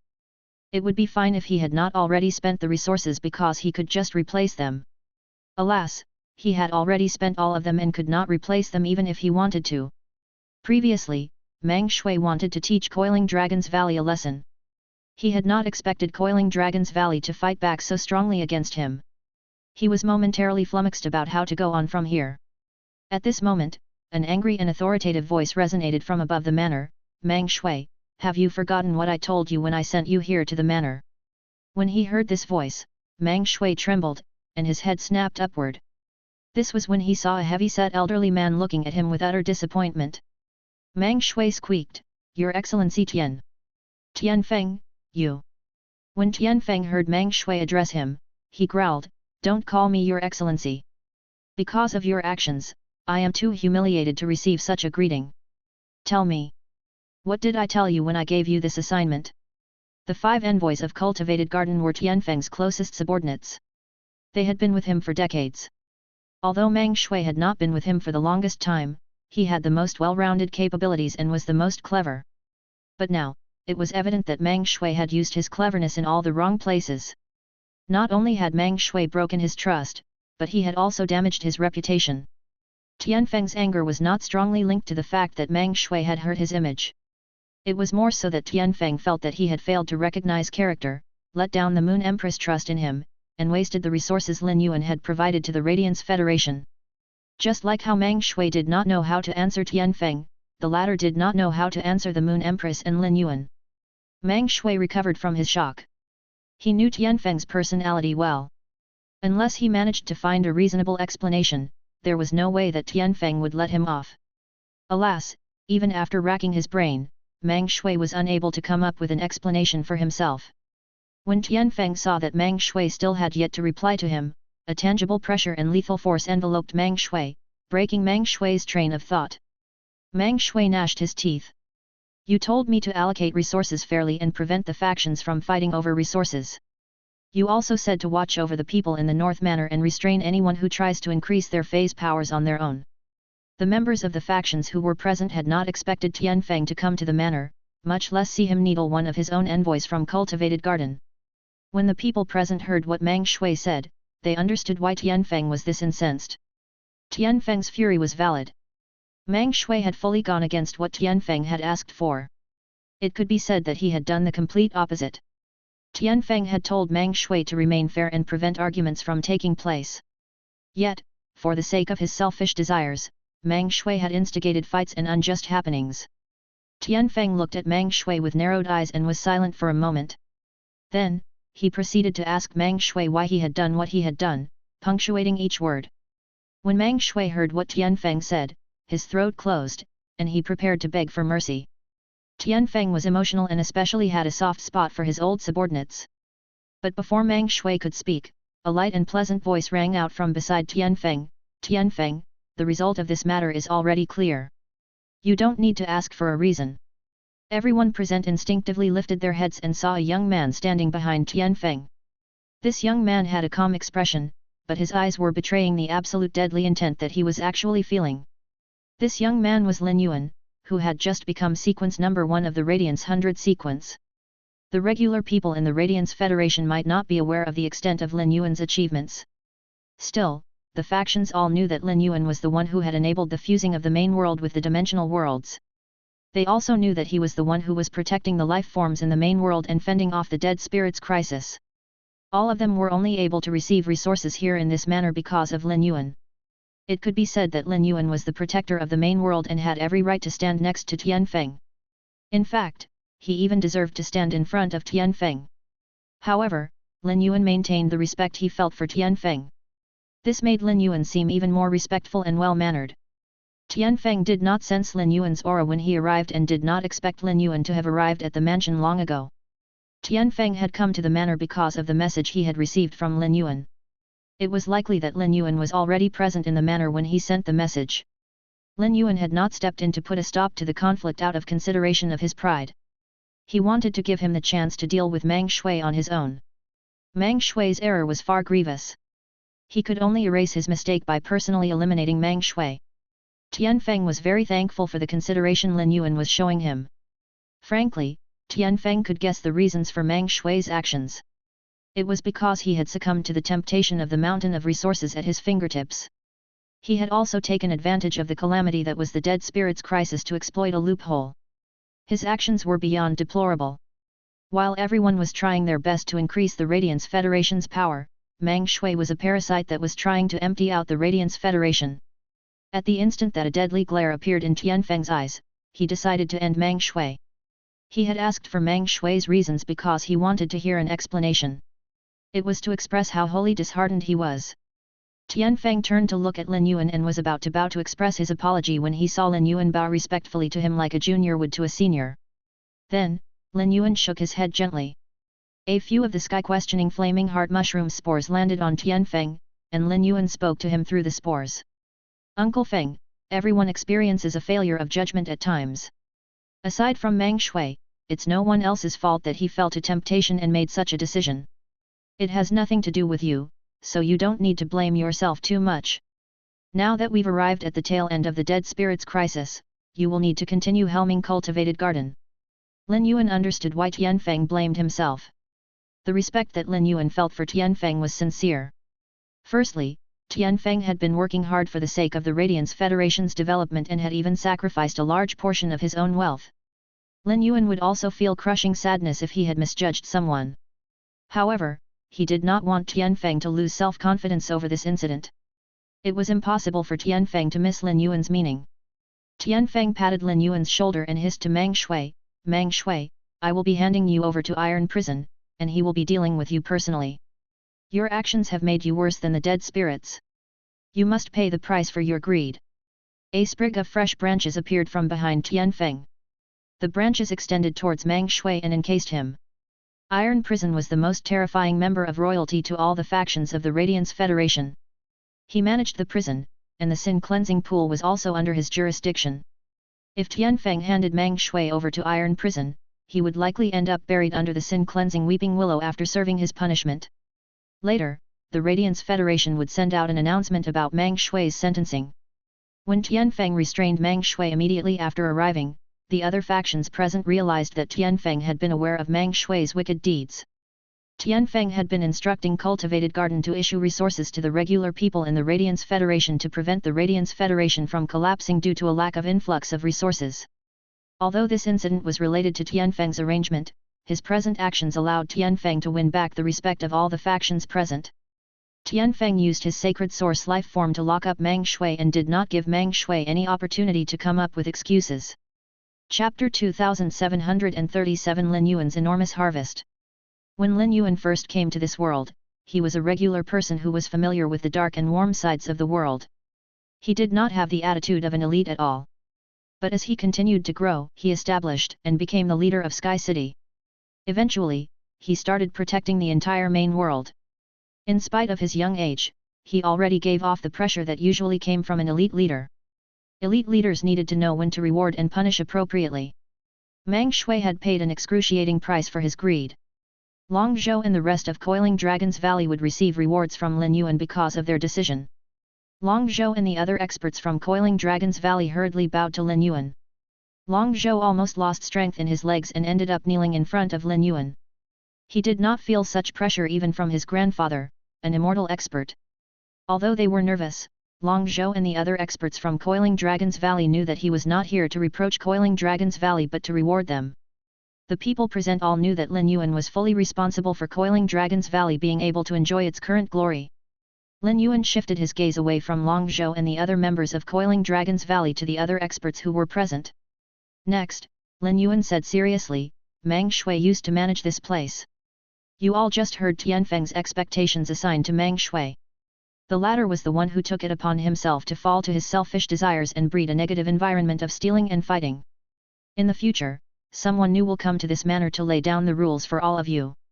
Coiling Dragon's Valley stopped this commotion from getting out of hand and prevented bloodshed. "I am going to give Coiling Dragon's Valley 1000 Heavenly Maiden-grade elemental pearls. I hope that there will be no more fights over resources in the manor from now on. Mang Shui has paid for all the previous mistakes. If anything similar happens again, the factions causing the problems will lose the right to continue obtaining resources. It goes without saying that without resources, you will not need to continue remaining in this manner." Lin Yuan nodded at Long Zhou before rising into the air.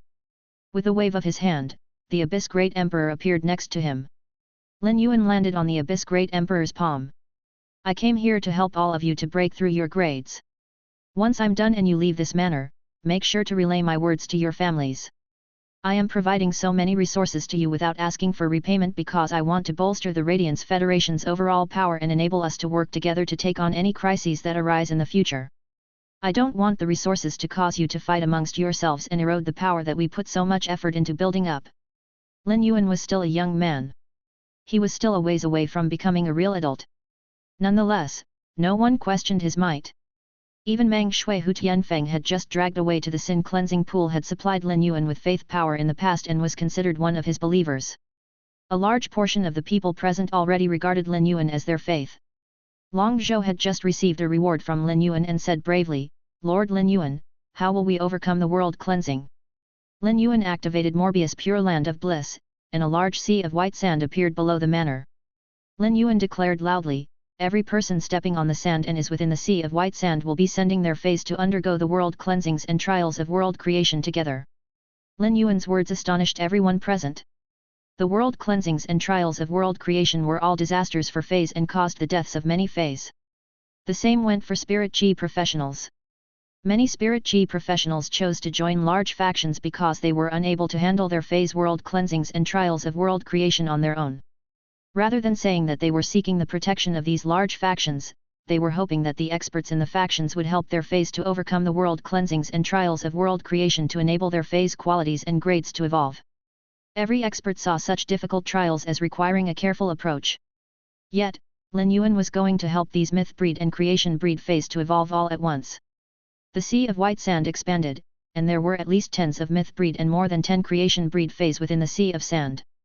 The world cleansings and trials of world creation's overlapping forces were beyond the imagination of those who were present. However, no one doubted Lin Yuan's words. Instead, they did what Lin Yuan said and triggered the world cleansings and trials of world creation. 100 holes appeared in the sky. The terrifying scene in the sky rivaled that of the dead spirits crisis. Various types of world cleansings and trials of world creation descended from the sky. Just as the experts from the various factions thought that they were about to be destroyed by these forces, they saw the demon Lin Yuan was standing on lash out a whip of fire. The flames and wind from the whip decimated the energy within the world cleansings and trials of world creation. The whip of flames absorbed the energy within the world cleansings and trials of world creation before channeling all the energy into the Abyss Great Emperor's body. As an afterlife realm dictator, these myth breed and creation breed level attacks were a piece of cake. The world graces and creation world ley lines fell from the holes in the sky and nourished the newly evolved feys. Because of the pure land of bliss, Lin Yuan collected a mountain of spirit qi crystals and golden ley line pearls. Lin Yuan had severely underestimated the number of experts in the manor. Although Lin Yuan was evolving them in groups, he ended up staying at the manor for 3 days. Spring watched Lin Yuan silently, her presence practically non-existent. As Spring watched Lin Yuan use the pure land of bliss to accumulate resources, nostalgia appeared in her eyes. It was as though she was looking past Lin Yuan into the eons that had already passed until she stopped on a certain stalwart figure. Spring's expression was usually as cold as ice as the seemingly never-ending days passed. But ever since she discovered Lin Yuan, the smile had yet to leave her face. Spring and Summer already told Lin Yuan that he could make whatever decisions he wanted without worrying or rushing. Ever since they confirmed that Lin Yuan was the saint, Spring and Summer would be willing to silently and steadfastly wait by his side even if he wanted to remain in the Radiance Federation for the next few decades. In the few days that Lin Yuan spent evolving experts phase in the manor, Iron Prison sentenced Meng Shui for his actions. While he was sentencing Meng Shui, Iron Prison's expression became increasingly stony. Iron Prison thought, "It's a good thing that Lin Yuan has put an end to the dead spirits crisis so we no longer have to be distracted by it. Otherwise, Meng Shui's actions would cause unimaginable impacts." As time passed, the conflicts would morph into resentment and become irreparable. It would be too late to try and fix things then. Meng Shui had interacted with Iron Prison many times. Iron Prison's impression of Meng Shui was that he was a very principled person. It was because Meng Shui was so principled and detailed that he managed to catch the attention of someone as strict and intolerable as Tianfeng. Based on Meng Shui's actions, there was no need to imprison him in the sin-cleansing pool. People like him did not deserve to live. Iron Prison icily glared at Meng Shui before asking, "Meng Shui, when you were acting based on your greed, did you ever stop to think that you would end up in this state?" Iron Prison felt his heart grow cold when he saw that Meng Shui was only begging for mercy and had not once admitted to his mistakes. His hand turned into a dagger, and he chopped Meng Shui into 2. The sin-cleansing weeping willow sensed the blood and twisted its roots around Meng Shui's body. The blood stained the sin-cleansing pool red. Slowly, the red was dissolved in the pool, returning to its usual clarity. Meng Shui's actions had given Iron Prison the answer he was looking for. Meng Shui had not thought about the consequences at all. This was because Meng Shui never expected the dead spirits crisis to come to an end so abruptly. All Meng Shui did was take advantage of the crisis for his own personal benefit. A person like this repulsed Iron Prison. But at the same time, Iron Prison felt reminded that as a member of the Radiance Federation's royalty, he needed to open his eyes to clearly assess anyone he tasked with important assignments. Lin Yuan did not immediately check on his resources after helping all the experts in the manor to evolve their phase grades and qualities. The Wind Speed Rapid Antelope, who managed the Spirit Lock Spatial Zone, would organize and check the resources in his stead. The Wind Speed Rapid Antelope ate Heavenly Maiden grade elemental pearls daily. Hence, its ability to control wind elements grew stronger, and it could organize resources more quickly. After a discussion with the Moon Empress, Lin Yuan decided not to just inject resources into the Radiance Federation. The entire main world had received resources from Lin Yuan. Hence, the Human Federations, Sea Clans, and Heavenly Family Cottage all had experts who were ready to evolve. By providing the main world with resources, Lin Yuan constantly planted fruit trees. The trees would continuously mature and bear fruits that Lin Yuan would eventually harvest. Lin Yuan had received many more times the resources that he had ever received in the past. Lin Yuan had not been supplying resources to the main world for long. He was only just getting started. After the dead spirits crisis was quelled and the life forms in the main world no longer had to worry about the dead spirits, the main world would enter a stage of rapid development. Before Lin Yuan left the main world would be like a treasure trove that he could constantly draw resources from. Compared to other life forms, humans had very short lifespans. However, in their fleeting lifespans, they could create unimaginable value. As time progressed, human experts distinguished themselves time after time again. Lin Yuan was in no rush to head to the sky beyond the clouds. Instead, he intended to remain in the main world for some time so he could nurture more experts for the main world. This would be his way of making one last contribution to the main world's prosperity before he left. On the way back to the Radiance Federation, Lin Yuan conversed in depth with Spring. He learned that Epic God Palace had a path to the sky beyond the clouds that could be opened at any time. However, once they went to the sky beyond the clouds, he could not return to this main world again. The resources in this main world would become Lin Yuan's capital when he went to the sky beyond the clouds. Hence, his investments into the main world would bring equitable returns. However, Lin Yuan was not only supplying such a large amount of resources to the main world for his own sake. After traveling to various areas in the main world to gather resources, Lin Yuan would come up with a plan of action. During his journey, he would meet with Lu Ji and Wen Yu. Nothing else in the main world could threaten Kira and the demon insects. Rather than sending Lu Ji and Wen Yu to manage the demon insects, it would be better to instruct Kira to release the female insects with Class 1 genetic locks. Using the female insects with Class 1 genetic locks to manage the alien insects would be much more convenient. After releasing Lu Ji and Wen Yu of such responsibilities, they could help Lin Yuan develop an effective strategy for organizing the dimensional worlds. Lin Yuan would definitely be strengthening the bond between the main world and dimensional worlds before he left the main world. The Moon Empress had entered her busiest phase. She was even busier than when the Dead Spirits crisis had first begun. The main world could currently be described as an environment containing numerous tasks that were waiting to be addressed. After the Moon Empress was assured of Lin Yuan's safety, there was nothing for her to worry about. She could communicate with Lin Yuan through the thoughts letter paper in her spare time. Traveling all over the main world did not make Lin Yuan tired at all. Rather, he was filled with a sense of extreme satisfaction. It could be said that Lin Yuan harvested a mountain of resources wherever he went. The Moon Empress helped Lin Yuan to collate all the resources he had supplied to the main world and told him about the resources in a message on the thoughts letter paper. Lin Yuan came to a conclusion with his rough calculations. With every unit of resources he invested, he obtained 67 times the returns. This meant that every spirit chi crystal he invested would lead to 67 spirit chi crystals worth of profits. This gave Lin Yuan even more resources to invest in the main world. Lin Yuan could spend spirit chi crystals freely to evolve his phase and raise his overall power. He could try to evolve all his phase to the World Emperor and Divine Kingdom level before he left for the sky beyond the clouds. The vast sea labyrinth was helping Lin Yuan to gather experts from the sea clans who were ready to break through. Lin Yuan would have to stay here for some time. He decided to use this opportunity to increase the Perfect Touch Wisteria's power.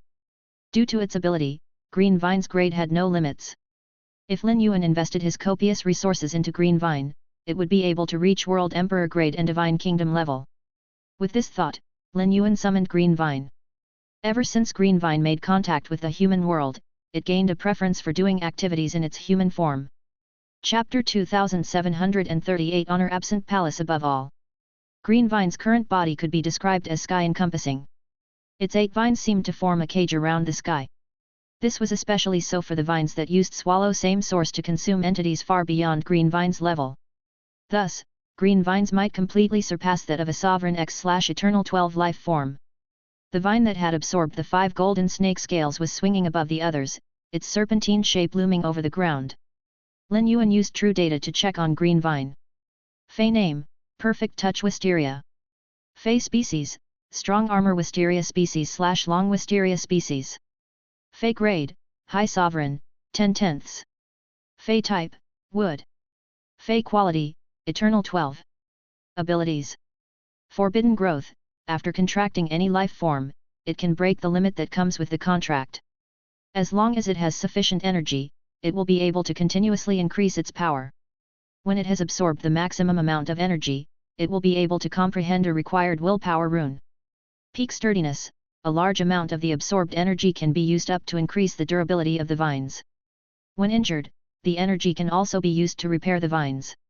Long Vine Application. Choose 2 vines that will be applied to 1 vine. The vine with the 2 vines applied on it will be able to gain the 2 vines' abilities. Paralyzing Vine Sap. When damage is sustained, the vine sap with paralyzing effects can be sprayed out from the wound. Brutally Pushing Out of Soil. When faced with the opponent's defenses, the seed's sprouting strength can be activated to help to break past the opponent's defenses. Roots Parasitic Restraints. Pick a target and the target's body will become soil where roots will grow. The roots will absorb the target's vitality to cause harm to the target. Splitting Illusionary Spikes. When the illusionary spikes pierce a target's body, the illusionary spikes will turn into a seed that will germinate in the target's body and produce even more illusionary spikes. Avoidance Wedge. Every time the Perfect Touch Wisteria is injured, a wedge will grow over its surface.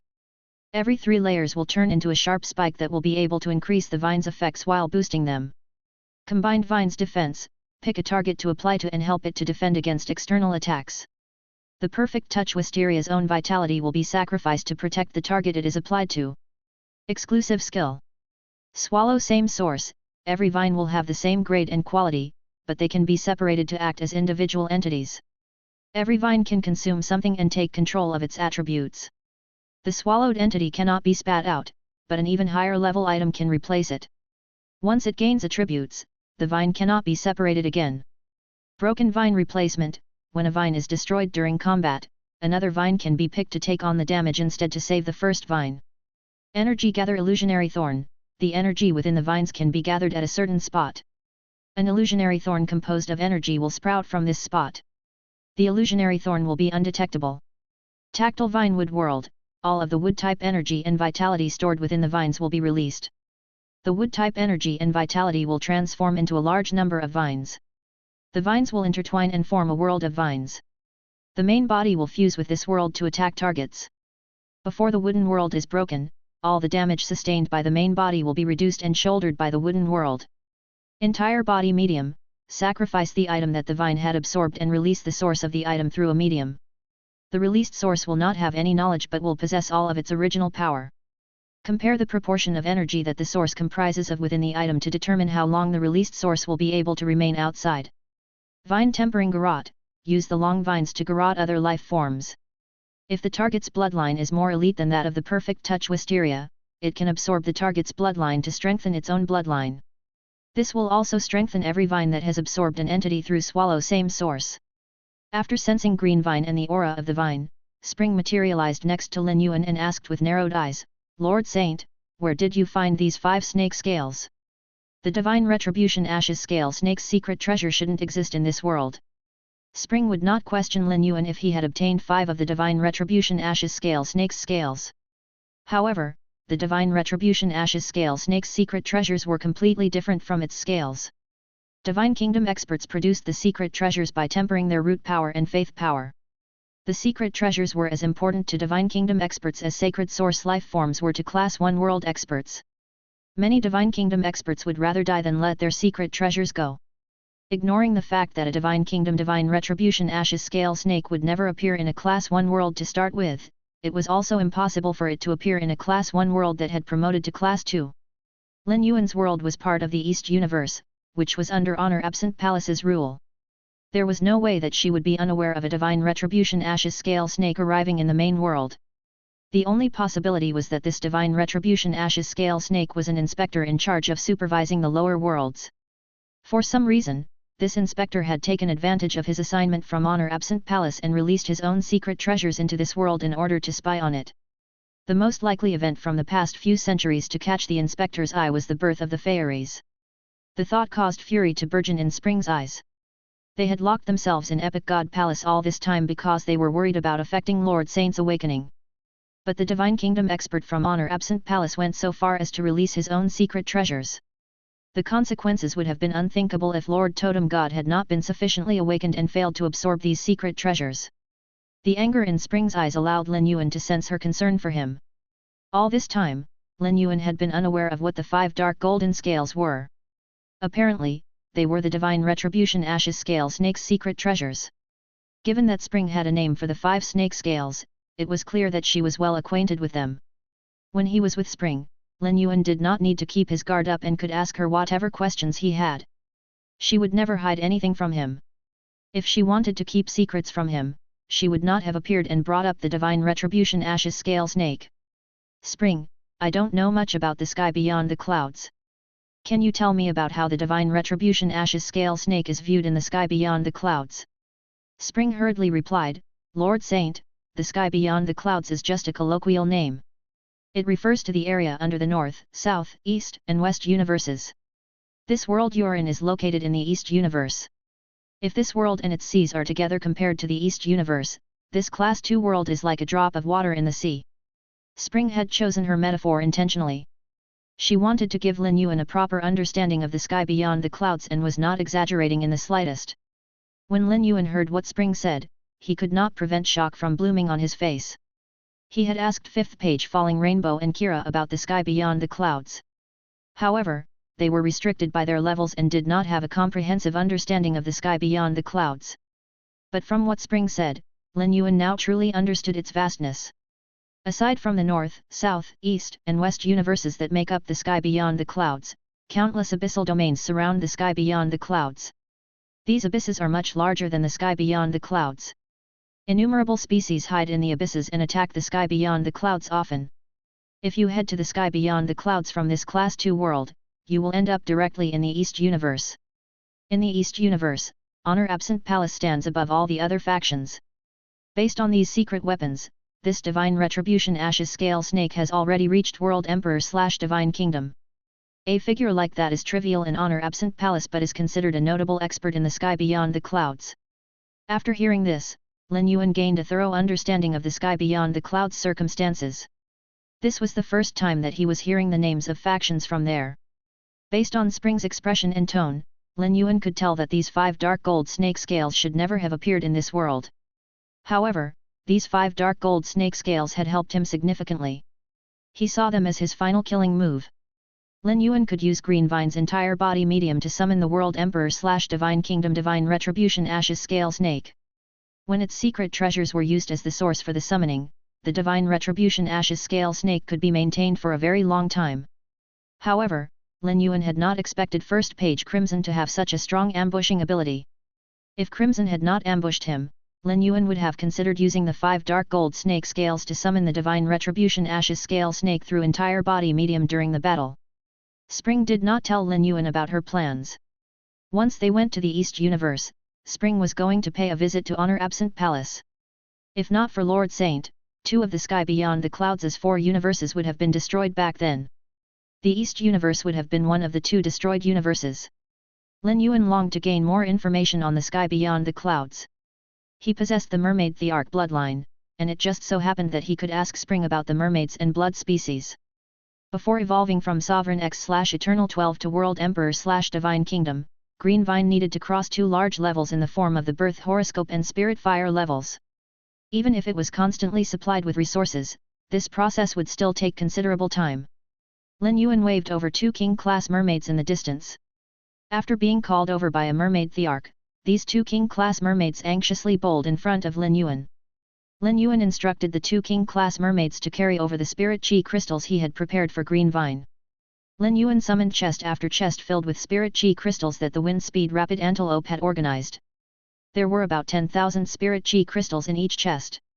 After Morbius evolved to suzerain/myth, the amount of spirit chi in each spirit chi crystal multiplied by many times. The two king-class mermaids' bodies trembled with excitement. They never imagined that they would be picked by Lin Yuan and given the chance to serve him. King-class mermaids were the equivalent of turning wheel realm dictators. They had a similar magnitude of power to birth horoscope experts. The two of them could handle the task of feeding resources to the evolving green vine. Lin Yuan asked Spring seriously, "You say that I'm the saint? You should be able to sense that aside from the human bloodline, I possess the mermaid bloodline in my body. Is there anything you can tell me about the mermaids and blood species? I am very interested in them." It went without saying that Spring could sense the mermaid bloodline in Lin Yuan's body. In the past, she did not think much of the mermaid species. It was only after she discovered the mermaid bloodline in Lin Yuan's body that her opinion of the mermaid bloodline improved. Spring was already certain that Lin Yuan was the saint. Aside from sensing Morbius aura, Lin Yuan's physique was another point of consideration. His body did not absorb spirit chi from the environment when he circulated spiritual power. Instead, he could purify the spirit chi. This body composition fit with Lord Saint's body of all spirits. However, Lin Yuan only exhibited the preliminary version of the body of all spirits. The saint who possessed the body of all spirits could absorb any bloodline into his own bloodline, as well as evolve the various bloodlines at will. Rather than saying that Lin Yuan possessed the mermaid bloodline, it was more accurate to say that the mermaid bloodline was blessed to be evolved in his body. Although Spring remained by Lin Yuan's side, she could not reveal much about his affairs. Luckily, Lin Yuan had specifically asked about the mermaid and blood species bloodlines. She could give him a detailed description of them. "Lord Saint, there are different species rankings in the 4 universes. The mermaid and blood species are on 3 of the species rankings. In the West universe's ranking, the mermaids rank much higher than the blood species. But in the North universe's ranking, the blood species ranks above the mermaids. In the East universe, their rankings are very competitive. The mermaid bloodline in your body should have come from a branch of the East universe's mermaids." Spring paused before continuing. "In my opinion, the blood species bloodline is deadlier than the mermaids. However, the mermaids control the seas. They are the only bloodline that can stand toe-to-toe against the fairies. However, unlike the blood species, the mermaids aren't keen on expanding and prefer to enjoy their days in the beautiful seas. Hence, most of the battles between the mermaids and blood species are started by the blood species. In the sky beyond the clouds, your mermaid Thearch bloodline will be able to advance with ease." Chapter 2739 Domain Mountain Class. Otherwise, there was no way for Lin Yuan's bloodline to improve to such a degree in such a short span of time in this world that lacked the mermaid bloodline. Currently, the only bloodline that Lin Yuan had absorbed was the mermaid bloodline. When he went to the sky beyond the clouds and encountered other species, he would probably be able to absorb their bloodlines. If the bloodline in Crimson's body had been pure, Spring would likely have hinted to Lin Yuan to try taking control of the blood species bloodline. Normally, once a life form absorbed the bloodlines of more than 2 species, the 2 bloodlines would definitely clash in their body, creating an explosion that resulted in the death of that life form. It was impossible for a body to handle 2 bloodlines repelling each other. However, Lin Yuan's body of all spirits could smoothly carry and absorb various bloodlines. Not only would the bloodlines not clash against each other in his body, but they would even bolster each other and lead to links and positive reactions. Hence, absorbing the bloodlines of multiple bloodlines in his body only had upsides for Lin Yuan. The most impressive part of the body of all spirits was that Lin Yuan could use the bloodline as an energy source when he wanted to abandon the bloodline. He could sacrifice the bloodline for a similar one and help the new bloodline to evolve. As a result, his previous effort into nurturing the first bloodline would not go to waste. Aside from being curious about the mermaid and blood species bloodlines, Lin Yuan was also curious about the abyssal beast bloodline Spring had mentioned. Crimson had almost successfully ambushed him because he possessed the abyssal beast bloodline. If Spring and Summer had not stepped in the nick of time to protect him, Lin Yuan could not say for certain how the battle would have ended. "Spring, you recognized the abyssal beast bloodline in Crimson's body. What kind of level does the abyssal beast bloodline represent in the sky beyond the clouds? How does it compare to the mermaid and blood species bloodline?" Spring had already been anticipating this question from Lin Yuan. The abyssal beast bloodline was multifaceted. In fact, it was much more complicated than the Lud and Mermaid bloodlines. However, it was extremely inferior. Nonetheless, it would still take a long time before Lin Yuan's Fey could evolve. Spring said seriously, Lord Saint, do you remember I mentioned the endless abyss I mentioned exists outside of the sky beyond the clouds? The abyssal beast is the general name for the life forms in the endless abyss that possess spatial abilities but don't belong to a specific species. Most of these life forms have tentacles and multiple eyes. Their bodies come in various shapes and sizes. The abyssal beast bloodline in Crimson's body is considered a very average one. Moreover, the share of abyssal beast bloodline in Crimson's body had been rather small. Otherwise, he would not have been able to keep up appearances as a member of the blood species. There are many species that became terrifying and ferocious after the abyssal beast bloodline tainted their bloodlines. By comparison, Crimson had not inherited many of the abyssal beast bloodline's unique abilities. His speed of ambushing UW Alpha S not even half as fast as that of World Emperor abyssal beasts when they warp space. Because of their strong abilities to warp space, the abyssal beasts are very common in all four universes of the sky beyond the clouds. There are many powerful species and factions who train the abyssal beasts as pets or tame them for riding. The average abyssal beast is not worth much. One can easily purchase an abyssal beast as long as one is sufficiently strong. However, it is not easy to tame the abyssal beast. Subjugating one requires resources, and it is much more costly than just buying one. A few experts and members of factions like to train the abyssal beasts into pets and for riding as a form of showing off their resources and prestige. The abyssal beasts gather around the sky beyond the clouds because they love energy like spirit chi and absorb all types of energy, including elemental energy, vitality, death aura, and even faith power. After absorbing them, the abyssal beast's body will change accordingly. With the resources you possess, you can easily cultivate and breed the abyssal beasts. If the sky beyond the clouds was compared to the main world, the abyss around it was akin to the dimensional worlds around the main world. Once he went to the sky beyond the clouds, there was no way that Lin Yuan would sell foundational resources like spirit chi crystals and elemental energy. Lin Yuan needed them to create a production chain that would provide him with a never-ending supply of resources. Lin Yuan could nurture the abyssal beasts as a business. However, he could only come up with the details after he went to the sky beyond the clouds and observed the situation on the ground. After her explanation, Spring noticed Lin Yuan looked like he had more to say. She hurriedly said, Lord Saint, if you want to hear about sky beyond the clouds, I can tell you all about it. The sky beyond the clouds is a place where all species fight for dominance. However, the strength of the species is not determined based on the species ranking because the species alliance draws up the ranking. The species alliance is unaware of many existing species. For example, the fairies did not join the species alliance of late, but they are still considered one of the top 10 species based on their previous achievements. The blood species likes to fight and always prepares seriously for the species alliance. Hence, their ranking might be higher than what their true power reflects. Although the fairies don't like to fight, they won't allow other factions to overtake them on the species ranking. Hence, they don't neglect their performance on the species alliance either. Before I came to this Class 1 world, I heard that the dominant factions of the four universes intend to deploy their individual species into the species alliance. I don't exactly know how this plan will be carried out. But if this plan is successful, the species alliance's influence will surpass that of other alliances and become the most influential alliance in the sky beyond the clouds. The competition within the species ranking will intensify and be seen as the standard. She had spent far too much time hidden in this world. Hence, Spring could only use her general impression to describe the circumstances of the sky beyond the clouds. It was possible that her explanation significantly deviated from the actual circumstances. Lin Yuan was aware of this. However, a rough understanding was understanding nonetheless. Spring's words solidified his resolution to head to the sky beyond the clouds and run wild. While Spring and Lin Yuan conversed, Green Vine continued increasing its power. Spring was not overly amazed by Green Vine's extraordinary nature. All she felt was that Green Vine was very lucky. Green Vine only had such achievements because it just happened to fall into Lin Yuan's hands, and Lin Yuan just happened to be willing to provide it with resources. If it had fallen into anyone else's hands or had to grow in the wild, there was no way it would have achieved such transformations. A life form like this that required more resources than other life forms was not a reasonable existence to begin with.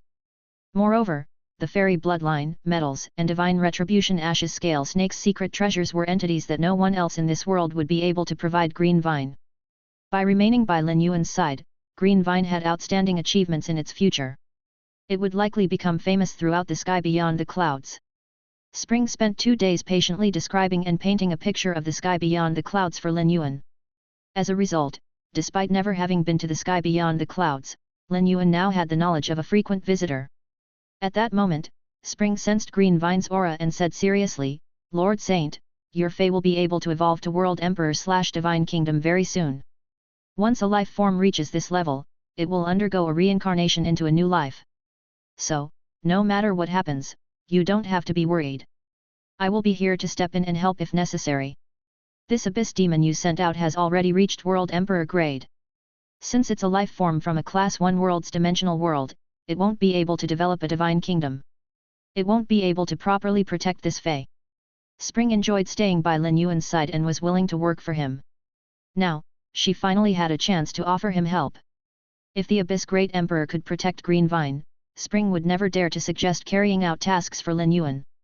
This was because it would be the equivalent of trying to flatter and butter him up.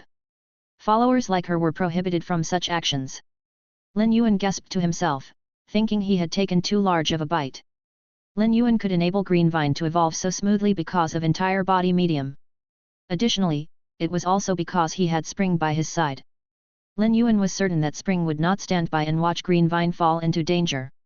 Regardless of what happened today, Green Vine was going to evolve. Lin Yuan gave half of his accumulated resources to Green Vine.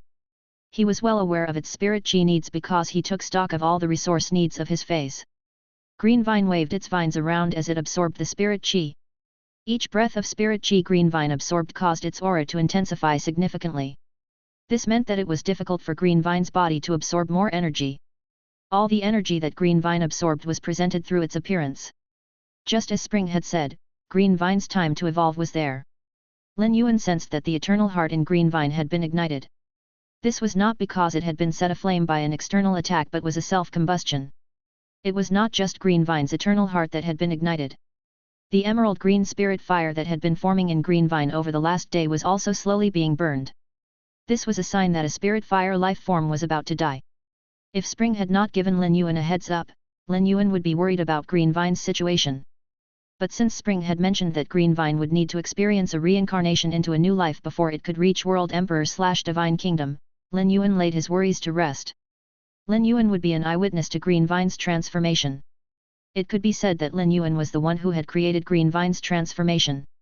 After Green Vine evolved to World Emperor/Divine Kingdom, many of Lin Yuan's doubts would be dispelled. Lin Yuan only had a general idea of the Divine Kingdom. Lin Yuan confirmed that the shrine in his soul was a Divine Kingdom when he used true data. However, based on the definition of human spirit chi professional ranks, he was an A-rank spirit chi professional. He had not even become an A-rank spirit chi professional when he obtained his Divine Kingdom. This was all very confusing for Lin Yuan. Once Green Vine gained its Divine Kingdom, Lin Yuan would see if there were any differences between his own Divine Kingdom and that of Green Vine despite still being unsure of how he gained his own Divine Kingdom. Lin Yuan could sense the agony that Green Vine was in. The burning of its eternal heart and spirit fire caused Green Vine to become extremely weak. But just like waxed and waned plants, they would eventually explode with shocking vitality. Spring gasped to herself as she watched Green Vine. Green Vine was truly born with a golden spoon in its mouth. Ever since he began nurturing Green Vine, Lin Yuan only provided it with the best resources. Other Feys at the gate of World Emperor/Divine Kingdom would not experience their eternal heart burning for this long, and their spirit fire would have already been burned away. Audiobook.com. It was unlikely that any other life form in this world had evolved to this level. In the words of the sky beyond the clouds, this level was called the Spirit Master's Nirvana. After this transformation, the Spirit Master's body would create a miniature Divine Kingdom. The Divine Kingdom would become the core of its body's energy, and its energy would transform. Once the Divine Kingdom was created, it would be able to receive and absorb faith from other experts. Only experts who had reached the Divine Kingdom level would be able to destroy the soul of such an expert, as the Divine Kingdom would protect their soul and spiritual energy during combat. The development of the Divine Kingdom would even bring benefits to Divine Kingdom experts.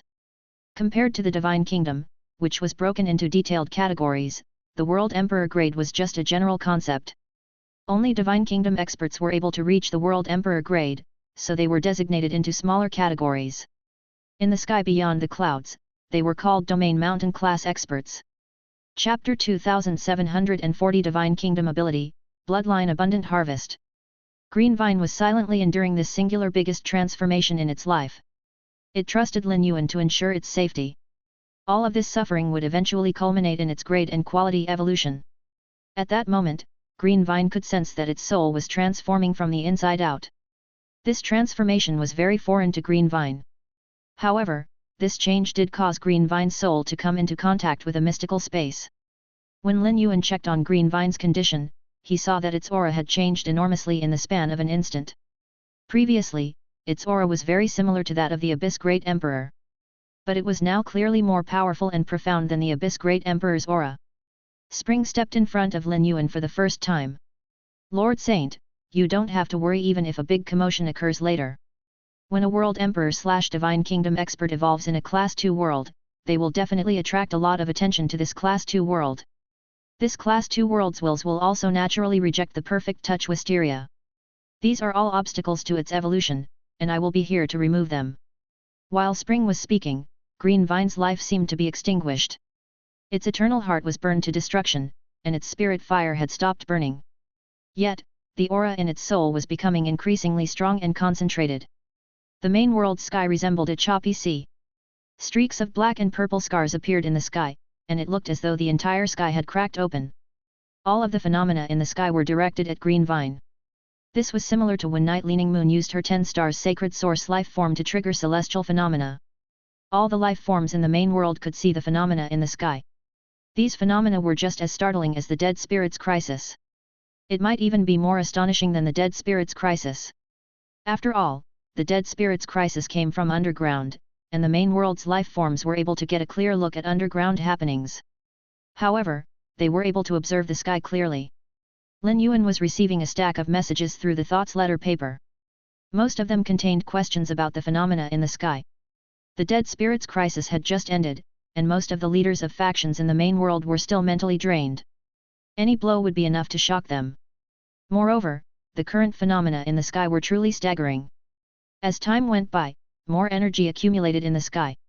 If the energy was unleashed on the Earth, it would annihilate most of the bases on the main world and at least 1/3 of the life forms.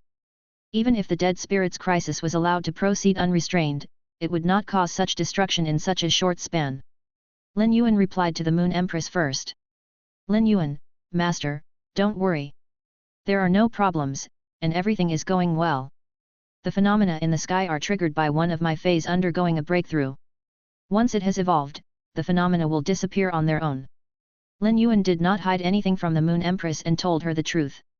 The Moon Empress was taken aback. She had assumed that this was either part of the aftermath of the Dead Spirits Crisis or the work of a hidden faction that was more powerful than Tower Cannon. She had never expected such force to come from the evolution of one of Lin Yuan's feys. If that were the case, there was no need for the Moon Empress to be concerned. Given her understanding of Lin Yuan, he had to have made advance preparations for his feys evolution. An increase in Lin Yuan's feys combat power benefited the Radiance Federation and all the humans. Lin Yuan sent the same reply to Wen Yu and Lu Ji as he did to the Moon Empress. However, he did not send such detailed explanations to others.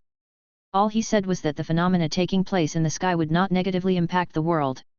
Now that Lin Yuan had accounted for the phenomena in the sky, the factions in the main world were no longer as concerned about the subsequent effects. It was said that there was always someone to catch you when the sky fell. To all of the factions, Lin Yuan was the one who would catch them. Since Lin Yuan was there as a safety net for them, there was no need for the leaders of other factions to be worried.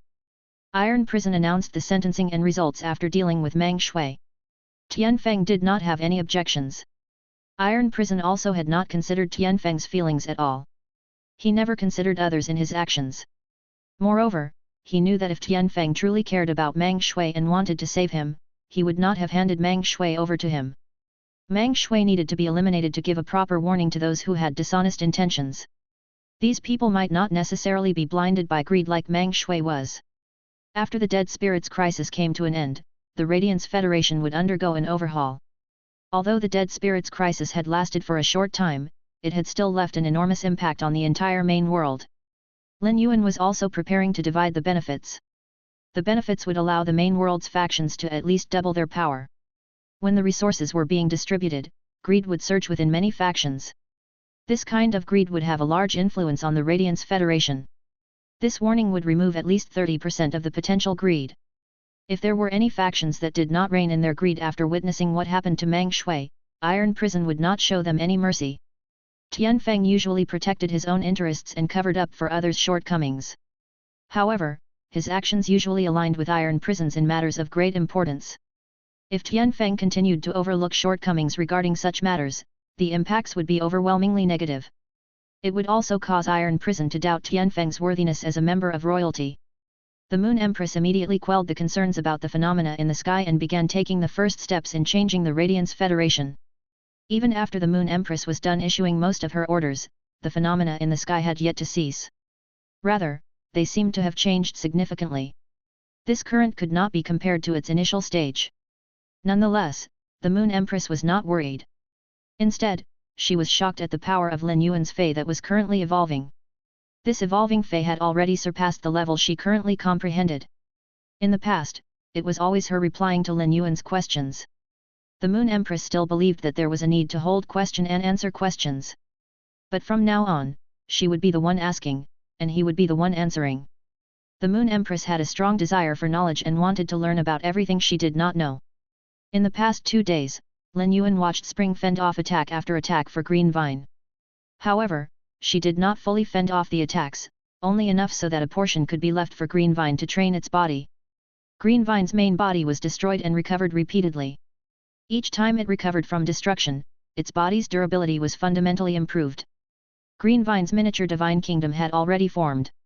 Lin Yuan used true data to check on Green Vine. Fey name, Perfect Touch Wisteria. Fey species, Strong Armor Wisteria species / Long Wisteria species. Fey grade, World Emperor, 1/10. Fey type, Wood. Fey quality, Elementary Divine Kingdom. Divine Kingdom grade, Miniature. Abilities. Forbidden growth. After contracting any life form, it can break the limit that comes with the contract. As long as it has sufficient energy, it will be able to continuously increase its power. When it has absorbed the maximum amount of energy, it will be able to comprehend a required willpower rune. Peak sturdiness. A large amount of the absorbed energy can be used up to increase the durability of the vines. When injured, the energy can also be used to repair the vines. Long vine application. Choose 2 vines that will be applied to 1 vine. The vine with the 2 vines applied on it will be able to gain the 2 vines' abilities. Paralyzing vine sap. When damage is sustained, the vine sap with paralyzing effects can be sprayed out from the wound. Brutally pushing out of soil. When faced with the opponent's defenses, the seed's sprouting strength can be activated to help break past the opponent's defenses. Roots parasitic restraints. Pick a target and the target's body will become soil where roots will grow. The roots will absorb the target's vitality to cause harm to the target. Splitting illusionary spikes. When the illusionary spikes pierce a target's body, the illusionary spikes will turn into a seed that will germinate in the target's body and produce even more illusionary spikes. Avoidance wedge.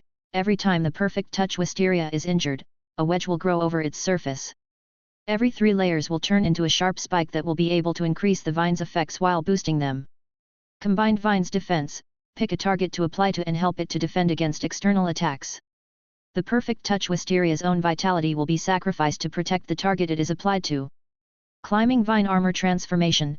Its body will transform into an armor, and its body will be linked to the target's energy source. In its armor state, its bloodline will be boosted, and the effects will show after the armor state is removed. Exclusive skill. Swallow Same source. Every vine will have the same grade and quality, but they can be separated to act as individual entities. Every vine can consume something and take control of its attributes. The swallowed entity cannot be spat out, but an even higher level item can replace it. Once it gains attributes, the vine cannot be separated again. Broken Vine Replacement. When a vine is destroyed during combat, another vine can be picked to take on the damage instead to save the first vine. Energy Gather Illusionary Thorn. The energy within the vines can be gathered at a certain spot. An illusionary thorn composed of energy will sprout from this spot. The illusionary thorn will be undetectable. Tactile Vine Wood World. All of the wood-type energy and vitality stored within the vines will be released. The wood-type energy and vitality will transform into a large number of vines. The vines will intertwine and form a world of vines. The main body will fuse with this world to attack targets. Before the wooden world is broken, all the damage sustained by the main body will be reduced and shouldered by the wooden world. Entire body medium, sacrifice the item that the vine had absorbed and release the source of the item through a medium. The released source will not have any knowledge but will possess all of its original power. Compare the proportion of energy that the source comprises of within the item to determine how long the released source will be able to remain outside. Vine tempering garrote, use the long vines to garrote other life forms. If the target's bloodline is more elite than that of the perfect touch wisteria, it can absorb the target's bloodline to strengthen its own bloodline. This will also strengthen every vine that has absorbed an entity through swallow same source. Divine Kingdom abilities. Bloodline abundant harvest. When the divine tree growing in the divine kingdom consumes a corpse in its bloodline, fruits bearing the bloodline power will grow on the tree. The concentration of bloodline power in the fruit will be linked to the faith power supplied to the tree by the divine tree. The more faith power is supplied, the stronger the concentration of bloodline power in the fruits. Lin Yuan saw that Green Vine was now a World Emperor I/Elementary Divine Kingdom expert. The grade of its divine kingdom was miniature. Normally, Green Vine's transformation would be complete. But the attacks descending from the sky were full of prying intentions. It was likely that Begin Lady and Celestial Sight's evolutions into fairies had caught the attention of an expert from the sky beyond the clouds, and this expert was now trying to interfere with this evolution. There was no way that Lin Yuan could use the Abyss Great Emperor to fend off any of these attacks. Lin Yuan could guess how Green Vine's evolution to World Emperor/Divine Kingdom would end up if Spring was not here to help. After all the attempts to spy were stopped by Spring, Lin Yuan said seriously, "Thank you, you." Before Lin Yuan could finish speaking, Spring had fallen to her knees from the moment he thanked her. "Lord Saint, I am your follower. Serving you is only the right thing to do. Your thanks gives me panic." Spring's reaction vexed Lin Yuan. He did not want an expert like Spring to produce such a reaction toward him at any time. Clearly, he could not be too polite toward the members of Epic God Palace from now on.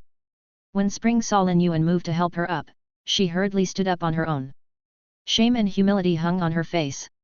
Lin Yuan could sense that Spring was supplying him with a sea of faith power. The faith power from Spring alone made up 10% of all the faith power in his divine kingdom.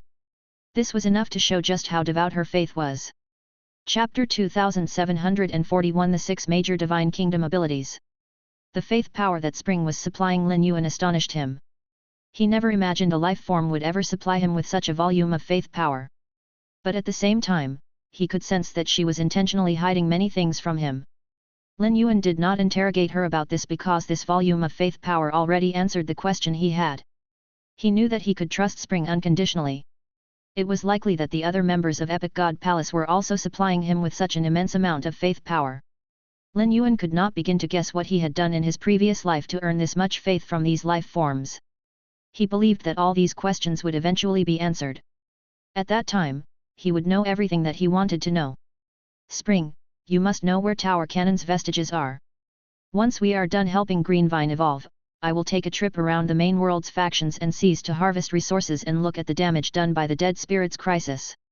Once I'm done with the trip and have cleared out the resources left behind by Tower Cannon, I'll go with you to Epic God Palace. This visit should tell me a lot of information I don't currently know, right?" Spring was silent for a moment before she said seriously, "Lord Saint, the birth horoscope you will be enlightening is the one from your present life.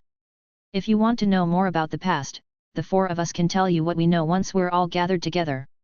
A large reason for our existence is to keep records of your happenings and circumstances. But it goes without saying that you can choose not to dig into your past. After all, your current and past lives are separate." Lin Yuan nodded. He still thought it was ridiculous for him to be the reincarnation of the saint, but he did not disbelieve it. If he was not the reincarnation of the saint, why would Epic God Palace go so far for his sake? Spring's attitude toward him was an indication of how the rest of Epic God Palace would treat him. However, if the choice was truly up to him, Lin Yuan did not want to chase after his past memories. He would rather live life to the fullest now. While conversing with Spring, Lin Yuan read through the World Emperor/Divine Kingdom Green Vine's true data. The new World Emperor ability was called Climbing Vine Armor Transformation. Climbing Vine Armor Transformation was similar to Tool Transformation for other feys, but it would not cause Green Vine to transform into a tool. Instead, it would transform into an armor of vines that Lin Yuan would put on and would link their bloodlines. When Green Vine was in the armor state, its bloodline would be boosted by Lin Yuan's bloodline. This boost would only take effect after Green Vine stopped using climbing vine armor transformation and was no longer an armor of vines. This was an ability that linked Lin Yuan and Green Vine. However, this would not be a significant improvement for the current Green Vine.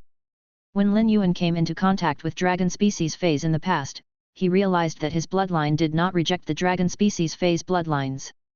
He could sense that if he absorbed the dragon species bloodlines, they would become a part of him and have no negative impact on his mermaid bloodline. Green Vine's ability climbing vine armor transformation gave Lin Yuan the incentive to use his bloodline to absorb even more bloodlines.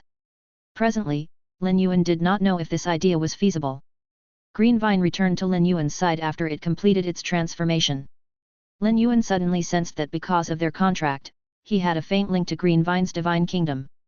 Because of this link, Lin Yuan no longer resisted the temptation of Green Vine's divine kingdom. Lin Yuan sensed his consciousness entering a narrow space. This space was desolate. It was even more barren than when the Spirit Lock spatial zone first started out. It was clear that this was Green Vine's divine kingdom. There was a small tree sprout growing in the ground.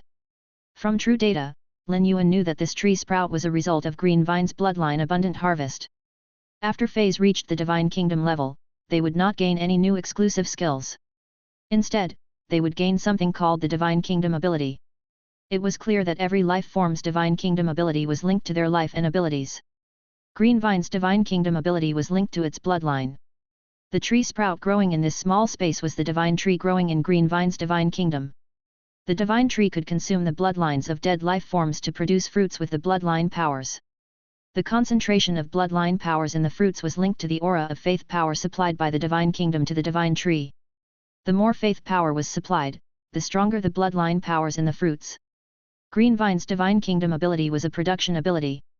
This type of ability would be useful to both Lin Yuan and Green Vine. Spring also saw through Green Vine's divine kingdom ability and did not look surprised. Lin Yuan had nurtured it. Regardless of how outstanding its divine kingdom ability was, it would seem ordinary to Spring. Although Spring did not express shock after seeing Green Vine's divine kingdom ability, she knew that it would definitely send waves through the sky beyond the clouds once Lin Yuan arrived there. Bloodline abundance harvest could strengthen a life form's bloodline. Many species in the sky beyond the clouds used bloodline power as their main source of power and the measure by which they ranked the various species.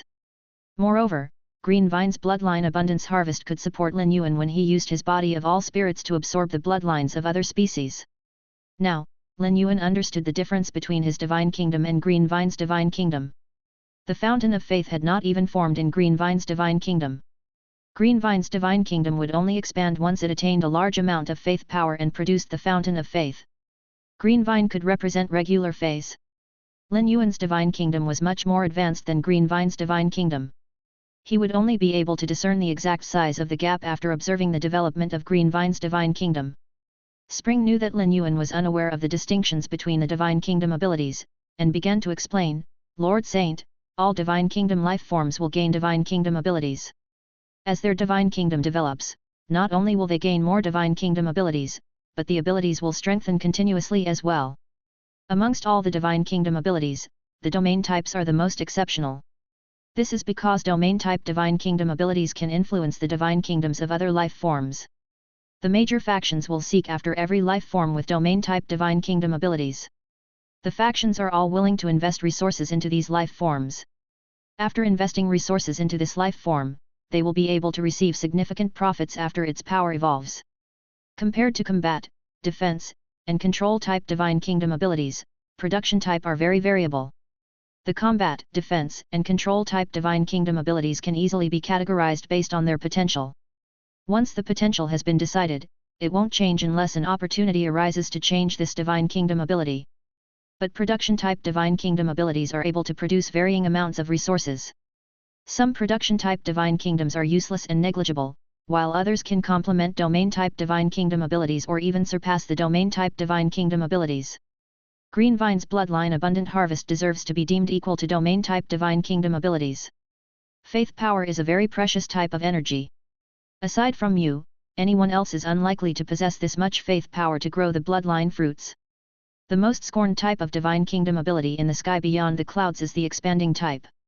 This kind of divine kingdom ability mainly targets the divine kingdom's development.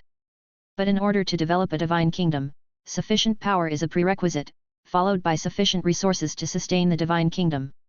It's difficult for others to increase their own power and obtain resources. Even the species that are brimming with resources are unwilling to spend them on an ostensibly bottomless hole. There are 6 main types of divine kingdom abilities. The others are categorized under these 6.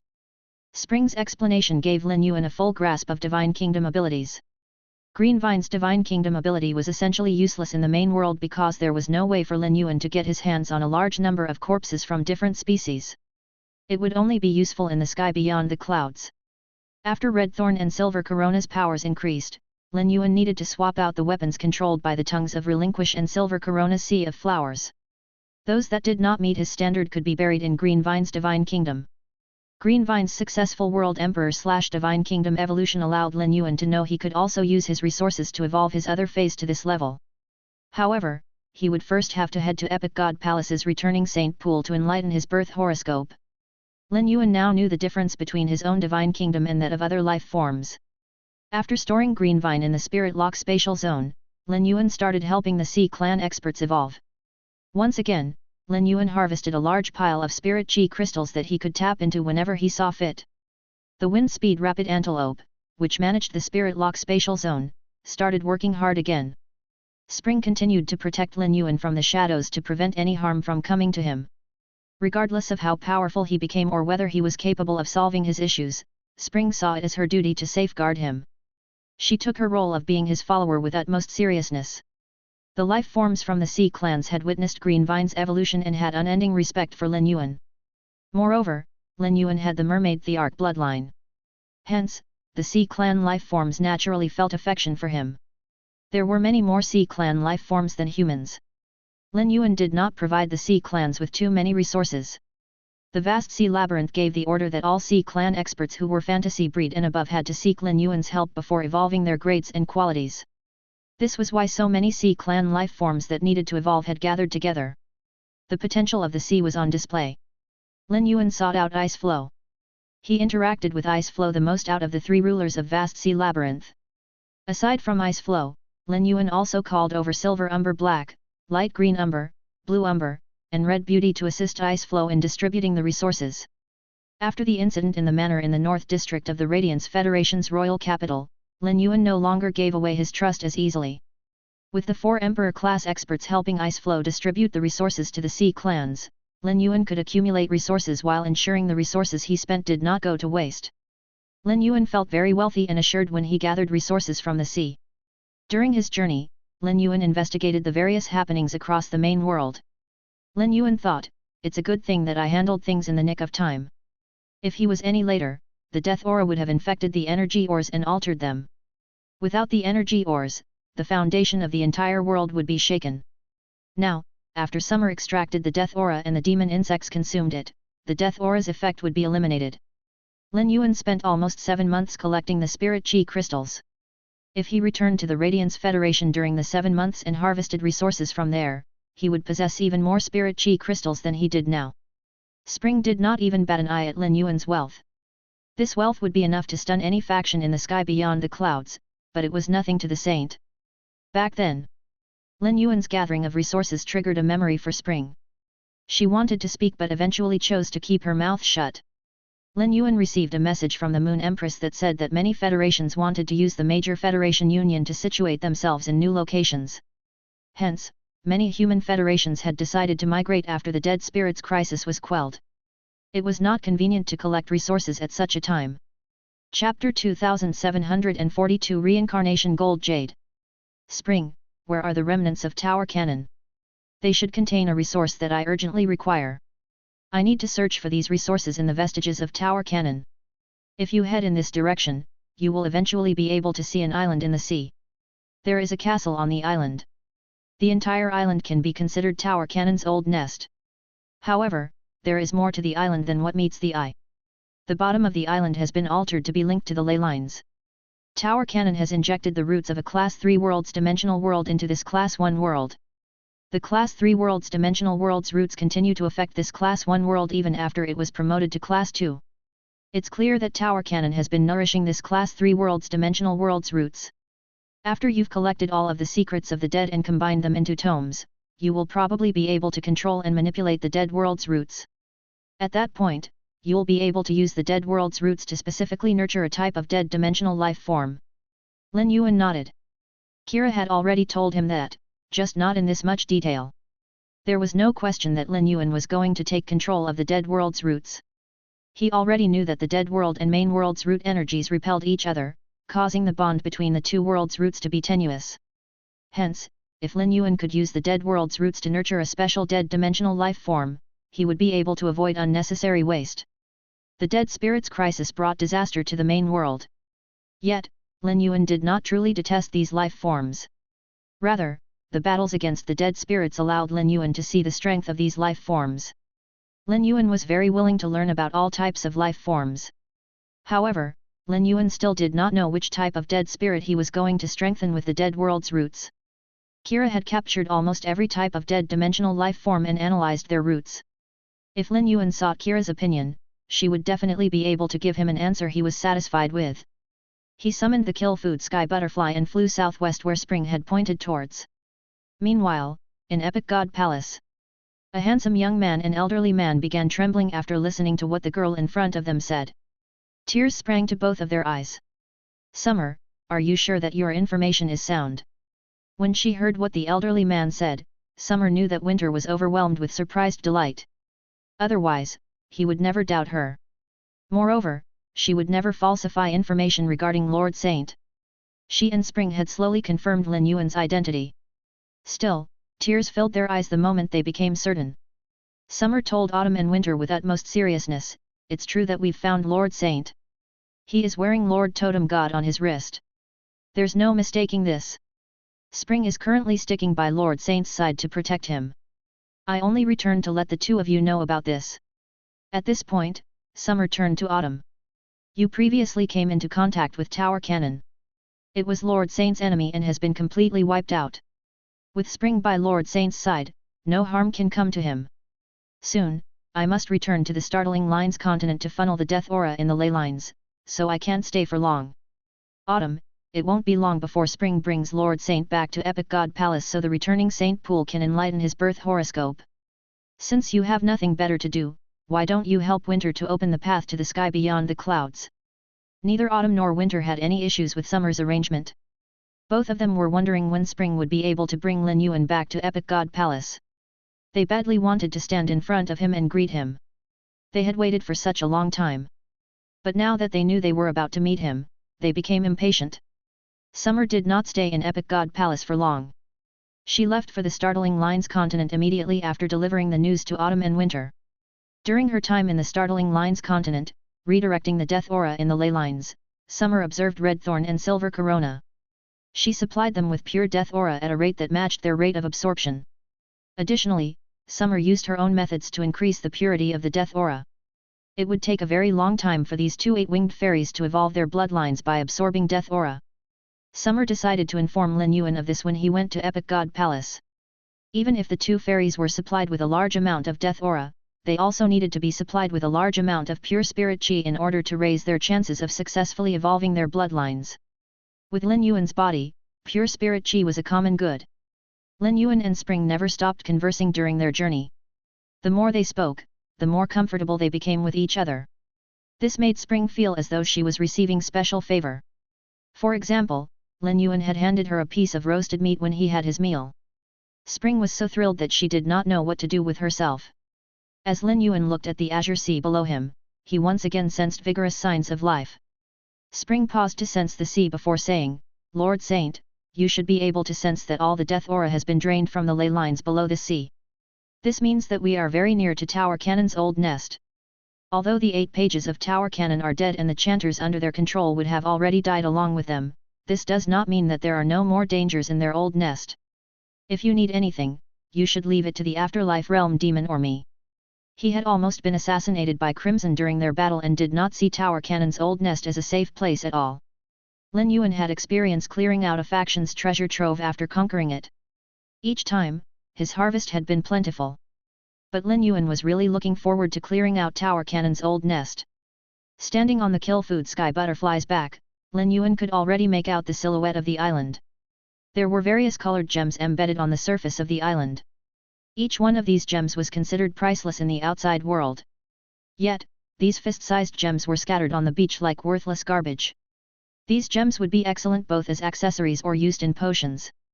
There was no reason for Lin Yuan to let these gems go to waste. Lin Yuan instructed the kill food sky butterfly to land on the edge of the island, and the source sand's main body appeared by his feet. The source sand began rapidly generating sand.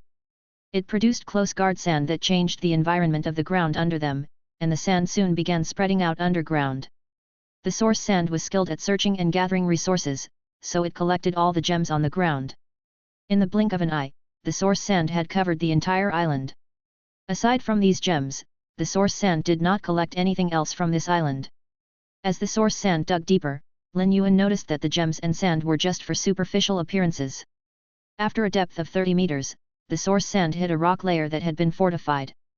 The rock extended deep under the island and probably reached the bottom of the sea. Lin Yuan instructed the source sand to break this layer of rock. However, he realized that the source sand did not have the ability to do so. After thinking for a moment, Lin Yuan decided to enter the castle first. He would investigate the space under the island later. Spring clearly knew something about this and began explaining. There are so many gems accumulated here because Tower Cannon intentionally sent people out to gather these resources. Unlike life forms with the giant dragon bloodline, dead dimensional life forms aren't interested in shiny trinkets. Tower Cannon has likely been using these gems as a vessel for a special energy source. They are using these materials from fey corpses to extract wills and laws. Then, they used the wills and laws to speed up the fusing of the dead world and main world's laws. Lin Yuan understood what Spring was trying to say. The wills and laws comprehended by feys came from the main world. Using them as mediums would indeed be able to speed up the fusing of the two worlds' roots. Lin Yuan could easily use the sacred sword-wielding queen to collect these wills and laws. Hence, he had no need for the vessels that Spring had mentioned. However, not everyone had the sacred sword-wielding queen. This type of vessel would be very beneficial to Lin Yuan both in the main world and in the sky beyond the clouds. After entering the castle, Lin Yuan and Spring found the interior to be very dark and dank. The 8 black coffins were continuously sucking out the light from the environment. The only light in the castle came from the chains of birth horoscopes hanging from the ceiling.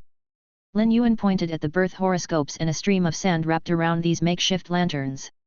The sand rapidly started to break down the birth horoscopes, as well as the eternal hearts, immortal bodies and the like that also comprised the lanterns.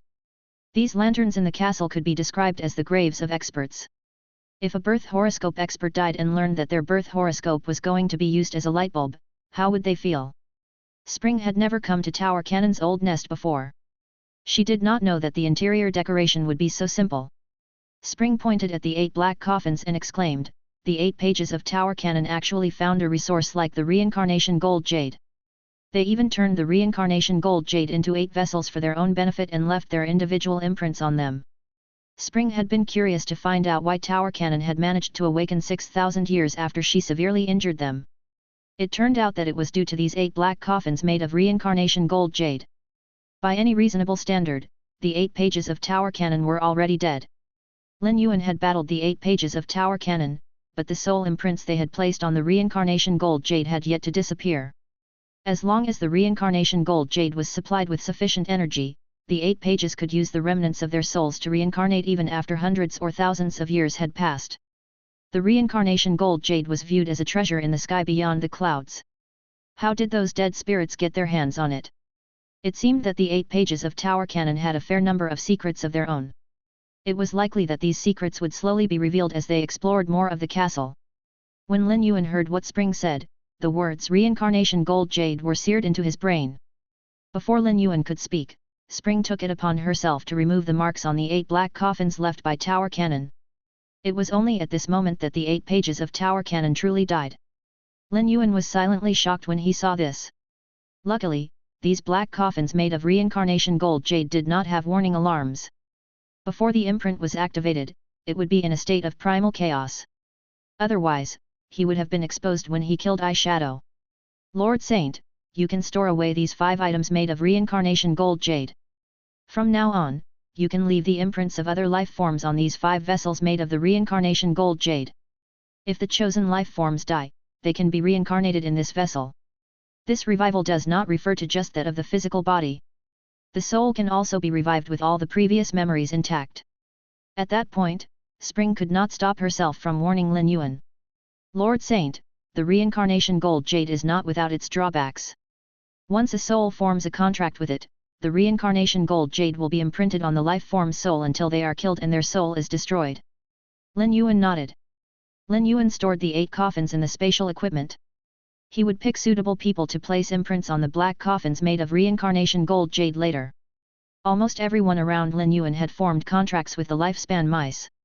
Those that had yet to do so would eventually be able to. Hence, those around him all possessed virtually endless lifespans and did not need to use the black coffins made of reincarnation gold jade to extend their lives. As such, the best use for the 8 black coffins would be to give them to his companions, who were always out on dangerous missions. This would be a form of safety net for them. Suddenly, an idea popped into Lin Yuan's head. Spring, since these 8 black coffins are just vessels made of reincarnation gold jade, can I repurpose the reincarnation gold jade into vessels of different sizes? Each black coffin was almost 3 meters tall and could fit 3 people with no issues. If the vessel was made smaller, more vessels could be made from the same volume of material. If anyone else had asked Spring this, she would say that it was impossible. Chapter 2743 The Death Demon Concubine Beast's Opportunity. If Lin Yuan used Morbius' ability to melt this reincarnation gold jade, he could turn the reincarnation gold jade into spatial equipment of various sizes. However, Spring felt that there was no need for Lin Yuan to do this because it would be a waste of the totem god's energy. The totem god's energy was much more valuable than the reincarnation gold jade. Furthermore, once he went to the sky beyond the clouds, there would be other metal spiritual ingredients of the same level as the reincarnation gold jade. It was considered average among World Emperor metal spiritual ingredients. After pondering for a moment, Spring told Lin Yuan softly, Lord Saint, the resources you possess are limited by this Class 2 world and Tower Cannon's dimensional worlds levels. Once you arrive at the sky beyond the clouds, you will realize that there are far more precious treasures. I advise you to wait until your horizons have been broadened by the sky beyond the clouds before making any further plans. At this point, Spring hastily bowed to Lin Yuan. She believed that as his follower, she had overstepped the boundaries by giving him a suggestion. Lin Yuan was the type to listen to the opinions of those around him. This was especially so after he accepted this identity. It went without saying that Lin Yuan would not listen to these opinions blindly. After hearing them, he would do his own deep contemplation. Lin Yuan found her words to be reasonable. With his horizons constrained by not being there himself, he could not properly grasp the entire scope of the sky beyond the clouds regardless of how much information he learned. Lin Yuan still had not decided who he would give these 8 black coffins made of reincarnation gold jade.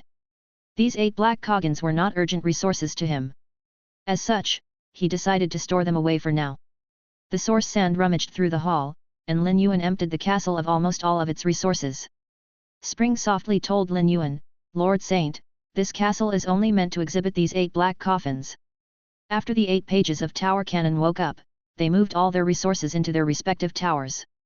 I will go with you to organize the resources in those towers before heading below the castle to organize the situation there. Tower Cannon slept for 6,000 years. They depleted their resources continuously while using their black coffins to recover their injuries. Moreover, it took a substantial amount of resources to combine the dead world's roots with the main world's roots. I don't think Tower Cannon has much resources left. If Tower Cannon had a large amount of resources, fusing the dead world's roots with the main world's roots wouldn't have taken so long. Lin Yuan nodded when he heard that. Lin Yuan had not hoped to gain a large amount of resources from Tower Cannon's old nest. If Lin Yuan was fully fixated on resources, he could have plundered resources from the main world, like the 8 pages of Tower Cannon had done. Not only did he not do this, but he even used his own resources to foster the main world's development. Lin Yuan mainly wanted to search for Tower Cannon's towers and the Gardner Konjak's ortets. Tower Cannon had used metals that were at least on the same level as the reincarnation gold jade to build the towers. Morbius had already broken down 5th page Falling Rainbow's tower into its metal materials, and they were stored in the Spirit Lock spatial zone.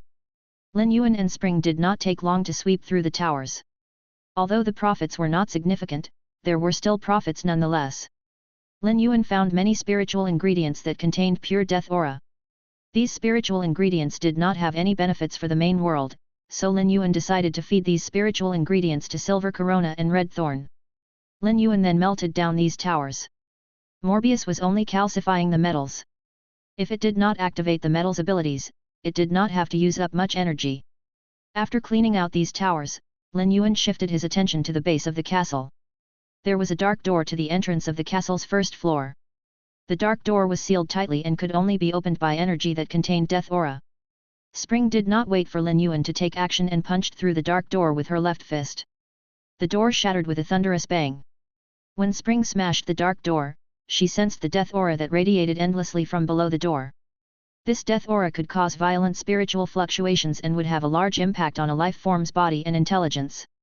Compared to pure death aura, this death aura that contained a large number of dead souls was far more precious. Spring circulated the energy in her body, and a vortex of wind appeared in front of her. Spring began compressing the death aura that contained dead souls. Lord Saint, let me go on ahead to block any possible dangers. You can stay here to collect resources.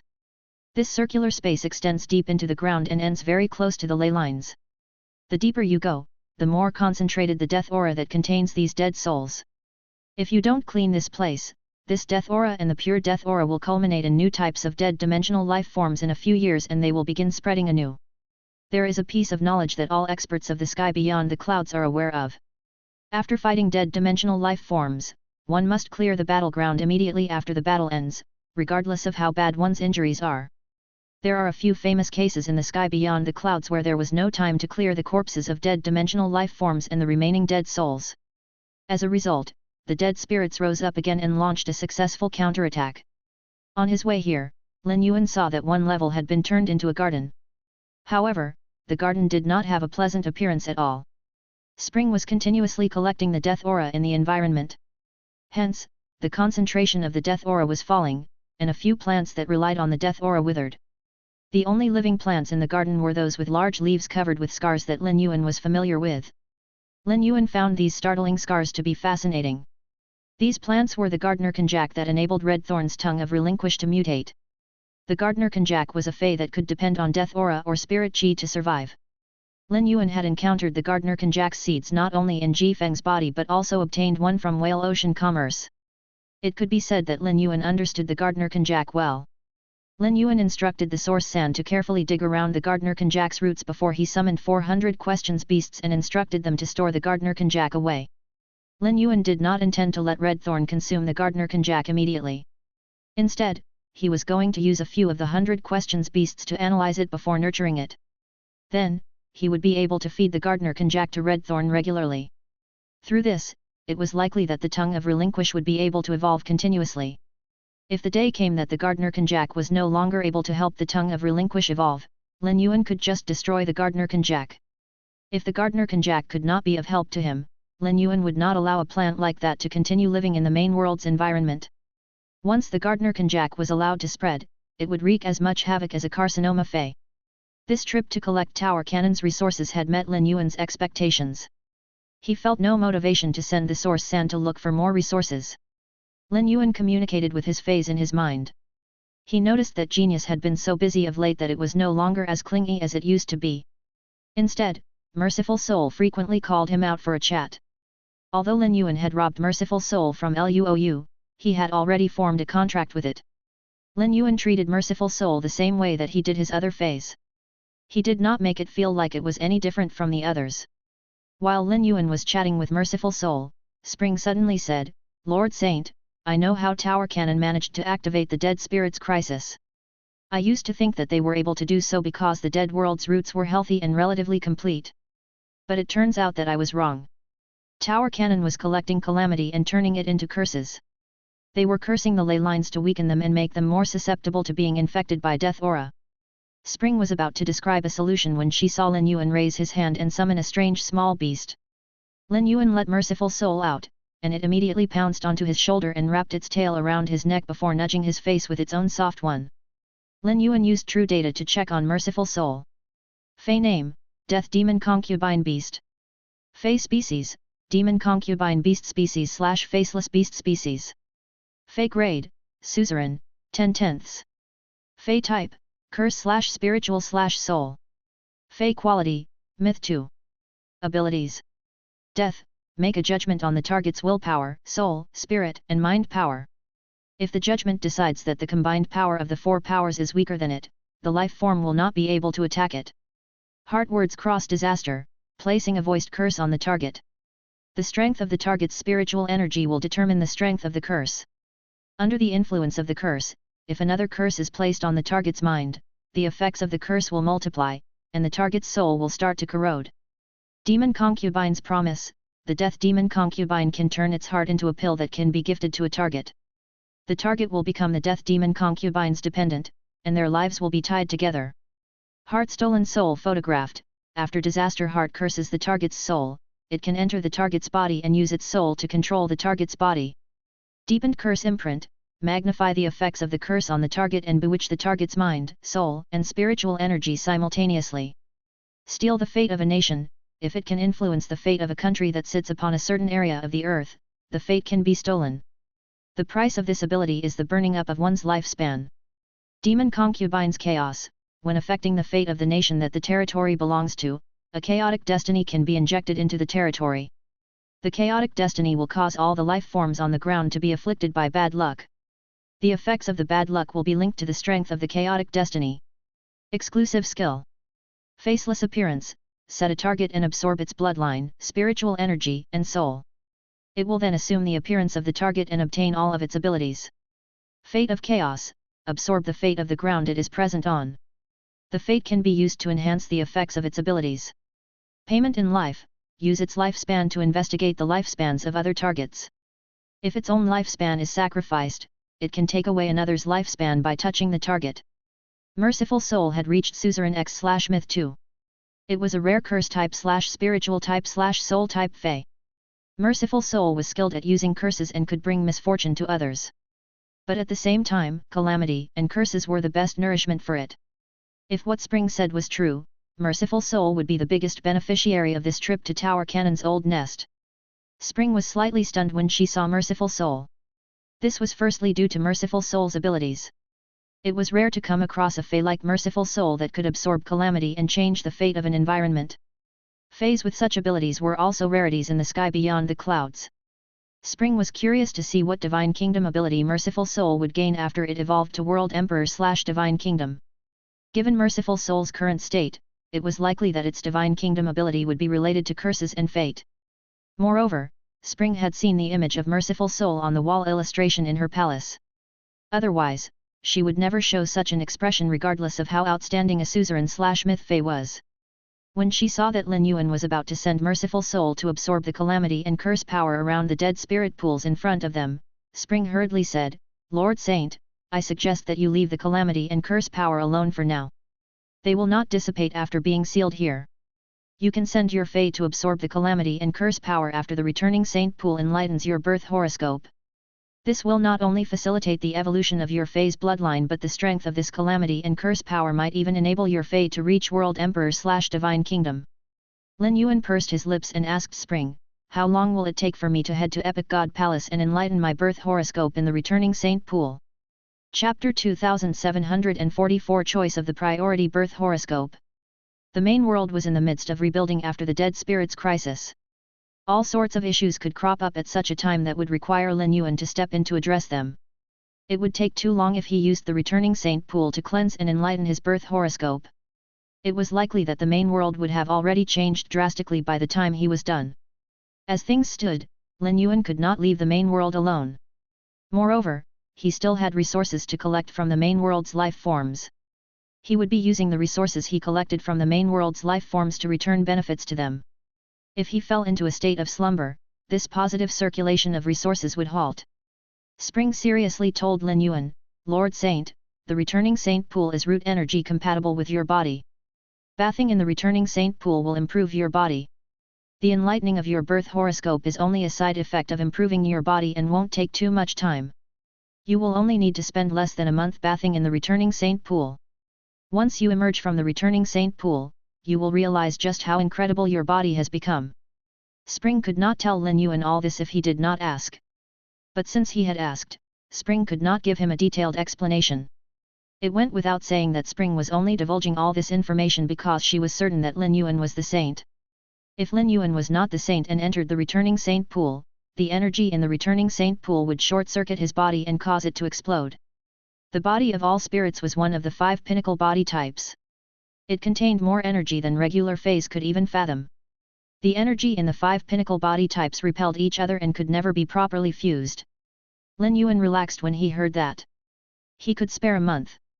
After the returning saint pool enlightened his birth horoscope, his feys would be able to evolve their grades and qualities without limits. He would wait until then to allow Merciful Soul to absorb the calamity from here so it could evolve. After that, he could begin his second round of resource collection and use the spirit chi crystals he harvested to evolve the powers of his other feys. As Morbius grade increased, the number of feys it could spirit lock increased as well. However, Lin Yuan was in no rush to spirit lock these feys. He would wait until he arrived at the sky beyond the clouds before he made subsequent plans. Spring, I've made my decision. Take me to Epic God Palace. I want to enlighten my birth horoscope. Delight spread across Spring's face. Lord Saint, if you want to head to Epic God Palace, allow me to lead the way. Summer has probably already told Autumn and Winter about you. They should be close to exploding with impatience now. Of the 4 rulers, Winter was slightly stronger than the rest, but the other 3 had comparable levels of power. Lin Yuan could not wait to arrive at Epic God Palace and meet with the rest of his followers. Firstly, meeting with Autumn and Winter would allow Lin Yuan to gain a large amount of faith power that he could use to develop his divine kingdom. Furthermore, they were part of his pillars of strength. Before he made contact with the members of Epic God Palace, Lin Yuan had been conservative in making his plans for his development in the sky beyond the clouds. He was wary of being targeted. But now, although he would still develop his power cautiously, he no longer had to worry about being targeted in the sky beyond the clouds. Even if he did catch negative attention from a faction, Spring, Summer, Autumn, and Winter would step in to handle the trouble. Lin Yuan enjoyed the feeling of having powerful followers to protect him. This would resolve a considerable number of concerns in future tasks.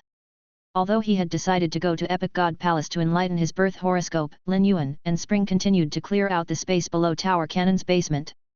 Lin Yuan collected a fair volume of resources from the castle, but they were only useful to dead dimensional life forms and were too niche. Lin Yuan would have to wait until he took control of the dead world's roots and decided on a lucky dead dimensional life form to nurture before these resources could be used. Just as Spring predicted, the bottom of the castle reached the ley lines. The main world's ley lines were originally milky white and emanated a lustrously pure spirit. But after being infected by the dead world's roots, the ley lines had turned grayish-black and radiated the cold and barren loneliness of death. Spring paused next to the ley lines for a moment before she said with a smile, "Lord Saint, it's just as I predicted. Tower Cannon indeed lacked the power to fuse the dead world's roots with this Class 2 world's roots. It's a good thing that you evolved this Class 1 world to Class 2. Otherwise, the complete fusing of the dead world's roots with the main world's roots would have caused severe damage to the main world's roots.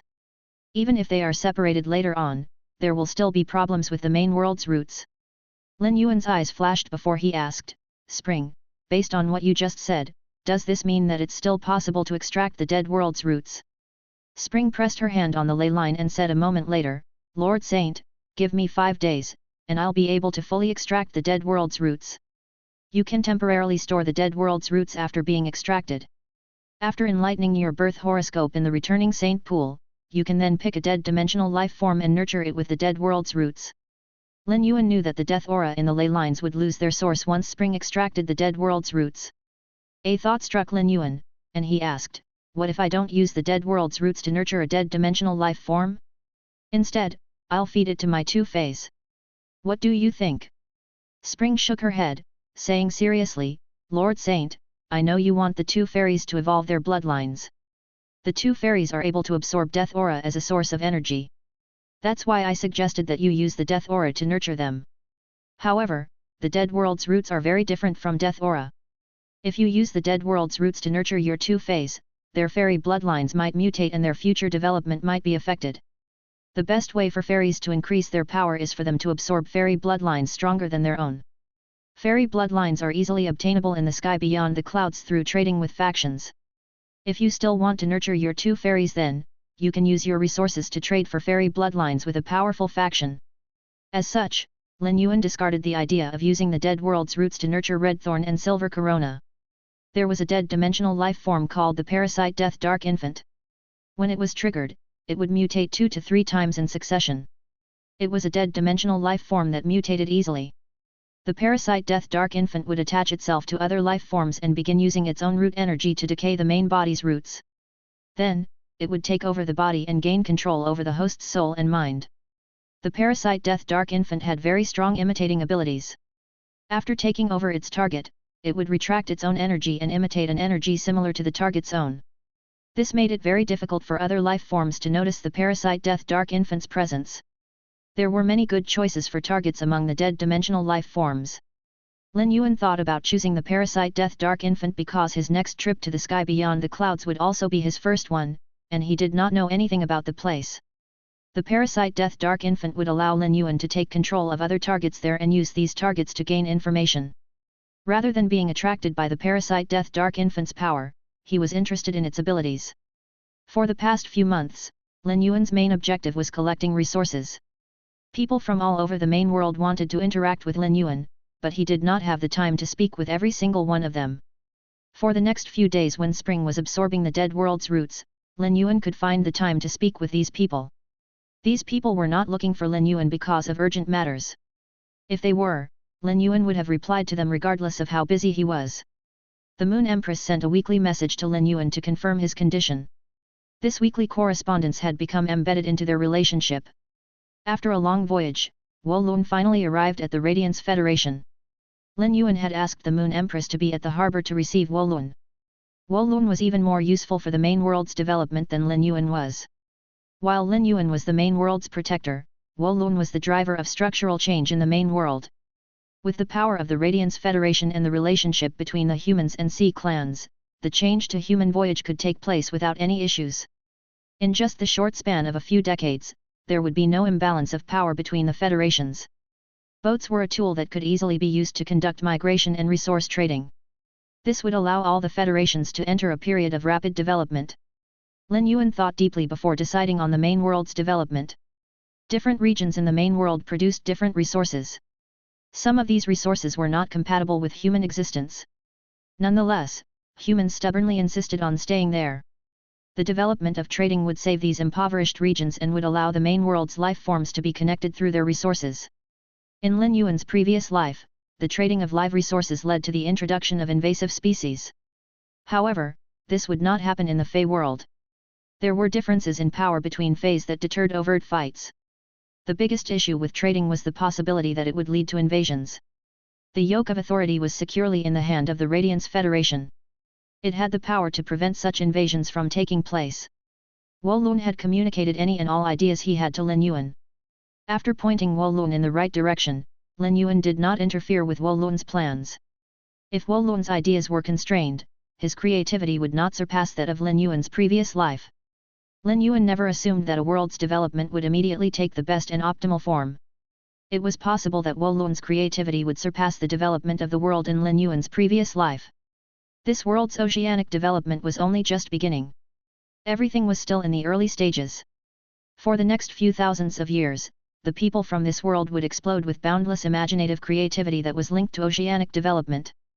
With the Moon Empress level and intelligence, she understood the importance of oceanic development. Without Lin Yuan having to provide too much of an explanation, the Moon Empress placed great importance on Wolun's presence. The Moon Empress would provide Wolun with an abundance of resources. The main world's territory expanded when it was promoted to Class 2. When the main world was combined with the five-dimensional worlds, the humans gained a large amount of land to develop. The Moon Empress encouraged the federations to develop the land and expand themselves. The Radiance Federation's territory would also expand. After the Moon Empress found out about the matter of Meng Shui, she did not comment on account of Tianfeng. However, she began taking a personal interest in the manor in the North District. She also sent a tea attendant, 5 moon envoys, and Mystic Moon to personally check and ask about the manor's situation.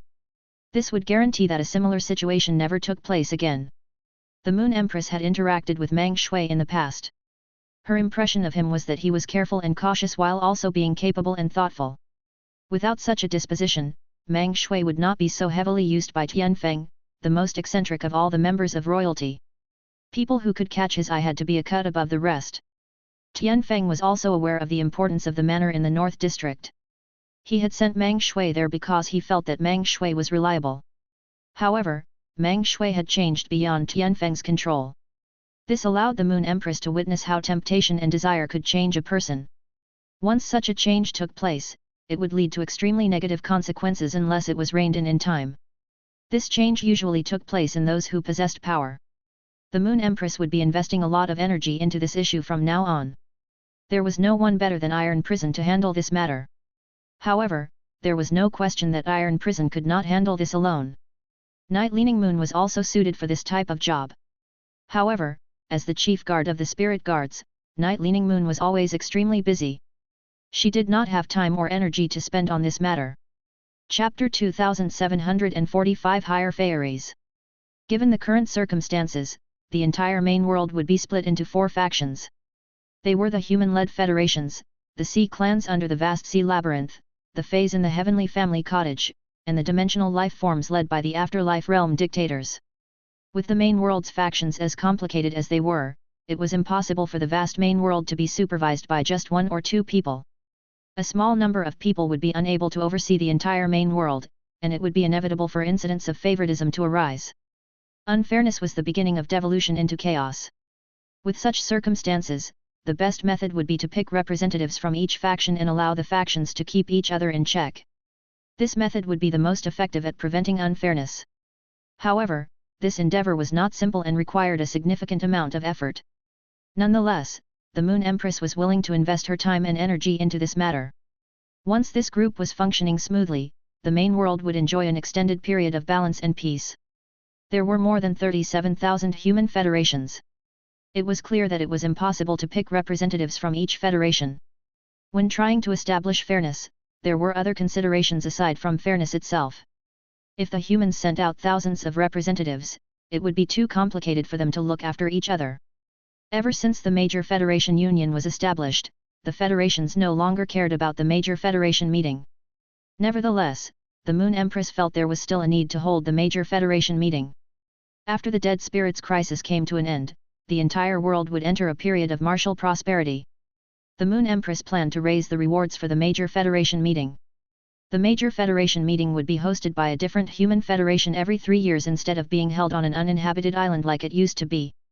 As long as there were boats that could be used for long voyages, the Major Federation meeting would bring new human traffic to the federations and boost their tourism industry. In the past, there was only tourism in the big cities of each federation. But now, any federation chosen to be the host would be able to receive substantial profits. Hence, all the federations would be clamoring to host the Major Federation meeting. Becoming a federation envoy was the highest honor for a member of the younger generation in a federation. They should not become symbols of an era. With this thought, the Moon Empress sought out Iron Prison. Lin Yuan had picked up on the incident in the North Manor in time and used the method of handling Meng Shui to send a warning to all those who had similar thoughts. However, the incident still left a significant impact on the Radiance Federation. After all the fighting they had recently done, there were many factions who continued to be ready to brandish their swords at any moment. Negative incidents of factions fighting with each other had been breaking out, and Iron Prison was constantly dealing with them. If the Moon Empress did not seek him out in these 2 weeks, Iron Prison would go and see her about this matter. Iron Prison was always aware of the gap between him and the Moon Empress. Despite both of them being members of the Radiance Federation's royalty, she used to be a Class 5 Creation Master and was now a Class 6 Creation Master. During Imperial meetings, the Moon Empress, Chef Supreme, and the Bamboo Monarch sat on the same level as the other members of royalty. But in actuality, the 3 of them were of a higher status than the other members of royalty. This was especially so now that the Moon Empress was supplying all of the Radiance Federation's resources. Her disciple was also the one who enabled the main world to evolve. Hence, Iron Prison changed the attitude he took toward the Moon Empress to one of respect. It went without saying that Iron Prison's respect did not only stem from the Moon Empress' strength but also because he acknowledged her. Otherwise, not only would he refuse to submit to her, but he would even stubbornly oppose her. When the Moon Empress saw the state that Iron Prison was in, she poured out a cup of tea for him before saying solemnly, "Iron Prison, I have focused on dealing with the Dead Spirits crisis of late and neglected the management of the Radiance Federation. You must be aware of the Radiance Federation's circumstances. I hope that you'll tell me everything as it is. After the Dead Spirits crisis ends, the most important matter will be that of the Radiance Federation's internal management. I don't want any similar incidents to appear again in the future." I also don't want the Radiance Federation's factions to always be ready to attack each other. Iron Prison understood the Moon Empress meaning. He also knew why the Moon Empress had come to see him. Iron Prison said seriously, it won't be easy to change the current situation among the Radiance Federation's factions. We can ensure that the factions won't clash again but can't dissolve the resentment and animosity that has already built up. You might not be aware of this, but there are many factions that are fighting even more ferociously than in the manor in the North District. Blood was spilled in many other places. There are factions declaring blood feuds against each other daily. It has gotten so serious that I was forced to close the ultimate fighting ground. It will take at least a few decades to comb out all the relationships between the factions and restore the previous state of harmony. Dealing with Meng Shui was indeed a way of warning some people, but this warning is far from enough. A longer period of control and management is still necessary. Iron Prison's tone became sterner as he continued. The resources from your disciple are far too startling. Even we members of royalty have never had the opportunity to receive such resources, much less the other factions. After hearing what Iron Prison said, the Moon Empress knew that there was no need for her to elaborate because Iron Prison shared her thoughts and could understand her meaning immediately after hearing her decision. Iron Prison, I'll give you 2 years. In these 2 years, first sort out the combative environment among the factions. 2 years later, I will establish a mutual supervision group made up of factions across the main world. You will represent the group from the Radiance Federation. With your abilities, 2 years should be enough to accomplish this. If you agree, I will announce this decision at the Imperial meeting 3 days later. Iron Prison could sense the trust that the Moon Empress had in him. Iron Prison was well aware of his bad temper. Aside from Cicada Song, Iron Prison did not have deep ties with the other members of royalty. It could be said that he had the worst interpersonal ties among all the members of the Radiance Federation's royalty. Later, when the Moon Empress' lifespan was endangered, Iron Prison decided to use his own sacred source life form to extend her life. It was only then that their relationship improved. The Moon Empress still did not like Iron Prison, but this did not mean that she did not admire his character. The Space-Time Elder had given Iron Prison such an arrangement in the past because it prevented his talents from going to waste. The Moon Empress was going the same now. There were many members of royalty with free time. However, the Moon Empress deemed Iron Prison to be the most suitable of the lot. She believed that he would be willing to take on this task. Moon Empress, I have no reason to turn down this task you're giving me. I will make sure to get the Radiance Federation's surface layer under control. Enabling the Radiance Federation to come off as peaceful isn't a challenge for me at all. The method of keeping each other in check is effective at managing not only the entire main world but the Radiance Federation as well. I will pick some elites from the members of royalty's subordinates and manage the Radiance Federation through them. The elites belonging to the camps of different members of royalty will also supervise each other. After he was done speaking, Iron Prison did not stay long. He did not even finish drinking the cup of tea the Moon Empress had poured out for him. This did not bother the Moon Empress because she knew that this was just his personality. Iron Prison did not have much of an EQ, but he did have the character befitting of a member of royalty. The Moon Empress intended to have a talk with Tianfeng after the next imperial meeting ended. She was going to tell him not to overly blame himself for his erroneous decision but to focus on the future development of the Radiance Federation instead. This Dead Spirits crisis allowed the Moon Empress to see the importance of Cultivated Garden. Cultivated Garden was the source of supply for the Radiance Federation's foundational resources. These foundational resources could not be replaced by high-quality resources. High-quality resources were beneficial for Spirit Chi professionals who already had some power, while low-quality resources were meant for the millions of regular people who lived in the Radiance Federation. The burden of responsibility on Tianfeng's shoulders was a very heavy one.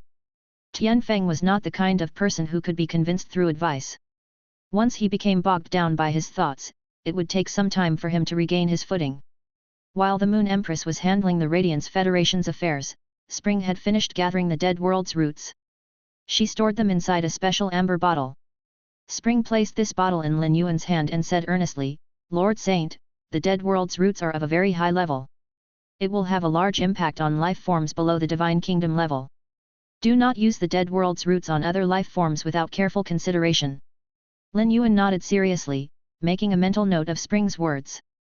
"Spring, I will seek your help when I decide to use the dead world's roots to nurture or strengthen other life forms. I already have a target in mind." Spring could tell that Lin Yuan trusted her, and she could not help but smile brightly. "Lord Saint, you can give me instructions whenever you want as long as you need me. After removing the dead world's roots from the ley lines, Spring used her energy to seal Tower Cannon's castle. She would immediately be alerted if anyone tried to enter the castle. Spring knew that Lin Yuan was going to use the calamity in the castle to strengthen Merciful Soul in the future. Lin Yuan followed Spring to Epic God Palace. With Spring leading the way, Lin Yuan arrived at the entrance of Epic God Palace very quickly. As he looked at the mountain with the 4 seasons clearly distinguished on it, Lin Yuan could not help but feel both a sense of familiarity as well as amazement. The Snow Celestial Mountain had been far from as majestic and mystical as this mountain. Spring saw Lin Yuan looking at 4 Seasons Mountain and said seriously, "Lord Saint, this 4 Seasons Mountain has the potential to become a higher fairy. However, even after being promoted to a Class 2 world, this world can't handle the heavens trial of a higher fairy. If you want to take this 4 Seasons Mountain with you when you leave for the sky beyond the clouds, there will be no need to continue suppressing the 4 Seasons Mountain's bloodline, and it will be able to evolve into a higher fairy. The appearance of a higher fairy in the sky beyond the clouds will immediately lead to a meeting with the people from Fairy Institution. Then, you'll be able to use 4 Seasons Mountain to become acquainted with Fairy Institution. Although Fairy Institution is a faction made up of fairies, they have never been against interacting with other factions. But if any harm comes to a fairy, they will bring down their wrath with no mercy. Fairies are the strongest species in the sky beyond the clouds. This is largely related to the unity of the fairies." Lin Yuan looked at 4 Seasons Mountain in surprise. He had not expected it to not only have the potential to evolve into a higher fairy but already be ready for the evolution. The only reason it had yet to evolve was that its grade was being suppressed. Lin Yuan really liked listening to Spring talk about the sky beyond the clouds. Although he was present in the main world, this allowed him to gain a better understanding of the sky beyond the clouds. Lin Yuan was very willing to interact with Fairy Institution when he went to the sky beyond the clouds. Through his interactions with Celestial Sight and Begin Lady, Lin Yuan had a very good impression of the fairy species. Moreover, it seemed that his body composition naturally attracted fairies. At that moment, Lin Yuan sensed 2 powerful auras emanating from within Epic God Palace. These 2 auras were heavily permeated by emotion. Normally, experts with such auras should not appear now. Summer was currently extracting Death Aura from the Startling Lines Continent's ley lines. The only entities in Epic God Palace who were willing to reveal their auras to Spring were Autumn and Winter, who were also rulers of Epic God Palace. Autumn and Winter were also followers of the Saint. It was clear that they were releasing their auras in response to his arrival. While Lin Yuan was thinking of the right way to address Autumn and Winter, 2 figures appeared and knelt in front of him. They performed the same greetings that Spring and Summer did when they first showed themselves to him. Chapter 2746 The Returning Saint Pool. Spring understood how Autumn and Winter were feeling. They were feeling the same way she felt when she first saw him. Autumn had been blaming himself recently, especially after he heard Summer talk about Lin Yuan. Tower Cannon had almost assassinated Lord Saint, and his life was almost in danger of coming to an end. This information caused Autumn's heart to start thumping rapidly. Autumn was Epic God Palace's first representative to contact Tower Cannon. He truly regretted not eliminating Tower Cannon then and giving them the opportunity to harm Lord Saint later. Winter was the first of the followers to join Lord Saint's side. When he saw Lin Yuan and sensed Morbius aura on Lin Yuan's wrist, Winter could not prevent tears from springing to his eyes. After sincerely greeting Lin Yuan, the 2 of them stood up and joined Lin Yuan behind Spring. Regardless of how overwhelmed they felt, the 2 of them restrained themselves. As followers, they did not have the right to initiate communication with Lin Yuan. They could only engage with him when he asked them questions. Lin Yuan did not have social anxiety, especially when he was aware of the status of Autumn and Winter. Lin Yuan immediately asked, "Where is the returning Saint Pool? Take me there now. Firstly, I need to enlighten my birth horoscope to verify my identity. Secondly, I need to increase my power as soon as possible."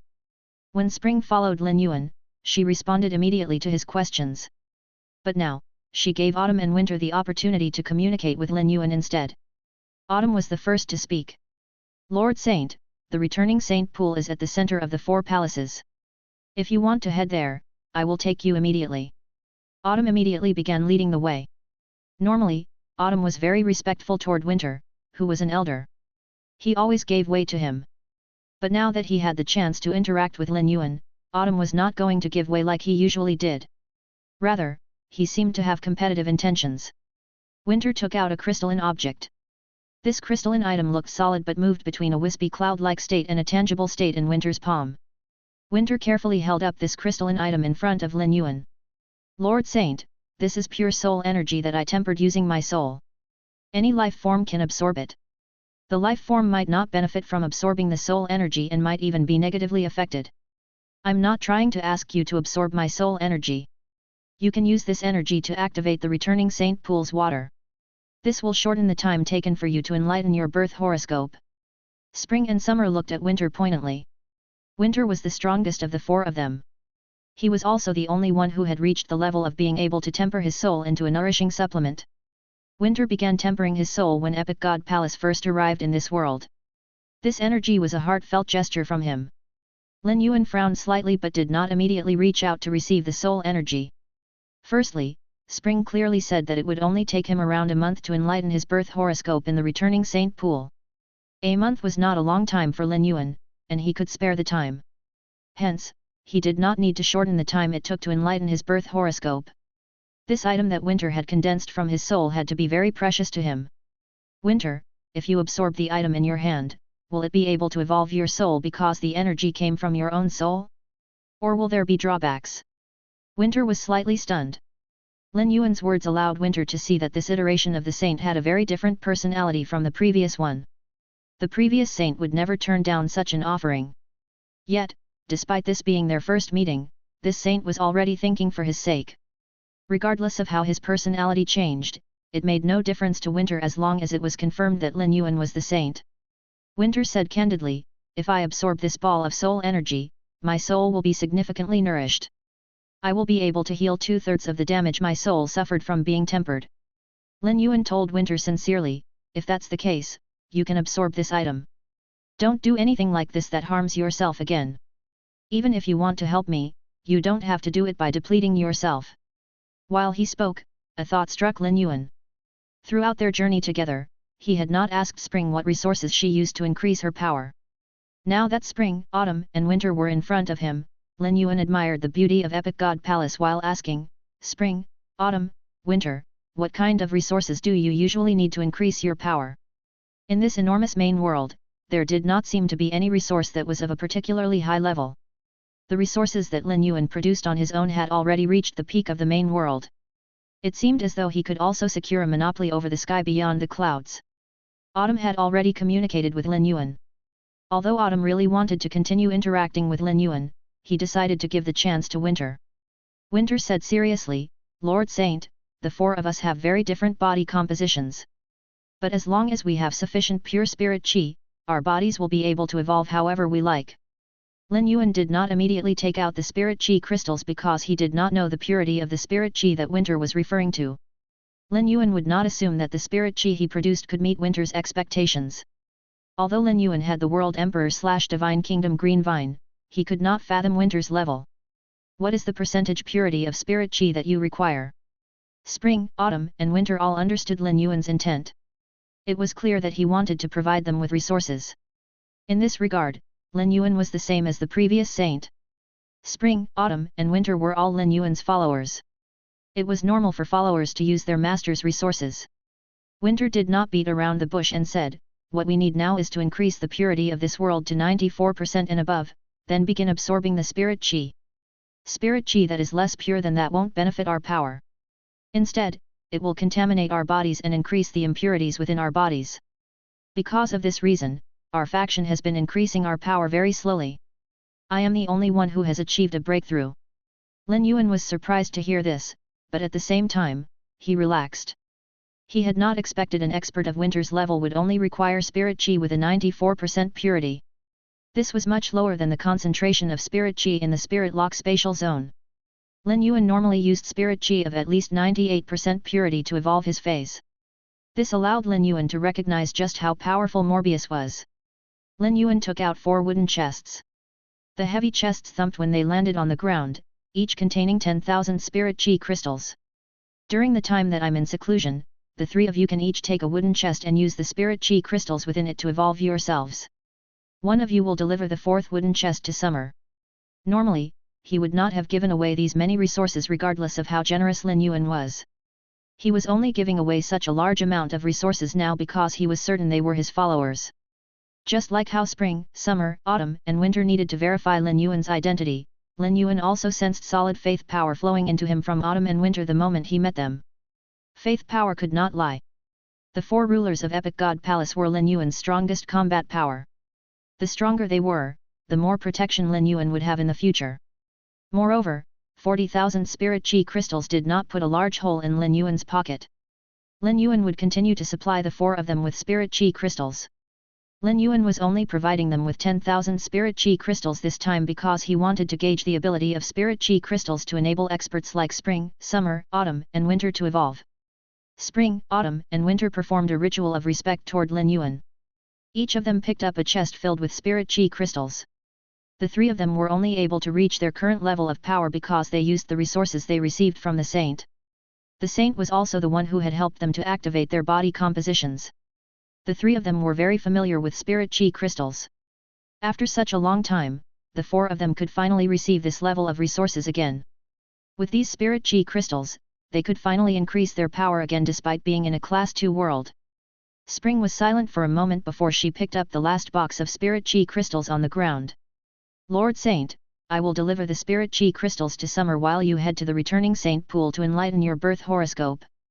Then, I will stay to gather the death aura in the ley lines with Summer. Lin Yuan nodded. Autumn had already led Lin Yuan to the cross between the four large palaces. There were white jade pillars erected here. Each pillar was draped in a special veil. The layers of gauze floated in the wind and shrouded the space between the pillars. As Lin Yuan stood here, he felt his soul shudder. Something within the space was calling him forward. Autumn bowed and made an ushering gesture. Lord Saint, this is considered forbidden ground. Aside from you, no one else is allowed to enter. If you want to enlighten your birth horoscope, all you need to do is step in. While you're enlightening your birth horoscope, the water in the returning saint pool will temper your body and soul. You have already tempered the impurities in your body, spiritual energy, and soul, so you should know about the pain you will need to endure during the process. If you can't endure the agony, you can call us in to help you. Lin Yuan shook his head. As long as his life was not in danger, he could handle pain. He was not the type to shy away from agony and hardship. Rather, he appreciated the opportunity to temper his body, spiritual energy, and soul. Lin Yuan looked forward to the growth he would receive from the returning saint pool. Once he enlightened his birth horoscope, he would be able to distinguish himself even among the older generation. Not many of the Radiance Federation's members of royalty had enlightened their birth horoscope. Luckily, Lin Yuan was there to provide resources to the members of royalty, and it would not be long before another birth horoscope expert emerged from the Radiance Federation's members of royalty. Lin Yuan stepped through the layer of gossamer.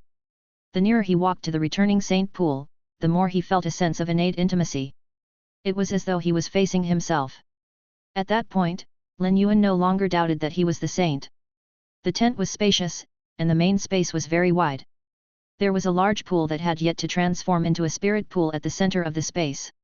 It was clear that this pool was the returning saint pool that was going to enable him to enlighten his birth horoscope. Lin Yuan quickly stepped forward, and the returning saint pool turned a beautiful amber that resembled a pool of tea. Lin Yuan squatted down and placed his hand in the pool. He noticed that the pool was almost the exact same temperature as his body.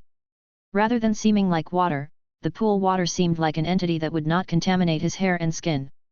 Even if Lin Yuan sank his entire arm into the pool, his sleeve remained dry after he lifted his arm out. Lin Yuan could sense that a portion of the abilities in the pool water had entered his body through his palm. A warm and comfortable wave washed over Lin Yuan. Lin Yuan jumped into the returning saint pool. The depth of the returning saint pool just happened to reach right below his nose. Lin Yuan was able to breathe comfortably, even with his mouth closed. At the instant that he jumped into the returning saint pool, the amber fluid sprayed jets of fluid resembling flower petals while Lin Yuan seemed to be the flower's core. The amber fluid moved outward around Lin Yuan, and streams of amber fluid formed mysterious patterns. Lin Yuan's eyes were currently open as he watched the changes take place. But it was not long before he clenched his jaw tightly. Lin Yuan felt warm and comfortable when a wisp of energy within the returning saint pool entered his body. But when buckets of the energy were pouring into his body, he felt as though he had turned into a sealed jar. Not only was his body growing increasingly warmer, but he also had to endure piercing pain shooting through his spirit and soul. This pain was only climbing.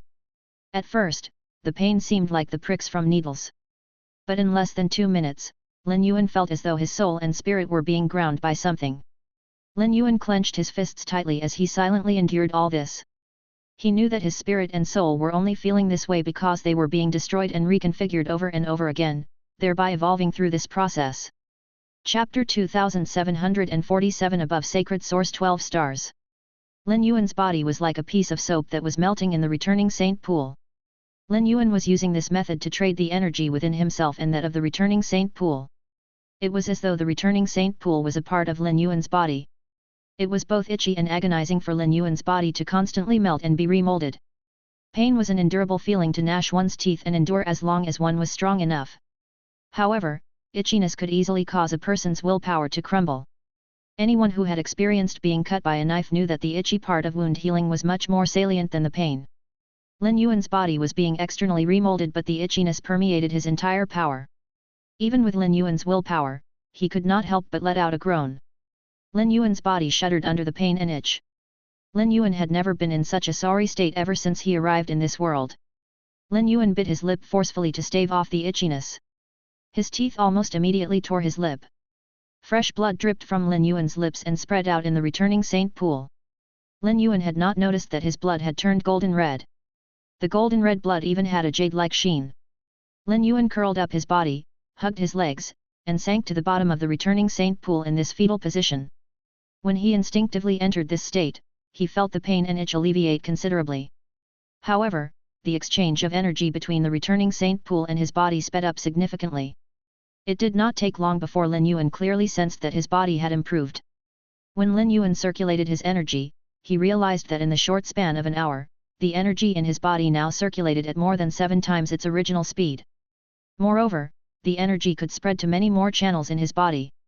When Lin Yuan circulated his energy, the rate at which spirit qi was purified in his body also increased substantially compared to before. At the same time, Lin Yuan could sense that his 2 souls were showing signs of fusing. Lin Yuan was certain that this was due to the returning saint pool. It was likely that 2 souls did not fit with the usual conditions for a birth horoscope expert. Now that the 2 souls were showing signs of fusing, it seemed that it was an inevitability. Indeed, a life form's birth horoscope represented its fate. There should not be the existence of 2 fates in a stable life form. However, Lin Yuan felt the twinge of dilemma. The existence of 2 souls allowed Lin Yuan to contract more sacred source life forms. Lin Yuan was concerned that he would be forced to lower the number of sacred source life forms he could contract once his souls were fused. Spring allowed Lin Yuan to understand something. Even experts from the sky beyond the clouds contracted sacred source life forms, and they were also limited in the number of sacred source life forms they could contract. The 12 stars of sacred source life forms were the mechanism by which lower-class worlds categorized the strengths of sacred source life forms. At the sky beyond the clouds, there was another way to distinguish the levels of sacred source life forms. After sacred source life forms broke through past 12 stars, they would reach a level called Divine Kingdom Banner. It was divided into 10 levels. It was given this name because sacred source life forms needed to have their own divine kingdom in order to break through past 12 stars. The experts whose sacred source life forms had yet to reach the divine kingdom would not be able to experience such a breakthrough. Hence, being able to contract sacred source life forms was also a good thing in the sky beyond the clouds. While these thoughts were running through Lin Yuan's mind and he was awash in conflicted feelings, Morbius' voice appeared beside Lin Yuan's body. Morbius was no longer in a semi-solid state when it materialized in reality. In terms of looks, it was almost an exact carbon copy of Lin Yuan.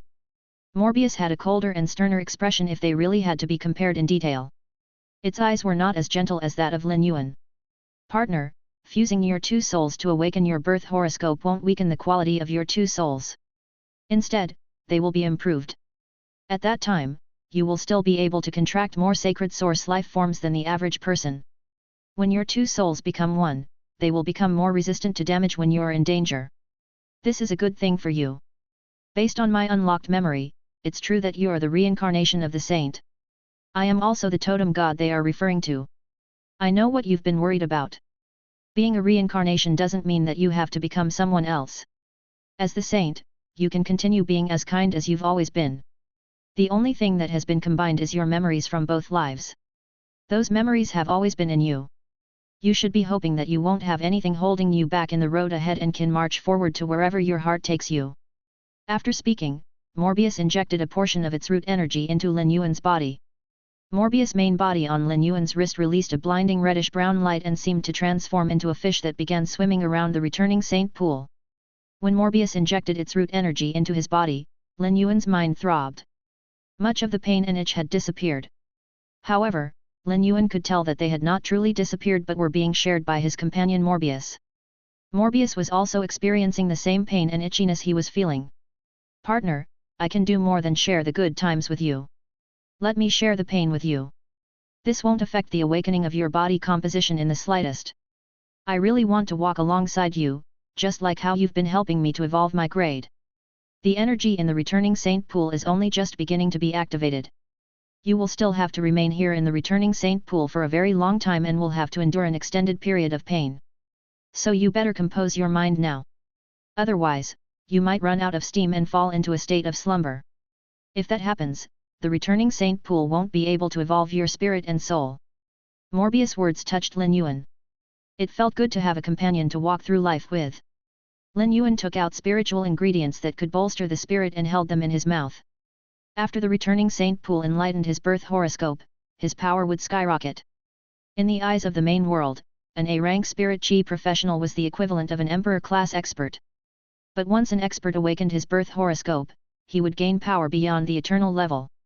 At that point, Lin Yuan would have crossed over the creation, immortal, and eternal levels. It was highly possible that such an opportunity only came along once in a person's life. Hence, Lin Yuan was going to do everything he could to grab a hold of it. Even if the pain in his body, soul, and spirit increased to 5 times its current level, and he had to remain here for 5 months, Lin Yuan would press on without hesitation. Lin Yuan was confident of this even if he was alone, much less now that he had Morbius' support. Time slipped by day by day. During this time, spring, summer, autumn, and winter were using the resources provided by Lin Yuan to increase their powers while they waited for Lin Yuan to emerge from the returning saint pool. Once Lin Yuan stepped out of the returning saint pool, his body of all spirits would be fully awakened. At that point, he could use his body to control any species' bloodlines. Their body of 4 seasons could be linked to the body of all spirits once it was awakened. At that time, they could transfer their energy to the body of all spirits and enable the body of all spirits' bloodline to be tempered. The 4 of them preferred to be of help to Lin Yuan rather than staying by his side to protect him. After absorbing the last spirit chi crystal, Autumn opened his eyes. He could not remember the last time he absorbed spirit chi of such high purity. Even in the sky beyond the clouds, only Lin Yuan could coordinate his body composition with the totem god to produce spirit chi of such high purity. With his body nourished by such pure spirit chi, Autumn could feel that the locks on that gate were finally budging. When Winter absorbed the last spirit chi crystal and opened his eyes as well, Autumn glanced in the direction of the returning Saint Pool and asked Winter with a hint of concern in his voice, "Winter, Lord Saint must endure considerable pain while using the returning Saint Pool to enlighten his birth horoscope and awaken his body of all spirits. Do you think?"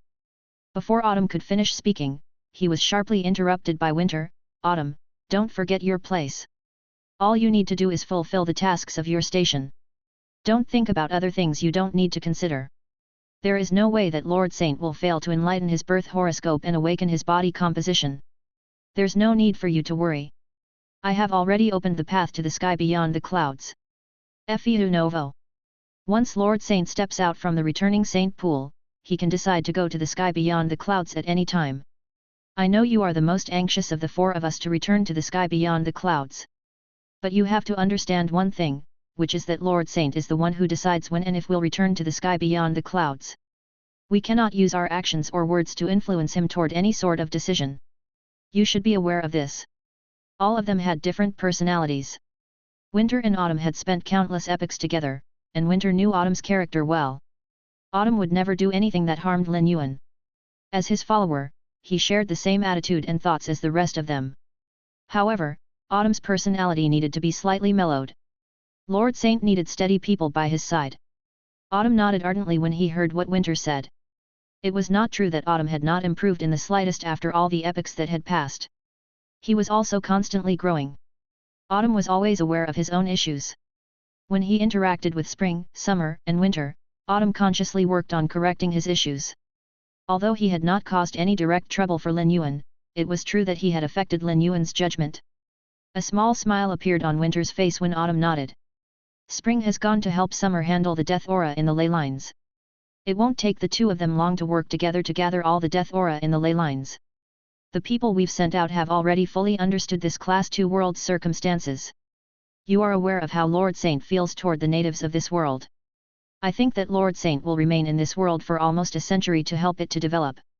Rather than thinking about going to the sky beyond the clouds now, we should think about how we can help Lord Saint to develop this Class 2 world. Before we confirmed Lord Saint's identity, you could take this Class 2 world lightly. But now, this Class 2 world is Lord Saint's homeland. Given our understanding of Lord Saint, this place will eventually become the sacred ground of the sky beyond the clouds. A month passed in the blink of an eye. During this month, Lin Yuan endured a mix of pain and itchiness. There were countless instances where he was on the brink of giving up. It was just as Morbius said. The first day's pain and itchiness were nothing but a small appetizer. In the subsequent days, the agony increased by at least 3 times of that of the first day. Luckily, he had Morbius there to share the load with him and endure the month together.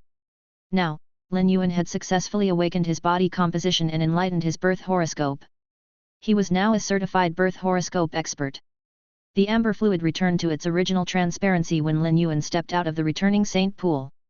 If Lin Yuan did not control his body, the spirit chi would have gathered around his body like a tsunami to nourish him.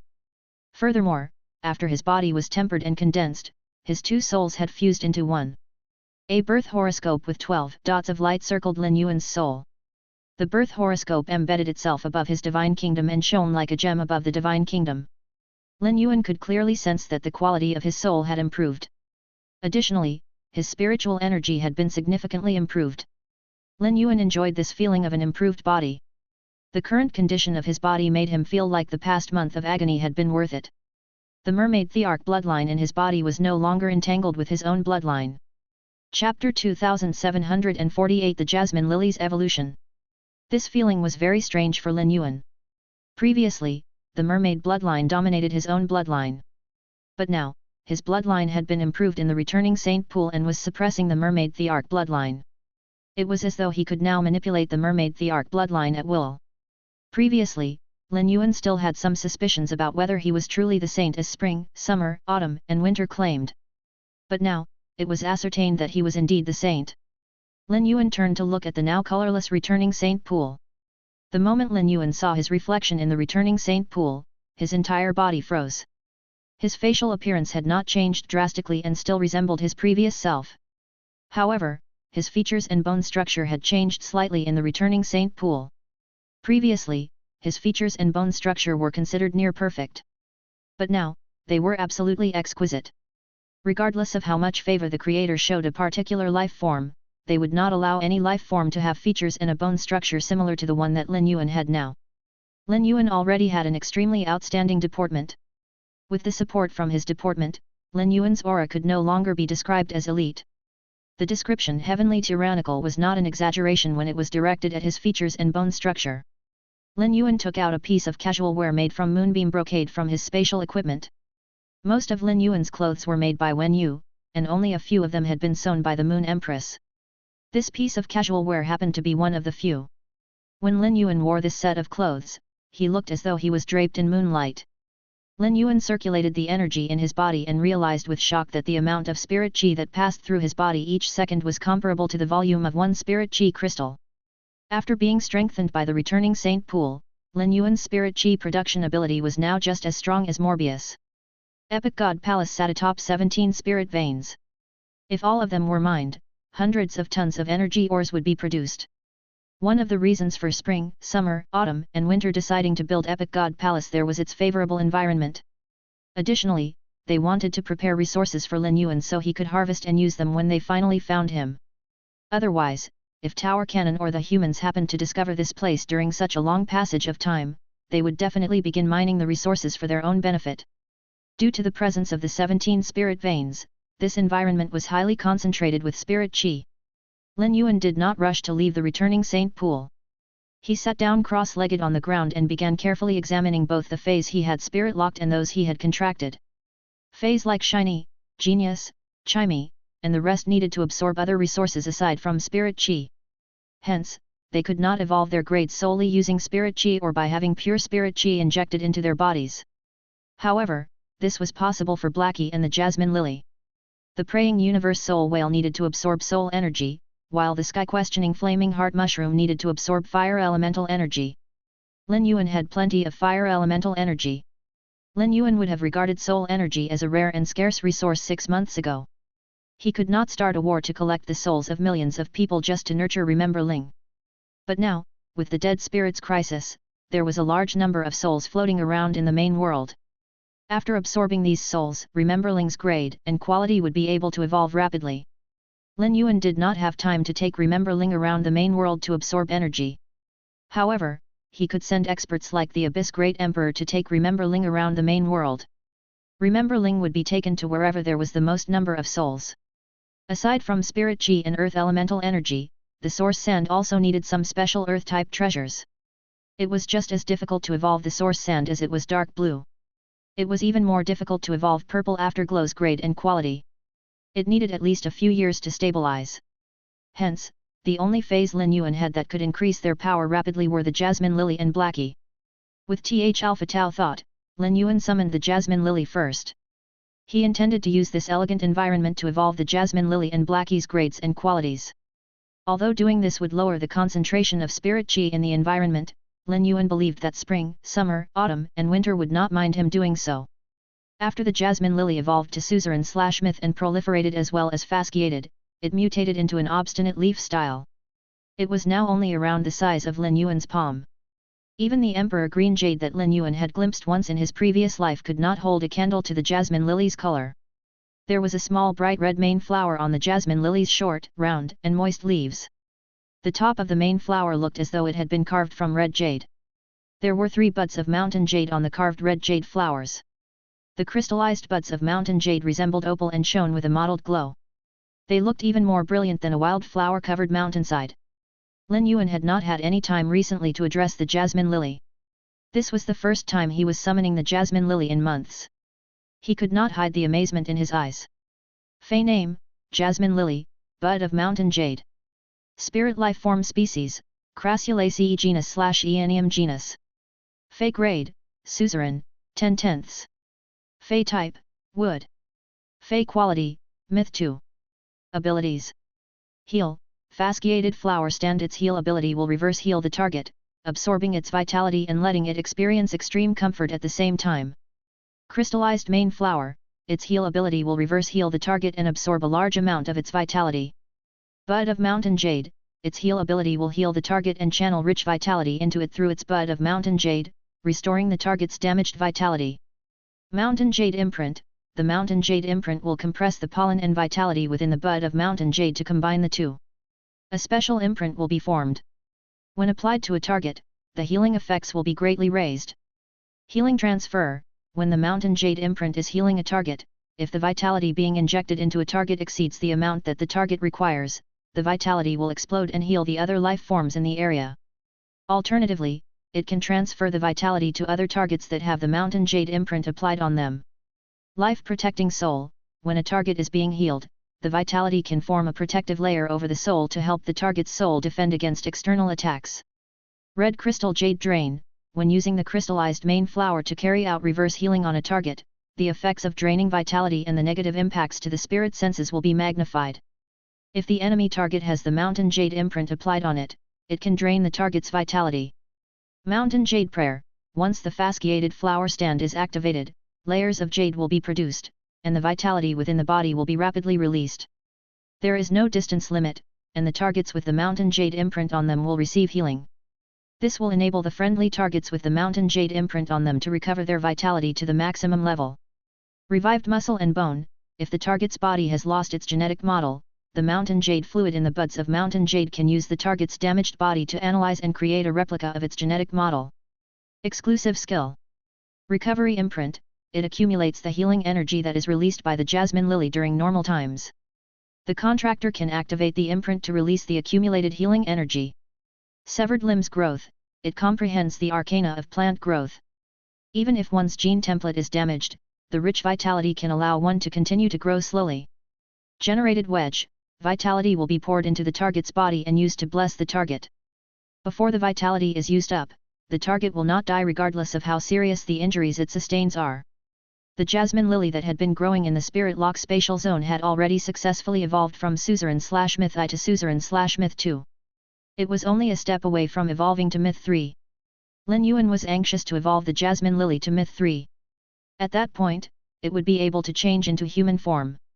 When the jasmine lily evolved to diamond grade, Lin Yuan confirmed that the jasmine lily was male.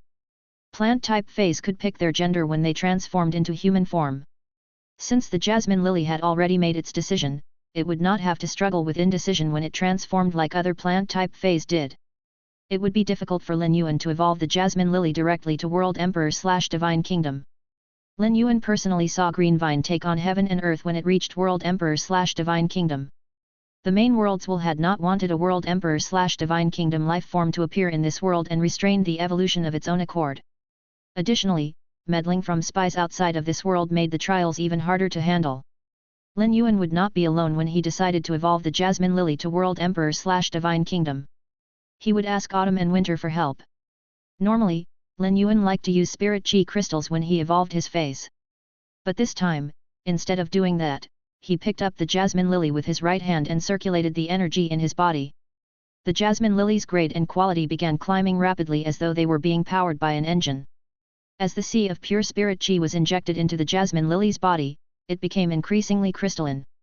The world cleansing appeared above the returning saint pool. By now, Lin Yuan had summoned the Abyss Great Emperor and was waiting for the world cleansing to descend. But in the end, the Abyss Great Emperor did not need to step in as the world cleansing was intercepted and blocked by Autumn. Autumn had already anticipated that Lin Yuan would evolve his feys after he was done enlightening his birth horoscope. Autumn and Winter were already waiting to help Lin Yuan to block these attacks. Lin Yuan's lips curved, and he felt even more confident that the jasmine lily's evolution would be successful. But now, the jasmine lily was no longer seated in Lin Yuan's hand. Instead, it had transformed into a handsome man who was slightly taller than Lin Yuan.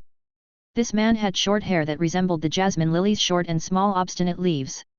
The jasmine lily in human form not only had jade green hair on its head, but its eyebrows were also the same color. There was a pair of big doe eyes right below its eyebrows. In terms of its looks, the jasmine lily could not match up to Blackie and Chimey. However, it did have a fresh and natural aura that resembled that of Lin Yuan's own. Before the jasmine lily in human form could say anything to Lin Yuan, the trial of world creation descended.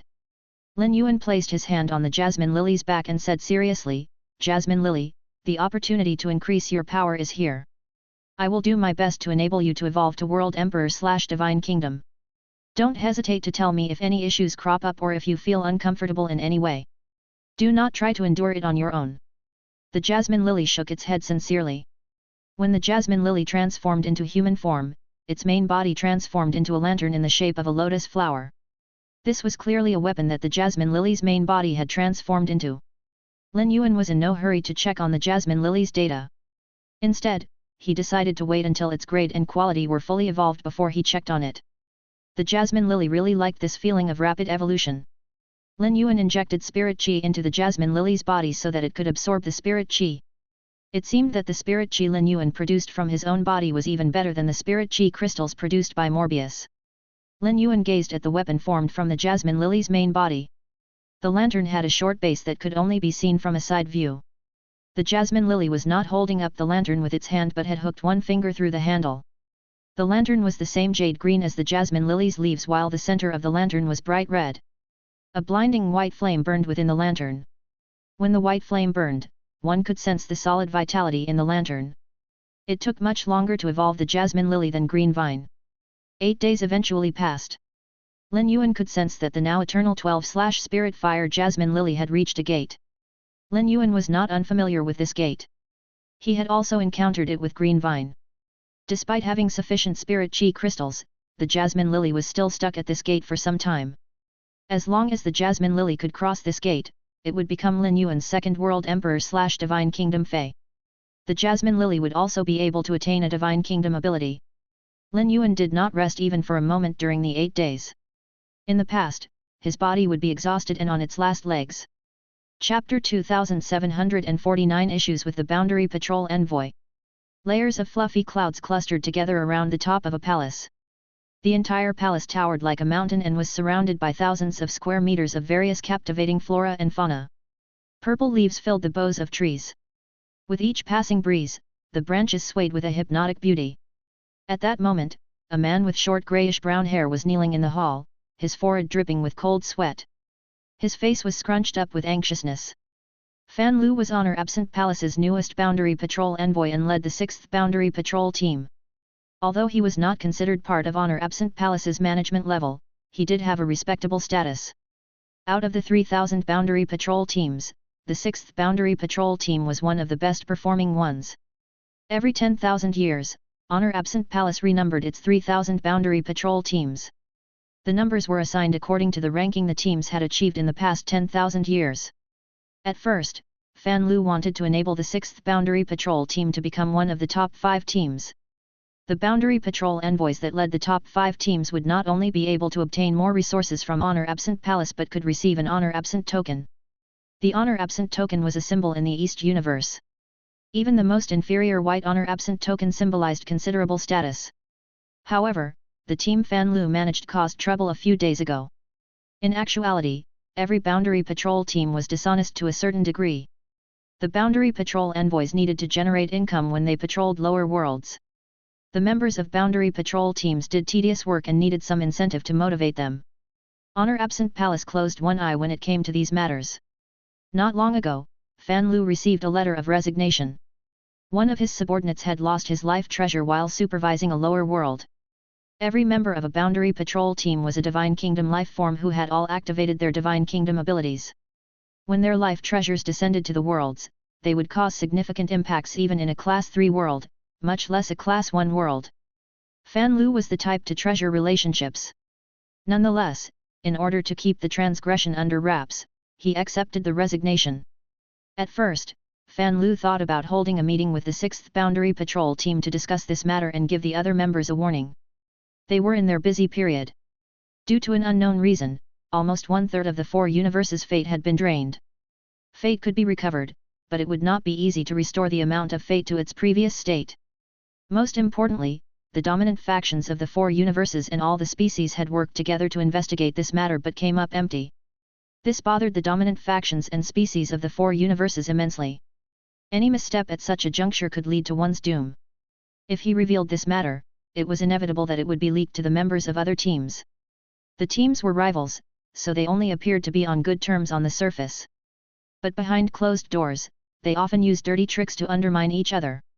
The team that Fan Lu led had been tripped up by others numerous times. There was an infinitesimally small possibility of a fairy appearing in a Class 1 world. There was no need to pay attention to such anomalies. At this moment, Fan Lu regretted not bringing this matter up. If he had strictly and strongly emphasized this matter, there would have been so many members of the 6th Boundary Patrol team who secretly spied on the Class 2 world when one of its life forms evolved to the World Emperor grade, the Divine Kingdom level. They all ended up killed by a life form in that Class 2 world. The 6th Boundary Patrol team was now 3/4 of its original size. It was true that he was the Boundary Patrol envoy who was the acting leader of the 6th Boundary Patrol team. However, despite being under his management, the members of the Boundary Patrol team were not truly his subordinates. Every Boundary Patrol guard was an official staff in the territory owned by Honor Absent Palace. If anything happened to a member, it had to be reported and addressed. Regardless of how capable Fan Lu was, he could not keep such an enormous matter under wraps.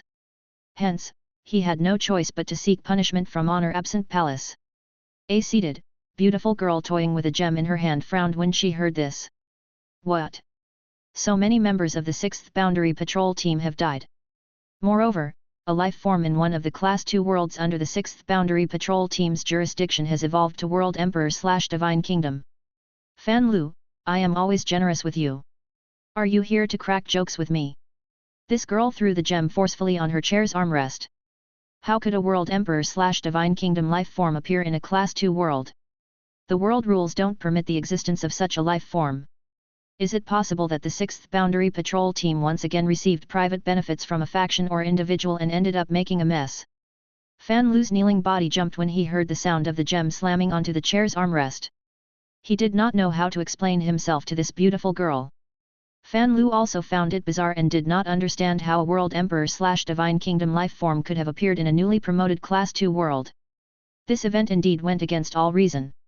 It was true that Fan Lu and the boundary patrol teams he led in the past had accepted benefits from other factions and species.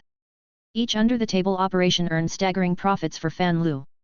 Each time he received resources, he would share a portion of it with this girl. This girl had always been the one watching out for him in Honor Absent Palace. Otherwise, despite being a boundary patrol envoy, Fan Lu would never be assigned to manage such an outstanding team. Lordess Kong Huan, even if I did do something extra, how could I ever hide it from you? You have always been taking care of me. Even at the cost of my life, I would never step over the rules. If you don't believe me, you can investigate personally. It's true that a world emperor/divine kingdom life form has appeared in a Class 2 world. I don't know why that Class 2 world's wills did not restrain this life form's evolution. Fan Lu paused before he continued. Lordess Kong Huan, in truth, this Class 2 world received 2 heavens trials even when it was only a Class 1 world. When the enraged girl heard what Fan Lu said, she could not stop herself from sitting straighter. Fan Lu, you claimed that a Class 1 world managed to produce 2 fairies. Are you lying to me? Fan Lu hurriedly began defending himself. Of course not. It's true that a Class 1 world birthed 2 fairies, and these 2 fairies successfully overcame the heavens trials. One of them even successfully evolved into an intermediate fairy. Kong Huan stood up. At first, she intended to investigate and find out what was different about this Class 2 world personally. However, this Class 2 world had produced an intermediate fairy when it was only Class 1. This matter concerned the powerful fairy institution, so Kong Huan could not look into it too deeply. Kong Huan decided to report this matter. As long as one of the higher UPS took over this report, there would be no need for her to take responsibility for future repercussions. Fan Lu, I am aware of everything. You can leave. Remember, do not allow your boundary patrol team to cause any other mishaps. Otherwise, not even I will be able to protect you. I will allocate members to the 6th Boundary Patrol team before the assessment. Fan Lu relaxed when he heard Kong Huan's response. This matter seemed to be very messy but was very simple to address. The first option was for Kong Huan to throw him to the dogs and allow him to take on all the responsibility and blame. He would then be captured by Honor Absent Palace's punishment department for questioning and sentencing. Once he admitted to his crime, the executioners would immediately eliminate him. Many of the Boundary Patrol team captains who did not have anyone supporting them ended up with such fates. Alternatively, Kong Huan could take on the blame on his behalf. This incident was not serious enough to shake her position in Honor Absent Palace. However, he would have to compensate her in whatever way she asked for in the future, even if it came at the cost of his life. When Fan Lu left Honor Absent Palace, he decided that he would hold a meeting and sternly rein in the 6th Boundary Patrol team. They should not take off running in the hopes of receiving unconfirmed benefits once anything happened in one of the worlds. Fan Lu had it all planned out. But when he returned to the 6th Boundary Patrol team, he saw that another 6 members of his team had died. This was exactly the same as what had happened previously. Fan Lu cared a lot about the image he portrayed. However, at that moment, he could not stop himself from roaring, "Ling Gu, what is the meaning of this? You are the deputy captain of the 6th Boundary Patrol team. Don't you know that you are in charge of managing these idiots when I'm not present?" The skinny and tall man named Ling Gu pulled back his neck and said, "Boss, another world emperor/divine kingdom life form has appeared in that Class 2 world." The 4 of them insisted on checking it out and before Ling Gu could finish speaking, Fan Lu's body started to tremble. Nonsense! They had all gone off the rails. He had just finished giving his report to Lordess Kong Huan. Now, another 4 members of the 6th Boundary Patrol team had died. What was he going to tell her now? Lin Yuan did not know that the Jasmine Lily's evolution had caused such a giant scene in the sky beyond the clouds. He used true data to check on the World Emperor/Divine Kingdom Jasmine Lily. Fey name, Jasmine Lily, bud of Mountain Jade. Spirit life form species, Crassulaceae genus/Eanium genus. Fey grade, World Emperor, 1/10. Fey type, Wood. Fey quality, Elementary Divine Kingdom. Divine Kingdom grade, Miniature. Abilities. Heal, Fasciated Flower Stand. Its heal ability will reverse heal the target, absorbing its vitality and letting it experience extreme comfort at the same time. Crystallized Main Flower, its heal ability will reverse heal the target and absorb a large amount of its vitality. Bud of Mountain Jade, its heal ability will heal the target and channel rich vitality into it through its Bud of Mountain Jade, restoring the target's damaged vitality. Mountain Jade Imprint, the Mountain Jade Imprint will compress the pollen and vitality within the Bud of Mountain Jade to combine the two. A special imprint will be formed. When applied to a target, the healing effects will be greatly raised. Healing transfer, when the Mountain Jade Imprint is healing a target, if the vitality being injected into a target exceeds the amount that the target requires, the vitality will explode and heal the other life forms in the area. Alternatively, it can transfer the vitality to other targets that have the Mountain Jade Imprint applied on them. Life Protecting Soul, when a target is being healed, the vitality can form a protective layer over the soul to help the target's soul defend against external attacks. Red Crystal Jade Drain, when using the crystallized main flower to carry out reverse healing on a target, the effects of draining vitality and the negative impacts to the spirit senses will be magnified. If the enemy target has the Mountain Jade Imprint applied on it, it can drain the target's vitality. Mountain Jade Prayer, once the fasciated flower stand is activated, layers of jade will be produced and the vitality within the body will be rapidly released. There is no distance limit and the targets with the Mountain Jade Imprint on them will receive healing. This will enable the friendly targets with the Mountain Jade Imprint on them to recover their vitality to maximum level. Revived Muscle and Bone, if the target's body has lost its genetic model, the Mountain Jade fluid in the buds of Mountain Jade can use the target's damaged body to analyze and create a replica of its genetic model. Life Healing Flower Eye, flower eyes will be left on the body of targets. Before the flower eyes are activated, the target's injuries will be healed. After the flower eyes are activated, the vitality in the flower eyes will spread outwards like a fountain and heal the area around the target. Healing Resonance, each time a target is being healed or recovered, the Jasmine Lily receives a certain amount of energy replenishment. If the Jasmine Lily's energy limit is reached during the resonance process, the healing will achieve explosive effects. Spirit Restoration, the combination of faith power and healing energy will recover the divine kingdoms of other targets. The target's divine kingdoms will be nourished and restored. Exclusive Skill. Recovery Imprint, it accumulates the healing energy that is released by the Jasmine Lily during normal times. The contractor can activate the imprint to release the accumulated healing energy. Severed Limbs Growth, it comprehends the arcana of plant growth. Even if one's gene template is damaged, the rich vitality can allow one to continue to grow slowly. Generated Wedge, vitality will be poured into the target's body and used to bless the target. Before the vitality is used up, the target will not die regardless of how serious the injuries it sustains are. Imprint Creation, all the energy in the Jasmine Lily's body will be used to create an imprint. The imprint's effects will be multiplied momentarily. Extending Life Returning Light, a few of its leaves will be sacrificed. The energy in the leaves will enable the target to return to its prime state even if it started on the brink of death. However, the target will also be filled with the Jasmine Lily's poison, and their vitality will be continuously depleted until it dies. Mountain Jade Protection, the bud of Mountain Jade will bless and protect the target. When the target is attacked, it will only undertake a small amount of damage, while most of the damage will be blocked by the energy in the bud of Mountain Jade. The blessing state will be weakened as time goes on. Accordingly, the damage suffered by the target will continuously increase until the target eventually takes on the full extent of the damage. Divine Kingdom Abilities. Postponed Birth, the target will be put into a birth state. After the target dies, it will be able to be revived for a temporary period of time. When the birth state is activated, the target will be drained in various ways, and its potential will also be affected. Chapter 2750 Honor Absent Parliament. When a Fey evolved from normal to elite, to bronze, then to World Emperor, it would obtain a total of 10 abilities. When it evolved from normal to legend, to fantasy breed, to myth breed, then to divine kingdom, it would gain a total of 6 exclusive skills and 1 divine kingdom ability. Life Healing Flower Eye was considered a very strong functional type healing type ability. The Jasmine Lily could place flower eyes on a target. Before the flower eye was activated, it would only heal the target. But once the flower eye was activated, it would become a moving healing spring that could heal all the entities in the target's vicinity. The Jasmine Lily could use Life Healing Flower Eye on many targets at once. This would allow the Jasmine Lily's healing abilities to become more comprehensive and multidimensional. The Jasmine Lily would be able to heal many targets at once during battle even if Lin Yuan did not summon it directly. When this healing ability was paired with Severed Limbs Growth, it would reach the peak of healing effects. Healing resonance was simultaneously an endurance and boosting ability. Currently, the Jasmine Lily's main endurance ability was recovery imprint. However, Lin Yuan used recovery imprint as a foundational ability. He would only use such a foundational exclusive skill when the situation was absolutely dire.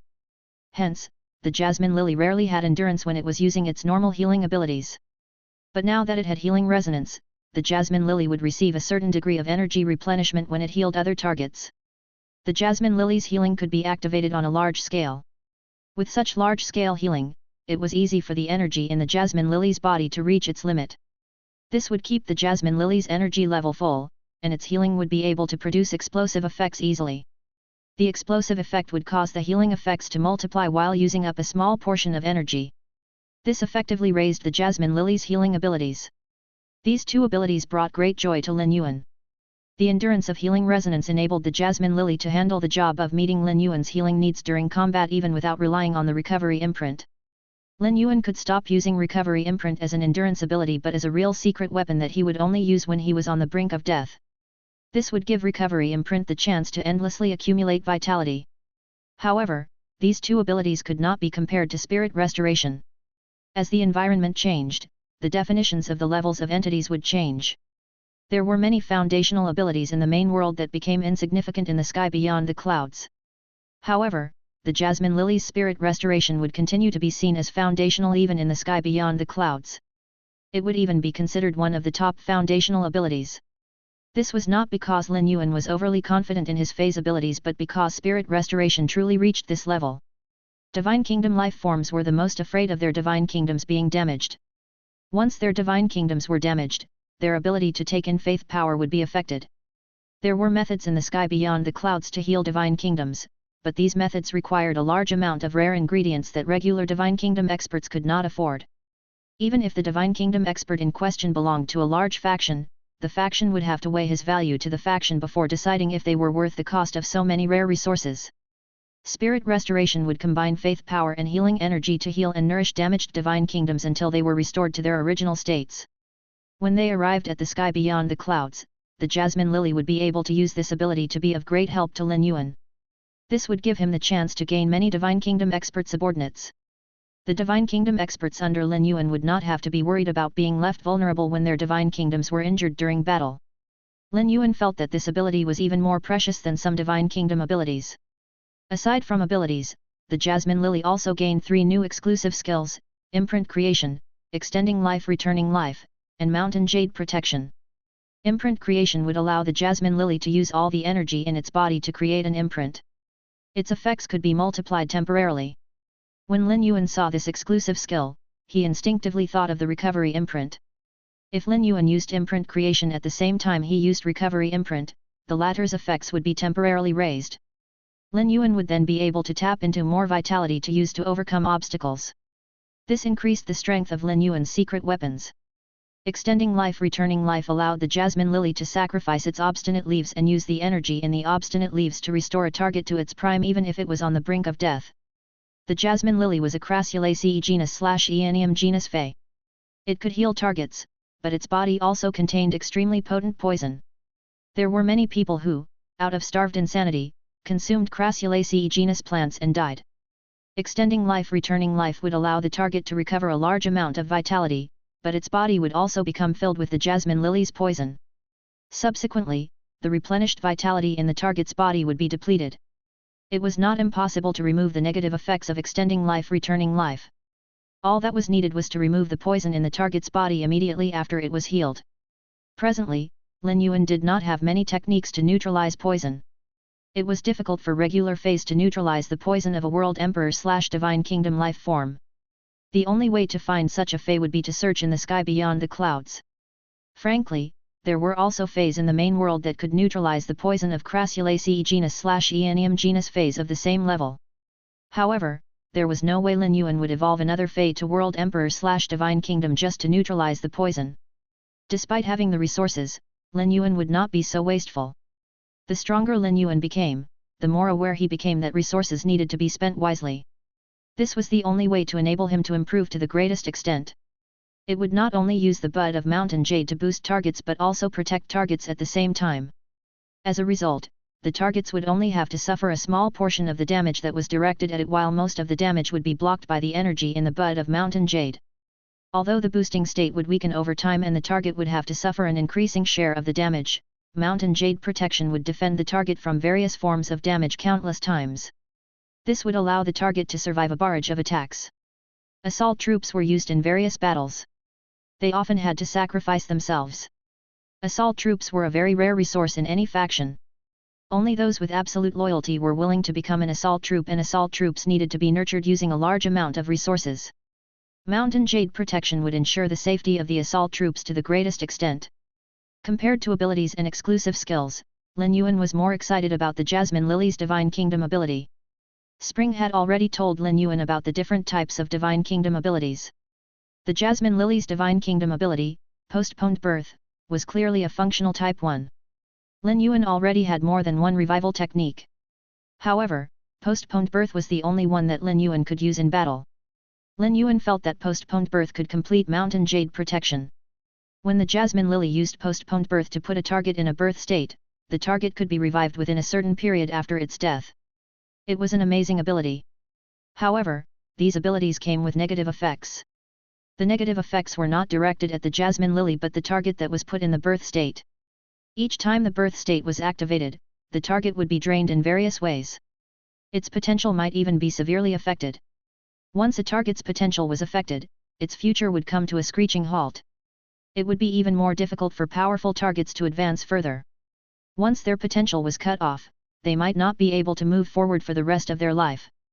However, in the sky beyond the clouds where danger was abound, being alive was better than being dead.